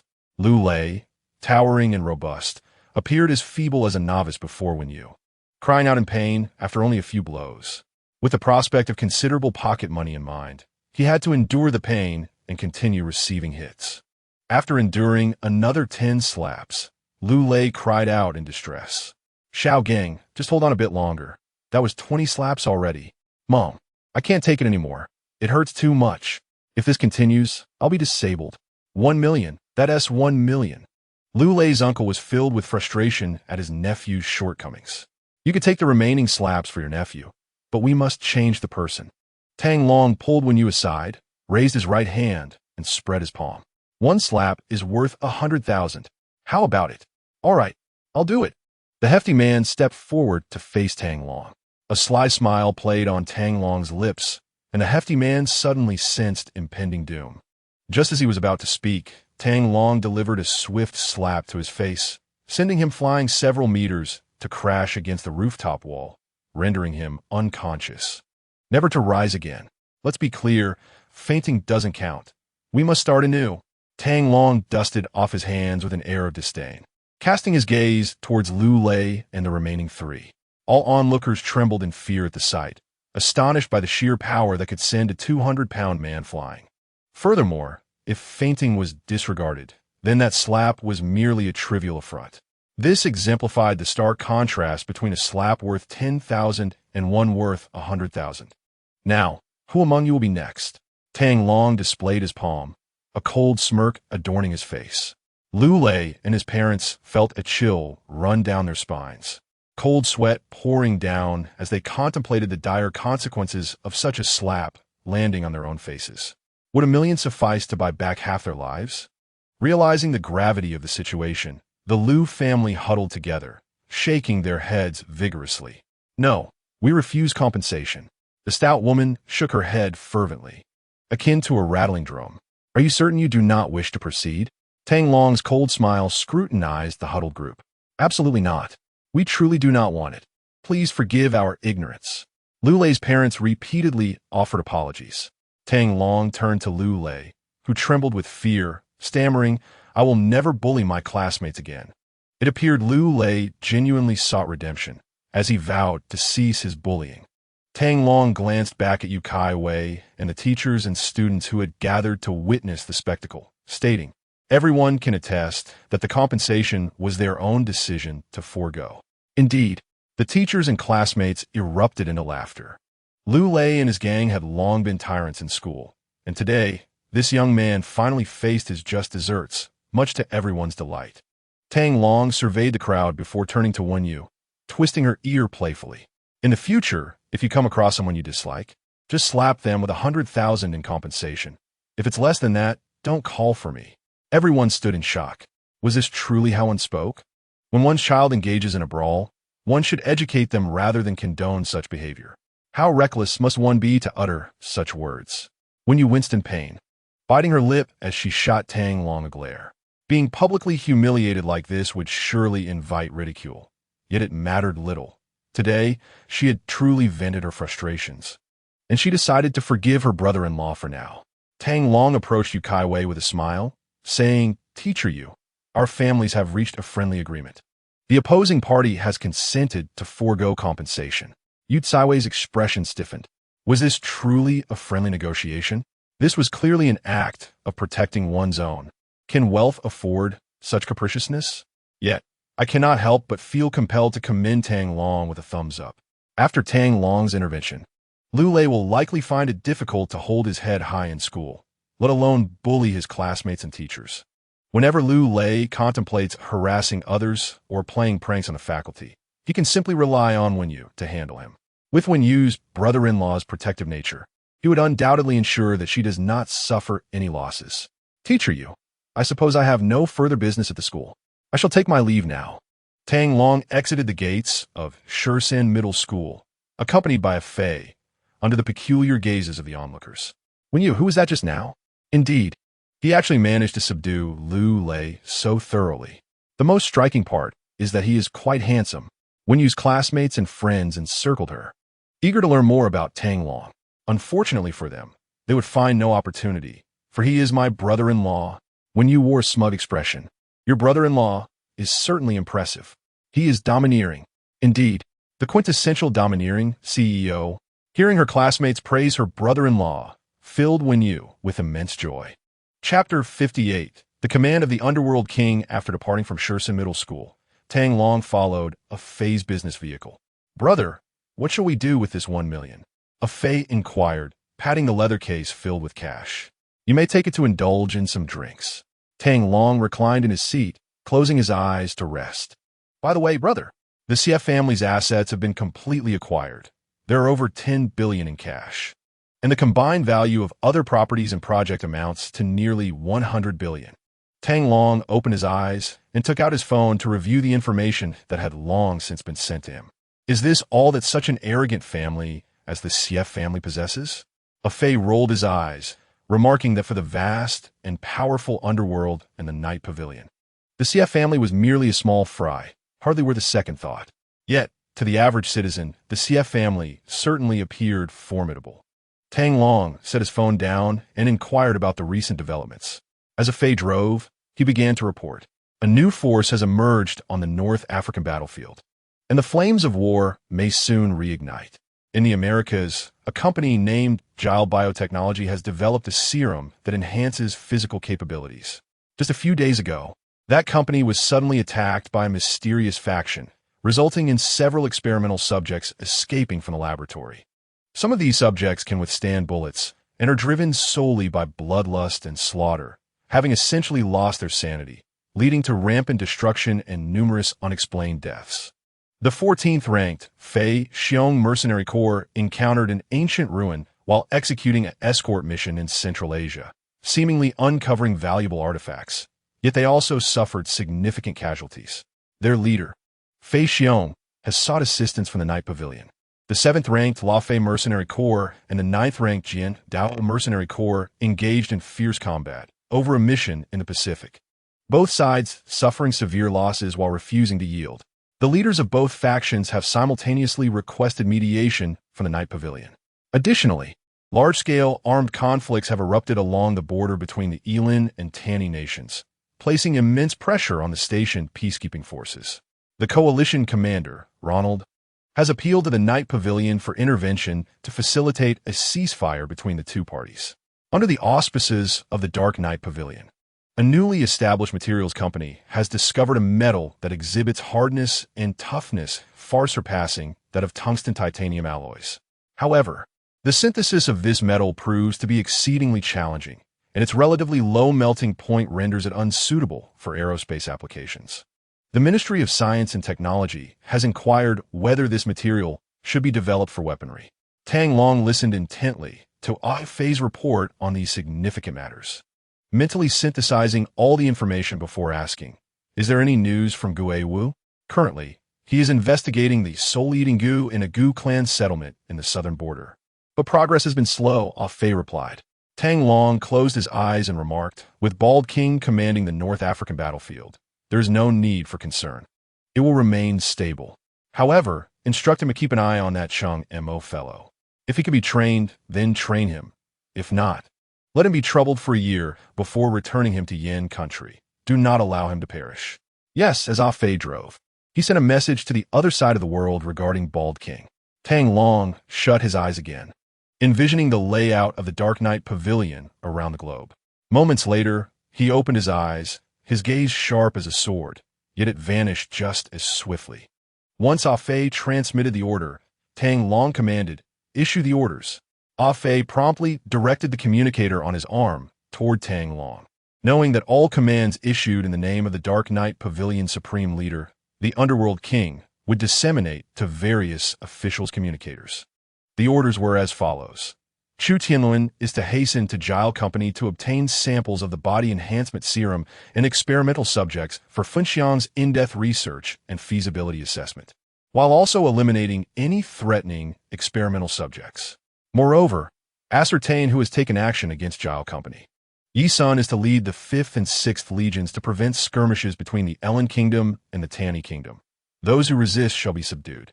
Shun Xingpeng, stationed in Central Asia, is to support the Feixiong Mercenary Corps and ensure ample resources are extracted. Ignore the conflict between the Rafi Mercenary Corps and the Sharp Blade Mercenary Corps. Let Zhang Kuang warn them not to involve innocents, or they shall face annihilation. After issuing this series of commands, Ah Fei exhaled deeply. Each decree from the Underworld King holds critical importance for a region or faction, thus demanding utmost caution in their issuance. After delivering multiple orders, Tang Long sighed and inquired, "Has Su Lian been home visiting relatives for 6 months now?" "Yes, it has been over 6 months." Ah Fei confirmed. "Tell him to return to work at once. These matters clearly fall under his purview, yet I must personally handle them." Tang Long expressed his dissatisfaction. Ah Fei looked at Tang Long in astonishment. "Why are you staring at me? Do I have something on my face?" Tang Long retorted angrily. "Brother, I realize you truly lack shame. This is ostensibly the duty of you, the Underworld King." Tang Long glared. "You foolish scoundrel, take that. I'll dodge." The luxurious business vehicle swayed playfully along the road. Upon returning to the villa district, Tang Long walked inside. A security guard, overly enthusiastic, offered to drive him home, leaving Tang Long feeling somewhat out of place. As he reached his doorstep, he spotted Wu Donglin and AI Dai standing there, looking rather earnest. "Mr. Tang, I sincerely apologize for yesterday's incident. It is unnecessary to dwell on what has already transpired." Tang Long waved his hand and declared, "I do not wish for a repeat of this situation." Certainly, certainly," Wu Donglin nodded repeatedly, assuring, "I guarantee that no one will disturb your life again." "That is well," Tang Long replied, "so I shall not keep you for lunch." He scanned his fingerprint, and the villa's grand entrance swung open. Just as he was about to step inside, he noticed Wu Donglin still lingering at the doorway and inquired, "Is there something else?" "Today, a group of individuals arrived at Chiefing residence seeking to find you." "Who?" Tang Long asked, perplexed. "They claim to be your wife's uncle and aunt. According to the security personnel, one of the women had visited 2 days prior. Hence, without your consent, I escorted them to the villa. I did not anticipate that your sister would be quite displeased." Tang Long frowned, stepping out of the villa. I will grant you 10 minutes to remove them. Otherwise, you shall bear the consequences. Upon hearing this, Wu Donglin was taken aback and hastily retrieved his walkie-talkie. Captain Zhang of the security team, gather your men and rush to Villa number 8. We have an urgent situation. Understood, on my way, came a resonant voice from the walkie-talkie. Chapter 59. The occupation of the villa in a mere 5 minutes. As Wu Donglin felt as frantic as an ant on a hot stove, several security patrol electric vehicles hastily arrived at the entrance of Villa number 8. A burly man led a team of security personnel swiftly to the door. Chief Steward, what has transpired? A few individuals have intruded into our owner's residence. Immediately go and expel them. But remember, do not damage anything, for I shall not only demand double compensation, but also deduct from your wages. Wu Donglin spoke with indignation. Understood. The burly man signaled to the 10 or so security personnel behind him. Put on your gloves and shoe covers. Follow me. The security team donned their gear as swiftly as possible and proceeded to the villa that Tang Long had opened, entering in a single file. Inside the villa, Wenming sat motionless on the couch, coldly observing the display of the 6 individuals before her. 2 middle-aged men, 2 middle-aged women, and a young woman slightly younger than Wenming were present. They were her elder uncle Mu Lianping, Aunt Huang Lu, second uncle Mu Liangchun, second aunt Jingmei, and their children, Mu Zihui and Mu Zifeng. Huang Lu and Mu Zihui wore expressions that resembled pig heads, eliciting laughter from onlookers. While the elders were lamenting their plight to Wenming, Mu Zihui and Mu Zifeng had long since vanished. At that moment, the two were meandering through the villa, appreciating its exquisite beauty, exploring the private cinema to watch a film, washing their hands in the swimming pool, indulging in games in the game room, testing the fitness equipment in the gym, and even belting out songs, scaring away nearby birds in the process. In their eyes, this mansion located in the prestigious residential area of Binhai City already belonged to them. Sister, this villa is truly magnificent. It must be at least 10 times larger than our home, exclaimed Mu Zifeng, his eyes shimmering with uncontainable excitement and fervor as he huddled with Mu Zihui after touring the property. Of course, I've inquired about the price. It's a staggering 100,000 per square meter. This villa spans over 3,000 square meters in total. Just calculate its overall worth. Mu Zihui replied with an expression of pride. Mu Zifeng, momentarily stunned, spread his fingers to begin counting 0. You fool, it's 300 million. Mu Zihui scolded him, tapping his head with exasperation. 300 million? Mu Zifeng's eyes widened in astonishment. This was far more expensive than the 60 million villa owned by Brother Chow. Naturally, this is Chiefing residence, home to numerous military, political, and business elites. Who knows, the neighboring house might belong to a prominent figure. How could such a property not be valuable? Mu Zihui added, her expression filled with envy. Sister, it's such a shame to let a few stray dogs from the Wen family reside in such a splendid house. Mu Zifeng protested indignantly. Who could disagree? We must devise a plan to claim this villa. Mu Zihui gestured emphatically. Mu Zifeng nodded vigorously in agreement.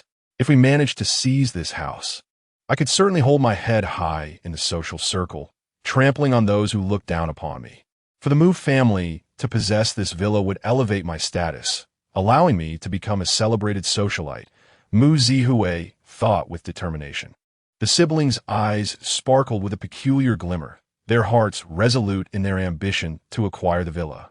However, Wenrou lay languidly in bed, barely alive. If she were to awaken, her parents and uncle might create a ruckus, potentially reclaiming the house. If that failed, they could involve their grandmother. Yet, Wenming had scarcely interacted with their family and had never truly resided with the Muse, making it unlikely that a confrontation would yield any results. Mu Zifeng, feeling anxious, asked Sister, what should we do? I adore this house. The game room, gym, cinema, bar, and swimming pool. It's as if it was tailor-made for us. Let us not dwell on that for now. We should check on how our parents' emotional appeal is progressing, Mu Zihui suggested. The two descended the stairs and paused in the hallway, eavesdropping as their parents and uncle launched their charm offensive on Wenming. Yet, Wenming remained seated on the sofa, silent and unresponsive. Sister, this Wenlao heir is impervious to our efforts. What now? Mu Zifeng asked impatiently. Mu Zihui's eyes flickered with a sudden idea as she whispered a few words into Mu Zifeng's ear. Upon hearing her suggestion, his eyes lit up with renewed brilliance, morphing into an expression of envy before he cheerfully bounded downstairs to the hall, plopping onto the sofa. Mom and Dad, is this the villa that Sister Wenrou prepared for us? Mu Yanping, the balding middle-aged man, looked astonished, while Huang Lu was the first to catch on, quickly exclaiming, Yes, yes, indeed. This is the villa prepared for us by our gentle sister. What do you think? Do you like it? Mu Yanping, regaining his composure, quickly remarked, This girl is truly filial. My years of self-sacrifice in raising her and her sisters have not been in vain. I absolutely adore it. Mu Zifeng joyfully rolled on the luxurious sofa, exclaiming, The room next to the game room upstairs will be mine from now on. This was an audacious claim. The author has something to convey. Dear audience, a little click would be appreciated. Chapter 60. The most fragrant socks at this moment. Mu Yangshun and his wife also realized the situation and hastily pulled out their phones to call their children, urging them to come and occupy the rooms. If they were to seize the villa, they must stay put and ensure their children moved in as well. After all, the side with more people would have the upper hand in any dispute. Wenrou's expression shifted dramatically, being a martial artist. She finally comprehended that the earlier display of sorrow was merely a facade, revealing their true, insatiable ambition to usurp the villa. Just then, Wenming finally took action. She stood up, marched to the entrance, flung the door open, and shouted furiously, Get out. What did you say? Is this how you speak to your uncle and aunt? Exactly. This villa is a testament to Wenrou's filial piety towards us. It is you who should leave. In their desperate bid to claim the villa, the Mu brothers disregarded their uncle's dignity. This villa, worth several billion, not only symbolized status and identity, but also provided access to connections they had previously only dreamed of. If they did not act now, when would they? This villa rightfully belongs to the Mu family. Yes, since you've already spent those 2 billion, this villa should be ours. The 6 members of the Mu family showed no regard for face, stubbornly lounging on the sofa and hurling insults at Wenming. Don't make me resort to violence. Wenming warned, clearly displeased. Violence? Mu Zifeng stepped closer to Wenming, intrigued. You, a worthless one, wish to confront me? Come on, strike me. I'll even lean forward for you. He extended his neck, placing his face near hers. Wenming, in a fit of rage, raised her hand to strike. But as a mere shadow of her former self, her strength and speed were no match for Mu Zifeng. He effortlessly dodged her slap and delivered a swift kick to her abdomen. Wenming fell to the ground, cradling her stomach in pain, her eyes blazing with fury at Mu Zifeng. Pathetic, and you still think you can hit me? You should take a good look at yourself. Mu Zifeng unapologetically kicked her again. Fengyue, Inuk, why bother with a worthless person like her? Huang Lu exclaimed, her emotions heightened. Just days before, they had visited at night and seen little of the villa. Now, it felt like stepping into a palace, filling her with immense joy. This would be their home from now on. What do you mean, your home? Are we mere heir to you? Second Aunt Jun Jingmei stepped forward, hands on her hips, glaring at Huang Lu. It is we who arrived first, and it is we who rightfully possess this home. What do you mean by claiming that you came first and own it? The profits from the distillery are certainly ours as well. Why should the house belong solely to you? I declare that if I say it is our home, it is indeed ours. Huang Lu retorted, hands on her hips.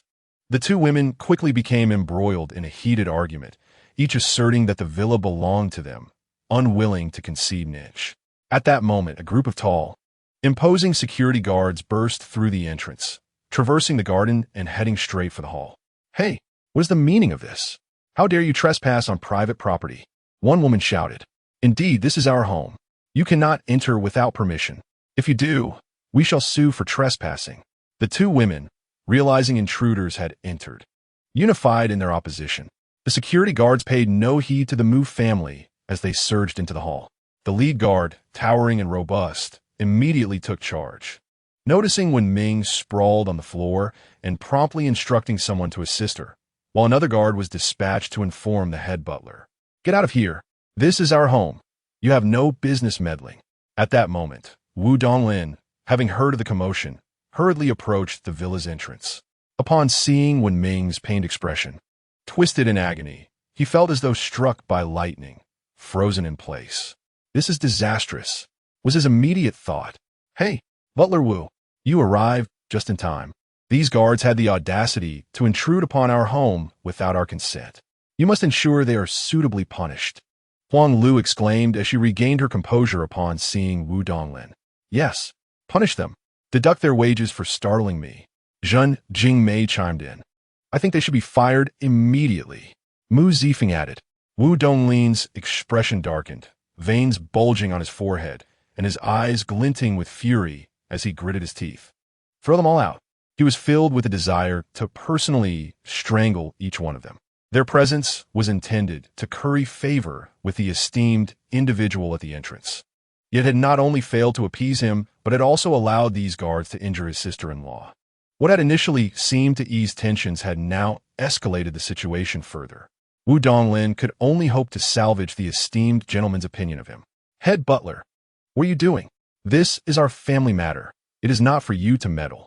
The Mu family found themselves restrained by the guards, lacking any strength to resist. Wu Donglin had been exceedingly warm in welcoming the Mu family, treating them like royalty, yet now his attitude had shifted drastically. "I do not wish to hear them speak. Stuff their mouths with your socks. If they dare spit them out, beat them mercilessly." Wu Donglin seethed. "All right then, it's perfect timing. I haven't washed my socks in days, so they should be quite pungent," one guard declared, removing his shoe and pinching his nose as he took off his smelly sock. "Mine are the most fragrant of all." Another guard chimed in, also shedding his foul socks, which promptly attracted a swarm of flies. The excited security guards hastily removed their socks, much to Huang Lu's dismay. "What on earth is this? Get those away from me," she shrieked. "Bring me those foul socks." Zhen Jingmei disdainfully swatted away the stinky socks from the security guard's phone. Despite being restrained by the guards, Mu Zihui, Mu Zifeng, Mu Liangping, and Mu Liangchun all averted their gazes, unwilling to bite into the odorous socks. "Strike them until they voluntarily stuff the socks into their mouths," Wu Donglin bellowed upon witnessing the scene. "Strike! Bam, bam, bam!" With the command of the security captain, the guards, indifferent to the situation, launched their assault. They employed slaps, kicks, and blows to the chest, utilizing tactics typically reserved for ordinary individuals. It is worth noting that many of these guards were retired special forces. Without considerable skill, they would never have been accepted into the security team of chiefing residents. Thus, even while holding back, they still left the Mu family members wailing in agony. "Stop! We are members of the Mu family." The guards paid no heed, continuing their relentless assault. "Please stop. I'm a gentle uncle. I truly am. Strike. Hit them hard." Wu Donglin, eager to please Tang Long, showed no concern for the identities of those involved, signaling for the security to persist. Don't. Stop hitting me. I will take the socks." Mu Zifeng, unable to endure the punishment any longer, cried out, pleading to take the stinky socks. The author has something to say. The most odorous socks. Chapter 61. When Qing aspires to be a streamer. With the noxious socks in his mouth, Mu Zifeng's tears flowed uncontrollably. "I too will take the socks. Please stop." Mu Zihui could no longer bear it, pleading for mercy. In no time, the Mu family members were all begging for mercy, tearfully accepting the foul socks into their mouths. "Remove them."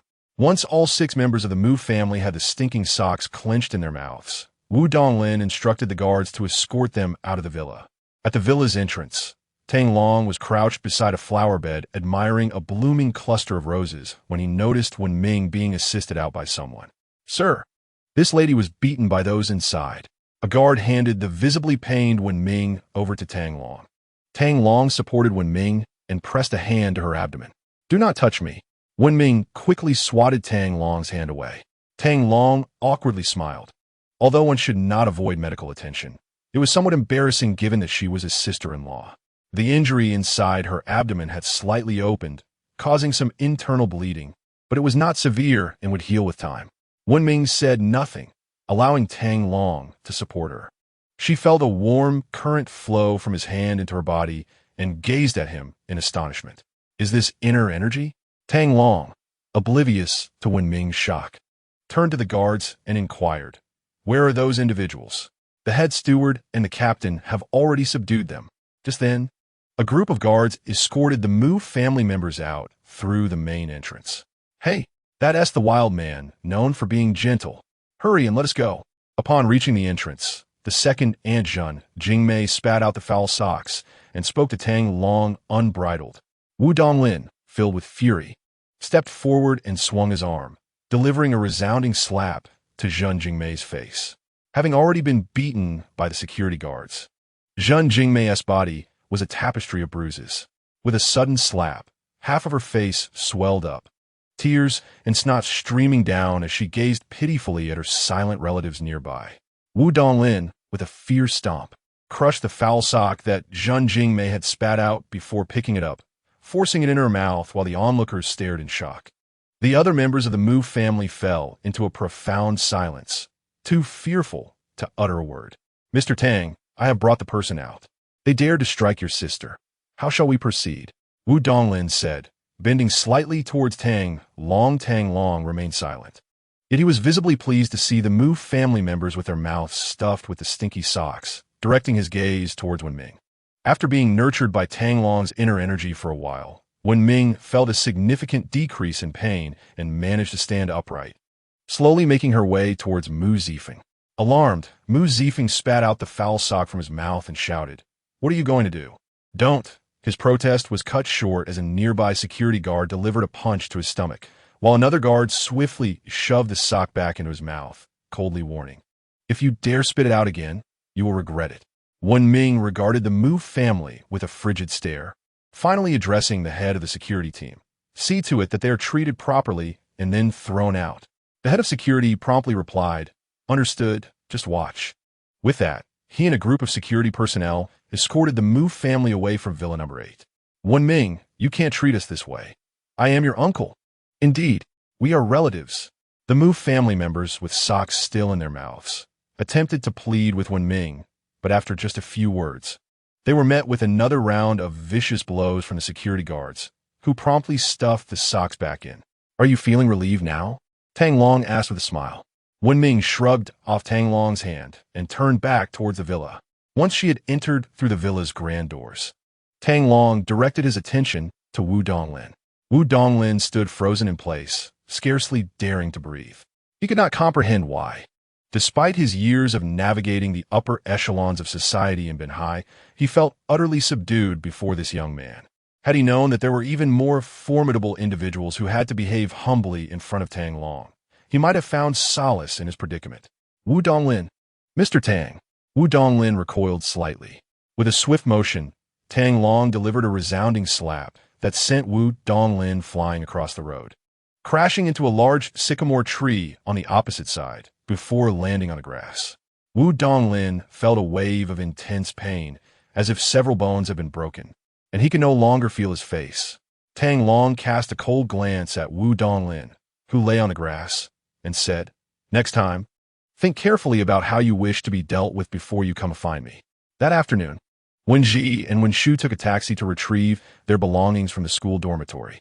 The two girls, finding no joy in attending classes, opted to stay away, as engaging in extracurricular reading or activities unrelated to their studies would lead to disapproval from their peers. Thus, they decided to forego attending class altogether. In the evening, Wenqing returned home dejected, and it was evident without asking that her job search had not gone smoothly. As a graduate of an ordinary second-tier university, Wenqing had struggled during her studies due to her obsession with video games. Although she did not fail any courses, her lackluster performance made it unsurprising that she faced numerous obstacles in finding employment. A week passed swiftly, and before long, Tang Long had been back in Yin country for over half a month, having moved into his new villa 10 days prior. Since the Mu family had been driven away during their last encounter, they had not caused any further disturbances, and Tang Long's bond with the two little princesses continued to flourish. He had granted leave to all the Ming guards, leaving only a Fei at his disposal, as their presence was less necessary in the relatively safe environment of Yin country. Under Tang Long's attentive care, the Gu family thrived, and they all lived together joyfully. Tang Long's daily routine primarily consisted of escorting the two little princesses to and from school, guiding Wenming in cooking and laundry, and occasionally teaching her breathing exercises during their leisure time. Meanwhile, Wenqing took it upon herself to accompany Wenhua and Wenjiu in their daily job hunts, ostensibly to expose her younger sisters to the realities of society, though in truth, it often devolved into leisurely outings. Despite their efforts, they had yet to find suitable employment, and Wenqing could no longer endure Tang Long's disdainful glances.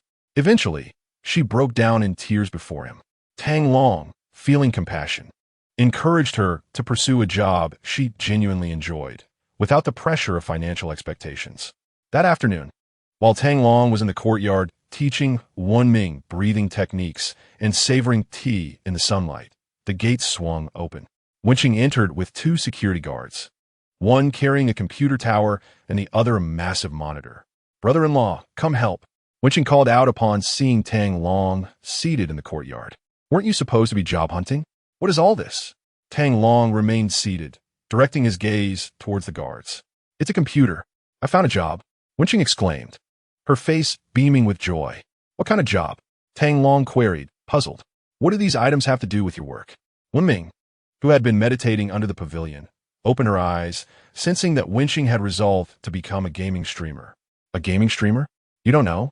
Wenming cast a scornful glance at Tang Long. She had always aspired to carve a niche for herself in the gaming industry. After he had pressured her to seek employment, which proved fruitless, he later encouraged her to pursue her passions, leading her to this very decision. "Sister, you understand me best," Wenqing exclaimed, planting a kiss on Wenming's cheek before instructing the two guards to place the computer in the living room. "Why did you come back alone? Where are Wenhua and Wenjiu?" Tang Long inquired, noticing their absence. "Oh, I suspect they might be chasing their luck," Wenqing replied as she walked into the hall, selecting a spot to begin assembling the computer. "What's going on?" Tang Long and Wenming followed her into the hall. They have caught the attention of a talent scout and are currently auditioning. Should they succeed in the audition, they would secure the role of the second female lead in a television drama, paving their way to stardom. At that moment, two security guards entered, delivering an entire set of live streaming equipment, including a computer desk and an esports chair. "How much did you spend on these?" Wenming glared at Wenqing and inquired. "Oh, it wasn't too much," Wenqing replied, clearly wishing to divert the conversation. Wenming stepped forward, seizing Wenqing's ear, and demanded, "Not much? How much is that? Speak up." "Ouch, it hurts, second sister. Let go, I'll tell you." Wenming released her grip, yet her gaze remained fixed on Wenqing. "I used the 30,000 you gave me," Wenqing declared before swiftly turning and fleeing. "What?" Wenming was taken aback and grabbed a feather duster, jogging after her. "You little brat, that was our family's last bit of savings. Can't catch me." Wenqing made a face and vanished in the blink of an eye, leaving a scattering of equipment behind. Wenming chased for a while in vain, frustratedly tossing the feather duster aside and sulking on the sofa.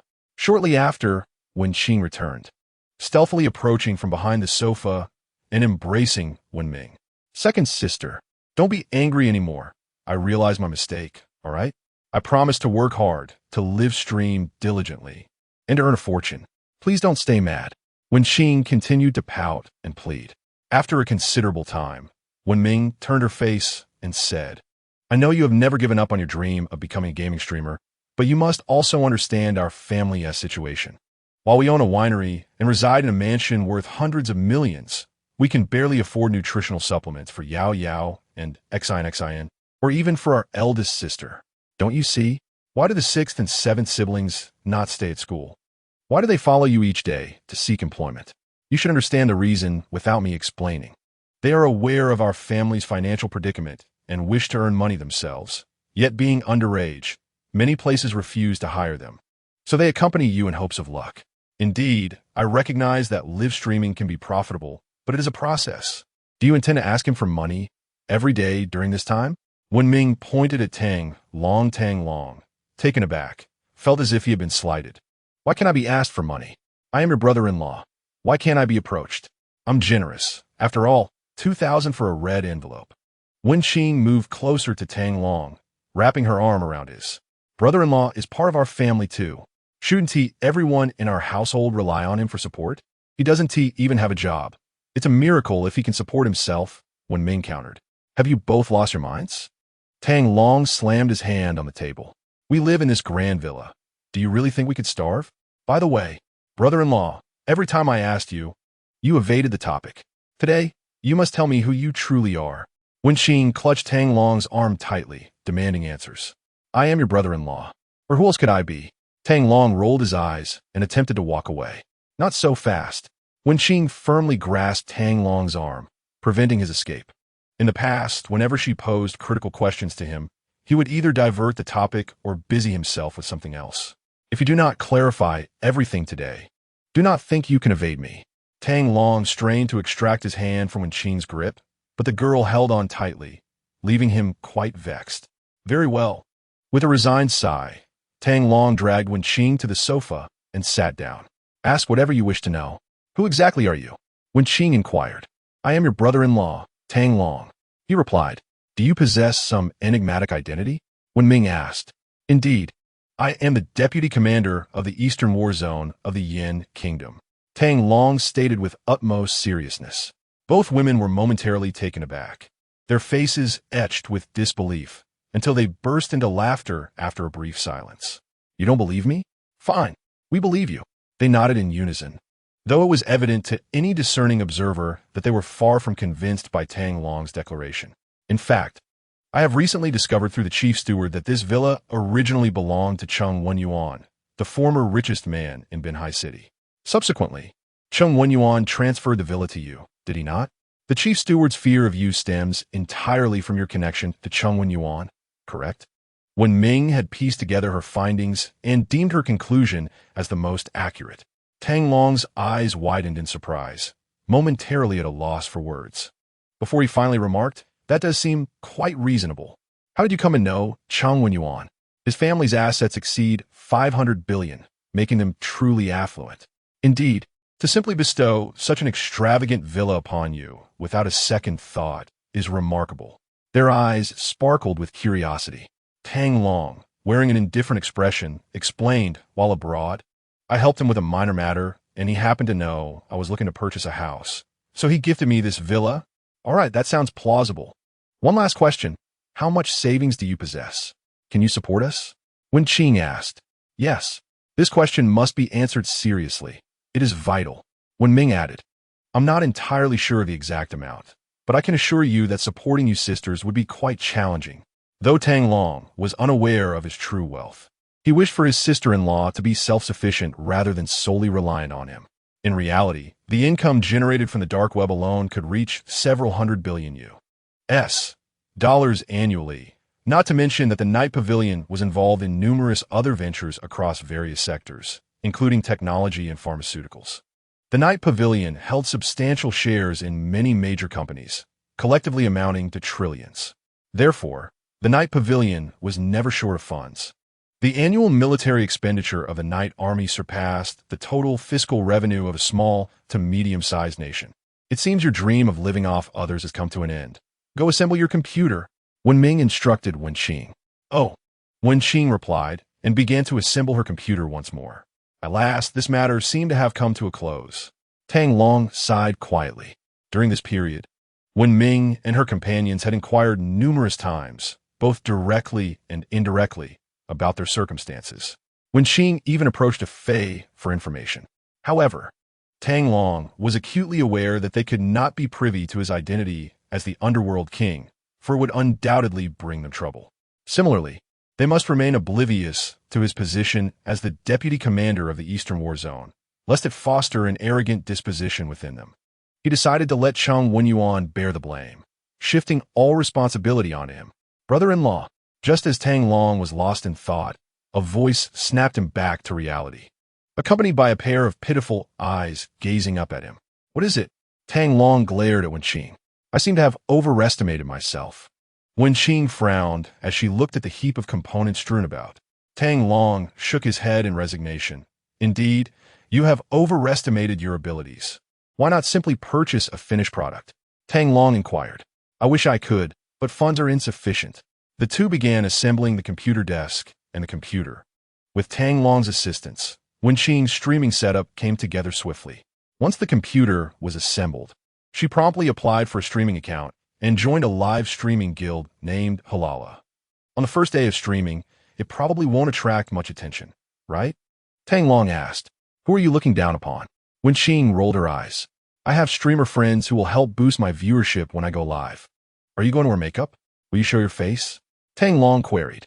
Of course not. With my natural beauty, what if I overshadow others? Besides, I intend to captivate the audience with my remarkable skills, not my looks. After ensuring Wenqing's streaming tools were ready, she commenced her inaugural live broadcast. Upon opening the live stream, Wenqing began connecting her phone for screen sharing. Hello everyone, I am Wenqing. Today marks my debut live stream, and I hope for your support. Yet, there was not a single viewer in the room. A few crows flew by when Wenqing remained undeterred, picking up her phone to play games. Weren't you supposed to have streamer friends to bring you viewers? Tang Long teased. She hasn't started her stream yet. Wenqing replied without looking up, her voice tinged with disappointment. Then take your time. I will go buy groceries and pick up Yao Yao and Xin. Tang Long went upstairs to check on Wenrou, adjusting her sleeping position before heading out to shop and collect the children. Upon returning with Yao Yao and Xin, Tang Long found Wenqing's live stream still devoid of any audience. She had been streaming for 2 hours, and her expression had soured considerably. Are you thinking of giving up? Tang Long jested at an opportune moment. Wen Ming, engaged in household chores nearby, shook her head in exasperation. Who would ever give up? That is simply not an option. Wenqing retorted, clearly displeased. You all underestimate me. I will show you my capabilities. This is just the beginning. How could there be an audience so soon? Once Yu Xiaoyu starts her stream, she will bring viewers my way, and the guild will help boost my numbers too. Wenqing asserted. Tang Long chose to ignore her, entrusting the cooking to Wen Ming as he went outside to play games with Yao Yao and Xin. Daddy, Xin wants a lollipop. Daddy, Yao Yao wants one too. Tang Long's expression darkened. These two little girls seemed to crave chocolate lollipops every single day. The author has something to say. Good night, everyone, haha. Chapter 63. I shall address you as uncle, and you shall call me young brother. Wu Tianxiong and his group of rascals frequently sent over chocolate lollipops and various snack gift packs, under the guise of honoring the elder sister and the big sister. Tang Long did not refuse, and as a result, the snack shelf in the living room was overflowing with treats, much to the delight of Wenyu, who adored them. When you would head to school with bags filled with snacks, children should not consume too much sugar. To regulate Yao Yao and Xin's daily sugar intake, Tang Long put in considerable effort. However, the two little princesses seemed utterly defenseless against chocolate lollipops, needing at least one to feel satisfied each day. Wu Tianxiong, you're done for. Tang Long muttered to himself about giving Wu Tianxiong a taste of his own medicine while handing out lollipops to Yao Yao and Xin. Dad, I just heard you mention my little brother's name. Xin said, clutching her lollipop and staring at Tang Long. Right? I heard it too. Yao Yao chimed in. No, Tang Long would never admit to having thoughts of dealing with Wu Tianxiong. Dad, you mustn't bully to Xiong. He is our little brother. Yao Yao licked her lollipop as she spoke. Exactly. You mustn't bully our little brother. Xin asserted, hands on her hips, holding her large lollipop. Tang Long raised both hands in surrender. All right. Dad promises not to bully him. The two little girls finally relented. By 6 in the evening, it was time for dinner. But Wenqing did not join them, as she had 2 viewers in her live stream. Furthermore, Wenhua and Wenshu had not returned either. Let us make a phone call. At the dining table, Wen Ming prepared a feast, only to find no one to eat it, leaving her feeling quite embarrassed. Tang Long took out his phone and dialed Wenhua's number. Hello, brother-in-law. I forgot to tell you we won TB home for dinner tonight. So don't wait for us. The background noise on the other end was quite loud, making it difficult to hear Wenhua's voice. Where are you? Tang Long asked coldly. Didn't T5th sister tell you? Lao Chi and I were selected by a drama crew for an audition, and it went really well. We're having dinner with the crew now, Wenhua replied. Tang Long frowned. I don't care what you two are doing. You must return home by 8 o'clock, or you won't be allowed in. After saying this, He hung up the phone abruptly. In another corner of the city, in a private room of a five-star hotel, the dining table was laden with exquisite food and wine. I never expected to encounter such beautiful sister flowers, one middle-aged man exclaimed. Indeed, their charm and beauty are absolutely top tier. Another added, I've made up my mind.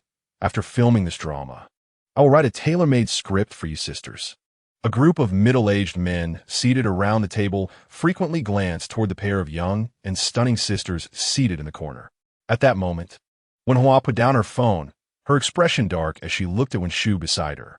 Let us hurry back, as brother-in-law has asked us to, Wenxu said, immediately shouldering her bag, ready to leave. Oh dear, why are you leaving so soon? The dishes have just been served. You must eat something before departing. A middle-aged man with a square face reached out to stop the two sisters. I'm sorry, Director Nya, but our brother-in-law has called us back, so we won't be able to eat. Rest assured, we will report to the set on time tomorrow, Wenji replied. Is your brother-in-law's urgency truly warranted? Does his standing surpass that of the director? A disgruntled assistant director retorted. Wenji and Wenxu, both rather inexperienced in the ways of the world, were at a loss for words. Nie Junxian, a renowned director of idol dramas in Yin Country, was currently filming a new romantic series in Binhai City. The male and female leads had already been cast, but the roles of the second and third female leads were to be filled by a pair of twins. Initially, he considered having one actress play both parts, but the two characters shared too many scenes together for that to be feasible. Consequently, he dispatched scouts to search various prestigious schools for suitable candidates. By chance, the scout encountered a pair of exceptionally beautiful twins on the street and promptly brought them to the set for auditions. To his delight, both sisters exhibited remarkable camera presence and impressive acting skills, prompting Nie Junxian to immediately cast Wenji and Wenxu. After the auditions, Nie Junxian, under the pretext of needing to confer with the screenwriter and assistant director, invited the sisters to dinner to discuss adjustments to the script according to their images and temperaments. Just as the dishes were served, however, the sisters announced their departure, causing discontent among the crew gathered at the table. Ahem, ladies, I fear your career prospects may be somewhat limited. You may not be entirely suited for the roles of the second and third female leads, remarked the balding screenwriter, clearing his throat. What should we do then? Wenji and Wenxu exclaimed in distress. They had heard from the scout that securing the roles of the second and third female leads would yield at least 200,000 in remuneration upon completion of filming. Their family was in dire need of this money. Although their elder brother-in-law might have some savings, relying on him indefinitely was not feasible, especially since he was currently unemployed. Their fifth sister also lacked stable employment. Their third sister's modest salary barely covered basic household expenses, leaving them to ponder how to manage other costs. Rumor had it that the monthly property fees for their villa amounted to several thousand, not to mention the living expenses for the entire family, including their elder sister's nutritional costs, the eighth brother's living expenses, and various fees for the two little ones. Seeking employment elsewhere was unrealistic, as they had yet to reach the age of 18, making acting in the production their best option. Do not fret, sit down, and let us converse at length. I will share insights about acting with you, as you lack experience, and this is an opportune moment to learn from your seniors, Nie Junxian said calmly, taking hold of the sisters' hands and gently caressing their delicate fingers, feeling captivated by the beauty of these blossoming young women. Their soft hands were exquisite, their skin so tender it seemed as though one could squeeze water from it. Although still underage and dressed in loose-fitting athletic attire, her burgeoning figure could not be concealed, clearly indicating remarkable development. She is undoubtedly a stunning beauty. Wenji and her sister were firmly seated in chairs by Nie Junxian. Exchanging glances before she spoke, we would greatly appreciate your guidance, esteemed seniors. The other four middle-aged men at the table erupted into laughter upon witnessing this. In Villa No. 8 of Chifeng residence, it was now 9 in the evening. Tang Long had just finished dinner with the two young princesses and had played for an hour. Yet there was still no sign of the Wen sisters. Brother-in-law, why don't you go check on them? I'm worried those two might be in danger. Tang Long nodded. I'll make a call first. He took out his phone to dial Wenxu's number, only to have the call abruptly disconnected. Trying again yielded the same result, and when he called Wenji, he was met with yet another disconnection. "I'll step out for a moment," Tang Long declared as he rose and headed towards the villa's exit. The Wen sisters, being naive young girls, were more susceptible to attracting the attention of ill-intentioned individuals, especially given their natural beauty. With all the dark guards on leave, it appeared that he would have to take a taxi. As he muttered to himself while exiting the villa area, Tang Long initially intended to hail a cab, but noticed several sports cars slowing down to enter the residential area. He stepped forward, positioning himself directly in front of the foremost Maserati. The vehicle screeched to a halt before him. "Are you trying to get yourself killed? Lucky for you. My driving skills are top-notch, or you would be in serious trouble." From the Maserati emerged a young man with a shaved head, dressed in a yellow suit, who immediately began to berate Tang Long. Upon seeing Tang Long's imposing presence, the young man broke into a cold sweat. "Tang," he stammered, unable to articulate further. Ignoring the young man's outburst, Tang Long climbed into the passenger seat of the Maserati. "Drive," he commanded nonchalantly. The young man, now visibly anxious, scrambled to comply. Meanwhile, several other bald youths disembarked from the following sports cars and approached, asking, "Brother Xiong, what's going on?" Upon spotting Tang Long, they all trembled in fear. "I have two sisters who haven't returned home for the night. I need to find them. Can you give me a ride?" Tang Long inquired calmly. "Of course. We must drive you," one of them exclaimed. "Yes, Mr. Tang, if you prefer, you can ride in my McLaren. It's far more comfortable than this piece of junk." One bald youth leaned against the Maserati's passenger door, addressing Tang Long. "Mr. Tang?" Tang Long's expression darkened. "Do I really look that old? Get out of my way." He swatted the young man aside. Wu Tianxiong, grinning, remarked, "Aren't you the father of our eldest sister? By seniority, we should address you as uncle." "Exactly. We'll each stick to our own titles. I'll call you uncle, and you can call me little brother." Another bald youth chimed in, fawning over Tang Long. Wu Tianxiong pushed the other youth aside, still with a flattering demeanor, saying, "Where are you headed, uncle? Just point the way, and I will ensure you arrive safely and swiftly." "Cool, mate. Let me fasten your seatbelt." His enthusiasm was palpable as he reached to secure Tang Long's seatbelt. Tang Long pressed firmly on his bald head, forcefully pushing Wu Tianxiong back into his seat. "Don't try that with me. Hurry to Longshinglong Hotel," Tang Long said coldly. "Longshinglong? Isn't that the property of those wealthy kids?" Chapter 64. Smash. Just smash, quit dawdling. Step on it, Tang Long urged, tapping Wu Tianxiong's shiny head to hurry him along. "All right, brothers, to Longshinglong Hotel," Wu Tianxiong shouted to the several young heirs behind him, then pressed the accelerator and the vehicle roared forward. Wu Tianxiong's driving skills were commendable. The Maserati glided down the road like a fish in water, deftly changing lanes and overtaking car after car, leaving them in the dust. The 5 sports cars sped toward Longshinglong Hotel like a whirlwind. "Uncle, how's my driving?" Wu Tianxiong boasted while maneuvering the vehicle. "Barely passable," Tang Long replied, casting a curious glance at Wu Tianxiong's bald head. "What happened to your colorful hair? Let loose? It got covered in paint and stuck together. So we decided to shave it all off. Look how shiny my head is." Wu Tianxiong grinned, proudly patting his bald head toward Tang Long. "Almost blinded me." Tang Long couldn't help but retort. Longshinglong Hotel was a 5-star establishment located in the bustling heart of Binhai New City. The supercars roared to a halt at the entrance, performing a stunning display as they parked in unison.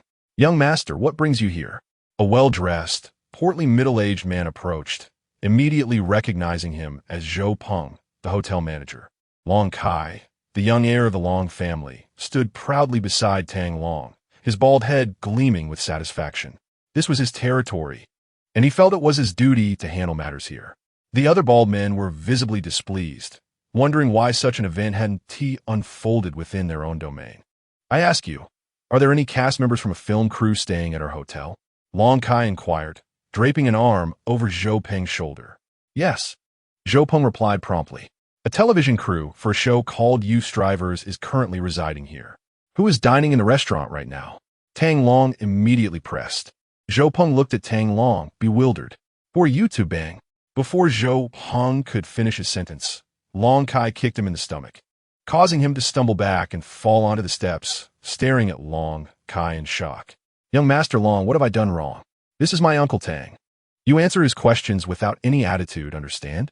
Long Kai pushed Wu Tianxiong aside and solemnly introduced Tang Long. Yes, yes, I understand. Zhou Peng scrambled to his feet, quickly offering a forced smile. Mr. Tang, please forgive my failure to recognize your importance. Answer me. Who is currently dining? Tang Long demanded. The directors and screenwriters from the crew are having a meal with a pair of twin girls. It seems they are attempting to engage in some questionable activities. Zhou Peng replied. Upon hearing this, Tang Long seized Zhou Peng by the collar, lifting him off the ground. Where are they? Take me to them. He then unceremoniously tossed Zhou Peng to the ground. Please follow me. Zhou Peng stammered, recovering from the shock. Zhou Peng was taken aback. The strength of this individual was astonishing, having nearly choked him to death moments ago. Tang Long stepped in stride behind Zhou Peng as they entered the hotel. At that moment, Wu Qianxiong pivoted and retrieved a metallic baseball bat from behind a sports car, hoisting it over his shoulder as he followed suit.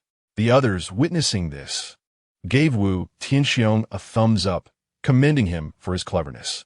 Wu Tianxiong beamed with pride, knowing it was imperative to align himself with the boss and the patriarch. Moreover, there was an undeniable thrill in wielding a bat against others. The other bald men extracted their bats from their vehicles, trailing Tang Long into the hotel. Get ready. It seems we might soon be in for a ruckus. You won't be expecting us to cover the damages, will you? One of the bald men jestingly inquired as he approached Long Kai. Let them smash away, Long Kai declared gallantly. Anyone who dares to violate our aunt must have their third leg shattered to pieces. Tang Long's expression darkened upon hearing the bald men's banter. These rascals, banded together, were undoubtedly akin to a formidable underworld organization. Upon entering the elevator with Zhou Peng, they ascended to the third-floor restaurant of the hotel, where they occupied a private room. Zhou Peng continued to lead the way, yet Tang Long pushed past him, taking the lead toward a specific compartment. A few bald men followed closely behind Tang Long, exuding an air of intimidation, as if the air conditioning was too warm for their shaven heads. With this, you shall soon experience what it truly means to be fervently welcomed. Nie Junxian and his companions pooled their efforts to pour a special concoction into 2 glasses, each receiving half a glass of the concocted drink.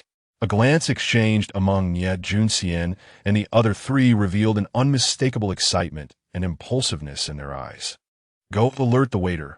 We shall usher them into the inner chamber, said a bespectacled assistant director, turning to head toward the entrance.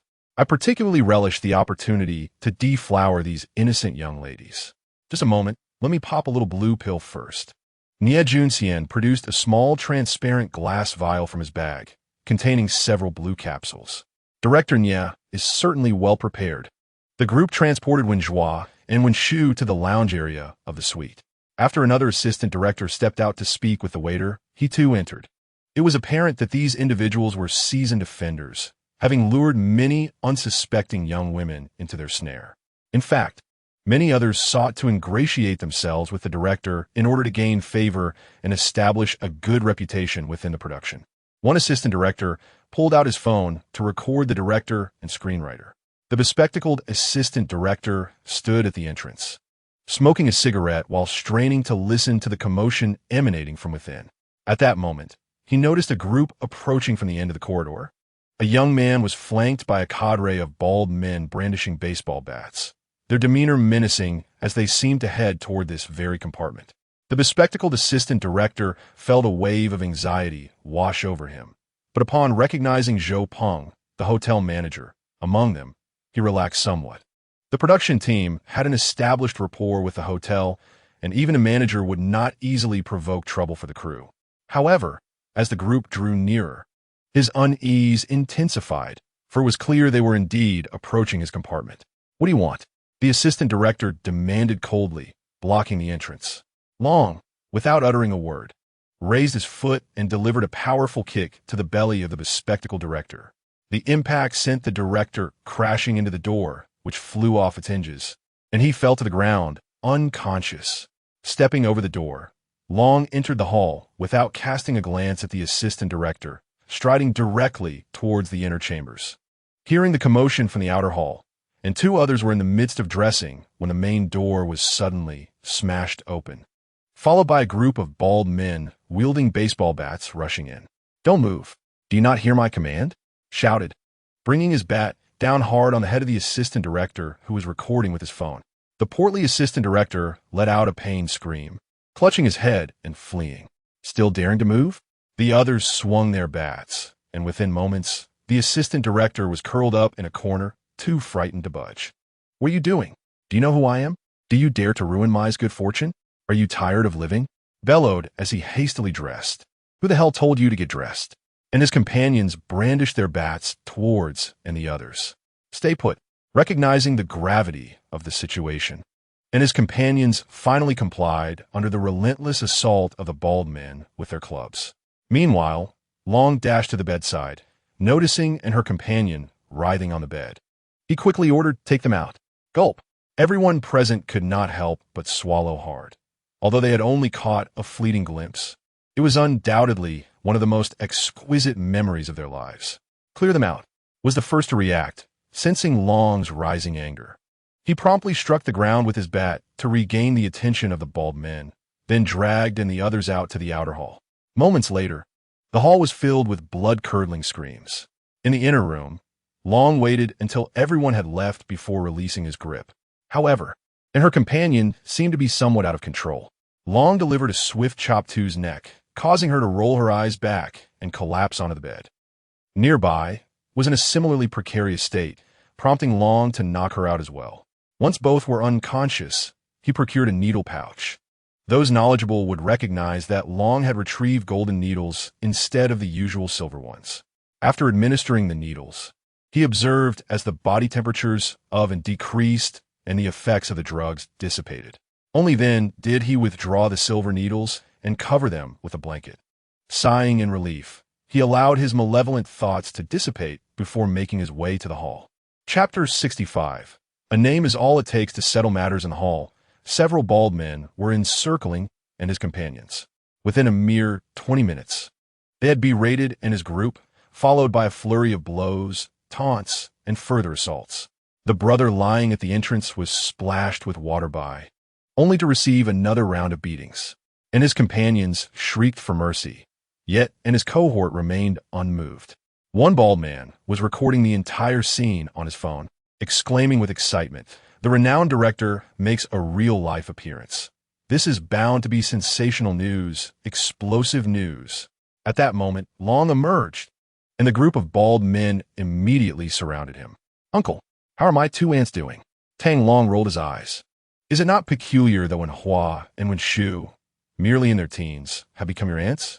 Why do you address them so casually, as if they were your own kin?" Suppressing the urge to scoff, he plopped down on the sofa, casting a dispassionate glance at Nie Junxian and his companions. "Sir, we acknowledge our mistakes. We shall never dare again. We beseech you, spare us."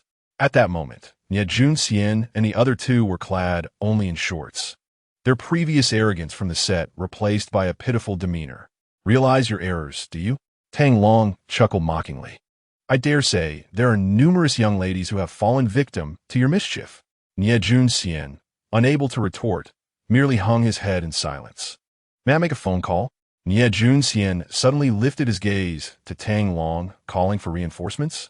Wu Tianxiong and the other bald heads exchanged sardonic looks at Nie Junxian. "Indeed, I intend to call for help. Do you dare to stop me?" Nie Junxian stood upright.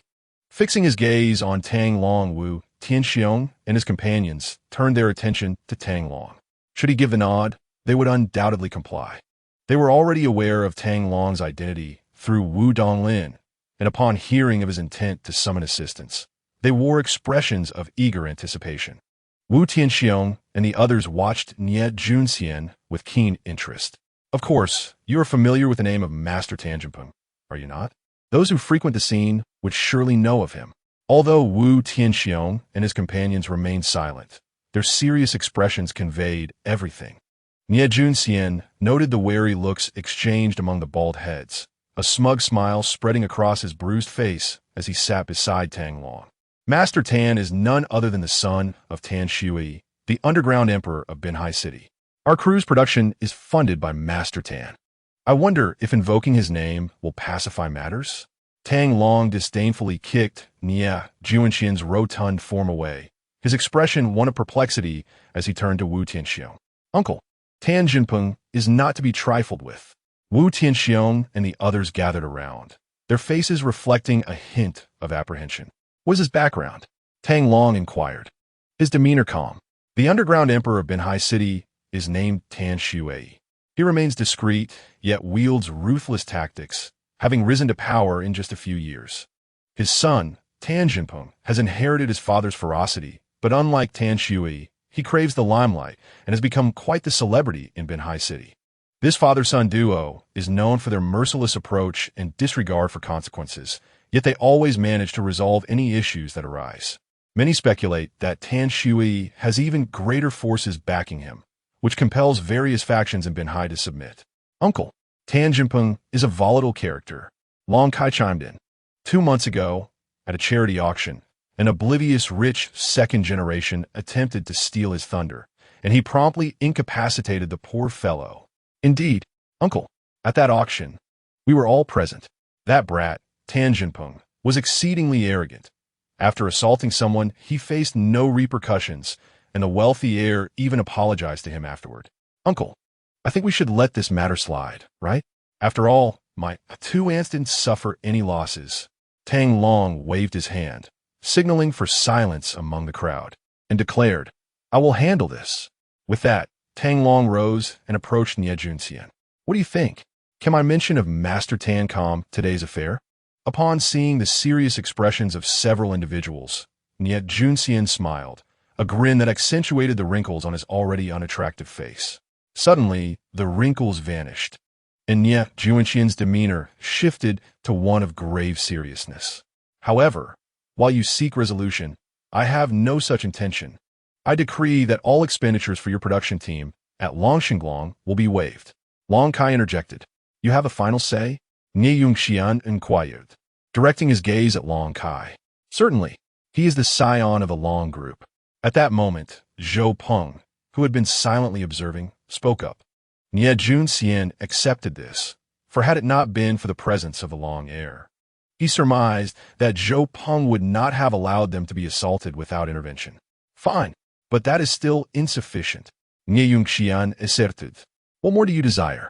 Wu Tianxiong, gripping a baseball bat, glared coldly at Nie Junxian. Although they harbored respect for Tan Jinpeng, they were not easily intimidated should a confrontation arise. Behind Wu Tianxiong stood a cadre of business magnates from Binhai City, alongside a formidable steward with a complex web of connections. Most importantly, before them stood the vice commander of the Eastern Region War Zone, a military heavyweight. Few would dare to offend such a formidable figure. Should matters escalate to a contest of strength, it would ultimately hinge upon their respective backgrounds. I want those 2 young ladies inside, Nie Junxian said with a lascivious grin. Don't overstep your bounds, a bald man shouted, raising his bat menacingly at Nie Junxian. You are merely a minor idol drama director. Tan Jinpeng may not stand up for you. Wu Tianxiong remarked. It seems you are not well acquainted with Master Tan, though clad only in shorts. Nie Junxian carried himself with the arrogance of a newly crowned emperor.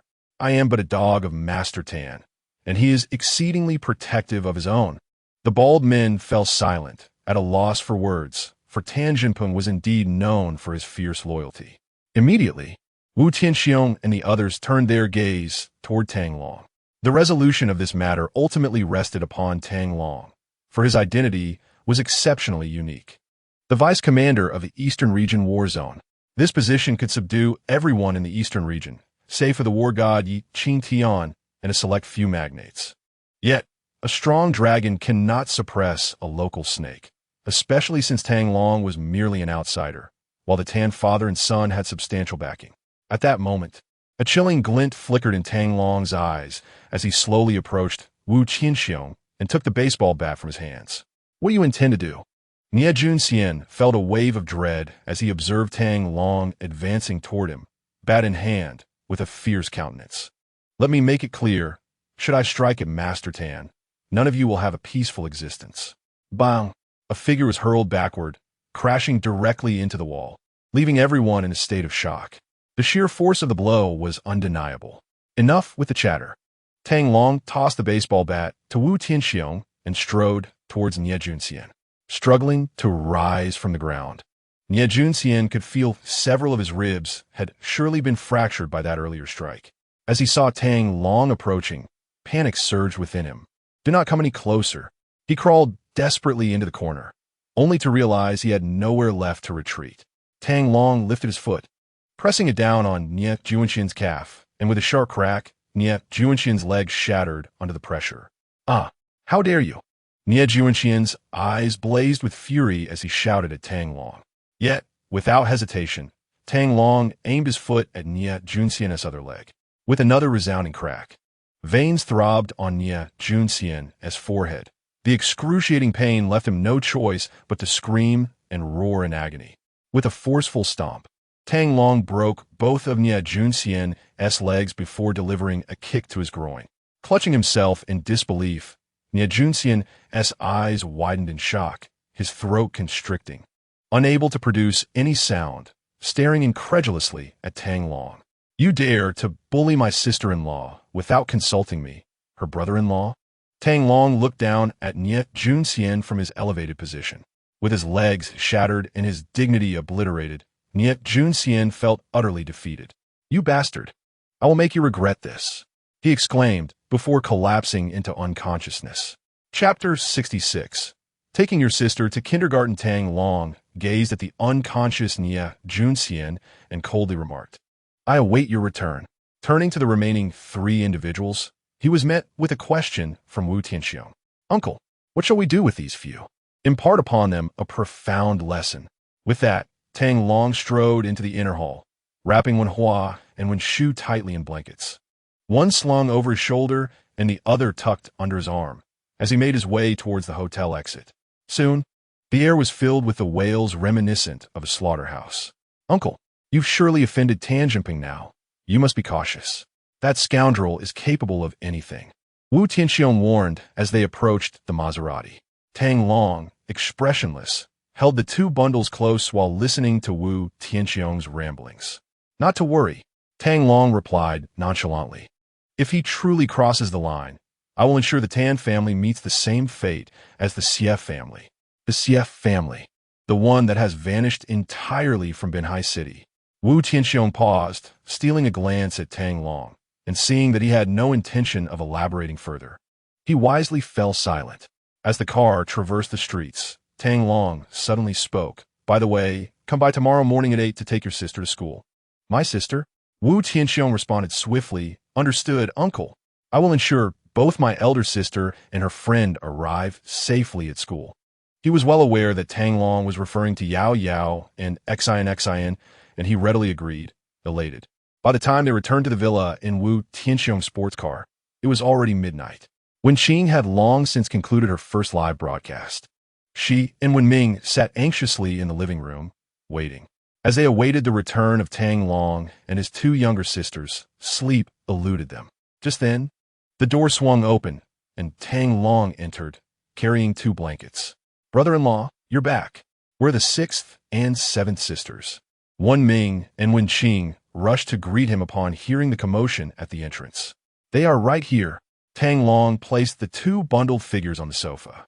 They are fine, just a bit inebriated. Please help them freshen up and then tuck them in for the night. After placing Wenji and Wenshu on the sofa, Tang Long ascended the stairs. Wenqing and Wenming set about attending to their sisters, who were utterly unconscious, and discovered that the girls' outerwear had been removed, leaving their pink garments nearly slipping off. What on earth have these 2 been up to? They scolded while assisting their sisters with their ablutions, casting glances toward the 2nd floor. Unbeknownst to them, Tang Long's stature in their hearts had grown significantly. The following morning, Tang Long rose early once more to practice and prepare breakfast, rousing each of them one by one. The daily ritual of waking them proved to be a daunting task. Wenqing was so deeply asleep that only a vigorous pounding on the door would rouse her. Conversely, Wenji and Wenshu were easier to awaken. Yet they lingered in bed, turning what should have been a quick wake-up call into a lengthy endeavor. How did your live stream go yesterday? At the breakfast table, Tang Long refrained from mentioning Wenji and Wenshu, directing his inquiry solely to Wenqing. Not great. Fish out you had a last-minute engagement and couldn't join the stream. I broadcast it for 8 hours, yet the total viewership barely reached 100. And there were no significant gifts or earnings. Wenxing replied candidly. Don't be disheartened. Success in this field is a gradual process, relying on the accumulation of popularity. Not everyone can become a top influencer overnight. One must endure the solitude, Tang Long reassured her. I understand. Wenxing nodded, her large eyes fixed on Tang Long as she expressed her gratitude. Thank you, brother-in-law. I will persevere. Hearing Tang Long's encouragement, Wenxing felt a wave of relief wash over her, having expected a reprimand instead. Tang Long then turned his attention to Wenji and Wenshu, who were focused intently on their breakfast, not daring to lift their heads. The twins had awoken at 4 in the morning, only to find themselves at home, which brought them a sense of security, yet also a twinge of fear. They had then scurried to Wenxing's room to piece together the events of the previous night. However, Wenxing was unaware of the full story and could only recount how Tang Long had wrapped them in blankets and brought them home. The revelation that they had been bundled up in their undergarments by their brother-in-law made the two girls wish to disappear into the floorboards, leaving them too embarrassed to meet Tang Long's gaze. Little did they realize that Tang Long was quietly solidifying his role as the cornerstone of their family. Are you two interested in acting? Tang Long asked, setting down his utensils and looking at Wenji and Wenshu, who were still engrossed in their meal. Their expressions perplexed. You need not provide an immediate answer to my question. I would like you to reflect on it thoughtfully before responding. Tang Long cast a sweeping glance over the gathered individuals and continued, as the head of the family. I possess the authority to inquire into and intervene in any endeavors you may pursue in the future. Should I perceive that a path is unwise or unsuitable, I shall not hesitate to express my thoughts candidly. His gentle wife, Wenrou, is undoubtedly adept in the realm of commerce, and it is certain that once she awakens, she will continue her entrepreneurial pursuits. The second child, Wenming, exhibits a talent for martial arts. In just half a month, Tang Long will have her injuries healed, and she will undoubtedly embark on a path of martial prowess. The third child, Wenxi, is an enforcer. She has been on business trips away from home, and her undertakings remain unknown to Tang Long, who has not sought to investigate. He has yet to contemplate her future, as they have not truly connected. But he speculates she will likely remain in the field of law enforcement. The fourth child, Wenya, is studying medicine at Harvard and is expected to become a doctor. In this regard, Tang Long can certainly assist her, whether she aspires to practice traditional Chinese medicine or Western medicine.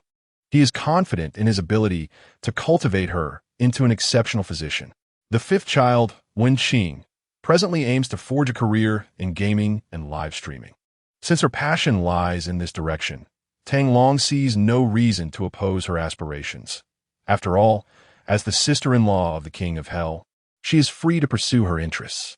Thus, he will support Wenxing in her further developments in this field. The sixth, seventh, and eighth daughters are still in school and lack a clear vision for their futures. The sixth, Wenhua, and the seventh, Wenshu, excel academically, and it is believed they will be able to choose their paths freely based on their preferences.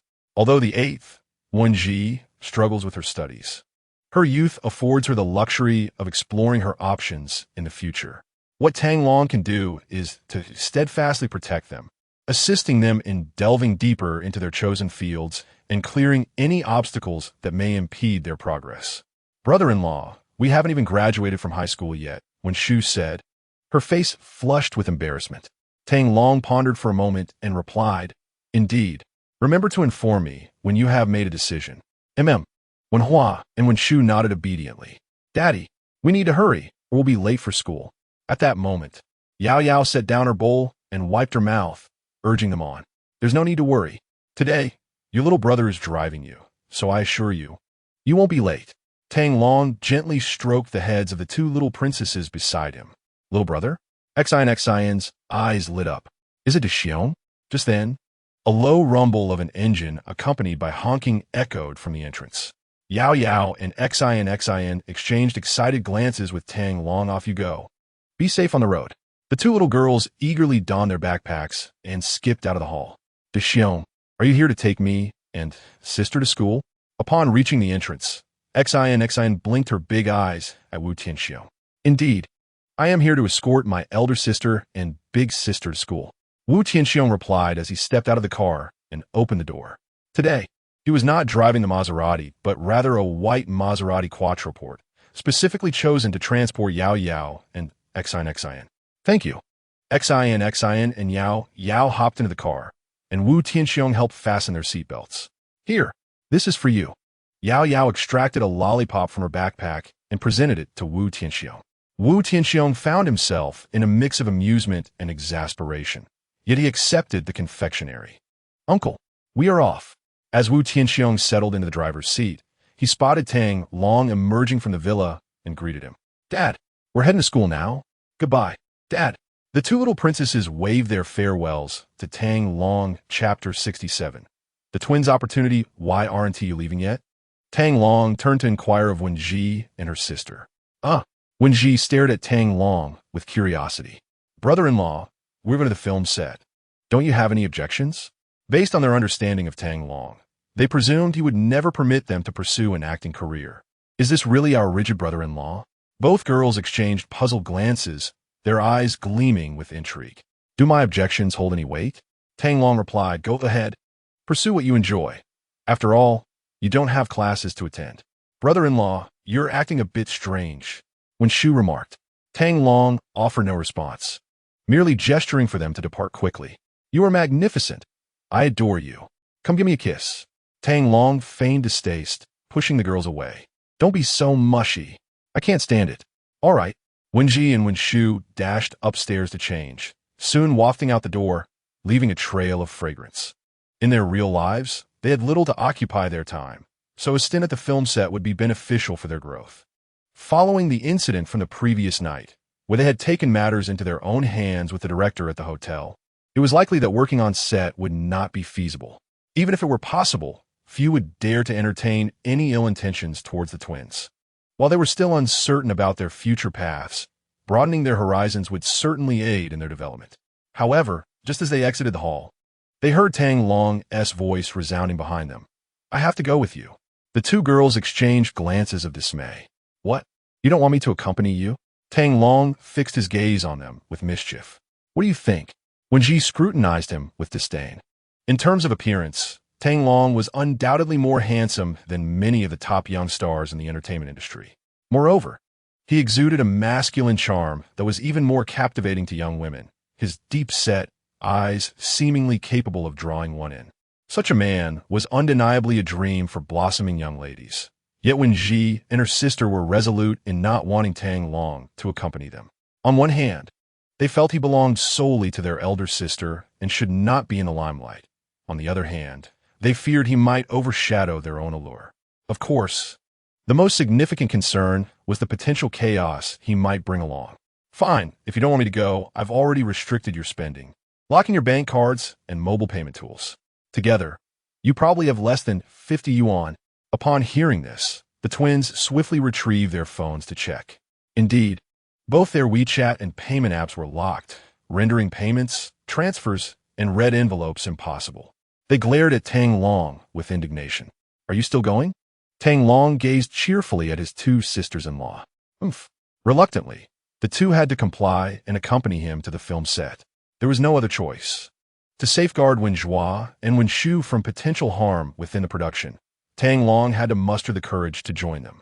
His primary concern was the unscrupulous Tan Xiao, given that both Wenjua and Wenshu were Na'vi young women, easily susceptible to the treacherous nature of the world. Upon their arrival at the set, which was already 9 in the morning, Tang Long found it peculiar that despite the director, 2 assistant directors, and the screenwriter of Youth Strivers being dismissed, the crew had not disbanded. However, chaos reigned. Clusters of individuals congregated in groups. Rumor had it that the film was to be helmed by a new director. Indeed, it was whispered that Nie Junxian had misbehaved and had been rendered incapacitated, prompting the investors to assign a new director to take the helm. There they are, those 2 young women, someone exclaimed. I heard Nie Junxian and his cronies had their sights set on them yesterday and ended up in dire straits. Instantly, many eyes turned toward Wenjua and Wenshu.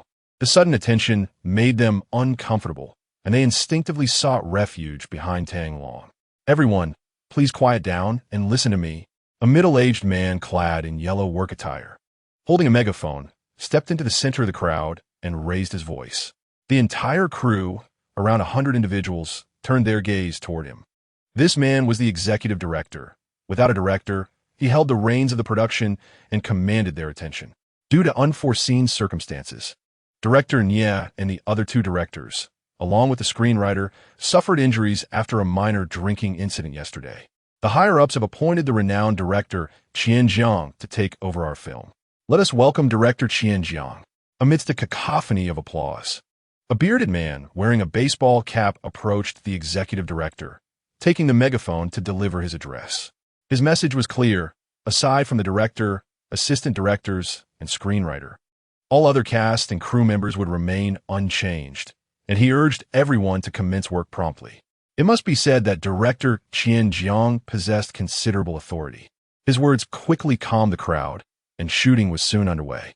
Tang Long found it curious that, contrary to his expectations, Wenrou and Wenrou had not been expelled from the set.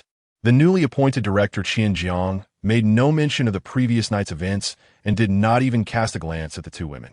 Before long, at Director Qian Jiang's urging, the first scene began filming, and Wenrou and Wenrou were ushered into the makeup room. Tang Long, lacking an interest in the filming process, had only come to ensure the safety of Wenrou and Wenrou. With no connections on set, he was swiftly escorted out by security. Resigned, he waited outside for the two to finish their work. Surrounded by extras, he overheard one of them remark on the leading actor's remarkable good looks, igniting his curiosity about the star's appearances. However, the crew mentioned that the morning was dedicated to some supporting roles, so the two leading actors did not even arrive on set. Youth Drivers is a contemporary urban drama that does not necessitate grand productions or special effects. Rather, it relies heavily on the actors' performances.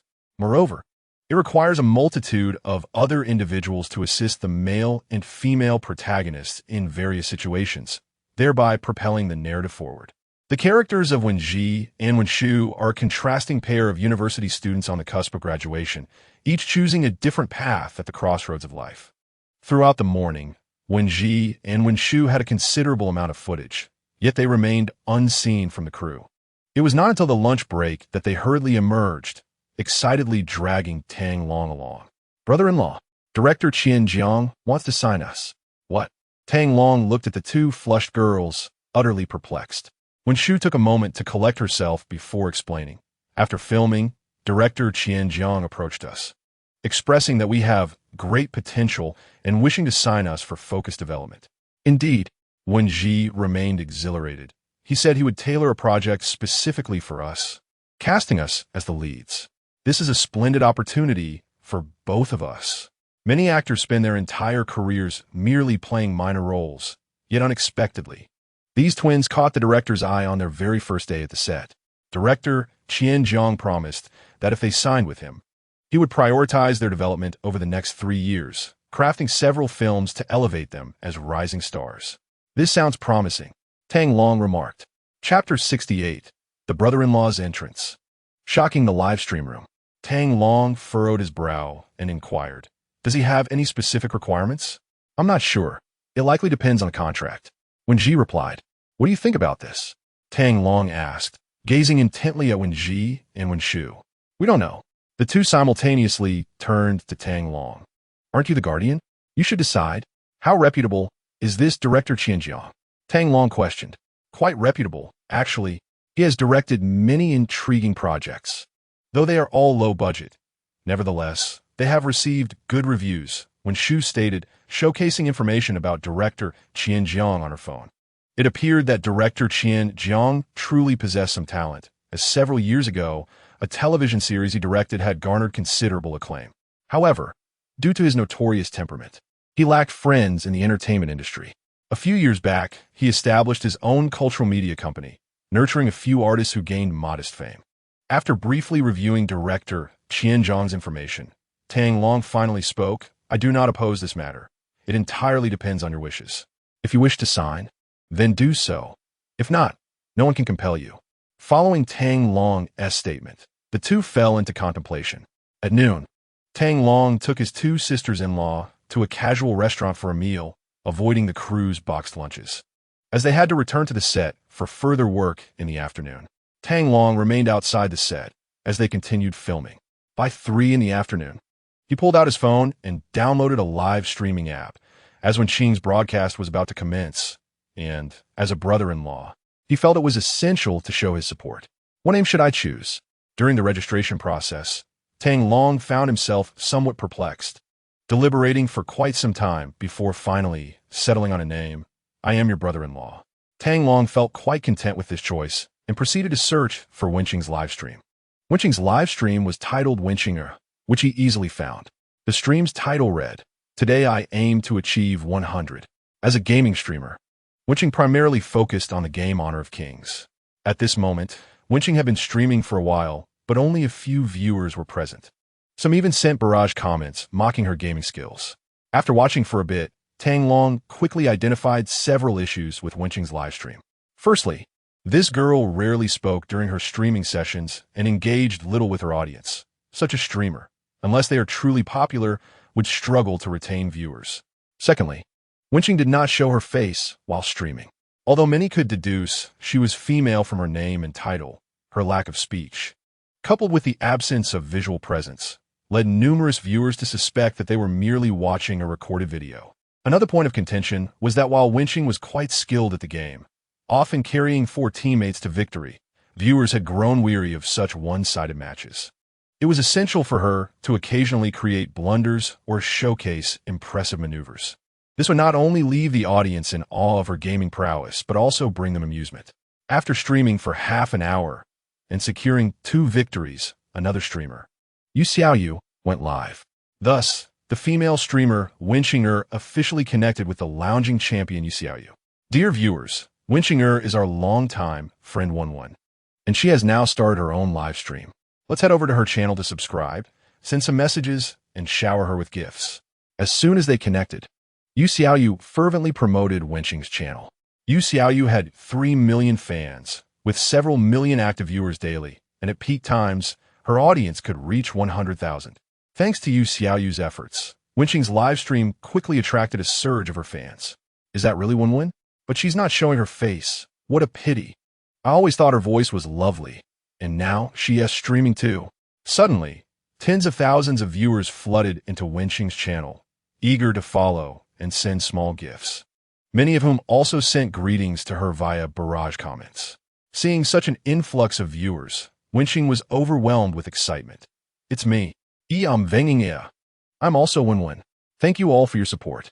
Listening to her voice, she truly is the amazing Wenwen. Come on, everyone, let us send gifts. Let us go. Send some shark fin gifts. In no time, the audience became lively in the chat room, with barrage comments nearly obscuring the entire screen.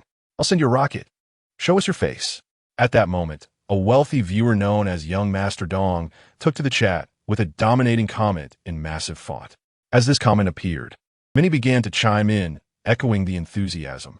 Our Dong is incredible. Young Master Dong is indeed a tycoon. Wenqing, upon seeing this comment, found herself in a bit of quandary. This is indeed the esteemed #1 patron of the Fish Little Fish live streaming room. Should his demands remain unmet, it is likely that future broadcasts will encounter myriad complications. Suddenly, a spark lit up Wenqing's eyes, and she quickly exclaimed, I apologize, Dongge, but my brother-in-law has forbidden me from revealing my face on stream. Young Master Dong refrained from sending a barrage of messages and instead directly gifted a super rocket. Thank you for the super rocket, dear patron. Wenqing felt an exhilarating rush upon witnessing the first super rocket in her live stream. However, upon realizing it was from Young Master Dong, she found herself in a quandary. Dongge, I'm truly grateful for your generous gift, but I have no intention of showing my face on stream, and my brother-in-law has also prohibited it. Brother-in-law? What sort of authority does he possess? Can he truly dictate your actions? A barrage of messages expressed dissatisfaction at Wenqing's use of her brother-in-law as a shield. My brother-in-law is the one in charge of our family. He is essentially the head of the household. I must obtain his consent before revealing my face. Outside the production crew, Tang Long sat on a borrowed stool, his expression darkening. When did I ever say you couldn't show your face on stream? Did anyone consult me about using me as a shield? Within the live stream, as Wenqing prepared a duo with Little Fish in a game, she remarked, "Dongge, how about this? Once my stream reaches over 10 million viewers, I will reveal my face." Over 10 million viewers? Surely, that is a jest. Among all the streamers on the Douyu platform, fewer than 5 have ever achieved such viewership. This is tantamount to declaring it impossible. Focus on the game. At that moment, the live stream saw an influx of 10 consecutive super rockets. Young Master Dong dominated the chat, proclaiming, "Surely, 10 consecutive gifts is enough for you to reveal your face." Wenqing found herself in a predicament, facing an unreasonable demand for her to show her face so early in her streaming journey. Tang Long, who was watching the broadcast, felt a surge of indignation. Can money truly buy anything? Without hesitation, he recharged his account at lightning speed, upgraded to super status, and promptly sent out 20 super rockets. "I'm your brother-in-law," he announced in the chat, 20 consecutive gifts for not showing your face. Tang Long's status in Wenqing's live stream skyrocketed from a novice to the top patron, the esteemed #1 tycoon. Who is this audacious individual, daring to overshadow young Master Dong? I sense the tension brewing. It promises to be an exciting spectacle. The confidence upstairs was palpable as they removed any notion of uncertainty. Sending super rockets in the live stream results in cross-platform announcements, serving as a method for the platform to attract viewership and as a marketing strategy. This not only provides a sense of accomplishment for the affluent patrons, but also boosts the streamer's popularity. Consequently, Wenqing's live stream, witnessing a 10 consecutive and a 20 consecutive gift, quickly amassed tens of thousands of onlookers. Discovering a wealthy benefactor, Firepliers Lu Ming. Spectators gather around. Who is this brother-in-law, daring to challenge young Master Dong? Could he possibly be the brother-in-law Wenqing spoke of? This brother-in-law is impressive. Supporting his sister-in-law with a staggering display of 20 rockets, he has firmly established her standing in the stream. Chapter 69. Who flinches as a grandson? A surge of spectators, intrigued by the unfolding drama, flocked into Wenqing's live broadcast room, eager to witness the spectacle. The barrage of super rockets, 20 consecutive launches costing 40,000, suggested that a wealthy patron might be engaged in a bidding war. Yet, why would someone splurge in the realm of a novice streamer? Wenqing, a name that rings melodiously, regrettably remained unseen, her voice seemingly altered. Surely, the person behind the screen wasn't a scruffy, unkempt man. "Xiao Bai Luo, come forth, I know it's you." "Quiet down. I'm here to watch the fireworks." The live chat exploded with messages, rendering it impossible to discern individual comments, though the super rocket effects had momentarily ceased. Is the battle over? Where are the wealthy patrons? At this juncture, Wenqing regained her composure, glancing at the top donor, her heart tightening as tears began to well. Many newcomers, under the onslaught of lavish gifts, often capitulated, ultimately revealing their faces when pressured, even resorting to poses for the camera. Wenqing simply wished to be a gaming streamer, not a beauty influencer or a seafood vendor. Fortunately, another generous benefactor emerged, launching a barrage of 20 rockets that silenced Dong Xiao. "Brother-in-law?" Wenqing gasped, unable to contain her surprise. Yet, she quickly donned the appropriate excitement for receiving such a substantial donation. Expressing her gratitude for her brother-in-law's 20 rockets and wishing him good health and prosperity. Though her voice bore a slight alteration, it remained mostly unchanged, merely adopting a more youthful tone. Tang Long, listening to Wenqing's words of thanks, found the situation rather amusing. Just then, Dong Xiao's domineering presence returned. His messages flooding the screen. "Very well. Compete with my rockets. Continue. Whoever flinches is a grandson." With this proclamation, 50 rockets soared into the sky, their dazzling brilliance obscuring the broadcast entirely. Wow, 50 consecutive launches. 100,000 just vanished. Wealthy individuals desire fireworks, and it's as simple as that. Thank you, esteemed patron, for sharing this view of fireworks. With the ascent of these 50 rockets, Dong Xiao reclaimed the top spot among donors, his contribution totaling 120,000, signifying he had gifted 12 million in this live room. Wenqing, witnessing the spectacle of rockets, turned pale, yet gratitude for the gifts was a must. Thank you, Dong Xiao, for the 50 consecutive rockets. As the rocket effects concluded, Dong Xiao's dominating messages reappeared. Wenqing, now surely you must reveal your face. Wenqing felt trapped. Was she truly to refuse the top donor? It appeared there was no alternative. She glanced at the second-ranking donor. I am your brother-in-law. Although she suspected it was indeed Tang Long, she was aware that he was not particularly affluent, having already spent 40,000 in the broadcast. Should she expect him to gift more? To understand the dynamics of gift distribution in live streaming, it is essential to recognize that ordinary streamers only retain 30% of the gifts received, while the remaining 70% is allocated to the platform and agencies. Despite the substantial financial contributions made by her brother-in-law, he ultimately receives a mere 30%, rendering this venture a considerable loss. She finds herself in a moral quandary, desiring her brother-in-law to continue showering her with gifts without requiring her to reveal her identity, yet simultaneously wishing he would cease his generosity, as it merely enriches the platform and agencies. Amidst a flurry of adoring comments flooding the screen, the live stream ignited once more with the emergence of a spectacular rocket effect, launching 100 consecutive rockets into the digital sky. Many devices, particularly those of lesser quality, struggled to cope with the barrage. What just happened? My phone crashed. Don't ask, just know that 100 rockets are urging you to upgrade. This display of opulence exemplified true wealth. Even a mere 20,000 would create a significant splash. Brother-in-law, need any adoration? It appeared that the esteemed Dong Xiao had finally encountered a worthy adversary, promising an entertaining spectacle. The 100 rockets had thoroughly transformed the live stream, attracting nearly 50,000 curious onlookers. Even without revealing her face, the traffic generated by this occurrence had brought ample benefits to her channel through subscriptions, comments, and small gifts. Meanwhile, Yu Xiaoyu, still connected, felt restless, wishing this scene were unfolding in her own stream, as it would undoubtedly elevate her popularity. Yet, she understood that the affluent individual known as I am your brother-in-law was clearly there to support Wenqing. Could this be the very brother-in-law who had forbidden her from showing her face on camera?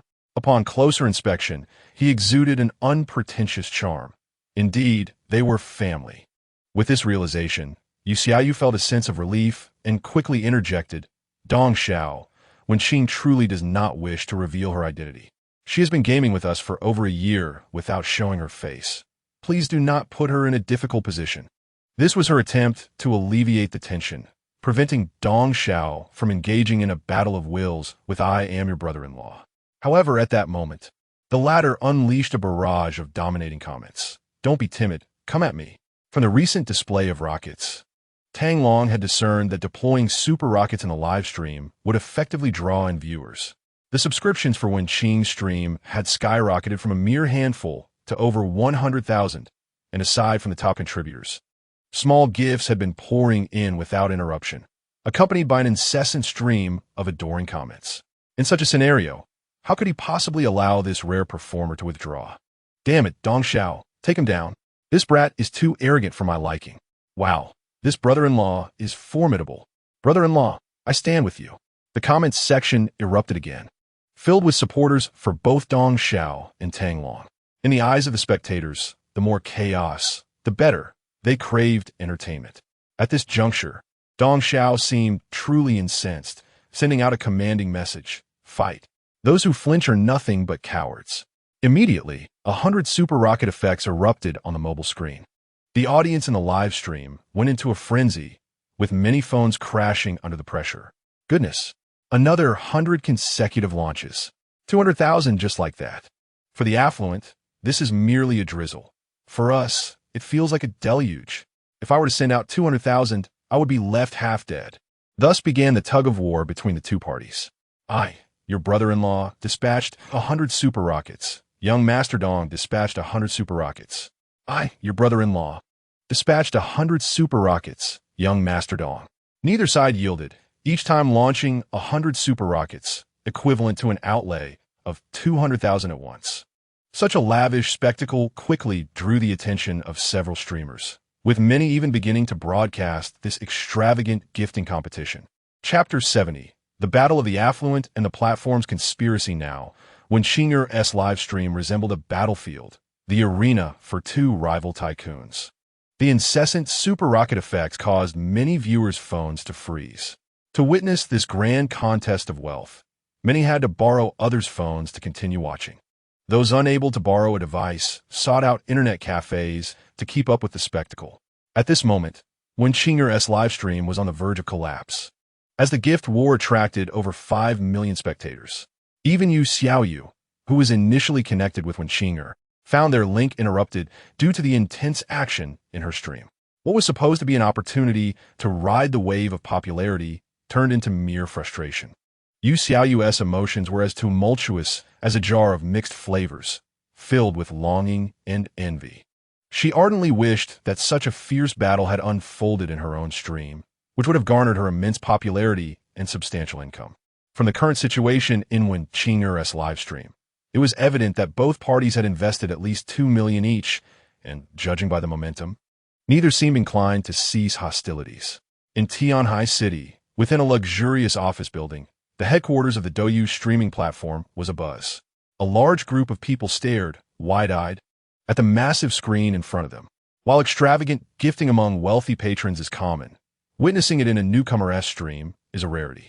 It had been half a year since the last grand battle on the Douyu platform, when two affluent individuals clashed over the top position in a prominent streamer's room, with total expenditures exceeding 10 million. Today's confrontation appeared to encompass something different. It was not merely a struggle for the top spot, but also a battle over whether the streamer would reveal her face. Mr. Lee, the servers are overloaded. Should we shut down this live stream to halt the battle? A bespectacled man inquired of a rotund gentleman with a receding hairline. The Mediterranean gentleman, seemingly satisfied as he gazed at the screen, turned sharply to glare at the bespectacled man upon hearing his words. Why the need to shut down? If the server is overloaded, simply allocate more resources and personnel for maintenance. The gifts being showered upon us are our revenue. Are you out of your mind to let money slip away? The Mediterranean man bellowed angrily. The others cast scornful glances at the bespectacled individual. To them, it was evident that the more intense the competition, the more exhilarating the experience. After all, the live streaming platform thrives on such fervor. With the two wealthy patrons vying for dominance, this particular stream would undoubtedly yield substantial profits for the platform. Moreover, tomorrow's headlines would surely feature today's fierce battle, providing the platform with invaluable publicity and attracting a surge of traffic. It was a win-win situation. The platform would be eager for the competition to continue, so why would they consider shutting down the stream? Investigate this new streamer, Wenrou, and determine her origins.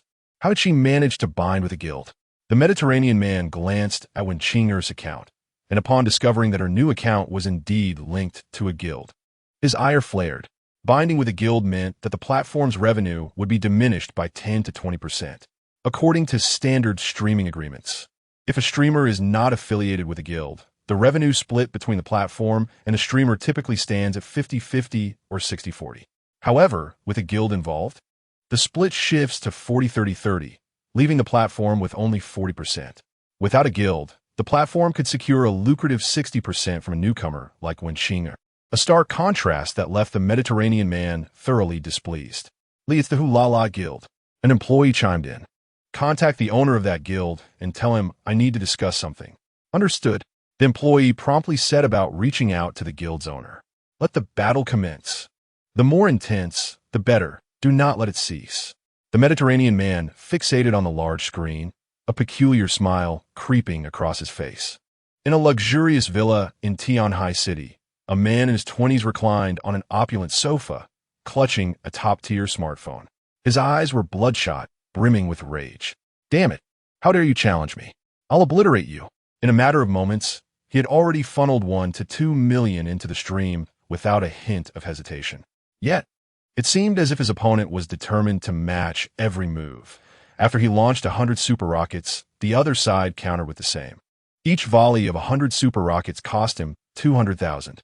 Nearly 5 million viewers were captivated by this extravagant showdown, with an array of rocket launching effects bombarding the stream.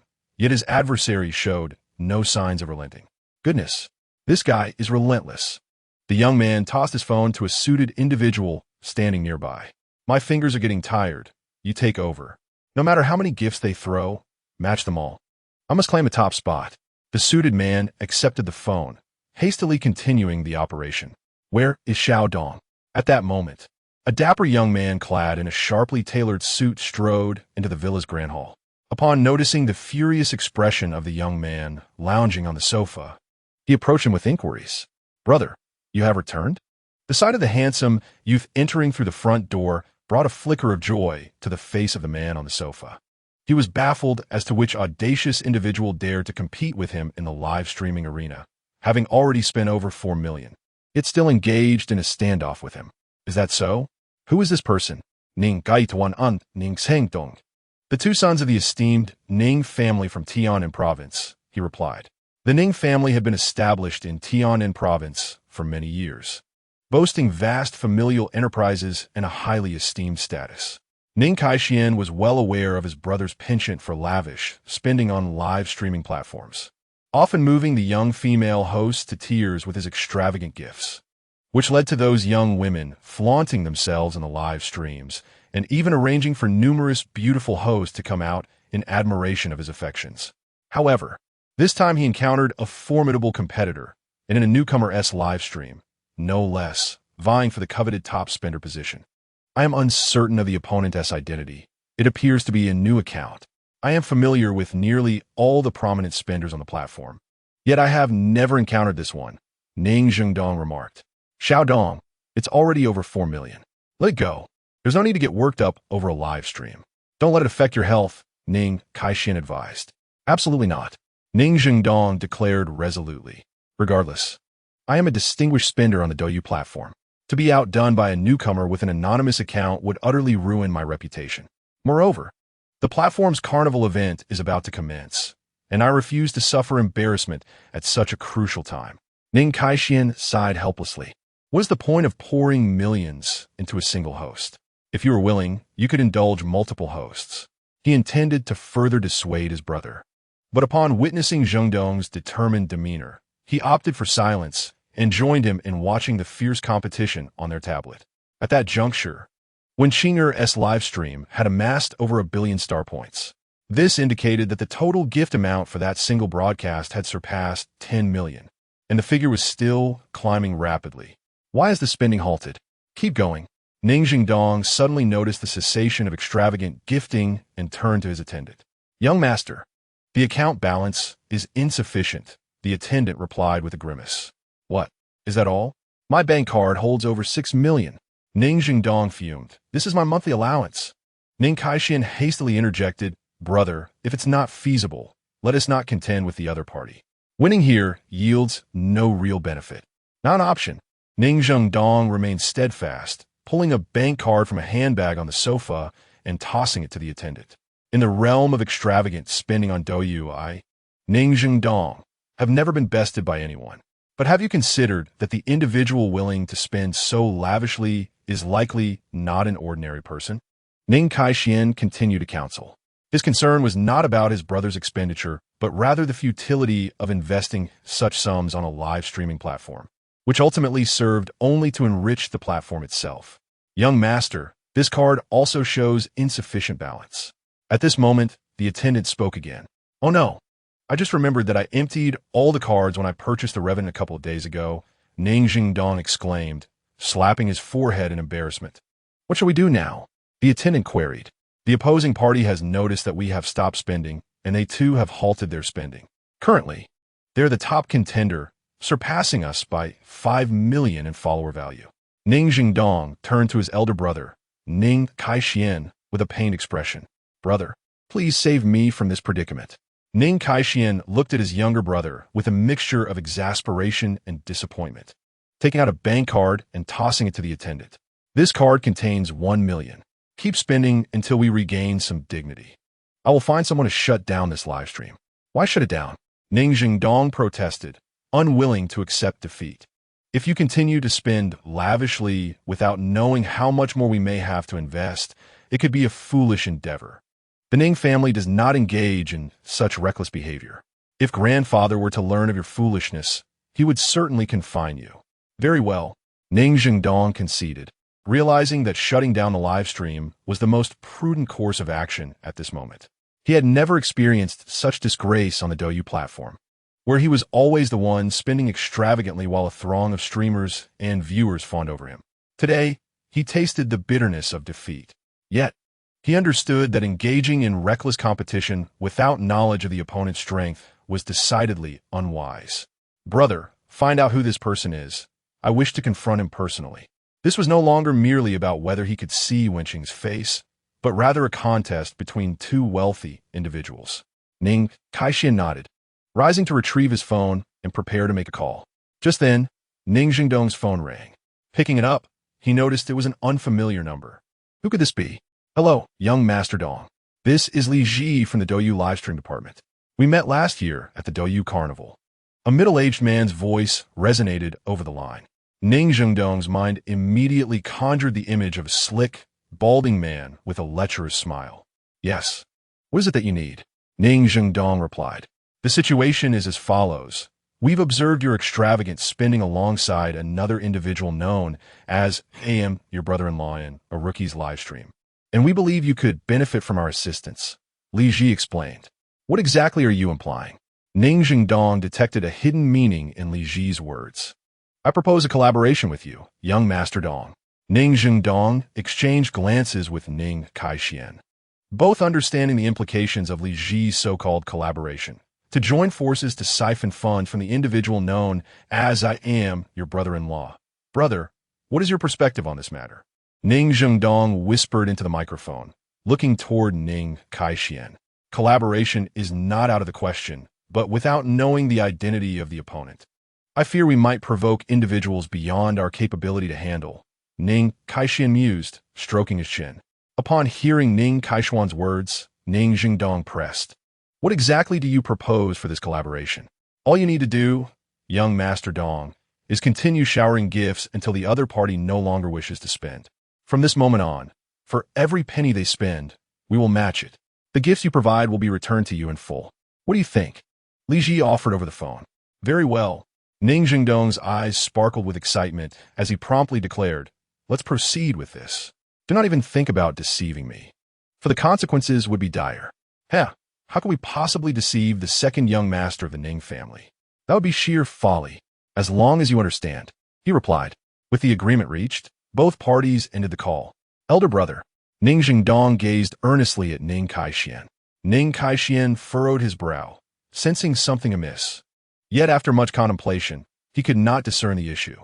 Reluctantly, he handed Ning Jingdong a bank card. Be exceedingly cautious. I fear that our adversary may indeed be someone formidable.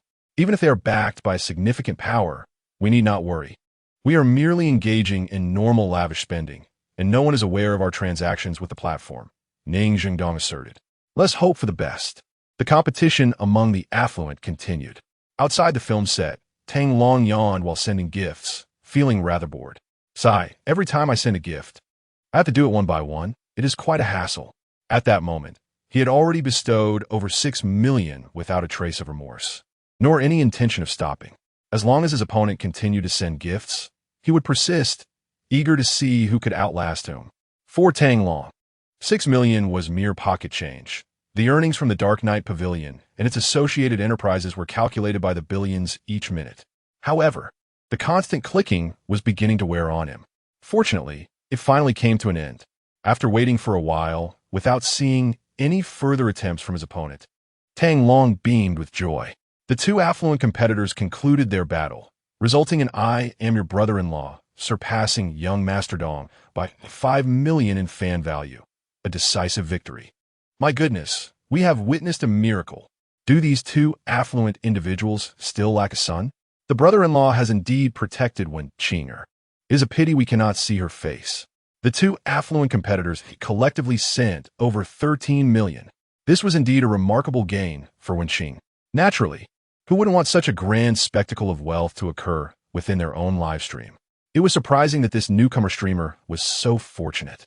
With such an influx of funds, wouldn't it be delightful to hire a celebrity? You cannot fathom a father's joy. Dong Ge has retreated, Alas, poor Donggu, destined to play the subordinate from now on. At this moment, the live stream chat erupted into chaos, with an array of comments flooding the screen. Trolls, sycophants, envious onlookers, and contrarians all emerged. Vain King was utterly dumbfounded. She had heard of battles among the wealthy, yet never anticipated it would take place in a live stream of a fledgling streamer like herself. No, she could no longer be deemed a mere novice. The author interjects, "Dear readers, a triple click would be greatly appreciated. The brother-in-law is in dire need." Chapter 71. I Am the True Emperor of Luck. The live stream boasted an astonishing viewership of 23 million, with 5 million subscriptions. Various gifs, cards, likes, and comments filled the screen, showcasing an astounding level of interaction. It is noteworthy that even the most renowned streamers on the platform would only attract 7 to 8 million viewers during this time slot. In stark contrast, Wenqing'er's livestream audience was 3 times that number. Throughout the entire event, Wenqing'er appeared utterly bewildered, as did her onlooker, Wenming, who shared her astonishment. The two stared blankly at the name of the top contender, exchanging glances. Wenqing discreetly muted the microphone, allowing the live stream to continue its fervor, then turned to Wenming. "Sister, this person must be our brother-in-law, right? I'm not certain, but I have a strong feeling it's him," Wenming replied. "Wasn't he accompanying the 6th and 7th brothers to the filming location?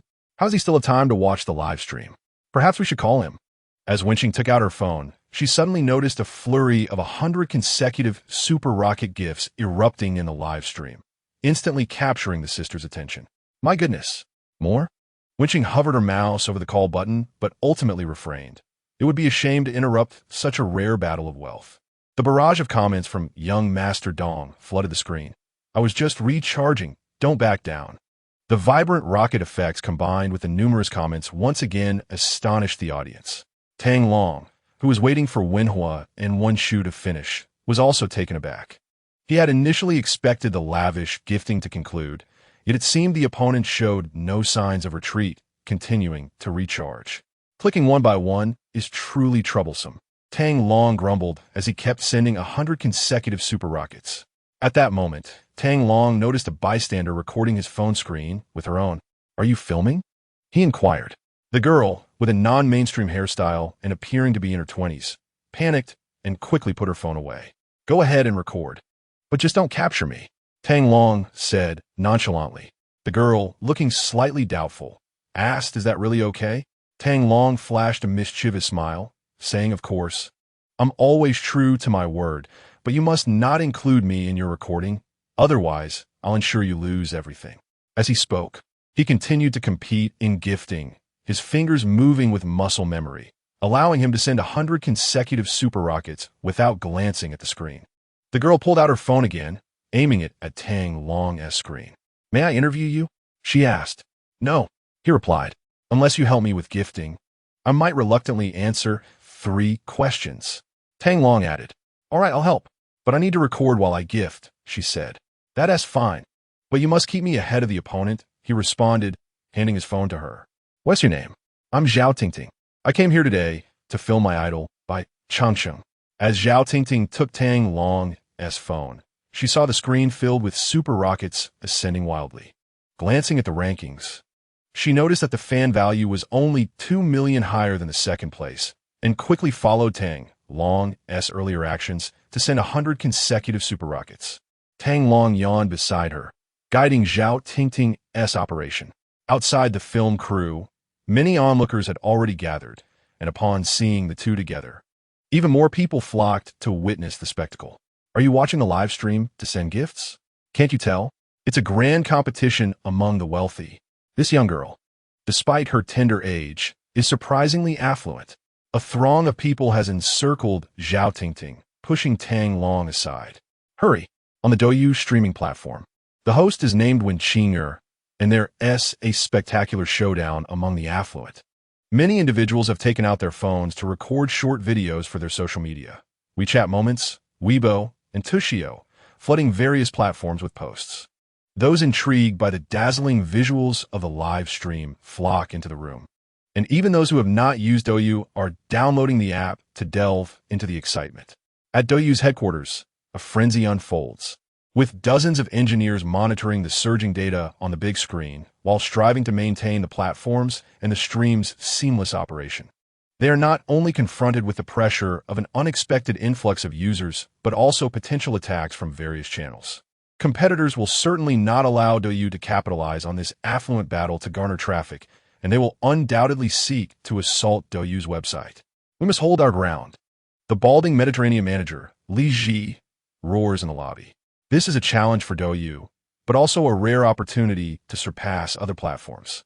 In reality, to attract traffic and capture the audience's attention, many platforms orchestrate such affluent battles.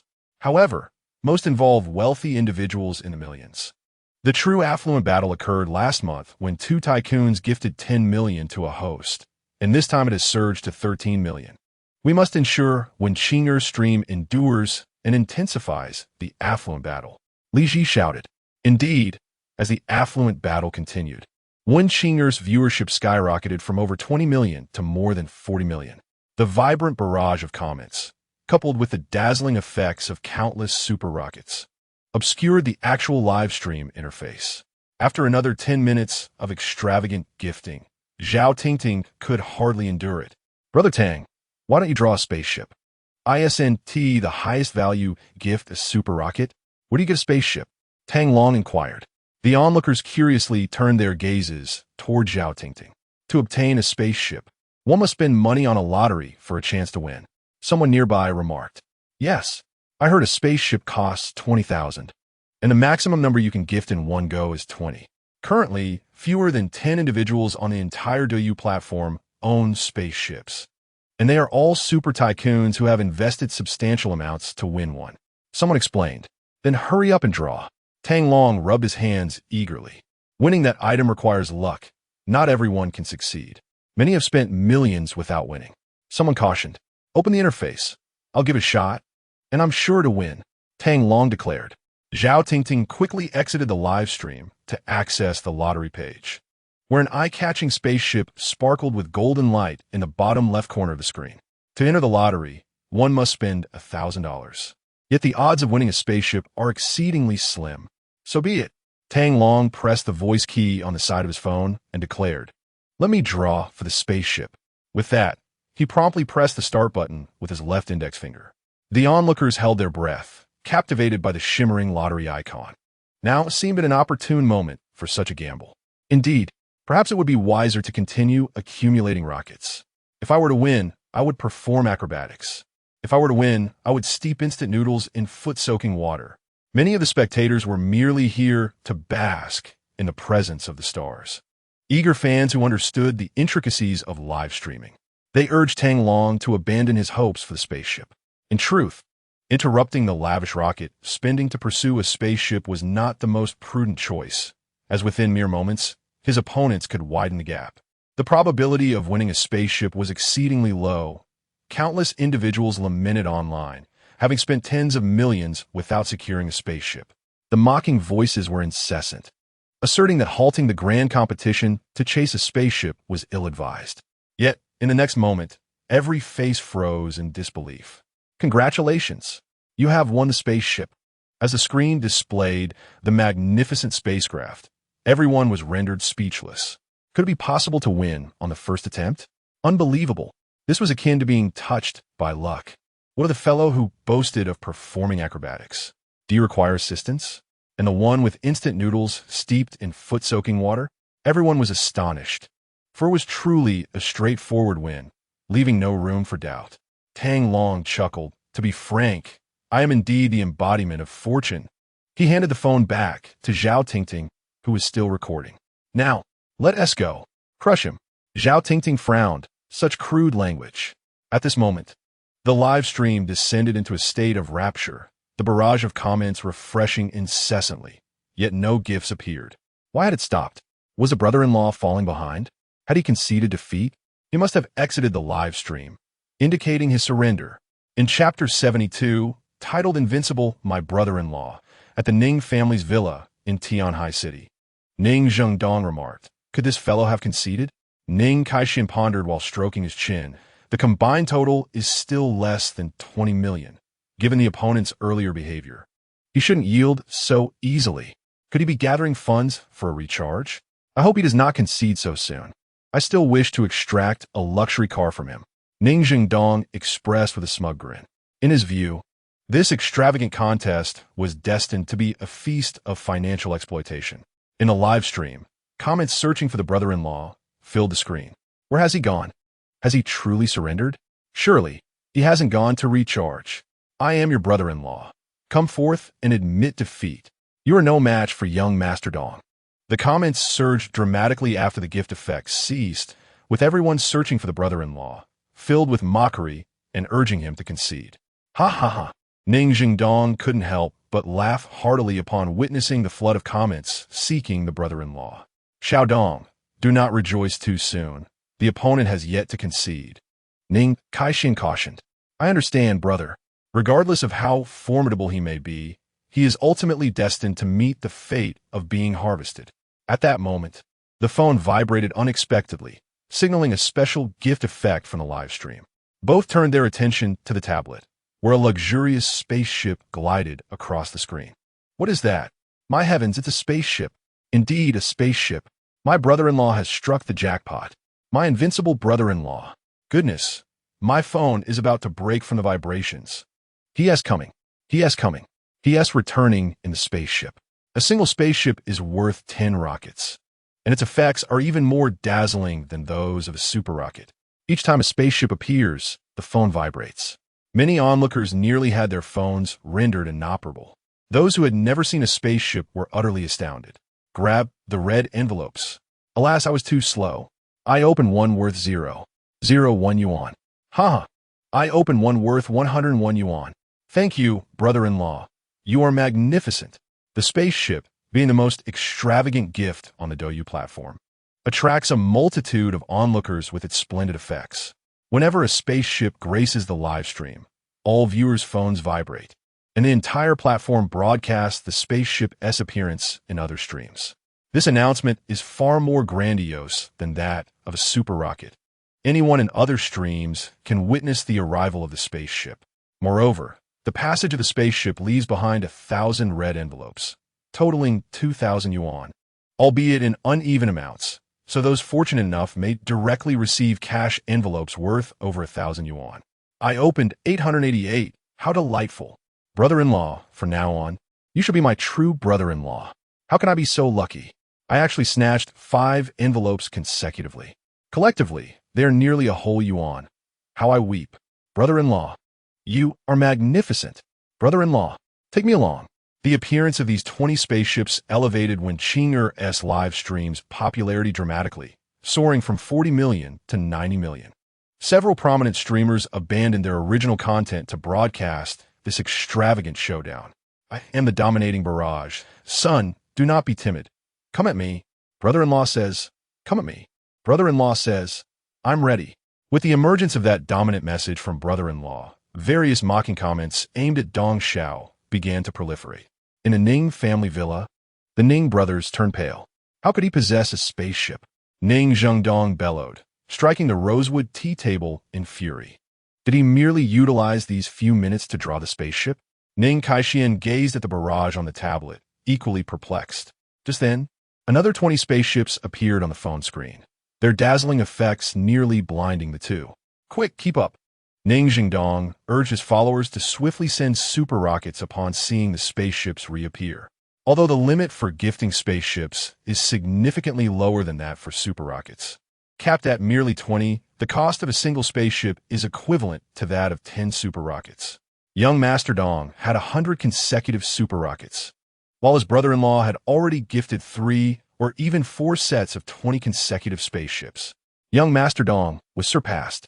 He was utterly distraught, having cried himself into a stupor in the restroom. Young Master Dong lamented, I have lost to the spaceship, not to my brother-in-law. Cheer up, Brother Dong. You are indeed the foremost prodigal of the fish-catching realm. In a live stream, after a 2-minute silence, the brother-in-law revealed the spaceship, launching 2 consecutive sets of 20 spaceships, decisively overtaking young Master Dong with overwhelming force. The barrage of comments shifted from searching for the brother-in-law to rallying support for young Master Dong. It was too late for Brother Dong to draw spaceships now. He could only be relentlessly crushed by his brother-in-law. It was over. Brother Dong should swiftly concede.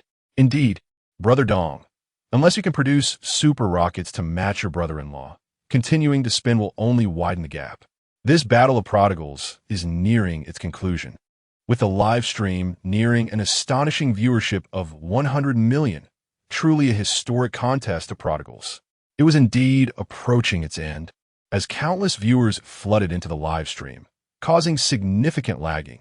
The Douyu servers were on the verge of collapse. The moment the spaceship appeared, many sensed that the outcome of this grand contest was already determined. While young Master Dong managed to gift 200,000, his brother-in-law had surpassed 1 million. The disparity in fan value was unmistakably overwhelming, effectively concluding the battle. Even if Brother Dong attempted to draw spaceships now, it would consume considerable time with no guarantee of success. Moreover, with the emergence of the spaceships, more and more spectators were flocking in, and the lag in Wenrou's live stream was unprecedented, making a crash inevitable. Thus, the outcome was sealed. Brother Ning Zhengdong gazed at Ning Kaixian with a troubled expression. What shall we do? Ning Kaixian paused in silence, sighed deeply, and replied, Xiaodong, call Li Ji and instruct him to immediately close the live stream. This way, we can avoid a humiliating defeat. Ning Zhengdong looked at the dazzling spaceship effects in the live stream, filled with reluctance. Yet, upon realizing that the opposing side had already spent 20 million, he felt considerably better. Seizing the phone from his attendant, he sent a barrage of comments. Silly, do you think you've won? You're merely a bunch of chives. Half of the money you spent will end up in my pocket. Chapter 73. The astonishing revelation of the brother-in-law time rewinds to a little over 10 minutes ago. At the Douyu Live headquarters in Tianhai City, the president of the live streaming division, Li Ji, desperately dialed calls to gather personnel for the maintenance of the live stream as normal operation. What he most desired was a fierce tug-of-war between young Master Dong and his brother-in-law. However, he did not anticipate that the standoff would soon pause, only for the brother-in-law to unleash the spaceship upon resuming the battle. What the heck? Where did he get that spaceship? Li's fist struck the table with a resounding thud as he erupted in anger. Mr. Li, it was the user who just drew the prize. Indeed, Mr. Li, the data indicates the user named IAM, your brother-in-law, won the spaceship after only one attempt. How could it be so simple to win? Li slammed his palm against the table. Isn't the probability of winning set at 1 in 100,000? How could he possibly win on his first try? Is there a system malfunction? Reporting, Mr. Li, I have been monitoring the backend closely, and there are no error alerts from the system, an engineer remarked. Then this brother-in-law must be extraordinarily lucky. Li furrowed his brow, his gaze fixed on the large screen. Mr. Li, our servers are on the verge of collapse. The spaceship has attracted 90% of our online users to Wenrou's live stream, and many new and dormant users are flooding in. Our current servers are severely overloaded. Impossible. Our servers can accommodate 80 million viewers in a single stream without issue. How? Li looked up at the online viewer count. 13 billion? How can there be so many people? Have you activated virtual viewers?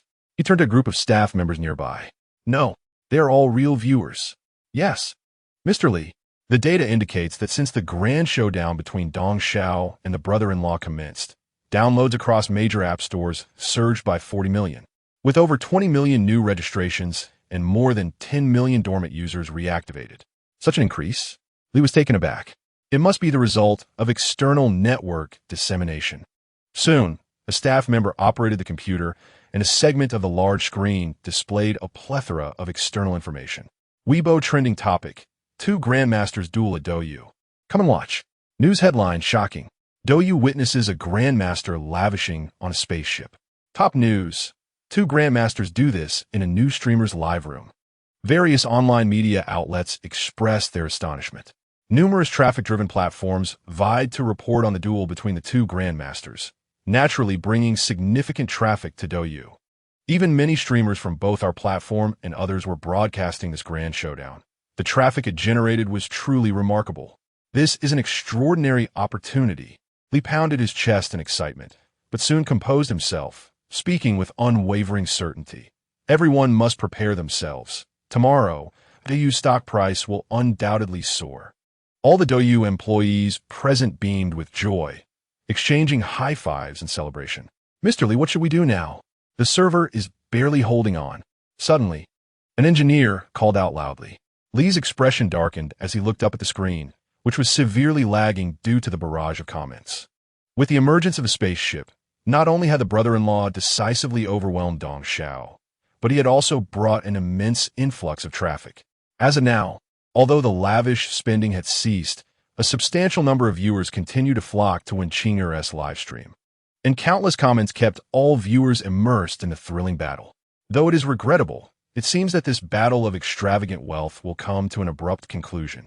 Li Ji is indeed filled with reluctance. Had it not been for the emergence of the spaceship, perhaps there could have been further gains. Now, with the advent of the spaceship, the disparity between both sides has widened significantly. Without considering the limitations of each party's finances, the current situation will only exacerbate the gap. Thus, when the spaceship appeared, Li Ji was engulfed in rage, for he understood that its arrival signified the end of the contest. Fools! Quickly shut down the livestream. Immediately, upon witnessing the domineering message from young Master Dong, Li Ji was consumed with fury. Hurry, you imbeciles, close the server. Fools! Fools! Fools! Young Master Dong, you are utterly foolish. At that moment, Li Ji resembled a tyrant, vehemently cursing at the large screen.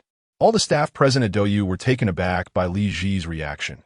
Just moments ago, they were celebrating their victory, only to be plunged into a stifling silence. They had initially intended to patiently await the situation's escalation, allowing external traffic to continue pouring in. Even if the server were to crash, it would matter little, as they had already garnered ample attention and traffic. However, upon seeing young Master Dong's words, Li Ji was compelled to prematurely shut down the livestream. He hoped that not many would notice that fool's final remark. The livestream had been deemed in violation of regulations and was consequently suspended. Outside the production crew, Tang Long and a crowd of onlookers erupted upon seeing the notification on their phones. What? How could it be a violation? There must have been over 50 million in gifts. Indeed, I noticed the subscriptions had risen to over 7 million. Isn't that considered a top-tier streamer? How could they just shut it down? The onlookers expressed their discontent, criticizing the platform's actions as unethical. Tang Long helplessly shrugged. Let us disperse. There is nothing more to see. As he took back the phone from Zhao Tingting, it seemed few cared about young Master Dong's overwhelming comment before the livestream suspension. Yet Tang Long had noted it clearly. Sir, may I interview you? Zhao Tingting continued recording with her phone. Tang Long quickly blocked the camera. Didn't we agree I wouldn't show my face? Besides, the rankings have ended. Why the interview? Don't worry, I'll blur your face. May I ask what your occupation is? Zhao Tingting inquired. I have no job, Tang Long replied curtly. What does your family do? They run a large business. Tang Long said impatiently. What are your thoughts on gifting in live streams? Tang Long snatched the phone, abruptly ending the recording before returning it to Zhao Tingting. Young lady, if there's nothing else, go play somewhere else. I have no time for your trivial questions. With that, he turned and walked away. Hey, I'm the one who gifted you so much. My hands are sore. Can't you at least thank me instead of refusing to answer a few questions? Zhao Tingting, filled with indignation, stamped her foot in frustration as she watched Tang Long drift away, yet found herself powerless against him and could only turn and depart. Once everyone had dispersed, Tang Long settled into another spot, retrieved his phone, and re-entered the Douyu platform, eager to glimpse into Wenqing's livestream, only to discover that the room remained suspended. The audience that had once gathered in Wenqing's livestream had scattered to the various popular streamers on Douyu. At that moment, all the Douyu live streams were reminiscing about the extravagant battle of wealth, showing little concern for the reasons behind Wenqing's suspension. Welcome, esteemed brother-in-law, to my livestream. The chat erupted with greetings as the audience welcomed the illustrious figure. Tang Long observed several prominent live streams, and whenever his golden avatar, adorned with the prestigious god of wealth effect, entered a room, the special effect signifying a wealthy patron would appear. This was an indication that a significant benefactor had graced a live stream, prompting everyone to pay homage. Thus, every time his account entered a room, it was met with an avalanche of flattering comments and fervent calls from numerous streamers. In that moment, Notifications on Tang Long's account surged, with numerous greetings and friend requests pouring in, which he entirely disregarded. After a brief observation, he exited the streams, his gaze sharpening with intensity. What did that final remark from young Masterdong mean? Could it be that he colluded with the platform to deceive me? Rubbing his aching knuckles, Tang Long smiled faintly, hoping they wouldn't play with fire. If they truly regarded him as mere fodder, he would treat their lives as such. Having yet to see any official notification regarding the specifics of Wenqing's violation, Tang Long decided he would inquire about the matter when he returned home that evening. Just then, a middle-aged woman dressed in casual attire approached him, her warm smile directed at Tang Long. "Good day, sir. Is there something you need?" Tang Long regarded her with curiosity. The woman appeared to be in her 40s, yet her preservation was remarkable. She had fair skin, an ample figure, and was elegantly attired in stockings and high heels, embodying the type many men find alluring. "Allow me to introduce myself. My name is Feng Xiaomei, and I am Xiao Kai's manager." "Joe, I'm not familiar with him," Tang Long replied, slightly furrowing his brow. "Can we get to the point?"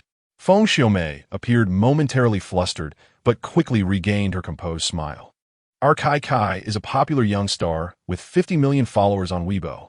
Tang Long exhibited a disinterested demeanor. Feng Xiaomei continued, "Next month, our Kai will partner with the Jayat Auction House to host a charity auction at the Longxing Hotel, and we would like to invite you to attend.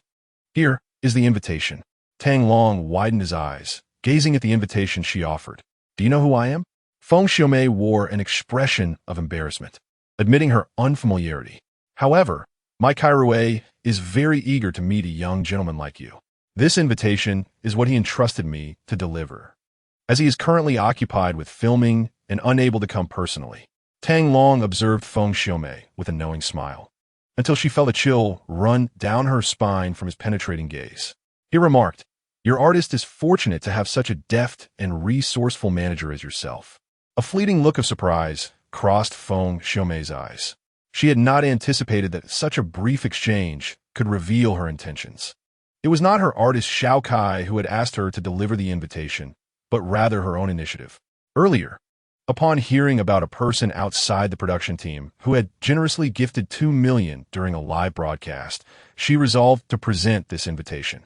Firstly, she surmised that someone capable of such generosity in a live stream must possess an extraordinary identity. Secondly, she aspired to attract more affluent attendees to the charity auction organized by Xiao Kai, thereby increasing the potential funds raised for charity and significantly enhancing the artist's reputation. Lastly, she aimed to help her artists expand their network and elevate their standing among the elite. With these 3 considerations in mind, Feng Xiaomei risked the ire of Xiao Kai for skipping work to deliver the invitation to Tang Long. Yet, she was taken aback that her subtle thoughts had been so easily discerned by him. "I shall accept the invitation, though my attendance will depend on my mood," Tang Long stated, glancing at the invitation before elegantly signing his name in an elaborate script. "Thank you, Mr. Tang, for your kind consideration. My Kairue is truly honored to invite you," Feng Xiaomei expressed sincerely. Tang Long smiled faintly, acknowledging, "Indeed, it is my privilege. Are you waiting outside for Bai Changsheng, Mr. Dang?" Feng Xiaomei inquired carefully. "Bai Changsheng is not also a major star, is she?" Tang Long furrowed his brow. "She is the leading actress in this production. Did you not know?" Feng Xiaomei was genuinely curious about Tang Long's background. The lavish 2 million gift to a streamer suggested a person of significance. Yet his demeanor betrayed no airs of superiority. Such a person could not possibly be obscure in Tianshan province. However, despite racking her brain, she could find no connection between him and the prominent families or enterprises of the region.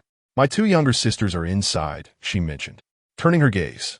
Feng Xiaomei noticed a throng of fans eagerly awaiting their idol's emergence from the set. "Does Mr. Tang's younger sister also follow stars? I can have my Karue send her some signed photos or perhaps a portrait," she offered. Tang Long chuckled lightly. "They likely do not follow stars." Feng Xiaomei froze for a moment. It was indeed rare for individuals from prominent families to be starstruck, given their different realms of existence. With an awkward smile, she turned to leave. "Feng Jia, Who is this person that merits your personal delivery of an invitation? An assistant whispered curiously. Unfamiliar. Yet in my years of discerning countless individuals, I can ascertain that this person is certainly not of ordinary caliber. Feng Xiu remarked softly, her head held high. No wonder you chose to deliver it personally. I almost forgot that Kai Kai is looking for us. Let's hurry. After sending Feng Xiu Mei on her way, Tang Long sought a secluded spot and waited until 5 in the afternoon, when Wenrou and Wenxu finally emerged from the filming set. Brother-in-law, I intend to sign a contract with Qianjiang, Wenrou exclaimed, wrapping her arms around Tang Long's. You? Why not you both? Tang Long questioned, glancing between Wenrou and Wenxu. The two girls exhibited contrasting personalities. One was lively and expressive, while the other was more reserved and contemplative. Wenrou, brimming with energy and a strong desire for performance, was a promising candidate for acting, whereas Wenxu, more tranquil, excelled in the arts and was inclined to immerse herself in study. Clearly, Wenrou's intention was to sign with Qianjiang and officially debut as an artist, while Wenxu seemed disinclined toward that path. I haven't made a decision yet. However, I am not particularly eager to pursue a career in the entertainment industry. Wenxu replied. Tang Long maintained a nonchalant demeanor, reminding them that while he had promised to guide their choices, he would ultimately respect their preferences. Thank you, brother-in-law. Your understanding is truly commendable. Wenrou gleamed, her eyes sparkling with admiration. Brother-in-law, I crave ice cream. Without delay, Wenrou dragged Tang Long to a nearby convenience store. Tang Long decisively purchased 3 ice creams. Thank you, brother-in-law, Wenrou said between bites. If it were my elder sister, she would certainly disapprove of our decisions. Do you genuinely believe your sister would object to your venture into the entertainment industry? Tang Long inquired, perplexed. Absolutely. My sister wishes for us to focus on our studies, aspiring to become either scientists or teachers, ensuring a stable job and a worry-free life. Wenrou responded. In truth, I think we should approach the entertainment industry with caution. Tang Long admitted awkwardly. Wenrou retorted, You didn't say that earlier. Wenxu added, both girls staring wide-eyed at Tang Long, brother-in-law. Are you afraid of my elder sister? Wenrou looked at him with disdain, while Wenxu regarded him with an oddly inquisitive expression. Cough. Not at all. How could I possibly fear your sister? Tang Long stammered, his face flushed with embarrassment. Both Wenrou and Wenxu, astute as they were, immediately discerned Tang Long's underlying sentiment. Huh, afraid of your wife? Well, it's not fear, it's respect, Tang Long attempted to counter, though uncertainty gnawed at him. Over the years, he had accumulated a profound sense of indebtedness towards his gentle wife, which compelled him to consider her feelings before making decisions. In his quest for harmony upon her awakening, he felt it was worth any personal sacrifice, as it would allow him the warmth of a family life. How delightful! He found no fault in sacrificing a bit of his sister-in-law's future for the sake of a peaceful coexistence with his beloved wife. Brother-in-law, they say that men fearing their wives is not a good sign, Wenrou remarked. Tang Long replied, well, it's not necessarily a bad thing. Men who fear their wives are often lacking in ambition, Wenrou remarked. What are you talking about? Men who are unafraid of their wives may not necessarily be ambitious either, Tang Long countered. Why do you boldly admit to fearing your wife? Wenrou said with a disdainful expression. I fear your elder sister more than anything, as I do not wish to be cast out and deprived of seeing my 2 little princesses. Do you understand? Tang Long responded. Rest assured, once I become a star, I will undoubtedly support you. I am on your side, Wenrou declared, patting her already developed figure. Do you dare to openly defy your elder sister's wishes? Tang Long inquired.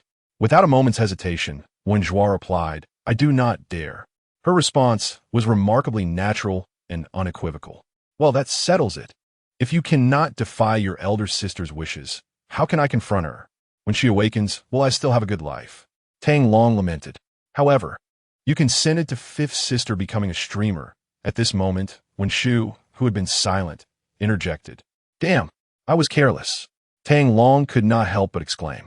He had been preoccupied with ensuring his sister-in-law's development, but he seemed to have overlooked the fact that his gentle wife had her own plans for her sister-in-law's futures. Now that Wenqing had become a streamer, It was evidently contrary to the life trajectory that his gentle wife had envisioned for her. What should he do? Tang Long held his head in his hands, feeling a headache coming on. How could he ensure that his sister-in-law would also be satisfied without inciting his gentle wife's displeasure? It was indeed a dilemma. In any case, there was no immediate solution. They would have to take things one step at a time. Wenrou said with a sly grin. All right then, Tang Long agreed. Since it has come to this, should we really impose restrictions? Furthermore, the reason why my gentle wife has planned a future for her sisters-in-law is merely to help them identify their own paths and strive toward a better life. While respecting their interests, I can also protect them and pave the way for their passions to become their career paths. Tang Long felt that, in comparison to his gentle wife's plans, his more laissez-faire approach seemed more reasonable. The key was that he had the strength and capability to guide his sisters-in-law in pursuing their interests. Chapter 75. Searching for the brother-in-law online, seeing that Tang Long had no further objections, Wenrou was filled with excitement. Once Director Qian Zhang notifies us, we will sign the contract. Tang Long replied, you must be eager to solidify this before your elder sister awakens, lest she create obstacles later. That would be quite awkward. You expose me directly. Are you a worm in my stomach? She retorted. Please refrain from saying such repulsive things. Tang Long exclaimed in horror. However, one must always remain vigilant and ensure not to be taken advantage of. All right, you are the best brother-in-law, Wenrou said, planting a kiss on Tang Long's cheek. Her lips smeared with ice cream before skipping ahead. Tang Long, bemused, quickly wiped the ice cream from his face and followed, dragging along the slow-moving Wenrou, who was leisurely licking her ice cream. By the time they took a taxi back home, it was already 6 in the evening. Upon entering the gate, I was greeted by the sight of Yao Yao and Xin frolicking in the expansive courtyard. Can you believe it? A few radiant bald heads were accompanying the two little princesses in a game of eagle-catching chicks. Tang Long's expression was one of astonishment. Was he still harboring a childlike innocence? Daddy, you're back, cried the two little princesses, rushing over like a gust of wind and leaping into Tang Long's embrace. Have you both behaved well at school today? Tang Long asked, holding one in each arm, his face adorned with a tender smile. My sister and I were very good at school, Xin replied, sweetly wrapping her arms around Tang Long's neck. Yao Yao echoed, also hugging Tang Long and nodding vigorously. My daughters are truly wonderful, he exclaimed, planting a kiss on each of their cherubic cheeks. That's unfair. Why did Daddy kiss my sister first? Xin protested, her large eyes glaring as she placed her hands on her hips, visibly displeased. Tang Long was a loss for words. Was there really a need for such a dispute? Then let Daddy give you another kiss, and this time I'll kiss you first, Yao Yao suggested. Xin's eyes lit up, and she flashed a cheeky smile. Okay. Reluctantly, Tang Long obliged and kissed Xin first this time. All right, go and play. Daddy will prepare dinner for you. He set the two little princesses down, allowing them to resume their play. Uncle. At that moment, 5 bald heads approached Tang Long, calling out excitedly. Tang Long, feeling a bit exasperated, was uncertain about how to respond. Uncle, I'll take care of picking up and dropping off the eldest sister from school from now on, Wu Tianxiong declared, patting his chest confidently. Uncle? Little brother? What exactly is this familial hierarchy? Wenji and Wenrou looked at Tang Long and the group of bald heads with astonishment. Fine. From now on, you are in charge of their school commute. However, let me remind you, safety while driving is paramount. If there's even a minor accident, you will face my wrath. Rest assured, Uncle, I guarantee the task will be completed, Wu Tianxiong assured once more, thumping his chest for emphasis. The other bald heads chimed in. We will also be responsible for escorting the eldest sister to and from school. Suit yourselves, as long as you don't mind the trouble. These young scions, perhaps being given a task, might even relieve the local residents of some burden. Not troublesome at all. Absolutely not troublesome, Long Kai and the others exclaimed, brimming with excitement. Afterward, Tang Long gestured for Wenji and Wenrou to enter the house, and allowed Yao Yao and Xin to continue playing, before finally asking, what is the situation with Tan Xiao? Tang Long needed clarity on this matter. After all, he had incapacitated Tan Xiao's men yesterday, yet there had been no retaliation. nor had anything untoward happened on the set. This was not characteristic of a vengeful second-generation heir. "Uncle," I inquired today and found out that Tan Zhangpeng has not been in Binhai City recently, so he had the time to deal with these matters. Wu Tianxiong informed him. Right, that television drama was produced by him to promote the leading actress. It seems they are rushing the schedule, and Haven T allowed any other matters to interfere with the shooting, Long Kai added. "Ah, I see," Tang Long exclaimed, enlightened. "You may play for a while longer. You can stay here for dinner tonight." Tang Long made his way into the hall, only to find the atmosphere somewhat peculiar. His four sisters-in-law regarded him with curious glances. "What?" Tang Long felt a shiver run down his spine and couldn't help but scrutinize himself. "Brother-in-law," Wen Qing exclaimed in a playful tone, then leaped toward Tang Long's stop. Tang Long swiftly placed a hand on Wen Qing's face, halting her impulsive advance. "Speak plainly if there is something to discuss. Do not entertain any improper thoughts." The excitement and gratitude that should have been present were instantly extinguished by Tang Long's words. Wen Qing glared at him with wide eyes, fuming silently for a moment. "You're my brother-in-law, correct?" Wen Ming approached and inquired. Be low-key, be low-key. I am not one to seek the spotlight." The sisters-in-law exchanged disdainful glances at Tang Long. "Is that what you call low-key?" Wen Ming retorted, unimpressed by her brother-in-law's self-proclaimed humility. Everyone online is already aware of the live-streaming extravaganza that amassed over 20 million. "It won't be long before those nosy netizens dig up your details," Wen Ming remarked. "I saw news about the wealthy showdown on my way back." Wen Ji added, "The entire internet is buzzing with news on this matter." Wen Shu declared, promptly opening Weibo, where the trending topic was indeed the wealthy showdown. Tang Long grabbed his phone and was taken aback to see that several trending topics concerning the wealthy showdown had already surpassed 200 million in popularity. Various live-stream recordings and screenshots flooded Weibo, accompanied by an array of bizarre captions. "Wow, it appears I missed an unprecedented spectacle. Is this the joy of the affluent? I am searching for my sister. I implore everyone to assist me. Although I do not know who she is, I do know my brother-in-law, who is a wealthy mogul. The entire internet is on a quest for my brother-in-law. Please provide the address of my brother-in-law. I would love to live next door to him. My surname is Wang." In addition to the discussions on Weibo, major news outlets clamored to cover the wealthy showdown. As a result of extensive media coverage, the topic's popularity on Weibo continued to soar, and the calls to find a brother-in-law grew louder. The immense attention on the brother-in-law overshadowed another young master whose expenditures were merely 5 million less than his, reducing his presence to that of a mere comparison tool. Tang Long was left puzzled. Are the netizens of this generation truly so idle? Observing the steadily rising discussions about the brother-in-law, he sensed an overwhelming enthusiasm among the current audience. "What is this?" Wen Qing scoffed. "Do you know that the present-day spectators are quite discerning? Not every piece of gossip captures their interest." "Exactly," Wen Ji chimed in. "I've heard that many celebrities pay for trending topics, but netizens see right through it. You, however, have garnered immense popularity.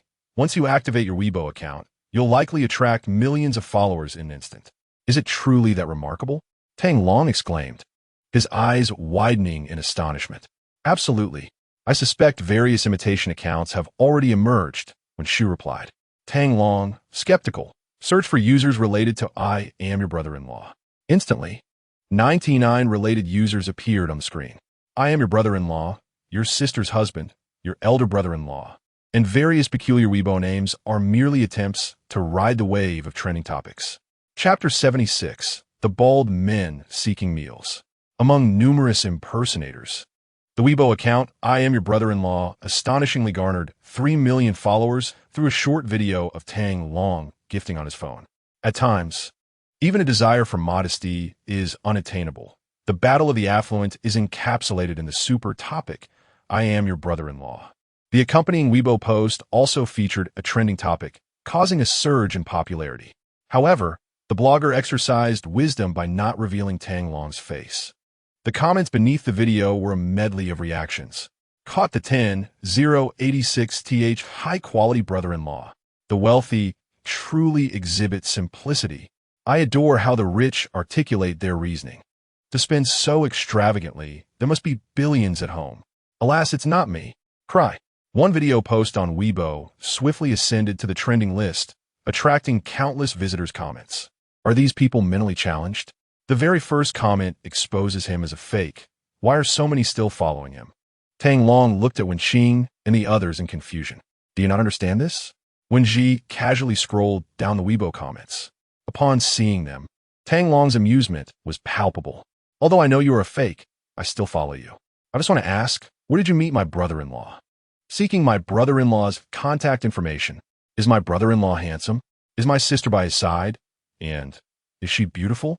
Requesting my brother-in-law's address. I might find cash in his trash bin.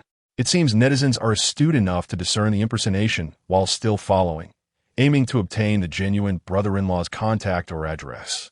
Being impersonated indicates I am still quite famous, right? Tang Long inquired. Of course, you are famous. Who would impersonate someone without notoriety? When Ji replied, at that moment, Yao Yao and Xin entered the hall, followed timidly by several bald men. Let us cook. Tang Long tugged at Wen Ming's sleeve and headed into the kitchen. After Yao Yao and Xin arrived, they settled on the sofa with snacks, watching television. The bald men, feeling rather bored, scanned the hall, ultimately unable to resist glancing at the three sisters, Wenqing, Wenji, and Wenshu, and swallowed hard. This family of sisters indeed provoked an involuntary gulp. However, the bald men ultimately restrained their gaze and desires. Brother Xiong, is it a bit awkward for us to just stand here? Long Kai whispered to Wu Tianxiong. Although the eldest sister had graciously invited them to sit and enjoy snacks while watching television, the screen displayed a children's animated series about rescue missions. Indeed, should we leave? Another bald man suggested. That wouldn't be wise. What if we offend the uncle? Wu Tianxiong, stroking his bald head, suddenly had a spark of inspiration as he pulled out a feather duster from the corner by the door. While dusting, he declared, do as you please, but please do not obstruct my cleaning. The bald men collectively raised their middle fingers in response. Just as they were grumbling, Long Kai, having miraculously procured a rag, began wiping the decorative items on the shelf, while saying, aren't those bald fellows just wasting time? If they have nothing to do, they might as well cool off elsewhere. With a flash of insight, the remaining three bald men dashed toward the restroom, retrieving mops, vacuum cleaners, brooms, and shovels. The grand cleaning commenced. Wenqing and her companions stood there, astonished. Had these individuals lost their wits after shaving their heads? Who could say? Perhaps they had taken a dip in the water. But who cared? This arrangement was rather splendid, as it spared her brother-in-law from demanding a family cleanup every few days. Cleaning a 3,000-square-foot house could bring one to tears. And these free labors were indeed a tremendous help. The three women's eyes sparkled with excitement. Wu Tianxiong, do bring your friends over often, Wenqing said with a bright smile as she approached him. Sure thing. Wu Tianxiong, taken aback by her expression, began to dust furiously as if powered by a mighty engine. The others, inspired by his fervor, enthusiastically joined in, mopping floors, wiping tables, and dusting. Before long, they had cleaned every room on the first floor. At that moment, a delightful aroma wafted from the kitchen. So fragrant, truly delightful. As the bald men inhaled the enticing scent, they worked even harder, occasionally glancing toward the kitchen. Their appetites stirred, saliva pooling as they swallowed repeatedly. Suddenly, they recalled that they had followed Wenji and her companion to Villa number 8, drawn by the intense fragrance of food that had lured them into the villa. Reflecting on it now, they realized their audacity in intruding upon the home of the deputy commander of the war zone was indeed remarkable. Soon, Tang Long and Wen Ming collaborated to prepare a delectable feast, which was gradually served at the table.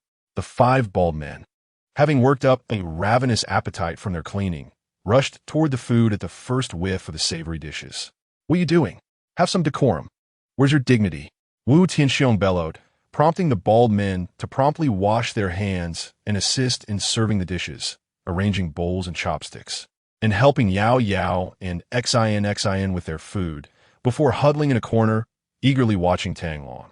What are you staring at? Eat. Tang Long chuckled at the sight of the timid bald man. Go. With a roar from Wu Tianxiong, the bald men lunged at the table like famished beasts. Good heavens! Are you all reincarnated starving ghosts? Wen Qing exclaimed, unable to contain her surprise.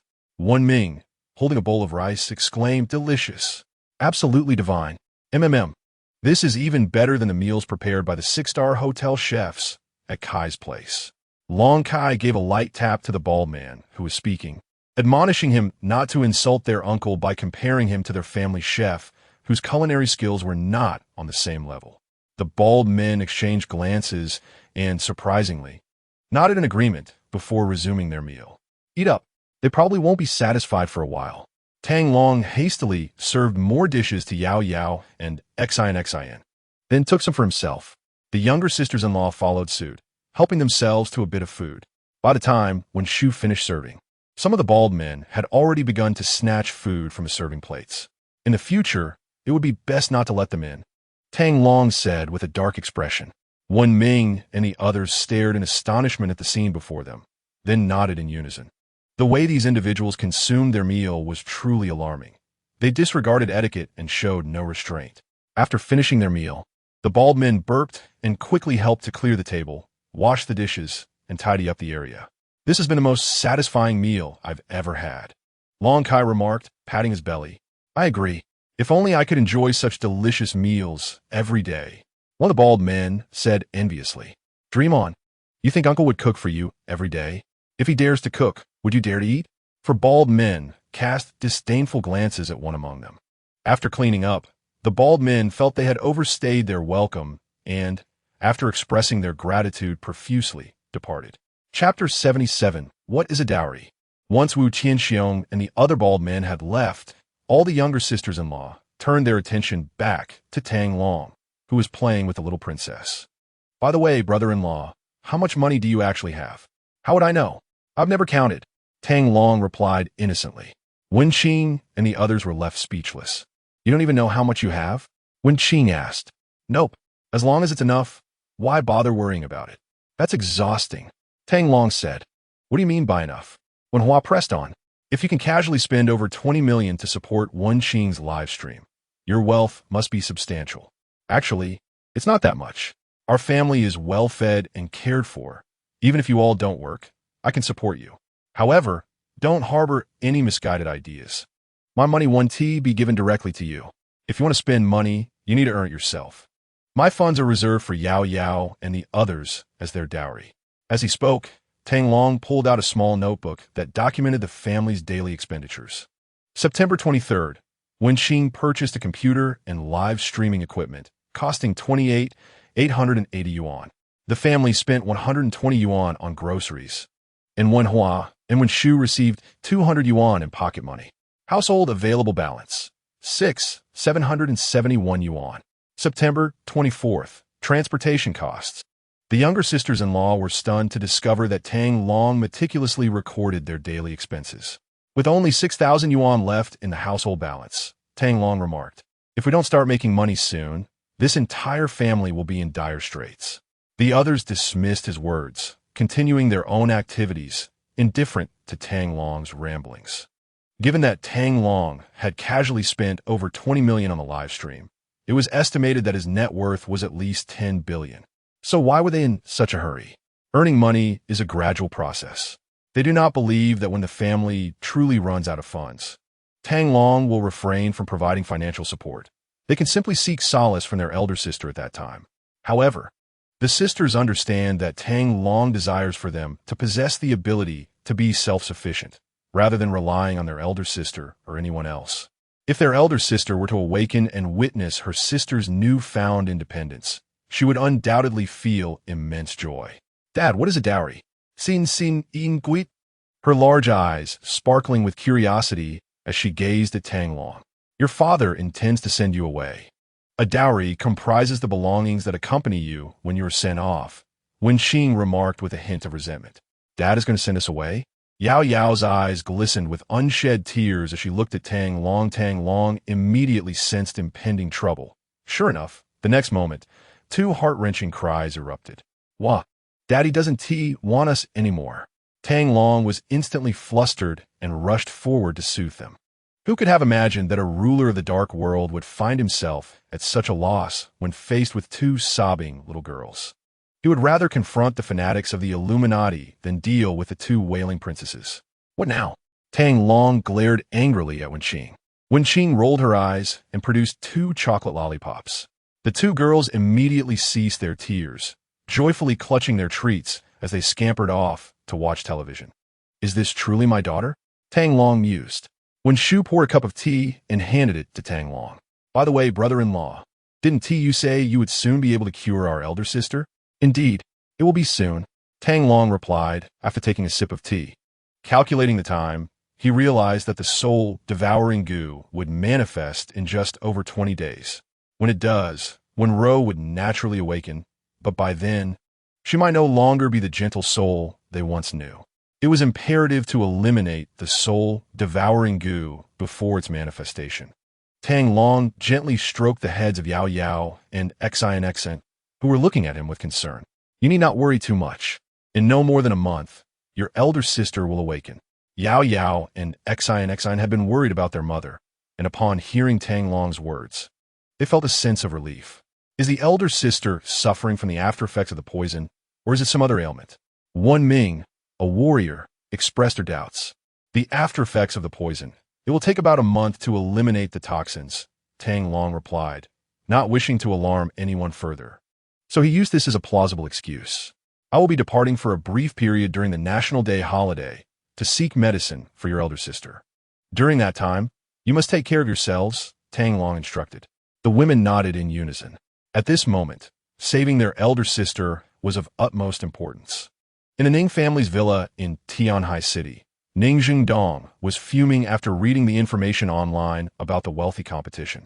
He was about to explode with anger. It was infuriating that he had merely spent a few million less than that fellow, yet his name was omitted from the discussions on Weibo.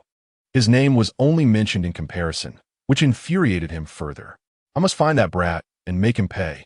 Ning Jingdong seethed, smashing his tablet on the ground, shattering it into pieces. Xiaodong, do not dwell on this matter any longer.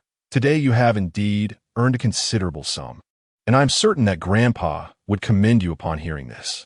Observing Ning Jingdong on the verge of demolishing the house in his fury, Ning Kaixian hastily diverted the conversation.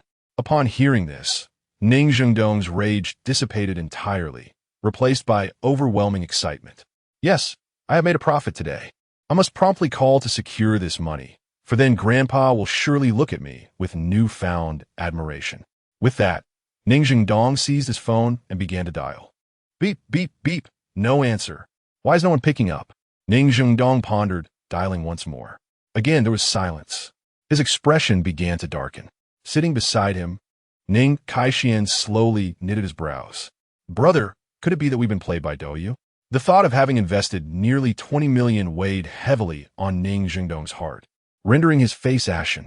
He should know that as a member of the Ning family, he wouldn't dare to back out. Though Douyu is a company valued in the hundreds of billions, offending the Ning family would not bode well for them. Ning Kaixian remarked, glancing at Ning Jingdong and continuing. Try calling again. I suspect your last barrage of comments may have stirred some trouble. Undeterred, Ning Jingdong dialed once more. This time, the phone rang for 40 seconds before finally connecting. Hello. A voice, fraught with exhaustion, answered. Mr. Li, you are indeed a busy man. Reaching you is no simple feat. As soon as the call connected, Ning Jingdong could not help but deliver a sarcastic remark. You're calling to ask for money, aren't you? The displeasure in Li Ji's voice was palpable. What do you think? Ning Jingdong replied. I followed your advice and invested nearly 20 million in that new streamer's room. And with over 20 million spent on their end, according to our agreement, I should at least retrieve 30 million. I merely wish to inquire when this sum will be deposited. Oof. Li Ji scoffed. How dare you ask me for money? Do you have any idea how much trouble your last comment has caused us? It was merely a comment. How could it cause trouble? Ning Jingdong glanced back at Ning Kaixian, reading the confirmation of his fears in his brother's eyes. That comment could potentially expose our clandestine dealings. For heaven's sake, could you not apply some common sense in your actions? Li Ji expressed his dissatisfaction. Many are currently causing a stir in the forum. And although I promptly cut the live feed, I'm certain that numerous individuals capture that screen. If this matter continues to escalate, it won't be long before someone reveals our covert collusion. Ning Jingdong's expression grew increasingly grave. He understood that we now reside in an era where public opinion reigns supreme. Once a matter is ensnared by public scrutiny, it can spiral uncontrollably. In other words, should they become mired in the quagmire of public discourse. Both young Master Dong and Douyu could very well be crushed by the weight of online opinion. "Brother, what shall we do?" Ning Jingdong whispered into the microphone. Ning Kaixian chuckled coldly and said, "Simply ask him how much he can offer you. All this talk is merely a ploy to reduce your share." Ning Jingdong suddenly comprehended the underlying intention. Indeed, the inebriated gentleman's purpose lay beyond mere libations. Chapter 78. Pursuing the young, Star noticing the silence from the other end. Ning Kaixian reiterated, "In the future, whenever such a wealthy competition arises, we shall participate and fully support you." Li Ji remained silent for a considerable time before finally responding. "All right, I will transfer the funds to the bank account linked to young Master Ning. Let us wish for a delightful collaboration." As Ning Jingdong saw his elder brother preparing to end the call, he swiftly seized the phone. "Help me investigate the background of that individual who claims to be my brother-in-law. I wish to meet him again." "Understood," Li Ji replied with a single word before hanging up. In the ensuing days, Tang Long accompanied Wenrou and Wenxiu on set. His unease regarding that young Master Tan compelled him to persistently follow them around the filming location. During this period, Wenxing's live streaming room experienced a significant surge in popularity, propelled to the ranks of top streamers due to the wealthy competition. However, the Douyu platform exhibited inconsistency. One day, they criticized the streamer for alleged violations, only to permit normal broadcast the next. Nevertheless, the lack of interactivity in Wenxing's streams resulted in a steady decline in viewership, plummeting from initial 50 million to a mere few million. Wenxing realized that many viewers had initially flocked to her stream merely for the excitement, and numerous individuals were eager to encounter the legendary brother-in-law. However, since the wealthy competition, he had not made a single appearance, leaving many viewers disillusioned and departing the stream in increasing numbers, leading to a rise in unfollows and unsubscribes. Despite Wenxing's fervent efforts to retain her audience, she was unable to reverse the trend. Ultimately, her subscriptions stabilized at 5 million, with daily viewers averaging 600,000. Furthermore, daily streams continued to attract generous donations from affluent patrons, signifying that her live streaming was gradually finding its footing. That afternoon, Tang Long waited idly outside the set for the twin sisters to finish their work when he spotted Wenrou sprinting toward him, a document in hand. "Brother-in-law, look, I've signed a contract. I am now an artist under Director Qianjiang's entertainment company." Wenrou handed the document to Tang Long. Upon glancing at the contract, he recognized it as the agreement between Wenrou and Yijiang Cultural Media Company. "Excellent. You found your path," Tang Long praised with a nod. "Hey, from now on, I shall be a big star. Aren't you going to shield your big star from the sun? Do you wish to roast me under this scorching heat?" Wenrou feigned arrogance, striking a grand pose. "What did you say?" Tang Long promptly twisted Wenrou's ear. "Who are you going to shield? You don't even have a penny to your name." "Ouch. It hurts. I was wrong. Brother-in-law, spare me. I will be the one to shield you." Wenrou, with a tearful expression, retrieved a sun umbrella from her backpack and held it over Tang Long to shield him from the sun. She had anticipated receiving special treatment after signing the contract, but little did she know that such treatment would manifest in the form of ear-twisting and laborious tasks. "What are your plans, Xiaoqi?" Tang Long inquired, gazing at Wenxiu. "Unfair. Why am I always referred to as Lao Lu, while she is Xiaoqi? We are twins, after all. I was merely born a few minutes earlier." Wenhua retorted, her face scrunched in indignation. "What's there to dispute?" Both Tang Long and Wenxiu looked on, bemused. "I haven't decided yet, but I have little desire to become an actress. This industry is far too chaotic for me," Wenxiu replied, exhibiting a demeanor far more serene than her sister. Her disposition inclined towards quietude. Her aversion to the entertainment world was, in fact, a blessing. Director Qianjiang initially intended to sign both of us, but Xiaoqi hesitated time and again, leaving only me to sign, Wenhua added. Very well. Don't rush. You both have ample choices ahead, Tang Long encouraged, wishing for everyone to discover their passions. While Wenqing aspired to be a streamer and carve a niche in the gaming realm, Tang Long chose to support her wholeheartedly. Since Wenhua cherished acting and yearned for stardom, he would also unconditionally back her dreams. How much longer will this filming take? Tang Long suddenly asked. Approximately another 2 months until we wrap up. If all goes well, it might be visible by year-end, Wenhua responded. However, our scene should conclude this month. Director Qian Zhang mentioned he would arrange for me to gain more experience, so I may find myself running minor roles in various productions soon. Tang Long frowned. Does that mean you'll be traveling nationwide? That shouldn't be the case. I have asked Director Qian Zhang to keep it confined to Tiannan province. Wenhua reflected before continuing. He also mentioned that next year he would arrange for a mentor to guide me, hoping I can gain admission to the Central Academy of Drama. That's reassuring. Tang Long exhaled a sigh of relief. With Mingwei already on an extended break, if she were to traverse the country, he would need to have Mingwei accompany her. However, if her activities remained within Tiannan province, it would be manageable. Let us head home, Tang Long called, leading the way, yet the two younger sisters lagged behind. Brother-in-law, could you wait a moment? Wenhua twirled her little foot on the ground, while Wenxu stood still, clearly reluctant to leave. Today, Xiao Kai finishes late. Tang Long's alertness peaked. Xiao Kai? That name sounds familiar. Your boyfriend? What are you talking about? Wenhua blushed. I wish you were my boyfriend, but alas. Wenxu, her cheeks flushed, interjected. He is the male lead of this production, and he is about to come out. I just want to catch a glimpse and perhaps get an autograph before we head back. The crowd gathered, waving various signs, was evidently awaiting Xiao Kai's arrival. Tang Long followed Wenshu's gaze, spotting a throng of fans, numbering in the hundreds, eagerly assembled outside the set, all holding diverse placards. Tang Long was at a loss for words. Are they all fans of Xiao Kai? Is he really that popular? Wenhua and Wenshu nodded in unison, their eyes sparkling with admiration. He is the dreamboat of countless young girls, boasting 50 million followers on Weibo and immense popularity. Am I as handsome as he? Tang Long asked, curiosity piqued. Wenhua and Wenshu simultaneously assessed him, stroking their chins thoughtfully. Wenshu remarked, while you are indeed handsome, you are too old. Wenhua added, precisely. You appear far too mature, too rigid. You are suited only for the eldest sister. Wenshu nodded vigorously in agreement. Tang Long covered his face. Am I really old? I'm only 28.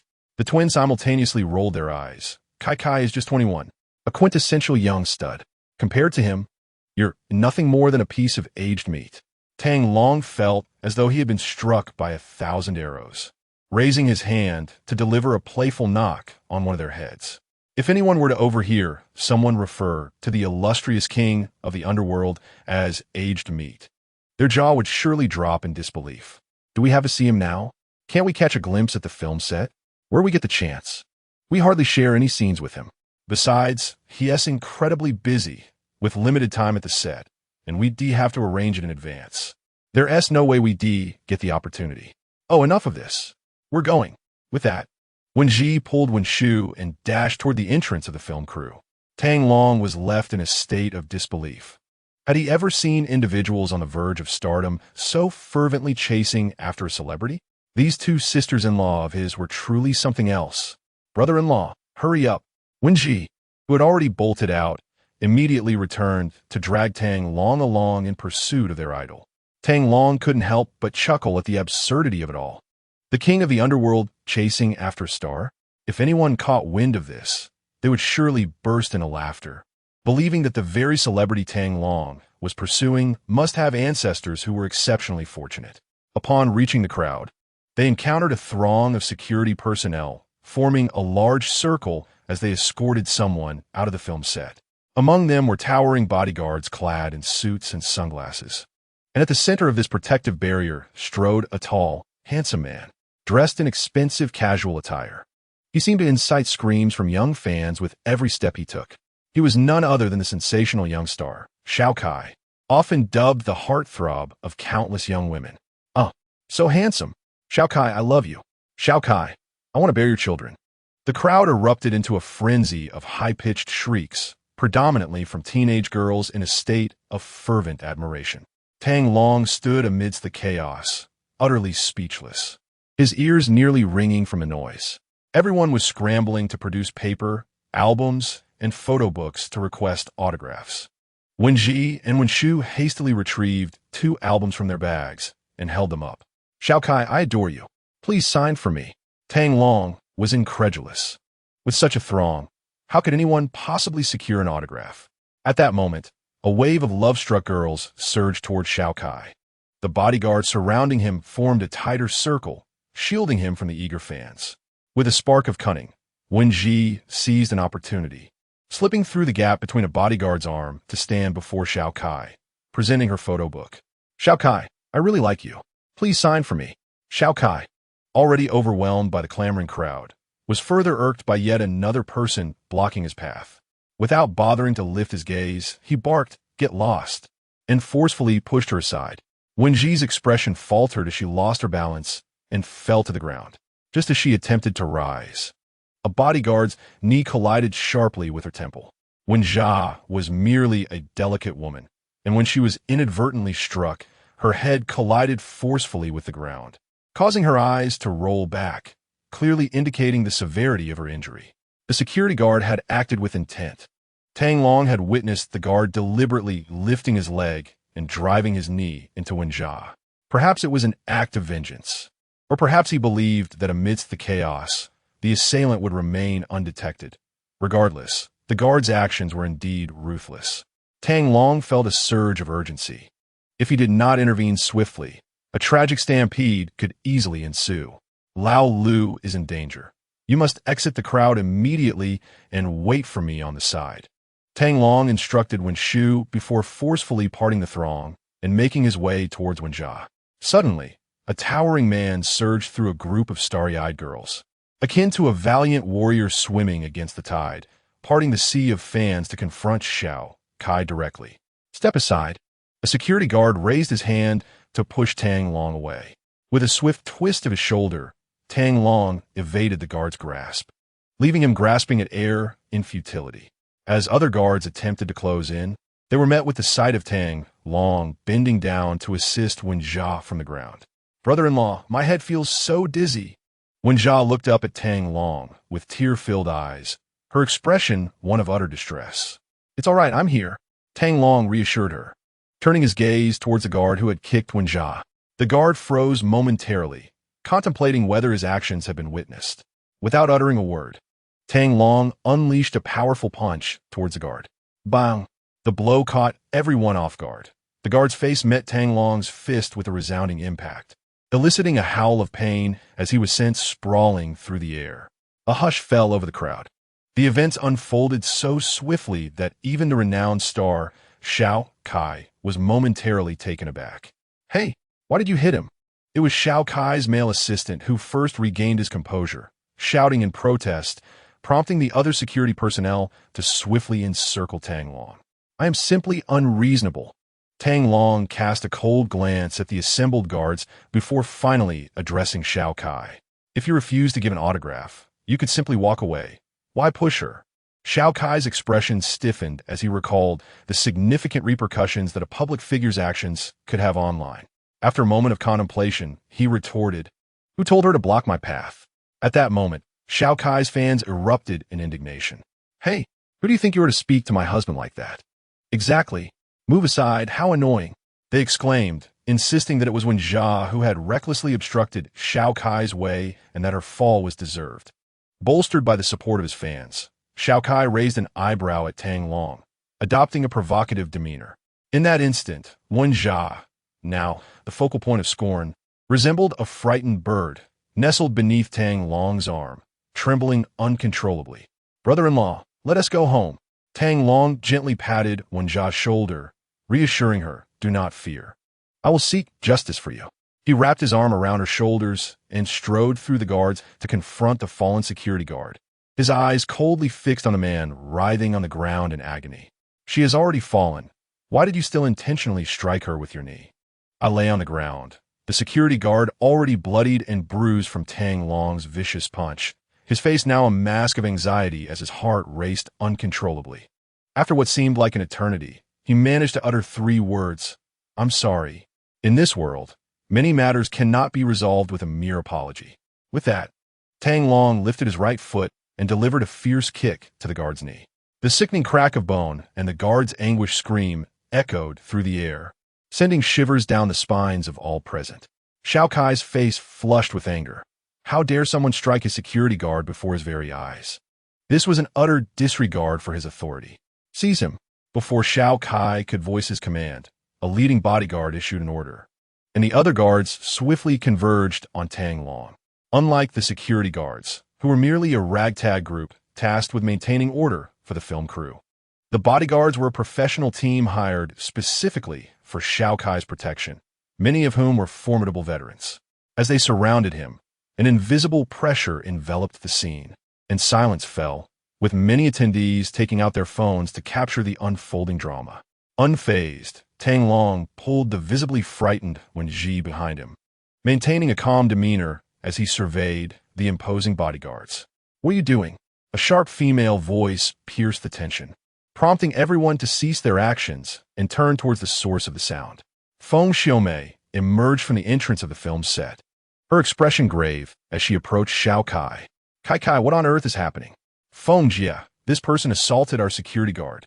One of Xiao Kai's female assistants pointed an accusatory finger at Tang Long. Feng Xiaomei followed the direction of the assistant's finger, her face paling instantly.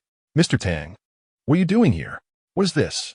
Tang Long glanced back at Feng Xiaomei and replied nonchalantly, "It's nothing. I merely sought to relieve my sister-in-law's grievances." With that, he turned to guide Wenji away.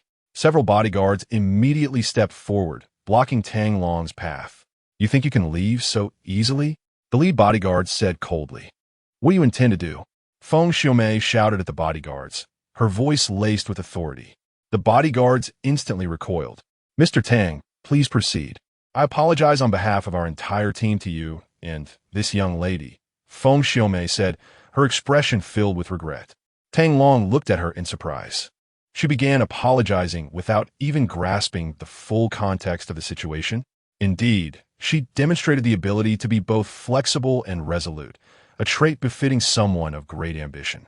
If his assumptions were correct, Xiao Kai's meteoric rise in popularity was largely attributable to this adaptable and shrewd manager standing before him. "We're all part of the same production. I extend this courtesy to you. Let him apologize, and we shall consider this matter resolved," Tang Long declared, pointing at Xiao Kai. He did not wish to escalate the situation, for this was Wenji's inaugural film, a significant milestone in her career. Offending too many in the entertainment industry would be detrimental to her future prospects. Feng Xiaomei's expression darkened as she turned to Xiao Kai, leaning in to whisper a few words. Xiao Kai's face flushed with a mix of emotions, red and pale, before he finally looked at Tang Long in astonishment. After Feng Xiaomei finished speaking, Xiao Kai took a deep breath and approached Wenjua. In the astonished gaze of the onlookers, he bowed and apologized. "I am truly sorry. My earlier actions were reckless. Please forgive me." Chapter 80. Another brother-in-law on fire. Wenjua was utterly taken aback. How could the renowned star, Xiao Kai, be apologizing to me? What should I do? Her cheeks flushed with disbelief as she turned to Tang Long, who shrugged nonchalantly. Stammering, she managed to say, It's fine. Brother-in-law, let us skip the autograph and just head home." Following this incident, Wenjua seemed to have lost her previous enthusiasm for the celebrity Xiao Kai, replaced instead by a burgeoning disdain for such a hypocritical figure. "Let us go." Tang Long gently guided Wenjua towards the exit. As they passed Feng Xiaomei, he glanced back at the visibly irate Xiao Kai and remarked to Feng Xiaomei, "Tell your artist not to take himself too seriously." With that, he led Wenjua and Wenshu to the roadside, and under the scrutiny of the crowd, they boarded a taxi and departed. Among the throng, Zhao Tingting, holding her phone to record the moment, expressed her envy. "How I wish I had such a reliable brother-in-law." A mischievous grin spread across her face as she thought of the trending material she had just captured, titling it a reliable brother-in-law, before vanishing into the crowd. Meanwhile, after Tang Long's departure, the crowd erupted in chatter once more. Feng Xiaomei led Xiao Kai out of the throng and into a luxury van. Gui, Your actions today were truly inappropriate. Feng Xiaomei adopted an authoritative demeanor as she sat opposite him. Feng Jia, I truly did not mean it. I intended to invite Bai Changcheng to the charity auction, but that woman came up with some excuse to reject me. I was so angry at the time that I didn't think it through. Feng Xiaomei paused for a few seconds before responding. Bai Changcheng is someone specifically sought after by young Master Tan. Naturally, she carries a significant air of superiority. Her refusal was, in fact, to be expected. Feng Jia, you mentioned that this person has an extraordinary background. What exactly is it? Xiao Kai inquired, puzzled. Feng Xiaomei shook her head. Truthfully, I do not know. Don't know? Xiao Kai exclaimed in surprise. Then on what grounds do you claim his background is extraordinary? Feng Xiaomei rolled her eyes. In the entirety of Tiannan province, if even I cannot ascertain someone's identity, do you truly believe their background is simple? Xiao Kai pondered her words, his eyes sparkling with realization. If even you, Feng Jia, cannot uncover someone's details, then their background must indeed be formidable. While others may underestimate Feng Xiaomei's capabilities, Xiao Kai was acutely aware that she had single-handedly elevated his career. He understood well the extensive network and resources she commanded in Tianhai. If even someone of her caliber could not discern an individual's true nature, it implied that this person's background was likely beyond their reach. Feng Xiaomei continued, thus, it is essential to seek opportunities to engage with this Mr. Tang and strive to cultivate a good relationship. If Bai Changcheng has Tan Jinpeng as her backing, what if this new figure is even more stable than Tan Jinpeng? Would you still need to endure Bai Changcheng's whims? Moreover, with such a strong backing, wouldn't your journey in the entertainment industry become more seamless? Upon hearing Feng Xiaomei's words, Xiao Kai felt an immediate clarity wash over him, dispelling the frustration he had just experienced when pressured by Feng Xiaomei to apologize to Tang Long. By the way, Sister Feng, the director and screenwriter have made adjustments to the script today, and they will be introducing an elder brother for me. What do you think about recommending Mr. Tang Long for the role of my elder brother? Revise the script? Why wasn't T.I. informed? Feng Xiaomei inquired, perplexed. During the filming of the 80-second scene, the plot shift felt somewhat abrupt, prompting a last-minute decision to add an elder brother for me. They were waiting for my approval. I had intended to discuss it with you after wrapping up. When you mentioned fostering good relationships, I thought of this suggestion. Feng Xiaomei gazed at Xiao Kai with a contented smile. Kai, I perceive that you've grown wiser. It is well known that many actors carry their on-screen relationships into their off-screen lives. For instance, actors portraying a father and daughter in a drama often continue to use their in-character titles in reality, resulting in a bond that surpasses that of ordinary colleagues. If Tang Long were to portray Xiao Kai, his elder brother on screen, it would conceptually extend that kinship into their real lives as well. Additionally, have you noticed that Mr. Tang Long's sister-in-law is also part of this production, albeit in a minor role, hence my lack of impression of her? Xiao Kai remarked. Feng Xiaomei appeared astonished, struggling to recall before stating, now that you mention it, I seem to remember her. She is one of the twins. Unfortunately, she was snatched up by Qian Jiang ahead of time. Regret washed over Feng Xiaomei, lamenting that securing her under her own company would have significantly benefited its future prospects. Let us not dwell on that for now. First, post a sincere apology on Weibo regarding today's events to convey your sincerity to the audience. Then, contact the director and screenwriter to confirm the script changes and the recommendation of the actor. All right, I will take care of it immediately. That evening, a short video titled, Do You Want Such a Reliable Brother-in-Law? Was uploaded across various short video platforms. Accompanied by the caption, in Binhai City, a passionate fan collides with a certain celebrity, falling to the ground, when her brother-in-law suddenly emerges, fiercely defending her. Would you like a brother-in-law like this? In the video, a tall man, his face obscured, stepped forth, rushing into the crowd to help a girl who had fallen and was about to be trampled. He then raised his fist and sent a security guard flying. Subsequent events were also clearly recorded, though the main characters were pixelated. The video sparked immediate attention from numerous onlookers, with comments such as, what enviable boyfriend strength. That someone else's brother-in-law. Isn't he a brother-in-law? Look at that sister-in-law's physique and appearance. She seems not yet fully developed.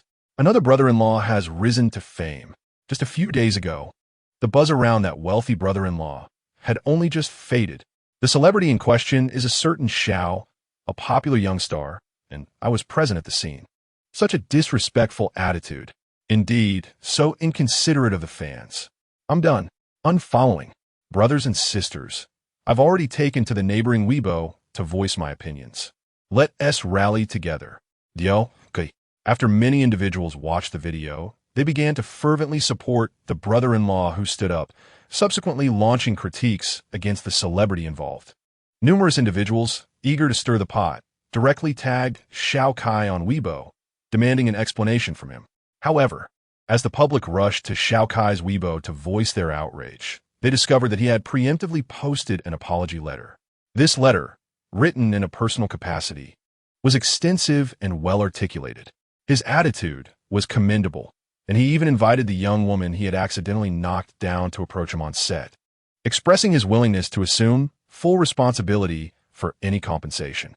Upon reading this Weibo post, many who had prepared to criticize him were swiftly won over, leaving messages praising Xiao Kai as a good person and a paragon in the entertainment industry.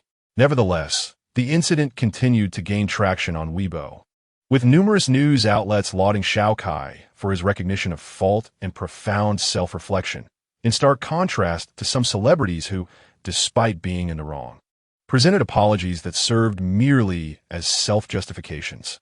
Subsequently, many viewers became intrigued by the young woman who had been knocked down, as Xiao Kai's apology letter clearly indicated she was a newcomer in the production, though her name remained undisclosed. This revelation sparked widespread curiosity, with many in the comments section inquiring about the name of the drama and the identity of the young lady. The likes and comments on this apology post surged, propelling Xiao Kai's apology into the trending spotlight, thereby amplifying public awareness of the incident. Soon, the avid Weibo user Wenrou stumbled upon this affair. Throughout the night, she lay in bed, incessantly scrolling through Xiao Kai's Weibo, even humming a cheerful tune. It wasn't until Tang Long, with a stern expression, delivered several playful taps to her head that she finally calmed down, although her excitement remained palpable. She felt that her fall had been worthwhile, believing that her pursuit of stardom had finally borne fruit. Tomorrow, when she visited the set, Xiao Kai would surely engage her in conversation. The mere thought of speaking with him filled her with joy.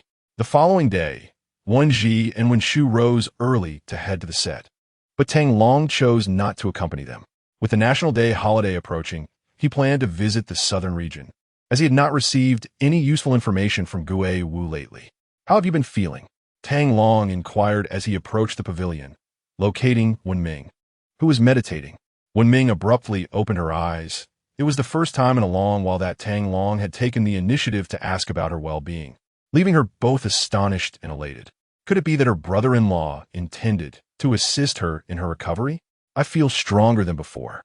Although I cannot yet compare to a healthy person, I can now hold things steady without trembling," she replied. "Indeed," Tang Long nodded, "it appears you are improving. Are you ready for treatment?" Wenming's expression brightened with surprise. "Basically, yes," Tang Long stated calmly.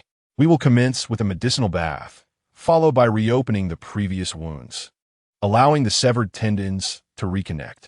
The process will be quite painful." Standing resolutely, Wenming met Tang Long's gaze. "Brother-in-law, I am not afraid. I can endure any pain." "Very well. Since you harbor no fear, I find myself with no reservations. I shall proceed to prepare the necessary items." With that, Tang Long turned and departed. The medicinal bath requires a multitude of preparations. First and foremost is a large bathing tub, followed by a variety of medicinal herbs. Tang Long intends to personally visit the herbal market. Chapter 81. The Ji Family Apothecary, Ji Yuhan, Southeast Herbal City, one of the most renowned hubs for traditional Chinese medicine in the nation, gathers an array of herbal remedies that are subsequently purchased by buyers from around the country and even the world, typically at wholesale prices significantly lower than those found in pharmacies. However, caution is imperative when purchasing, as many counterfeit products may be intermingled. It is akin to the acquisition of antiques. One must remain vigilant to avoid being deceived. Tang Long took a taxi to the herbal distribution center situated in the northern suburbs. A massive structure came into view. This location serves as the wholesale market for medicinal herbs in the entire Tianhai city, attracting a considerable number of visitors daily. Sir, are you in need of herbs? Our shop offers a diverse range of high-quality medicinal materials. Sir, we have ample stock of rare herbs. As soon as Tang Long exited the taxi, he was besieged by a throng of individuals distributing business cards. Once he finally managed to extricate himself from the crowd, he found himself with dozens of cards and promotional leaflets in hand. In the square at the entrance of the wholesale market, a large group of street vendors had set up their stalls. Tang Long casually glanced around and observed that most of the stalls featured Miao, Tibetan, and Mongolian herbs. These medicinal materials differ from those commonly used by the Han people, with items such as snake skin, scorpion tails, toad skins, and cow horns readily available. After a brief survey, having found nothing particularly novel, Tang Long decided to enter the wholesale market directly. At the entrance, he was once again accosted by a throng of eager salespeople from various wholesale stores, all vying for his attention. Sir, what herbs do you require? Our Zhou family apothecary has everything you might need. Our Jinwei apothecary offers a wide array of medicinal herbs at competitive prices for bulk purchases. Tang Long was once more intercepted by a group of enthusiastic salespersons. No, thank you. I'm merely browsing. He declined their generous offers, insisting on exploring independently. The scale of this herbal market rivaled that of a large shopping mall. Perhaps there were treasures to uncover. Seeing Tang Long's demeanor, the eager salespeople turned away with expressions of disdain, perceiving him as no longer a prospective customer. Free from the distractions of overzealous vendors, Tang Long wandered at his leisure for quite some time. He discovered that the market boasted no fewer than 1,000 sellers, many specializing in just one or a few types of herbs, with fewer than 30 shops offering a comprehensive selection. Among these, the four largest establishments, Hua, Yin, Zhou, and Ji families, stood out prominently, excelling in terms of shop DCOR, spatial scale, and variety of herbs available. Upon reviewing information about the herbal industry in Yin country, Tang Long learned that these four families collectively dominate 60% of the market share in the herbal sector. To restore Wenming's health, a plethora of medicinal herbs is required, many of which are quite rare and demand the highest quality. Thus, Tang Long ultimately resolved to visit the apothecaries of the four great families to compare and select some superior herbs. The apothecaries owned by these illustrious families are situated in prime locations, and Tang Long first arrived at the Yin family apothecary. Sir, what herbs would you like to see? A sales attendant approached Tang Long with enthusiasm upon his entrance. I'll just take a look, Tang Long replied.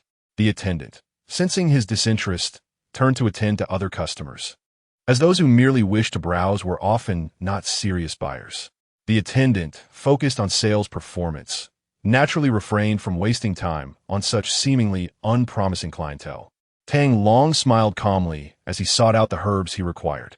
Despite the vastness of the Yin family apothecary, it was evident that Tang Long was not satisfied.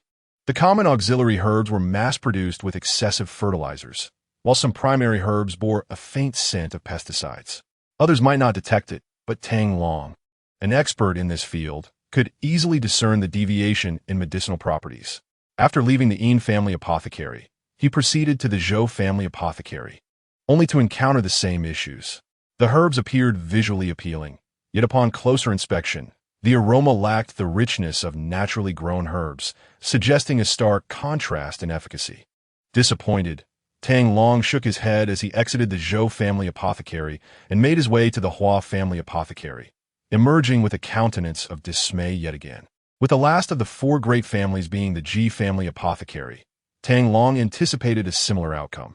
Losing interest in further exploration, he resolved to seek a smaller apothecary, hoping to select the finest herbs among the lesser offerings. Just as he was about to search for a modest establishment, a woman in professional attire, appearing to be in her 20s, emerged from the Ji family apothecary and intercepted him. Are you looking to purchase some herbs, sir?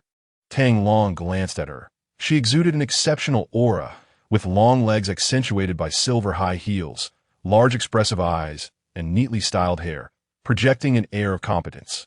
I'm merely browsing, he replied curtly, attempting to bypass her. Undeterred, the woman pursued him, continuing, "If you were merely browsing, you wouldn't be examining so meticulously. You haven't found the herbs to your satisfaction, have you?" Tang Long halted, turning to regard her. "I am Ji Yuhan, the proprietor of this Ji family apothecary. Since you haven't discovered what you seek, why not visit our shop?" Her face bore a warm smile, evoking a sense of springtime comfort. "Looking wouldn't hurt," he conceded. Initially skeptical after visiting 3 apothecaries, he figured that since the proprietor was confident enough to invite him, a brief visit wouldn't be a significant inconvenience. "Right this way." Ji Yuhan stepped aside, inviting Tang Long into the establishment. "May I ask your surname?" "Tang," he replied as he walked alongside Ji Yuhan toward the Ji family apothecary. "Mr. Tang, please come in. Our shop specializes in a vast array of medicinal herbs, encompassing roots, leaves, animal products, minerals, and more, offering a comprehensive selection." Ji Yuhan walked ahead while introducing the situation of the herbal shop to Tang Long.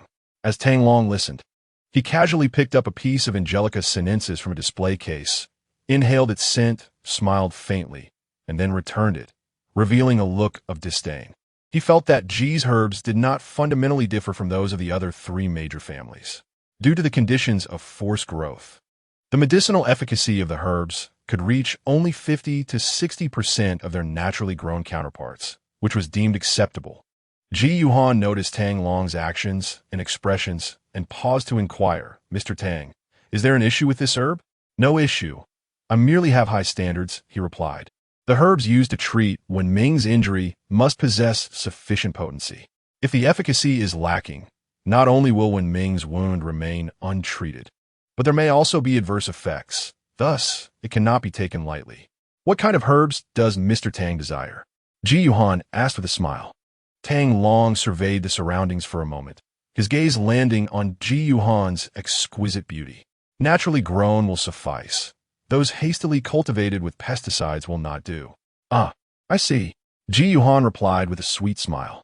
"Actually, we do have specially supplied herbs here, whose quality and efficacy far surpass those of ordinary herbs. Please follow me." With that, Ji Yuhan led the way to a small exhibition area. Upon arrival, Tang Long's eyes sparkled. The herbs here were evidently of superior quality compared to those in other areas. "What do you think of the herbs here, Mr. Tang?" Yuhan inquired. Tang Long casually picked up several herbs, examined and inhaled their scent, and then his expression brightened. "Indeed, these are of better quality than those outside. Please excuse my earlier remarks. This is the special supply area frequented by many seasoned practitioners of traditional Chinese medicine. The herbs outside are merely provided for ordinary clinics and pharmacies," Ji Yuhan explained. Tang Long nodded in understanding. Ji Yuhan's words clarified why there were 2 distinct areas.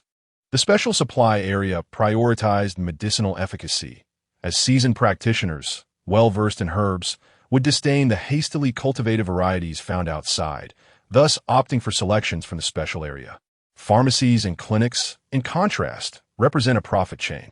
Herbal farmers, seeking economic benefit, have no choice but to use pesticides. However, the efficacy of herbs grown with pesticides is inferior to that of naturally grown ones, albeit still possessing some medicinal properties. The entangled interests of these parties ultimately culminate in the consumers bearing the costs. "Then please assist me in preparing the herbs according to the list," Tang Long said, retrieving a prepared prescription from his pocket to hand to Ji Yuhan. "You can name your price. I will transfer the amount to you." Ji Yuhan glanced at the list he provided, her face instantly blanching, followed by a furrowed brow. "Is there a problem?" Tang Long asked, observing her reaction. No. May I inquire, Mr. Tang, what is the purpose of your herbal purchase?" Ji Yuhan asked cautiously. "To treat my sister-in-law's illness." Tang Long gazed at Ji Yuhan, questioning the concern of a medicine seller for the purpose of the purchaser's needs. "Mr. Tang, please do not misunderstand. The yield of the Shumi root is quite limited. Apart from our 4 esteemed families, only the National Pharmaceutical House possesses a supply. However, the annual production of Shumi root is indeed scarce, and as it serves as a principal ingredient in certain prohibited medications, regulations dictate that it must be dispensed according to prescriptions. and only by licensed traditional Chinese medicine practitioners of grade 5 or above. Such troublesome procedures? Tang Long scratched his head, pondering whether he should have relocated his own pharmacy to Yin country, where his stock was abundant with various superior medicinal herbs. Indeed, Mr. Tang, these are the regulations we must adhere to, Ji Yuhan replied. So you're saying I must obtain a signature from a grade 5 physician to purchase this medicine? Tang Long inquired. Other herbs may be procured freely, but if Shumi root is involved, a signature from a grade 5 physician is mandatory, Ji Yuhan clarified. Where might I find a grade 5 physician? Tang Long pressed further. Many senior practitioners at large clinics, as well as doctors in traditional Chinese medicine hospitals, and even some medicinal families would qualify, Ji Yuhan explained. Meeting her gaze, Tang Long asked, "Do you have such a physician here?" "Certainly. My great-uncle is a grade 5 physician. He could review your prescription and the patient, and upon confirmation, provide you with his signature," Ji Yuhan assured him. Tang Long furrowed his brow. "Does he need to examine the patient?" "Miss Ji, these rules are rigid. But people are not. I genuinely require these medicines for my sister-in-law's treatment. Is there no way around this?" Tang Long raised an eyebrow. Ji Yuhan's cheeks flushed slightly, contemplating whether this was a flirtation. He was indeed quite handsome, but given that he had a sister-in-law, it was likely he was already married. A married man daring to flirt with her was unacceptable, and she resolutely replied, "I'm afraid we must proceed according to the rules." Defeated, Tang Long turned to leave. If he could not obtain the medicine here, he might as well arrange for his entire stock of herbs to be moved to Yin country, as he intended to stay long-term. However, the vast quantity of rare herbs he possessed was meant to remain concealed. Relocating them could potentially incite turmoil. As he passed through the hall, he noticed a disheveled old man, hunched over, entering. Tang Long casually glanced and observed that the elderly gentleman was cradling a woven bag, about the size of a basketball. "Excuse me, do you accept treasures here?" The old man nervously inquired of a staff member who was not attending to any customers. "What kind of treasure?" The staff member sneered, casting a dismissive glance at the old man. "Could you please summon your supervisor? I fear you may not have the authority to handle this matter," the old man responded, his face displaying concern. The staff member's demeanor shifted, feeling insulted, and he waved his hand dismissively, as if shooing away a fly. "What a ridiculous old fraud. How dare you try to deceive our G family? Be gone." The young staff member forcefully pushed the old man out of the G family pharmacy. An elderly man, struggling with his mobility, stumbled while ascending a flight of stairs and fell to the ground. The woven bag he held fell as well, spilling a clump of soil onto the ground. "Scattering finedirt everywhere. Oh dear, my treasure!" the old man exclaimed, rushing to cradle the soil clumped tightly in his arms, oblivious to his aching knees and bruised body. "Old fool, flaunting your foolishness without a care. Do you think we, the G clan, can be so easily deceived?" A young shop assistant stepped forward, preparing to kick the old man aside. Seeing this, Tang Long swiftly intervened, stepping forward to place his foot firmly on the assistant's, meeting his gaze. "Is it truly appropriate to resort to violence against a frail elder?" The young assistant was momentarily taken aback, then filled with indignation. "Mind your own business. What does this have to do with you? Get lost." He attempted to retract his foot with all his might, but Tang Long unexpectedly released his grip, causing the assistant to lose balance and crash into a nearby shelf, sending various herbs tumbling to the floor. "Are you all right, sir?" Tang Long bent down to assist the elderly man. "Iem me fine. Iem me fine." The old man quickly brushed off Tang Long's hand, standing up on his own, still clutching the soil clump protectively. "How dare you cause a ruckus in the G establishment? Such audacity!" The young assistant, now aided by several colleagues, approached Tang Long and the old man. "Compensate for the damages, or you shall not leave today. How is it that you demand compensation when it was you who fell? Is there no sense of reason left?" The elderly man protested vehemently. The assistant crossed his arms, glaring at Tang Long and the old man. "Enough nonsense. If you hadn't caused a disturbance, the shelf wouldn't have toppled. Pay up, or you're not going anywhere. What is the value of that shelf?" The old man trembled, inquiring. "Not much, just 5,000 for the shelf and the herbs," the assistant declared. "That's an outrageous sum." The old man gasped. nearly wide-eyed in shock. That's the lowest I can go. Hurry and pay. The salesperson insisted. But I have no money, the old man replied. Embarrassment etched on his face. No money means you don't leave today. The salesperson retorted, unyielding. Tang Long stepped protectively in front of the elder. It was your own rudeness that led to this. You knocked over the shelf yourself. Why should we be held accountable? If you hadn't caused such chaos, would this shelf have fallen? And what about the mess on the floor? Shouldn't you bear some responsibility? The salesperson, emboldened by the presence of several colleagues from the pharmacy, stood firm. Is it merely money you seek? Tang Long reached into his pocket, intending to produce his officer's badge to intimidate them. The author interjects, "Ha! The May Day holiday is here, wishing everyone a joyful festival." Chapter 83. The $5 million clump of soil to onlookers. It appeared as though Tang Long was retrieving money, prompting the elderly man to hurriedly place a hand on Tang Long's arm. "No, you cannot pay. You were helping me. How can I allow you to spend your money?" The elderly man pushed Tang Long aside and handed the woven bag to the vendor. "The village doctor claims this item is worth at least 100,000 yuan. I came to the city to sell it. I can use this as collateral, but you must give me 90,000. What a worthless item, worth 100,000. The vendor sneered, disdainfully swatting the woven bag from the old man's hands. The clods of earth tumbled out, scattering dirt everywhere. The elderly man's face turned ashen, and his breathing quickened. It was utterly humiliating. Tang Long cast a glance at the clods of earth and couldn't help but crouch down to inspect them. This could be something valuable. At that moment, a frail, silver-haired elder also knelt down, poking at the clods with his gnarled fingers, his face alight with excitement. Tang Long hurriedly packed the clods back into the woven bag and approached the hunched elder. "Sir, I want this. Name your price." The elder felt somewhat embarrassed. "The village doctor said it was worth 100,000. I'm not sure if that's true. I thought I might try my luck in the city." The elder looked at Tang Long with gratitude. "Young man, you are kind-hearted. Technically, I could give this to you, but considering today's circumstances, you may offer whatever you think it's worth." Tang Long nodded, recognizing that there were likely few who could discern the true value of the clods. But the silver-haired elder seemed to understand. "Third uncle, what brings you here?" At that moment, Ji Yuhan, who had been busy receiving guests inside, hurried out and rushed towards the elder standing by the pharmacy's entrance. "Ha! I happened to pass through Binhai on my way to see an old friend," replied the silver-haired elder, who was Ji Yuhan's third uncle, the renowned physician Ji Shichong from Tiannan province. It was indeed Elder Ji.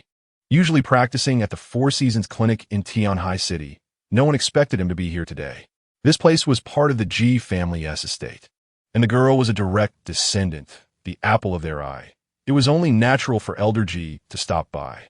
After exchanging pleasantries with Ji Yuhan, Elder Ji noticed Tang Long pulling the hunched elder away and quickly stepped forward to block their path. "Young man, I'm interested in that item. You mentioned 100,000 earlier. I'll give you that much. How about selling it to me?" Ji Shichong said with a warm smile. "Really offer 100,000? The hunched elder's jaw nearly dropped in disbelief. The village doctor had said it was worth that much, but he had always been skeptical. Now, hearing such a reputable elder offer 100,000 sparked immense excitement within him. Yet, the elder immediately thought of the young man who had helped him and turned to Tang Long. "Young man, can you spare 10,000 yuan?" The hunched elder whispered. "I'll sell it to you for that." 10,000? Tang Long paused, quickly realizing that the elder was likely trying to repay his kindness. He promptly replied, "Sir, I want this, but not for 10,000. I will offer 1 million. 1 million? The onlookers were astounded. For just a clod of earth? 1 million? The hunchbacked old man was taken aback, astonished that the price had escalated from 100,000 to 1 million, a notion he had never even dreamt of. Ji Shichong's face turned pale, and with a hint of anger, he inquired, "Young friend, I have taken a liking to this item. Might you consider parting with it?" "Absolutely not," Tang Long responded, unhesitating in his refusal. Ji Shichong's expression faltered, feeling utterly disregarded. Allow me to introduce myself. I am Ji Shichong, an elder of the Ji family and a 5th-grade traditional Chinese medicine practitioner. Tang Long feigned surprise, acknowledging with a casual "oh." Ji Shichong's face flushed. It seemed the young man was oblivious to his esteemed reputation. He continued, "Many of my acquaintances fondly refer to me as the saint of revitalization." Tang Long remained impassive. Turning to the hunchbacked elder, "Sir, I am willing to pay 1 million for this item. Would you prefer cash or a bank transfer?" The old man, somewhat apprehensive, replied, "Is this truly worth 1 million? Without a doubt, its value should far exceed that amount." Tang Long asserted confidently. Relieved by Tang Long's certainty, the elder, initially fearful that even 100,000 might be excessive, requested only 10,000. However, upon hearing Tang Long's firm offer of 1 million, he felt reassured. "I will take 100,000 in cash and the remaining 900,000 via transfer." "Agreed. There is a bank nearby. Let us proceed to make the transfer," Tang Long said, assisting the elder as they began to exit the wholesale market. "Wait." Seeing them ready to leave, Ji Shichong stepped forward again, declaring, "I will offer 120,000 for this item. I will raise it to 150,000. Tang Long immediately countered without a second thought. 180,000. Ji Shichong exclaimed. 300,000.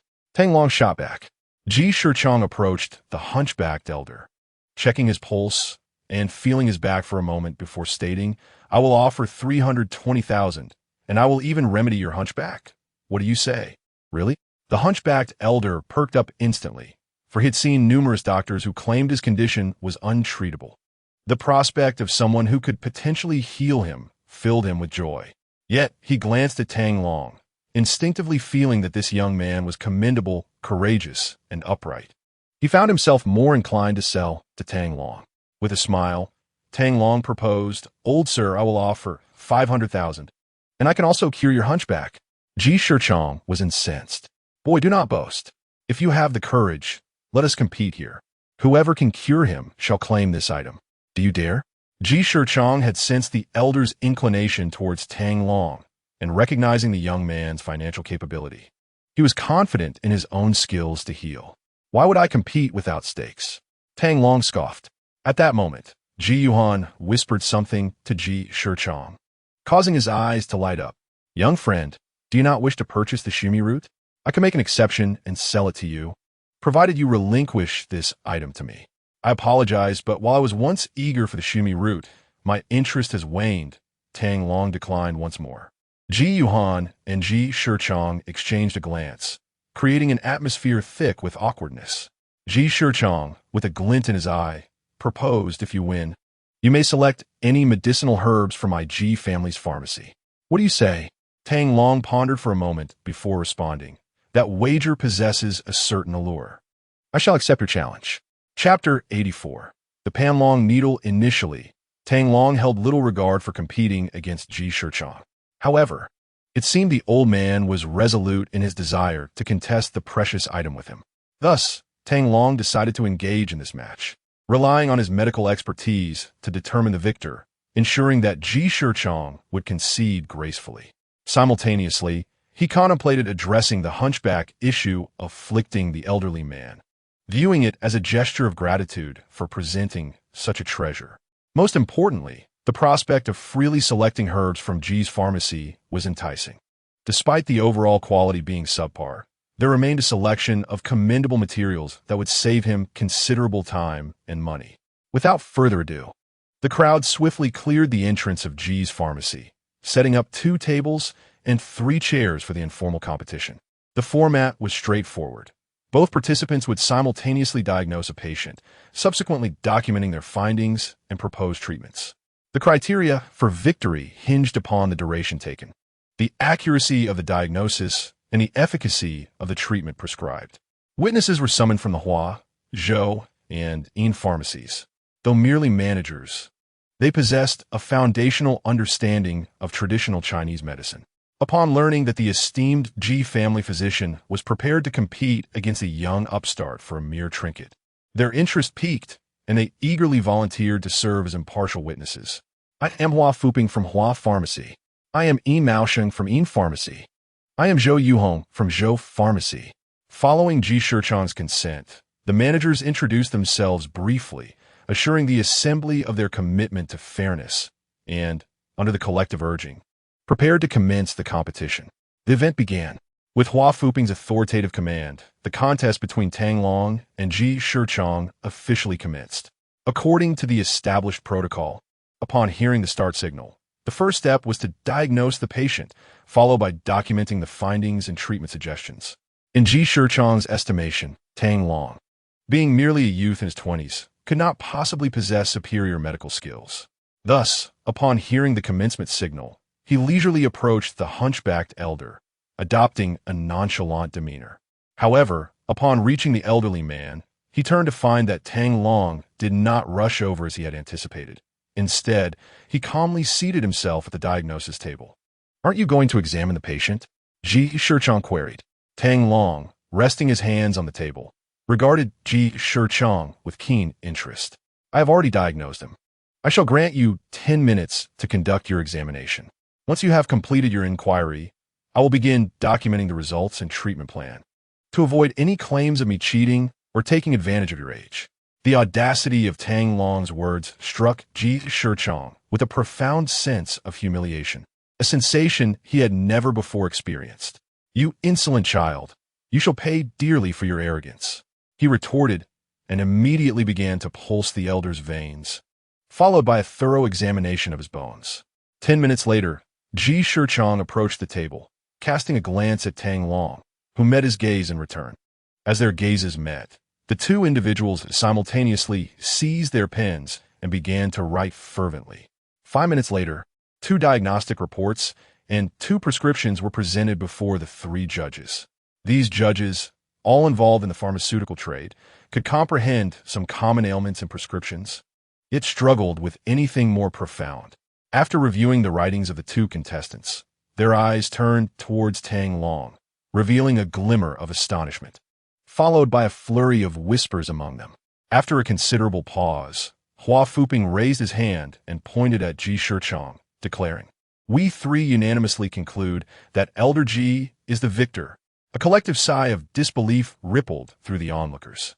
The outcome was utterly predictable, leaving one to question the purpose of such a competition.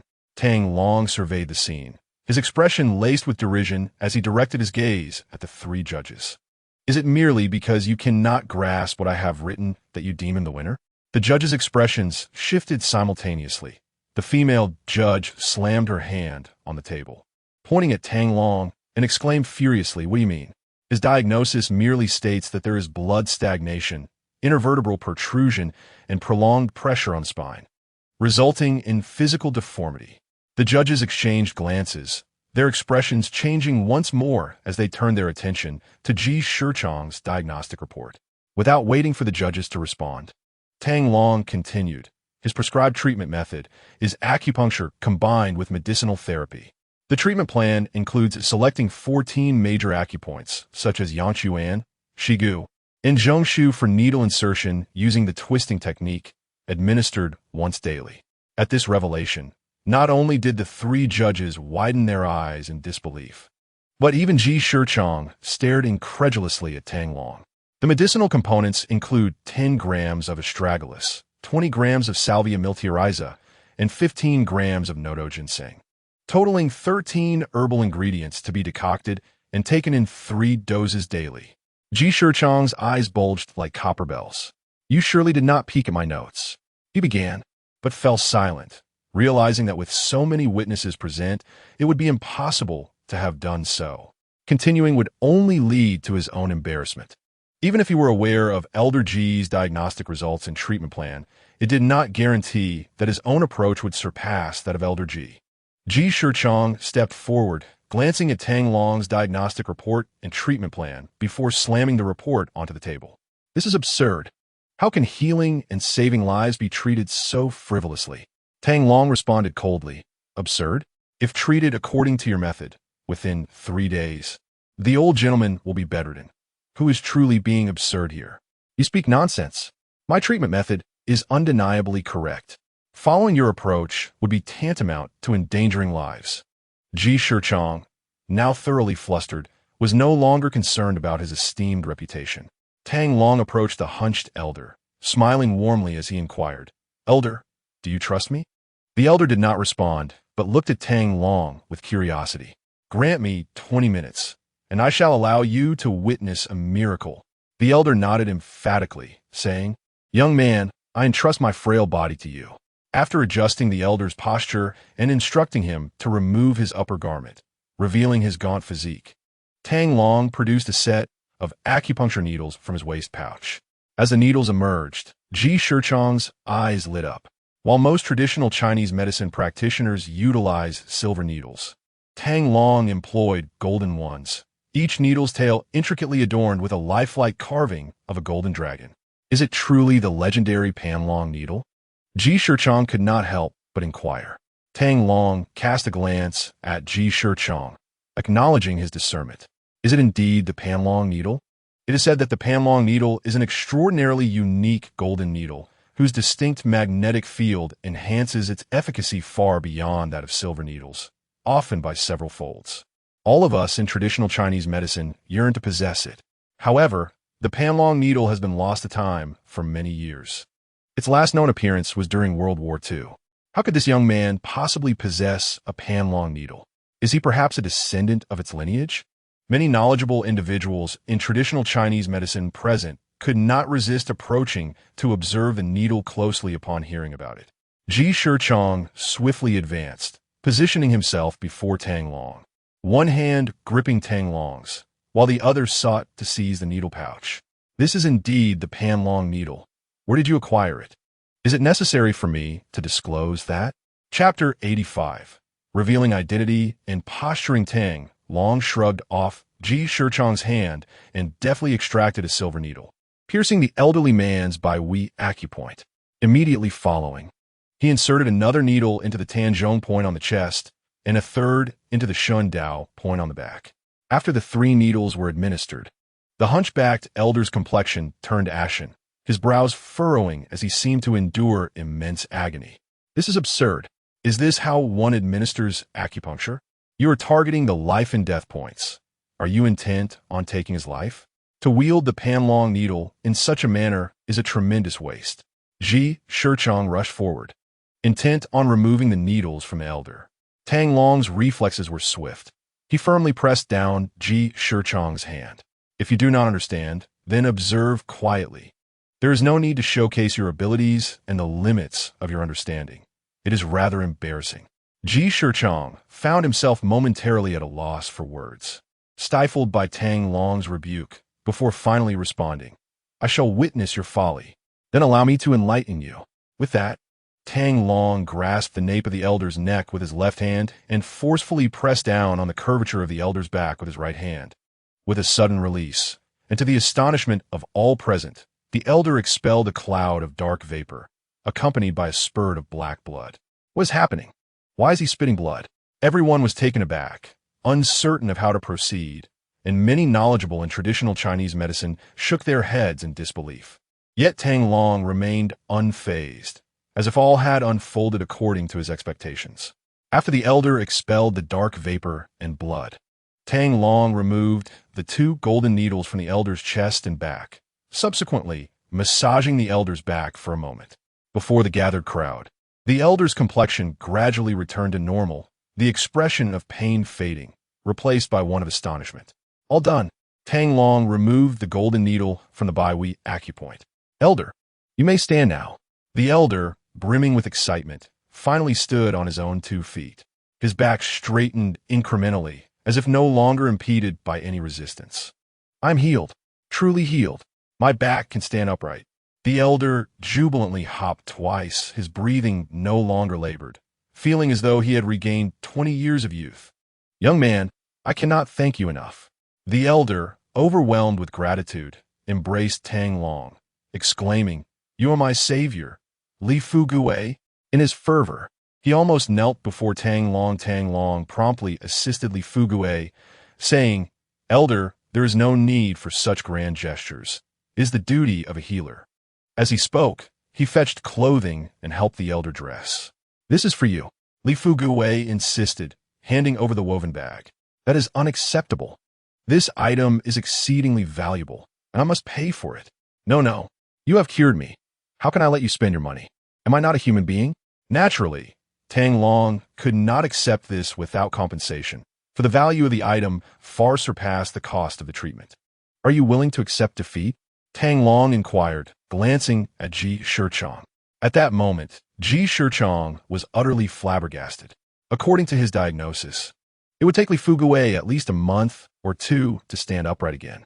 Yet, Tang Long had miraculously cured him on the spot, causing Ji Shichong to question his own medical skills. What on earth is happening? Ji Shichong asked in confusion. It is quite simple. While you diagnosed him with blood stagnation and intervertebral protrusion, I have determined that he is suffering from a misalignment of breath. Tang Long turned to Li Fugui, elder. Am I correct? After a moment of contemplation, Li Fugui's eyes sparkled with realization. Yes. Now that you mention it, I recall that 30 years ago, I practiced Qigong with the elders in the village. On one occasion, I misaligned my breath and stopped practicing thereafter. Since then, I have suffered from back pain and difficulty breathing, leading to a hunched posture. I sought many doctors, but none could ascertain the cause. I once thought I would live like this for the rest of my life. Tears streamed down Li Fugui's face as he spoke. I have triumphed, according to our agreement. This item is mine, and I shall select any herbs I desire from the Ji family's apothecary. Ji Shichong narrowed his eyes at Tang Long, his gaze sharp and penetrating. You may select the herbs, but that item must belong to me. Tang Long regarded Ji Shichong coldly. Are you attempting to renege? Ji Shichong countered. Are you truly seeking to challenge me, young friend? Do you not realize that with a mere stamp of my foot, the entire Tiannan province would tremble? Tang Long chuckled, crossing his arms with intrigue. Then by all means, give it a try. Everyone around them was rendered speechless. Have you misunderstood something? When others speak, they do not mean for you to literally stomp your foot. Mr. Tang, we require that item urgently. We can promise you a request. Anything within our power. We shall fulfill, Ji Yuhan stated. This represents the Ji family's commitment to you and symbolizes our friendship. Please consider this carefully. Offending a prominent family will not bode well for you or your family's future. You cannot afford to make enemies with families like ours. Tang Long smiled coldly. Is this where the threats begin? Ji Yuhan's beautiful eyes turned icy. This is not a threat. It is a statement of objective fact. Excellent. I quite enjoy your manner of stating objective facts. Tang Long tossed his military identification to Ji Yuhan. Since you appreciate objective facts, allow me to present one as well.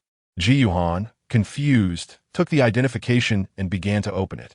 Tang Long remarked, Let me reveal my identity. I believe I am someone you cannot afford to offend either. Ji Yuhan listened to Tang Long's words, gazing at the officer's certificate in her hand, as if struck by a thunderbolt, momentarily rendered speechless. Seeing his grandniece in such a state, Ji Shichong hurried over for a closer look. In the next instant, with remarkable quickness, he swiftly closed the certificate, his lips trembling slightly. Yet, Ji Shichong soon regained his composure and could not resist the temptation to open it once more. He had encountered numerous officer certificates, including many counterfeit ones attempting to deceive, but this particular certificate appeared undeniably authentic. A major general of Yin country, deputy commander of the Eastern Region War Zone. Such a rank suggested an age well into the 50s, yet this individual seemed exceedingly youthful. Ji Shichong dared not voice his doubts immediately. Instead, he rushed to a corner to call a familiar acquaintance. Before long, Ji Shichong returned, drenched in cold sweat, and tremblingly handed the officer's certificate back to Tang Long. Tang Long accepted the certificate and asked, Do you believe the Ji family can afford to offend me? Ji Shichong's face flushed crimson as he stammered, Mr. Tang, we were indeed ignorant. I beseech your generosity. I require this blood jade tai sui. You have no objections, I trust? Tang Long looked down upon Ji Shichong, who was bowing in deference. Blood jade tai sui? Ji Shichong was momentarily taken aback, glancing at the woven bag that had returned to the hands of the stooped old man. Tang Long chuckled, took the woven bag from the old man, opened it to reveal a corner of the earthy lump, and removed a bit of soil, exposing the crimson flesh within. Ji Shichong's eyes reddened. It was indeed the blood jade tai sui. He had always thought it was merely an ordinary tai sui, never anticipating it to be the coveted blood jade tai sui. This esteemed elder intended to sell it to your shop, but your staff chased him away and nearly harmed him, Tang Long remarked, directing his gaze toward the salesperson who had been standing in the corner. Chapter 86. Emptying the Ji Pharmaceutical Store. The King of Hades plays a role. Ji Shichong had arrived only after the altercation between Tang Long and the salesperson, completely unaware of the events that had transpired. Hearing Tang Long's words, he immediately darkened with fury. "Miss, third uncle," I silence. "Apologize at once to Mr. Tang and this esteemed elder." Ji Shichong was consumed with rage. This was the blood jade Tai Sui, a top-tier medicinal material, rare and invaluable. If they could procure this Tai Sui for the Ji family, it would undoubtedly become their treasured heirloom, significantly enhancing the family's power. Yet, due to this salesperson's actions, the Ji family had lost a blood jade Tai Sui and nearly offended the deputy commander of the Eastern Region War Zone. The young salesperson, suddenly jolted, rushed before Tang Long and the stooped elder. "Esteemed elder, Mr. Tang, I apologize. I was blind and disrespectful. Please forgive my transgressions." The salesperson repeatedly slapped his own face, and before long, half of his cheek had swollen. "Esteemed elder, what shall we do?" Tang Long inquired of the stooped old man. "Enough. It is indeed my shabby appearance that caused this incident. I do not wish to make things difficult for the salesperson," the elder replied kindly. "Very well. You may leave now." Tang Long cast a fleeting glance at the sales assistant, diverting his attention instead to Ji Shichong. "I will return shortly with individuals to collect the medicine. Is there any issue?" Ji Shichong's countenance turned pale, and after a moment of hesitation, he stammered, "No problem. It is best if there are no problems." With that, Tang Long assisted Li Fugue, clutching the woven bag, as they departed. Ji Shichong, eager to follow, was thwarted by a mere glance from Tang Long, compelling him to watch the duo exit the herbal medicine wholesale market. "Third uncle.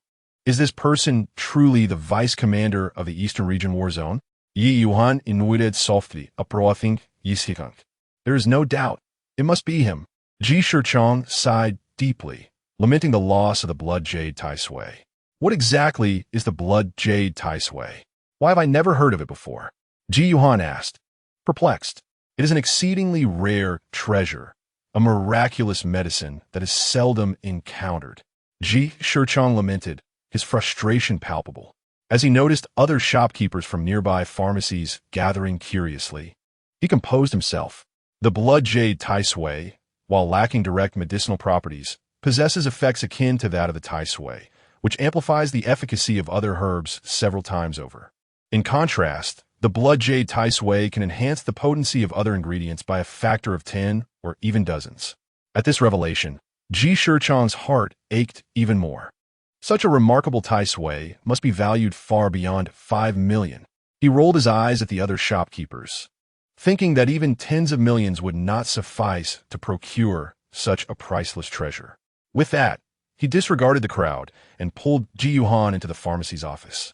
Once inside, Ji Shichong spoke gravely. "Yuan, your great-uncle has a mission for you. You must accomplish it at all costs." Startled by his seriousness, Ji Yuan quickly replied, "What is it, great-uncle?" "This blood jade Tai Sui is invaluable. No matter the means, whether purchasing it from Commander Tang or persuading him to part with it, we must acquire a piece. It is of utmost importance to our family." As he spoke, Ji Shichong's eyes suddenly brightened, and he scrutinized Ji Yuan from head to toe. "What are you looking at, great-uncle?" she asked, feeling uneasy under his gaze, fearing he had ulterior motives. "Child, I recall you do not have a boyfriend, correct?" he queried. "What does that have to do with anything?" Yuan replied, "Flusteret. Our esteemed vice commander is quite young and accomplished. If you could win his affection, our Ji family would soar to new heights." Meanwhile, Tang Long escorted the hunchbacked elder to the bank, transferring 5 million to him and withdrawing an additional 100,000 in cash. He left his contact information with the elder before sending him on his way back to his rural home. Embracing the blood jade Tai Sui, Tang Long felt a surge of excitement. When utilized in pharmacology, this rare substance could amplify medicinal effects exponentially, rendering it an invaluable adjunct in the realm of medicine. After carefully concealing the blood jade Tai Sui, Tang Long extricated the long-absent A. Fei from the embrace of a woman in a five-star hotel. The two then set off in a large commercial vehicle towards the Ji family pharmacy.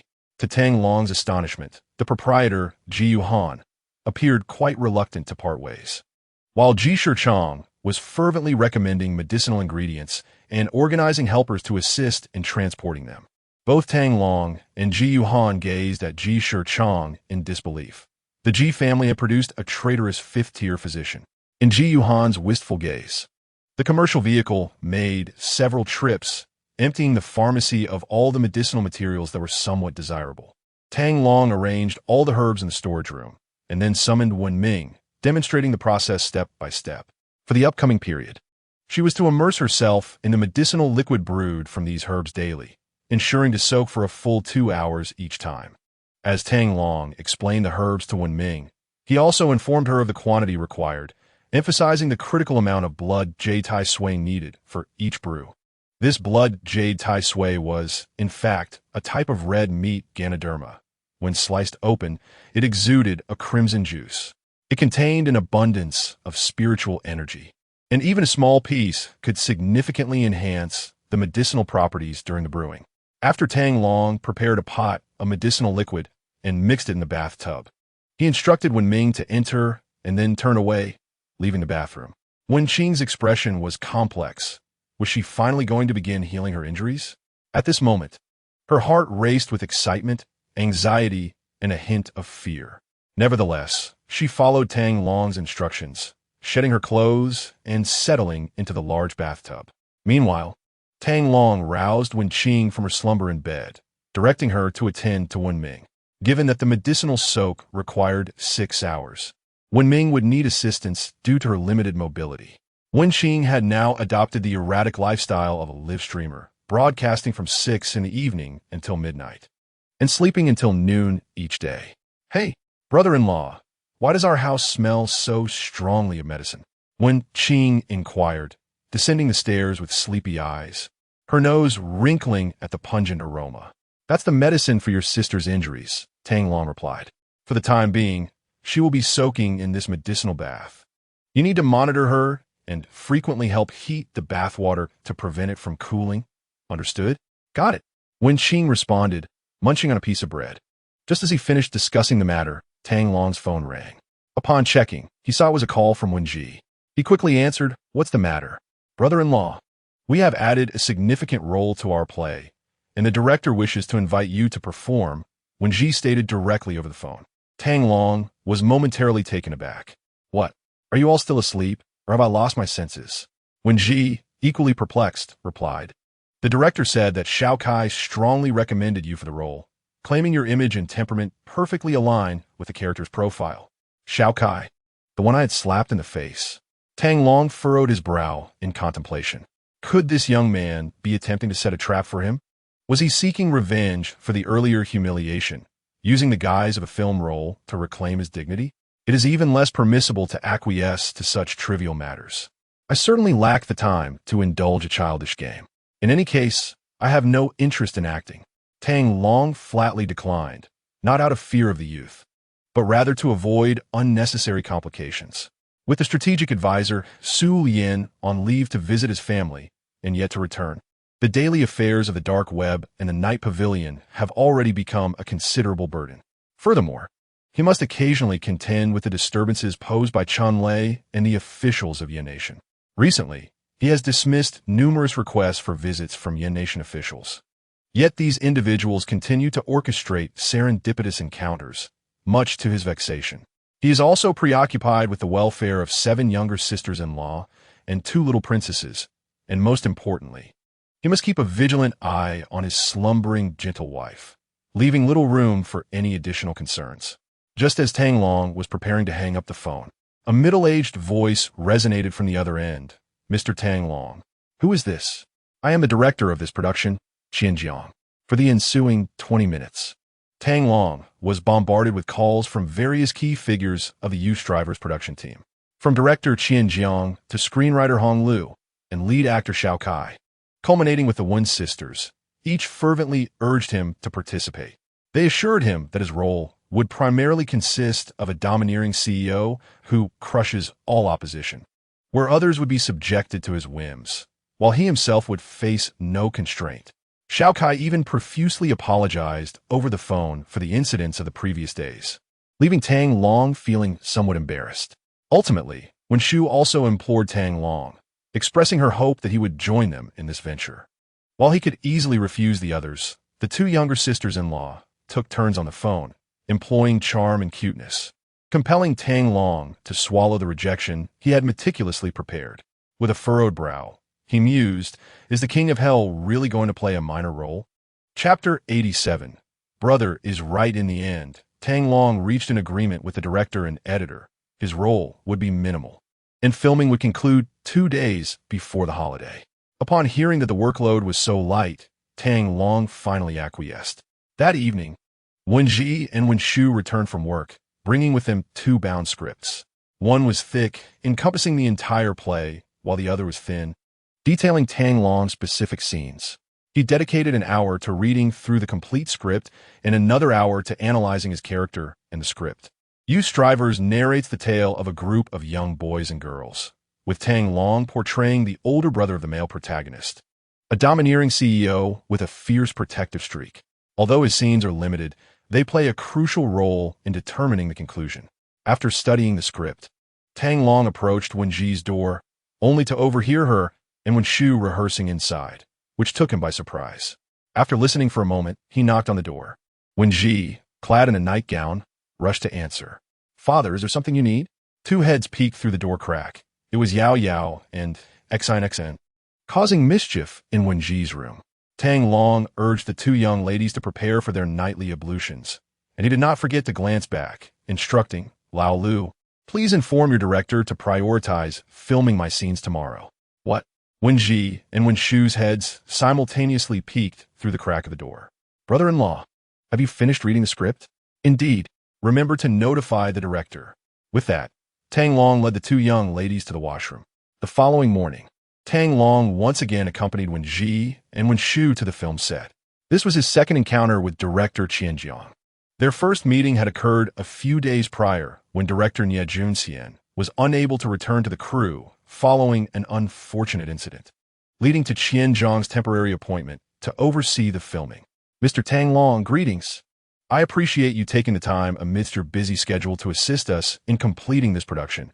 Qianjiang expressed sincerely his gratitude towards Tang Long genuine. Few in the entire crew were privy to the circumstances surrounding Nie Junxian and several other key figures, and Qianjiang was among them. He understood that Wenji and Wenrou were not to be trifled with. Thus, during the filming, while he maintained a strict demeanor, he refrained from excessive reprimands, opting instead for gentle guidance when errors arose. The reason was simple. He did not wish to offend the influential figure behind Wenji and Wenrou. However, upon finally meeting Tang Long, Qianjiang could not help but be somewhat astonished. Tang Long's demeanor and presence were such that he would require no embellishments to portray a domineering CEO. A mere change of his casual attire to an elegant suit would suffice. Please, there is no need for such formalities.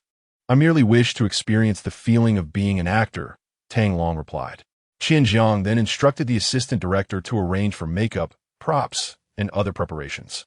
Given that Tang Long's role included numerous interactions with the lead actors, all cast members scheduled for filming that day had been notified to be present.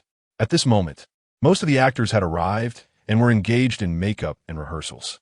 Tang Long sat with Wenji and Wenrou, munching on sunflower seeds while waiting for his scenes to commence. Suddenly, a young man hurriedly approached Tang Long, exclaiming joyfully, "Big brother." Tang Long stared at the young man, momentarily taken aback. Was this a performance? Who fears whom? He declared, promptly spitting out the seed shell and stating earnestly, Ajing, although you have wandered far from home, you are, nonetheless, a descendant of the Yi family. Hold your head high. One must first respect oneself to prevent others from looking down upon you. The entire group was taken aback as Tang Long delivered a substantial monologue, complete with gestures and expressions, effortlessly drawing everyone into the performance. Xiao Kai, wearing a wry smile, thought to himself that he had merely intended to greet Tang Long, but the latter had deviated from the norm, launching straight into dialogue. Nevertheless, Xiao Kai quickly adapted and began to memorize his lines. Yet, after only a few exchanges, he found himself overwhelmed.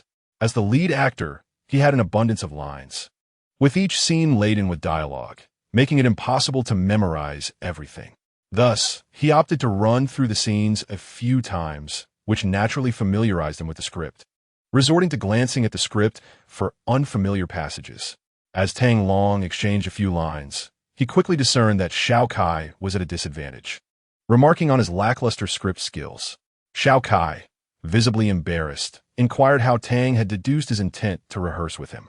At that moment, Feng Xiaomei approached with a warm smile, carrying several cups of coffee. "Mr. Tang, it is a pleasure to see you again. I just bought this coffee from Starbucks to invigorate you and the two ladies." Tang Long glanced at Feng Xiaomei, murmuring his thanks as he accepted the coffee she offered, habitually taking a whiff of each cup before distributing them to Wenjia and Wenxu.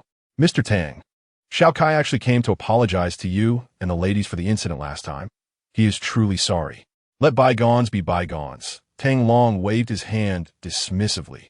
He had already heard from Wenjia and Wenxu about Xiao Kai's sincere apology on Weibo the day of the incident, and how he had personally apologized to Wenjia the following day, who had graciously forgiven him. He had no intention of dwelling on the past, especially considering Xiao Kai was merely in his early 20s. Youthful exuberance was to be expected. Thankfully, no irreversible consequences had arisen, so he chose not to pursue the matter further.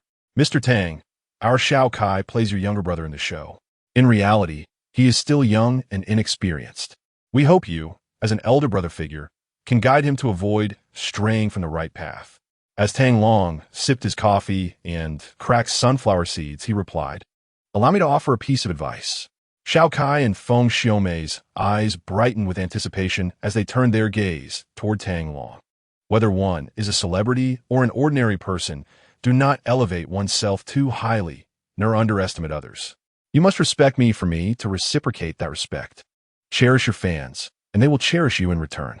Feng Xiaomei and Xiao Kai understood that Tang Long's advice was directed at Xiao Kai's previous encounter with Wenjia, yet his words resonated deeply.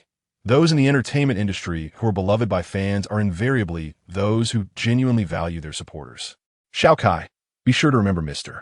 Tang's advice. Cherish your fans. Feng Xiaomei nudged Xiao Kai's shoulder for emphasis. Xiao Kai nodded vigorously, affirming yes. What my elder brother says is correct.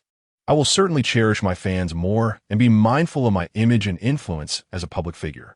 Tang Long was taken aback by his obedience. As an actor, you should focus on your craft, delivering quality works to captivate the audience.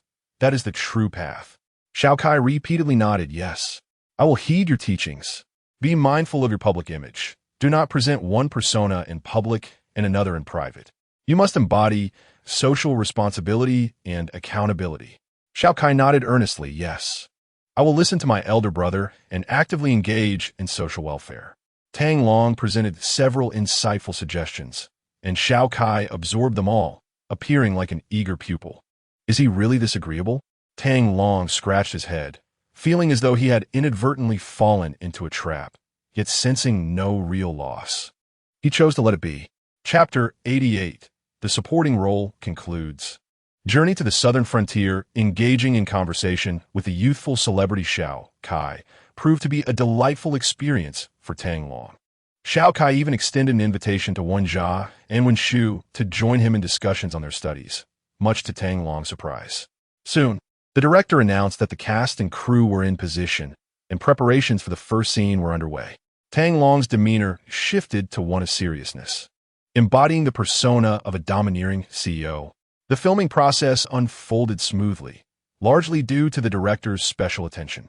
The actors sharing scenes with Tang Long had already memorized their lines and even rehearsed privately on several occasions, aiming for a seamless take. The only exceptions were the leads, Xiao Kai and Bai Changqing.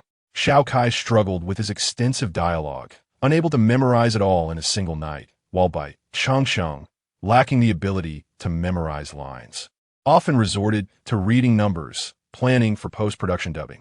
Fortunately, Tang Long had minimal scenes opposite Bai Changqing, as he found it difficult to tolerate an actress who relied on connections and physical appearance to secure her role.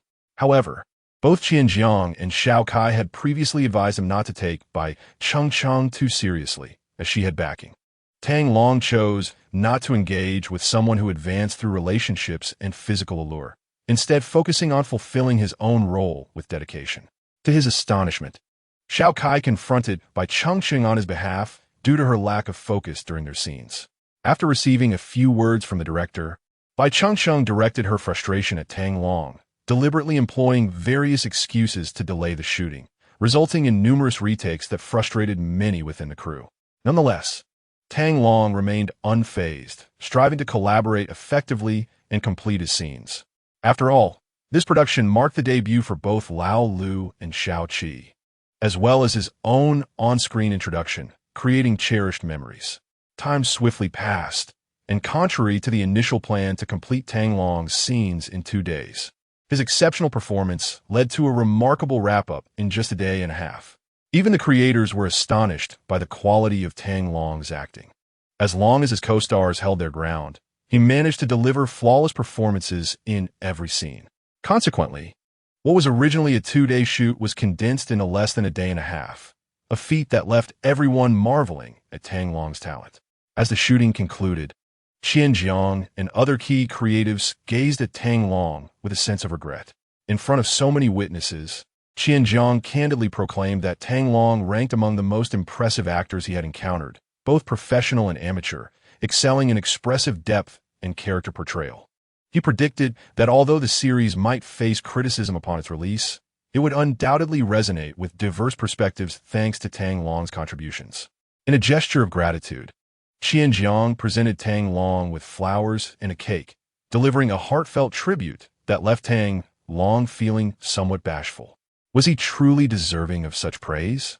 With an awkward smile, he accepted the flowers as the entire crew erupted in applause, all members offering him their enthusiastic thumbs up. Even the lead actor, Xiao Kai, applauded fervently.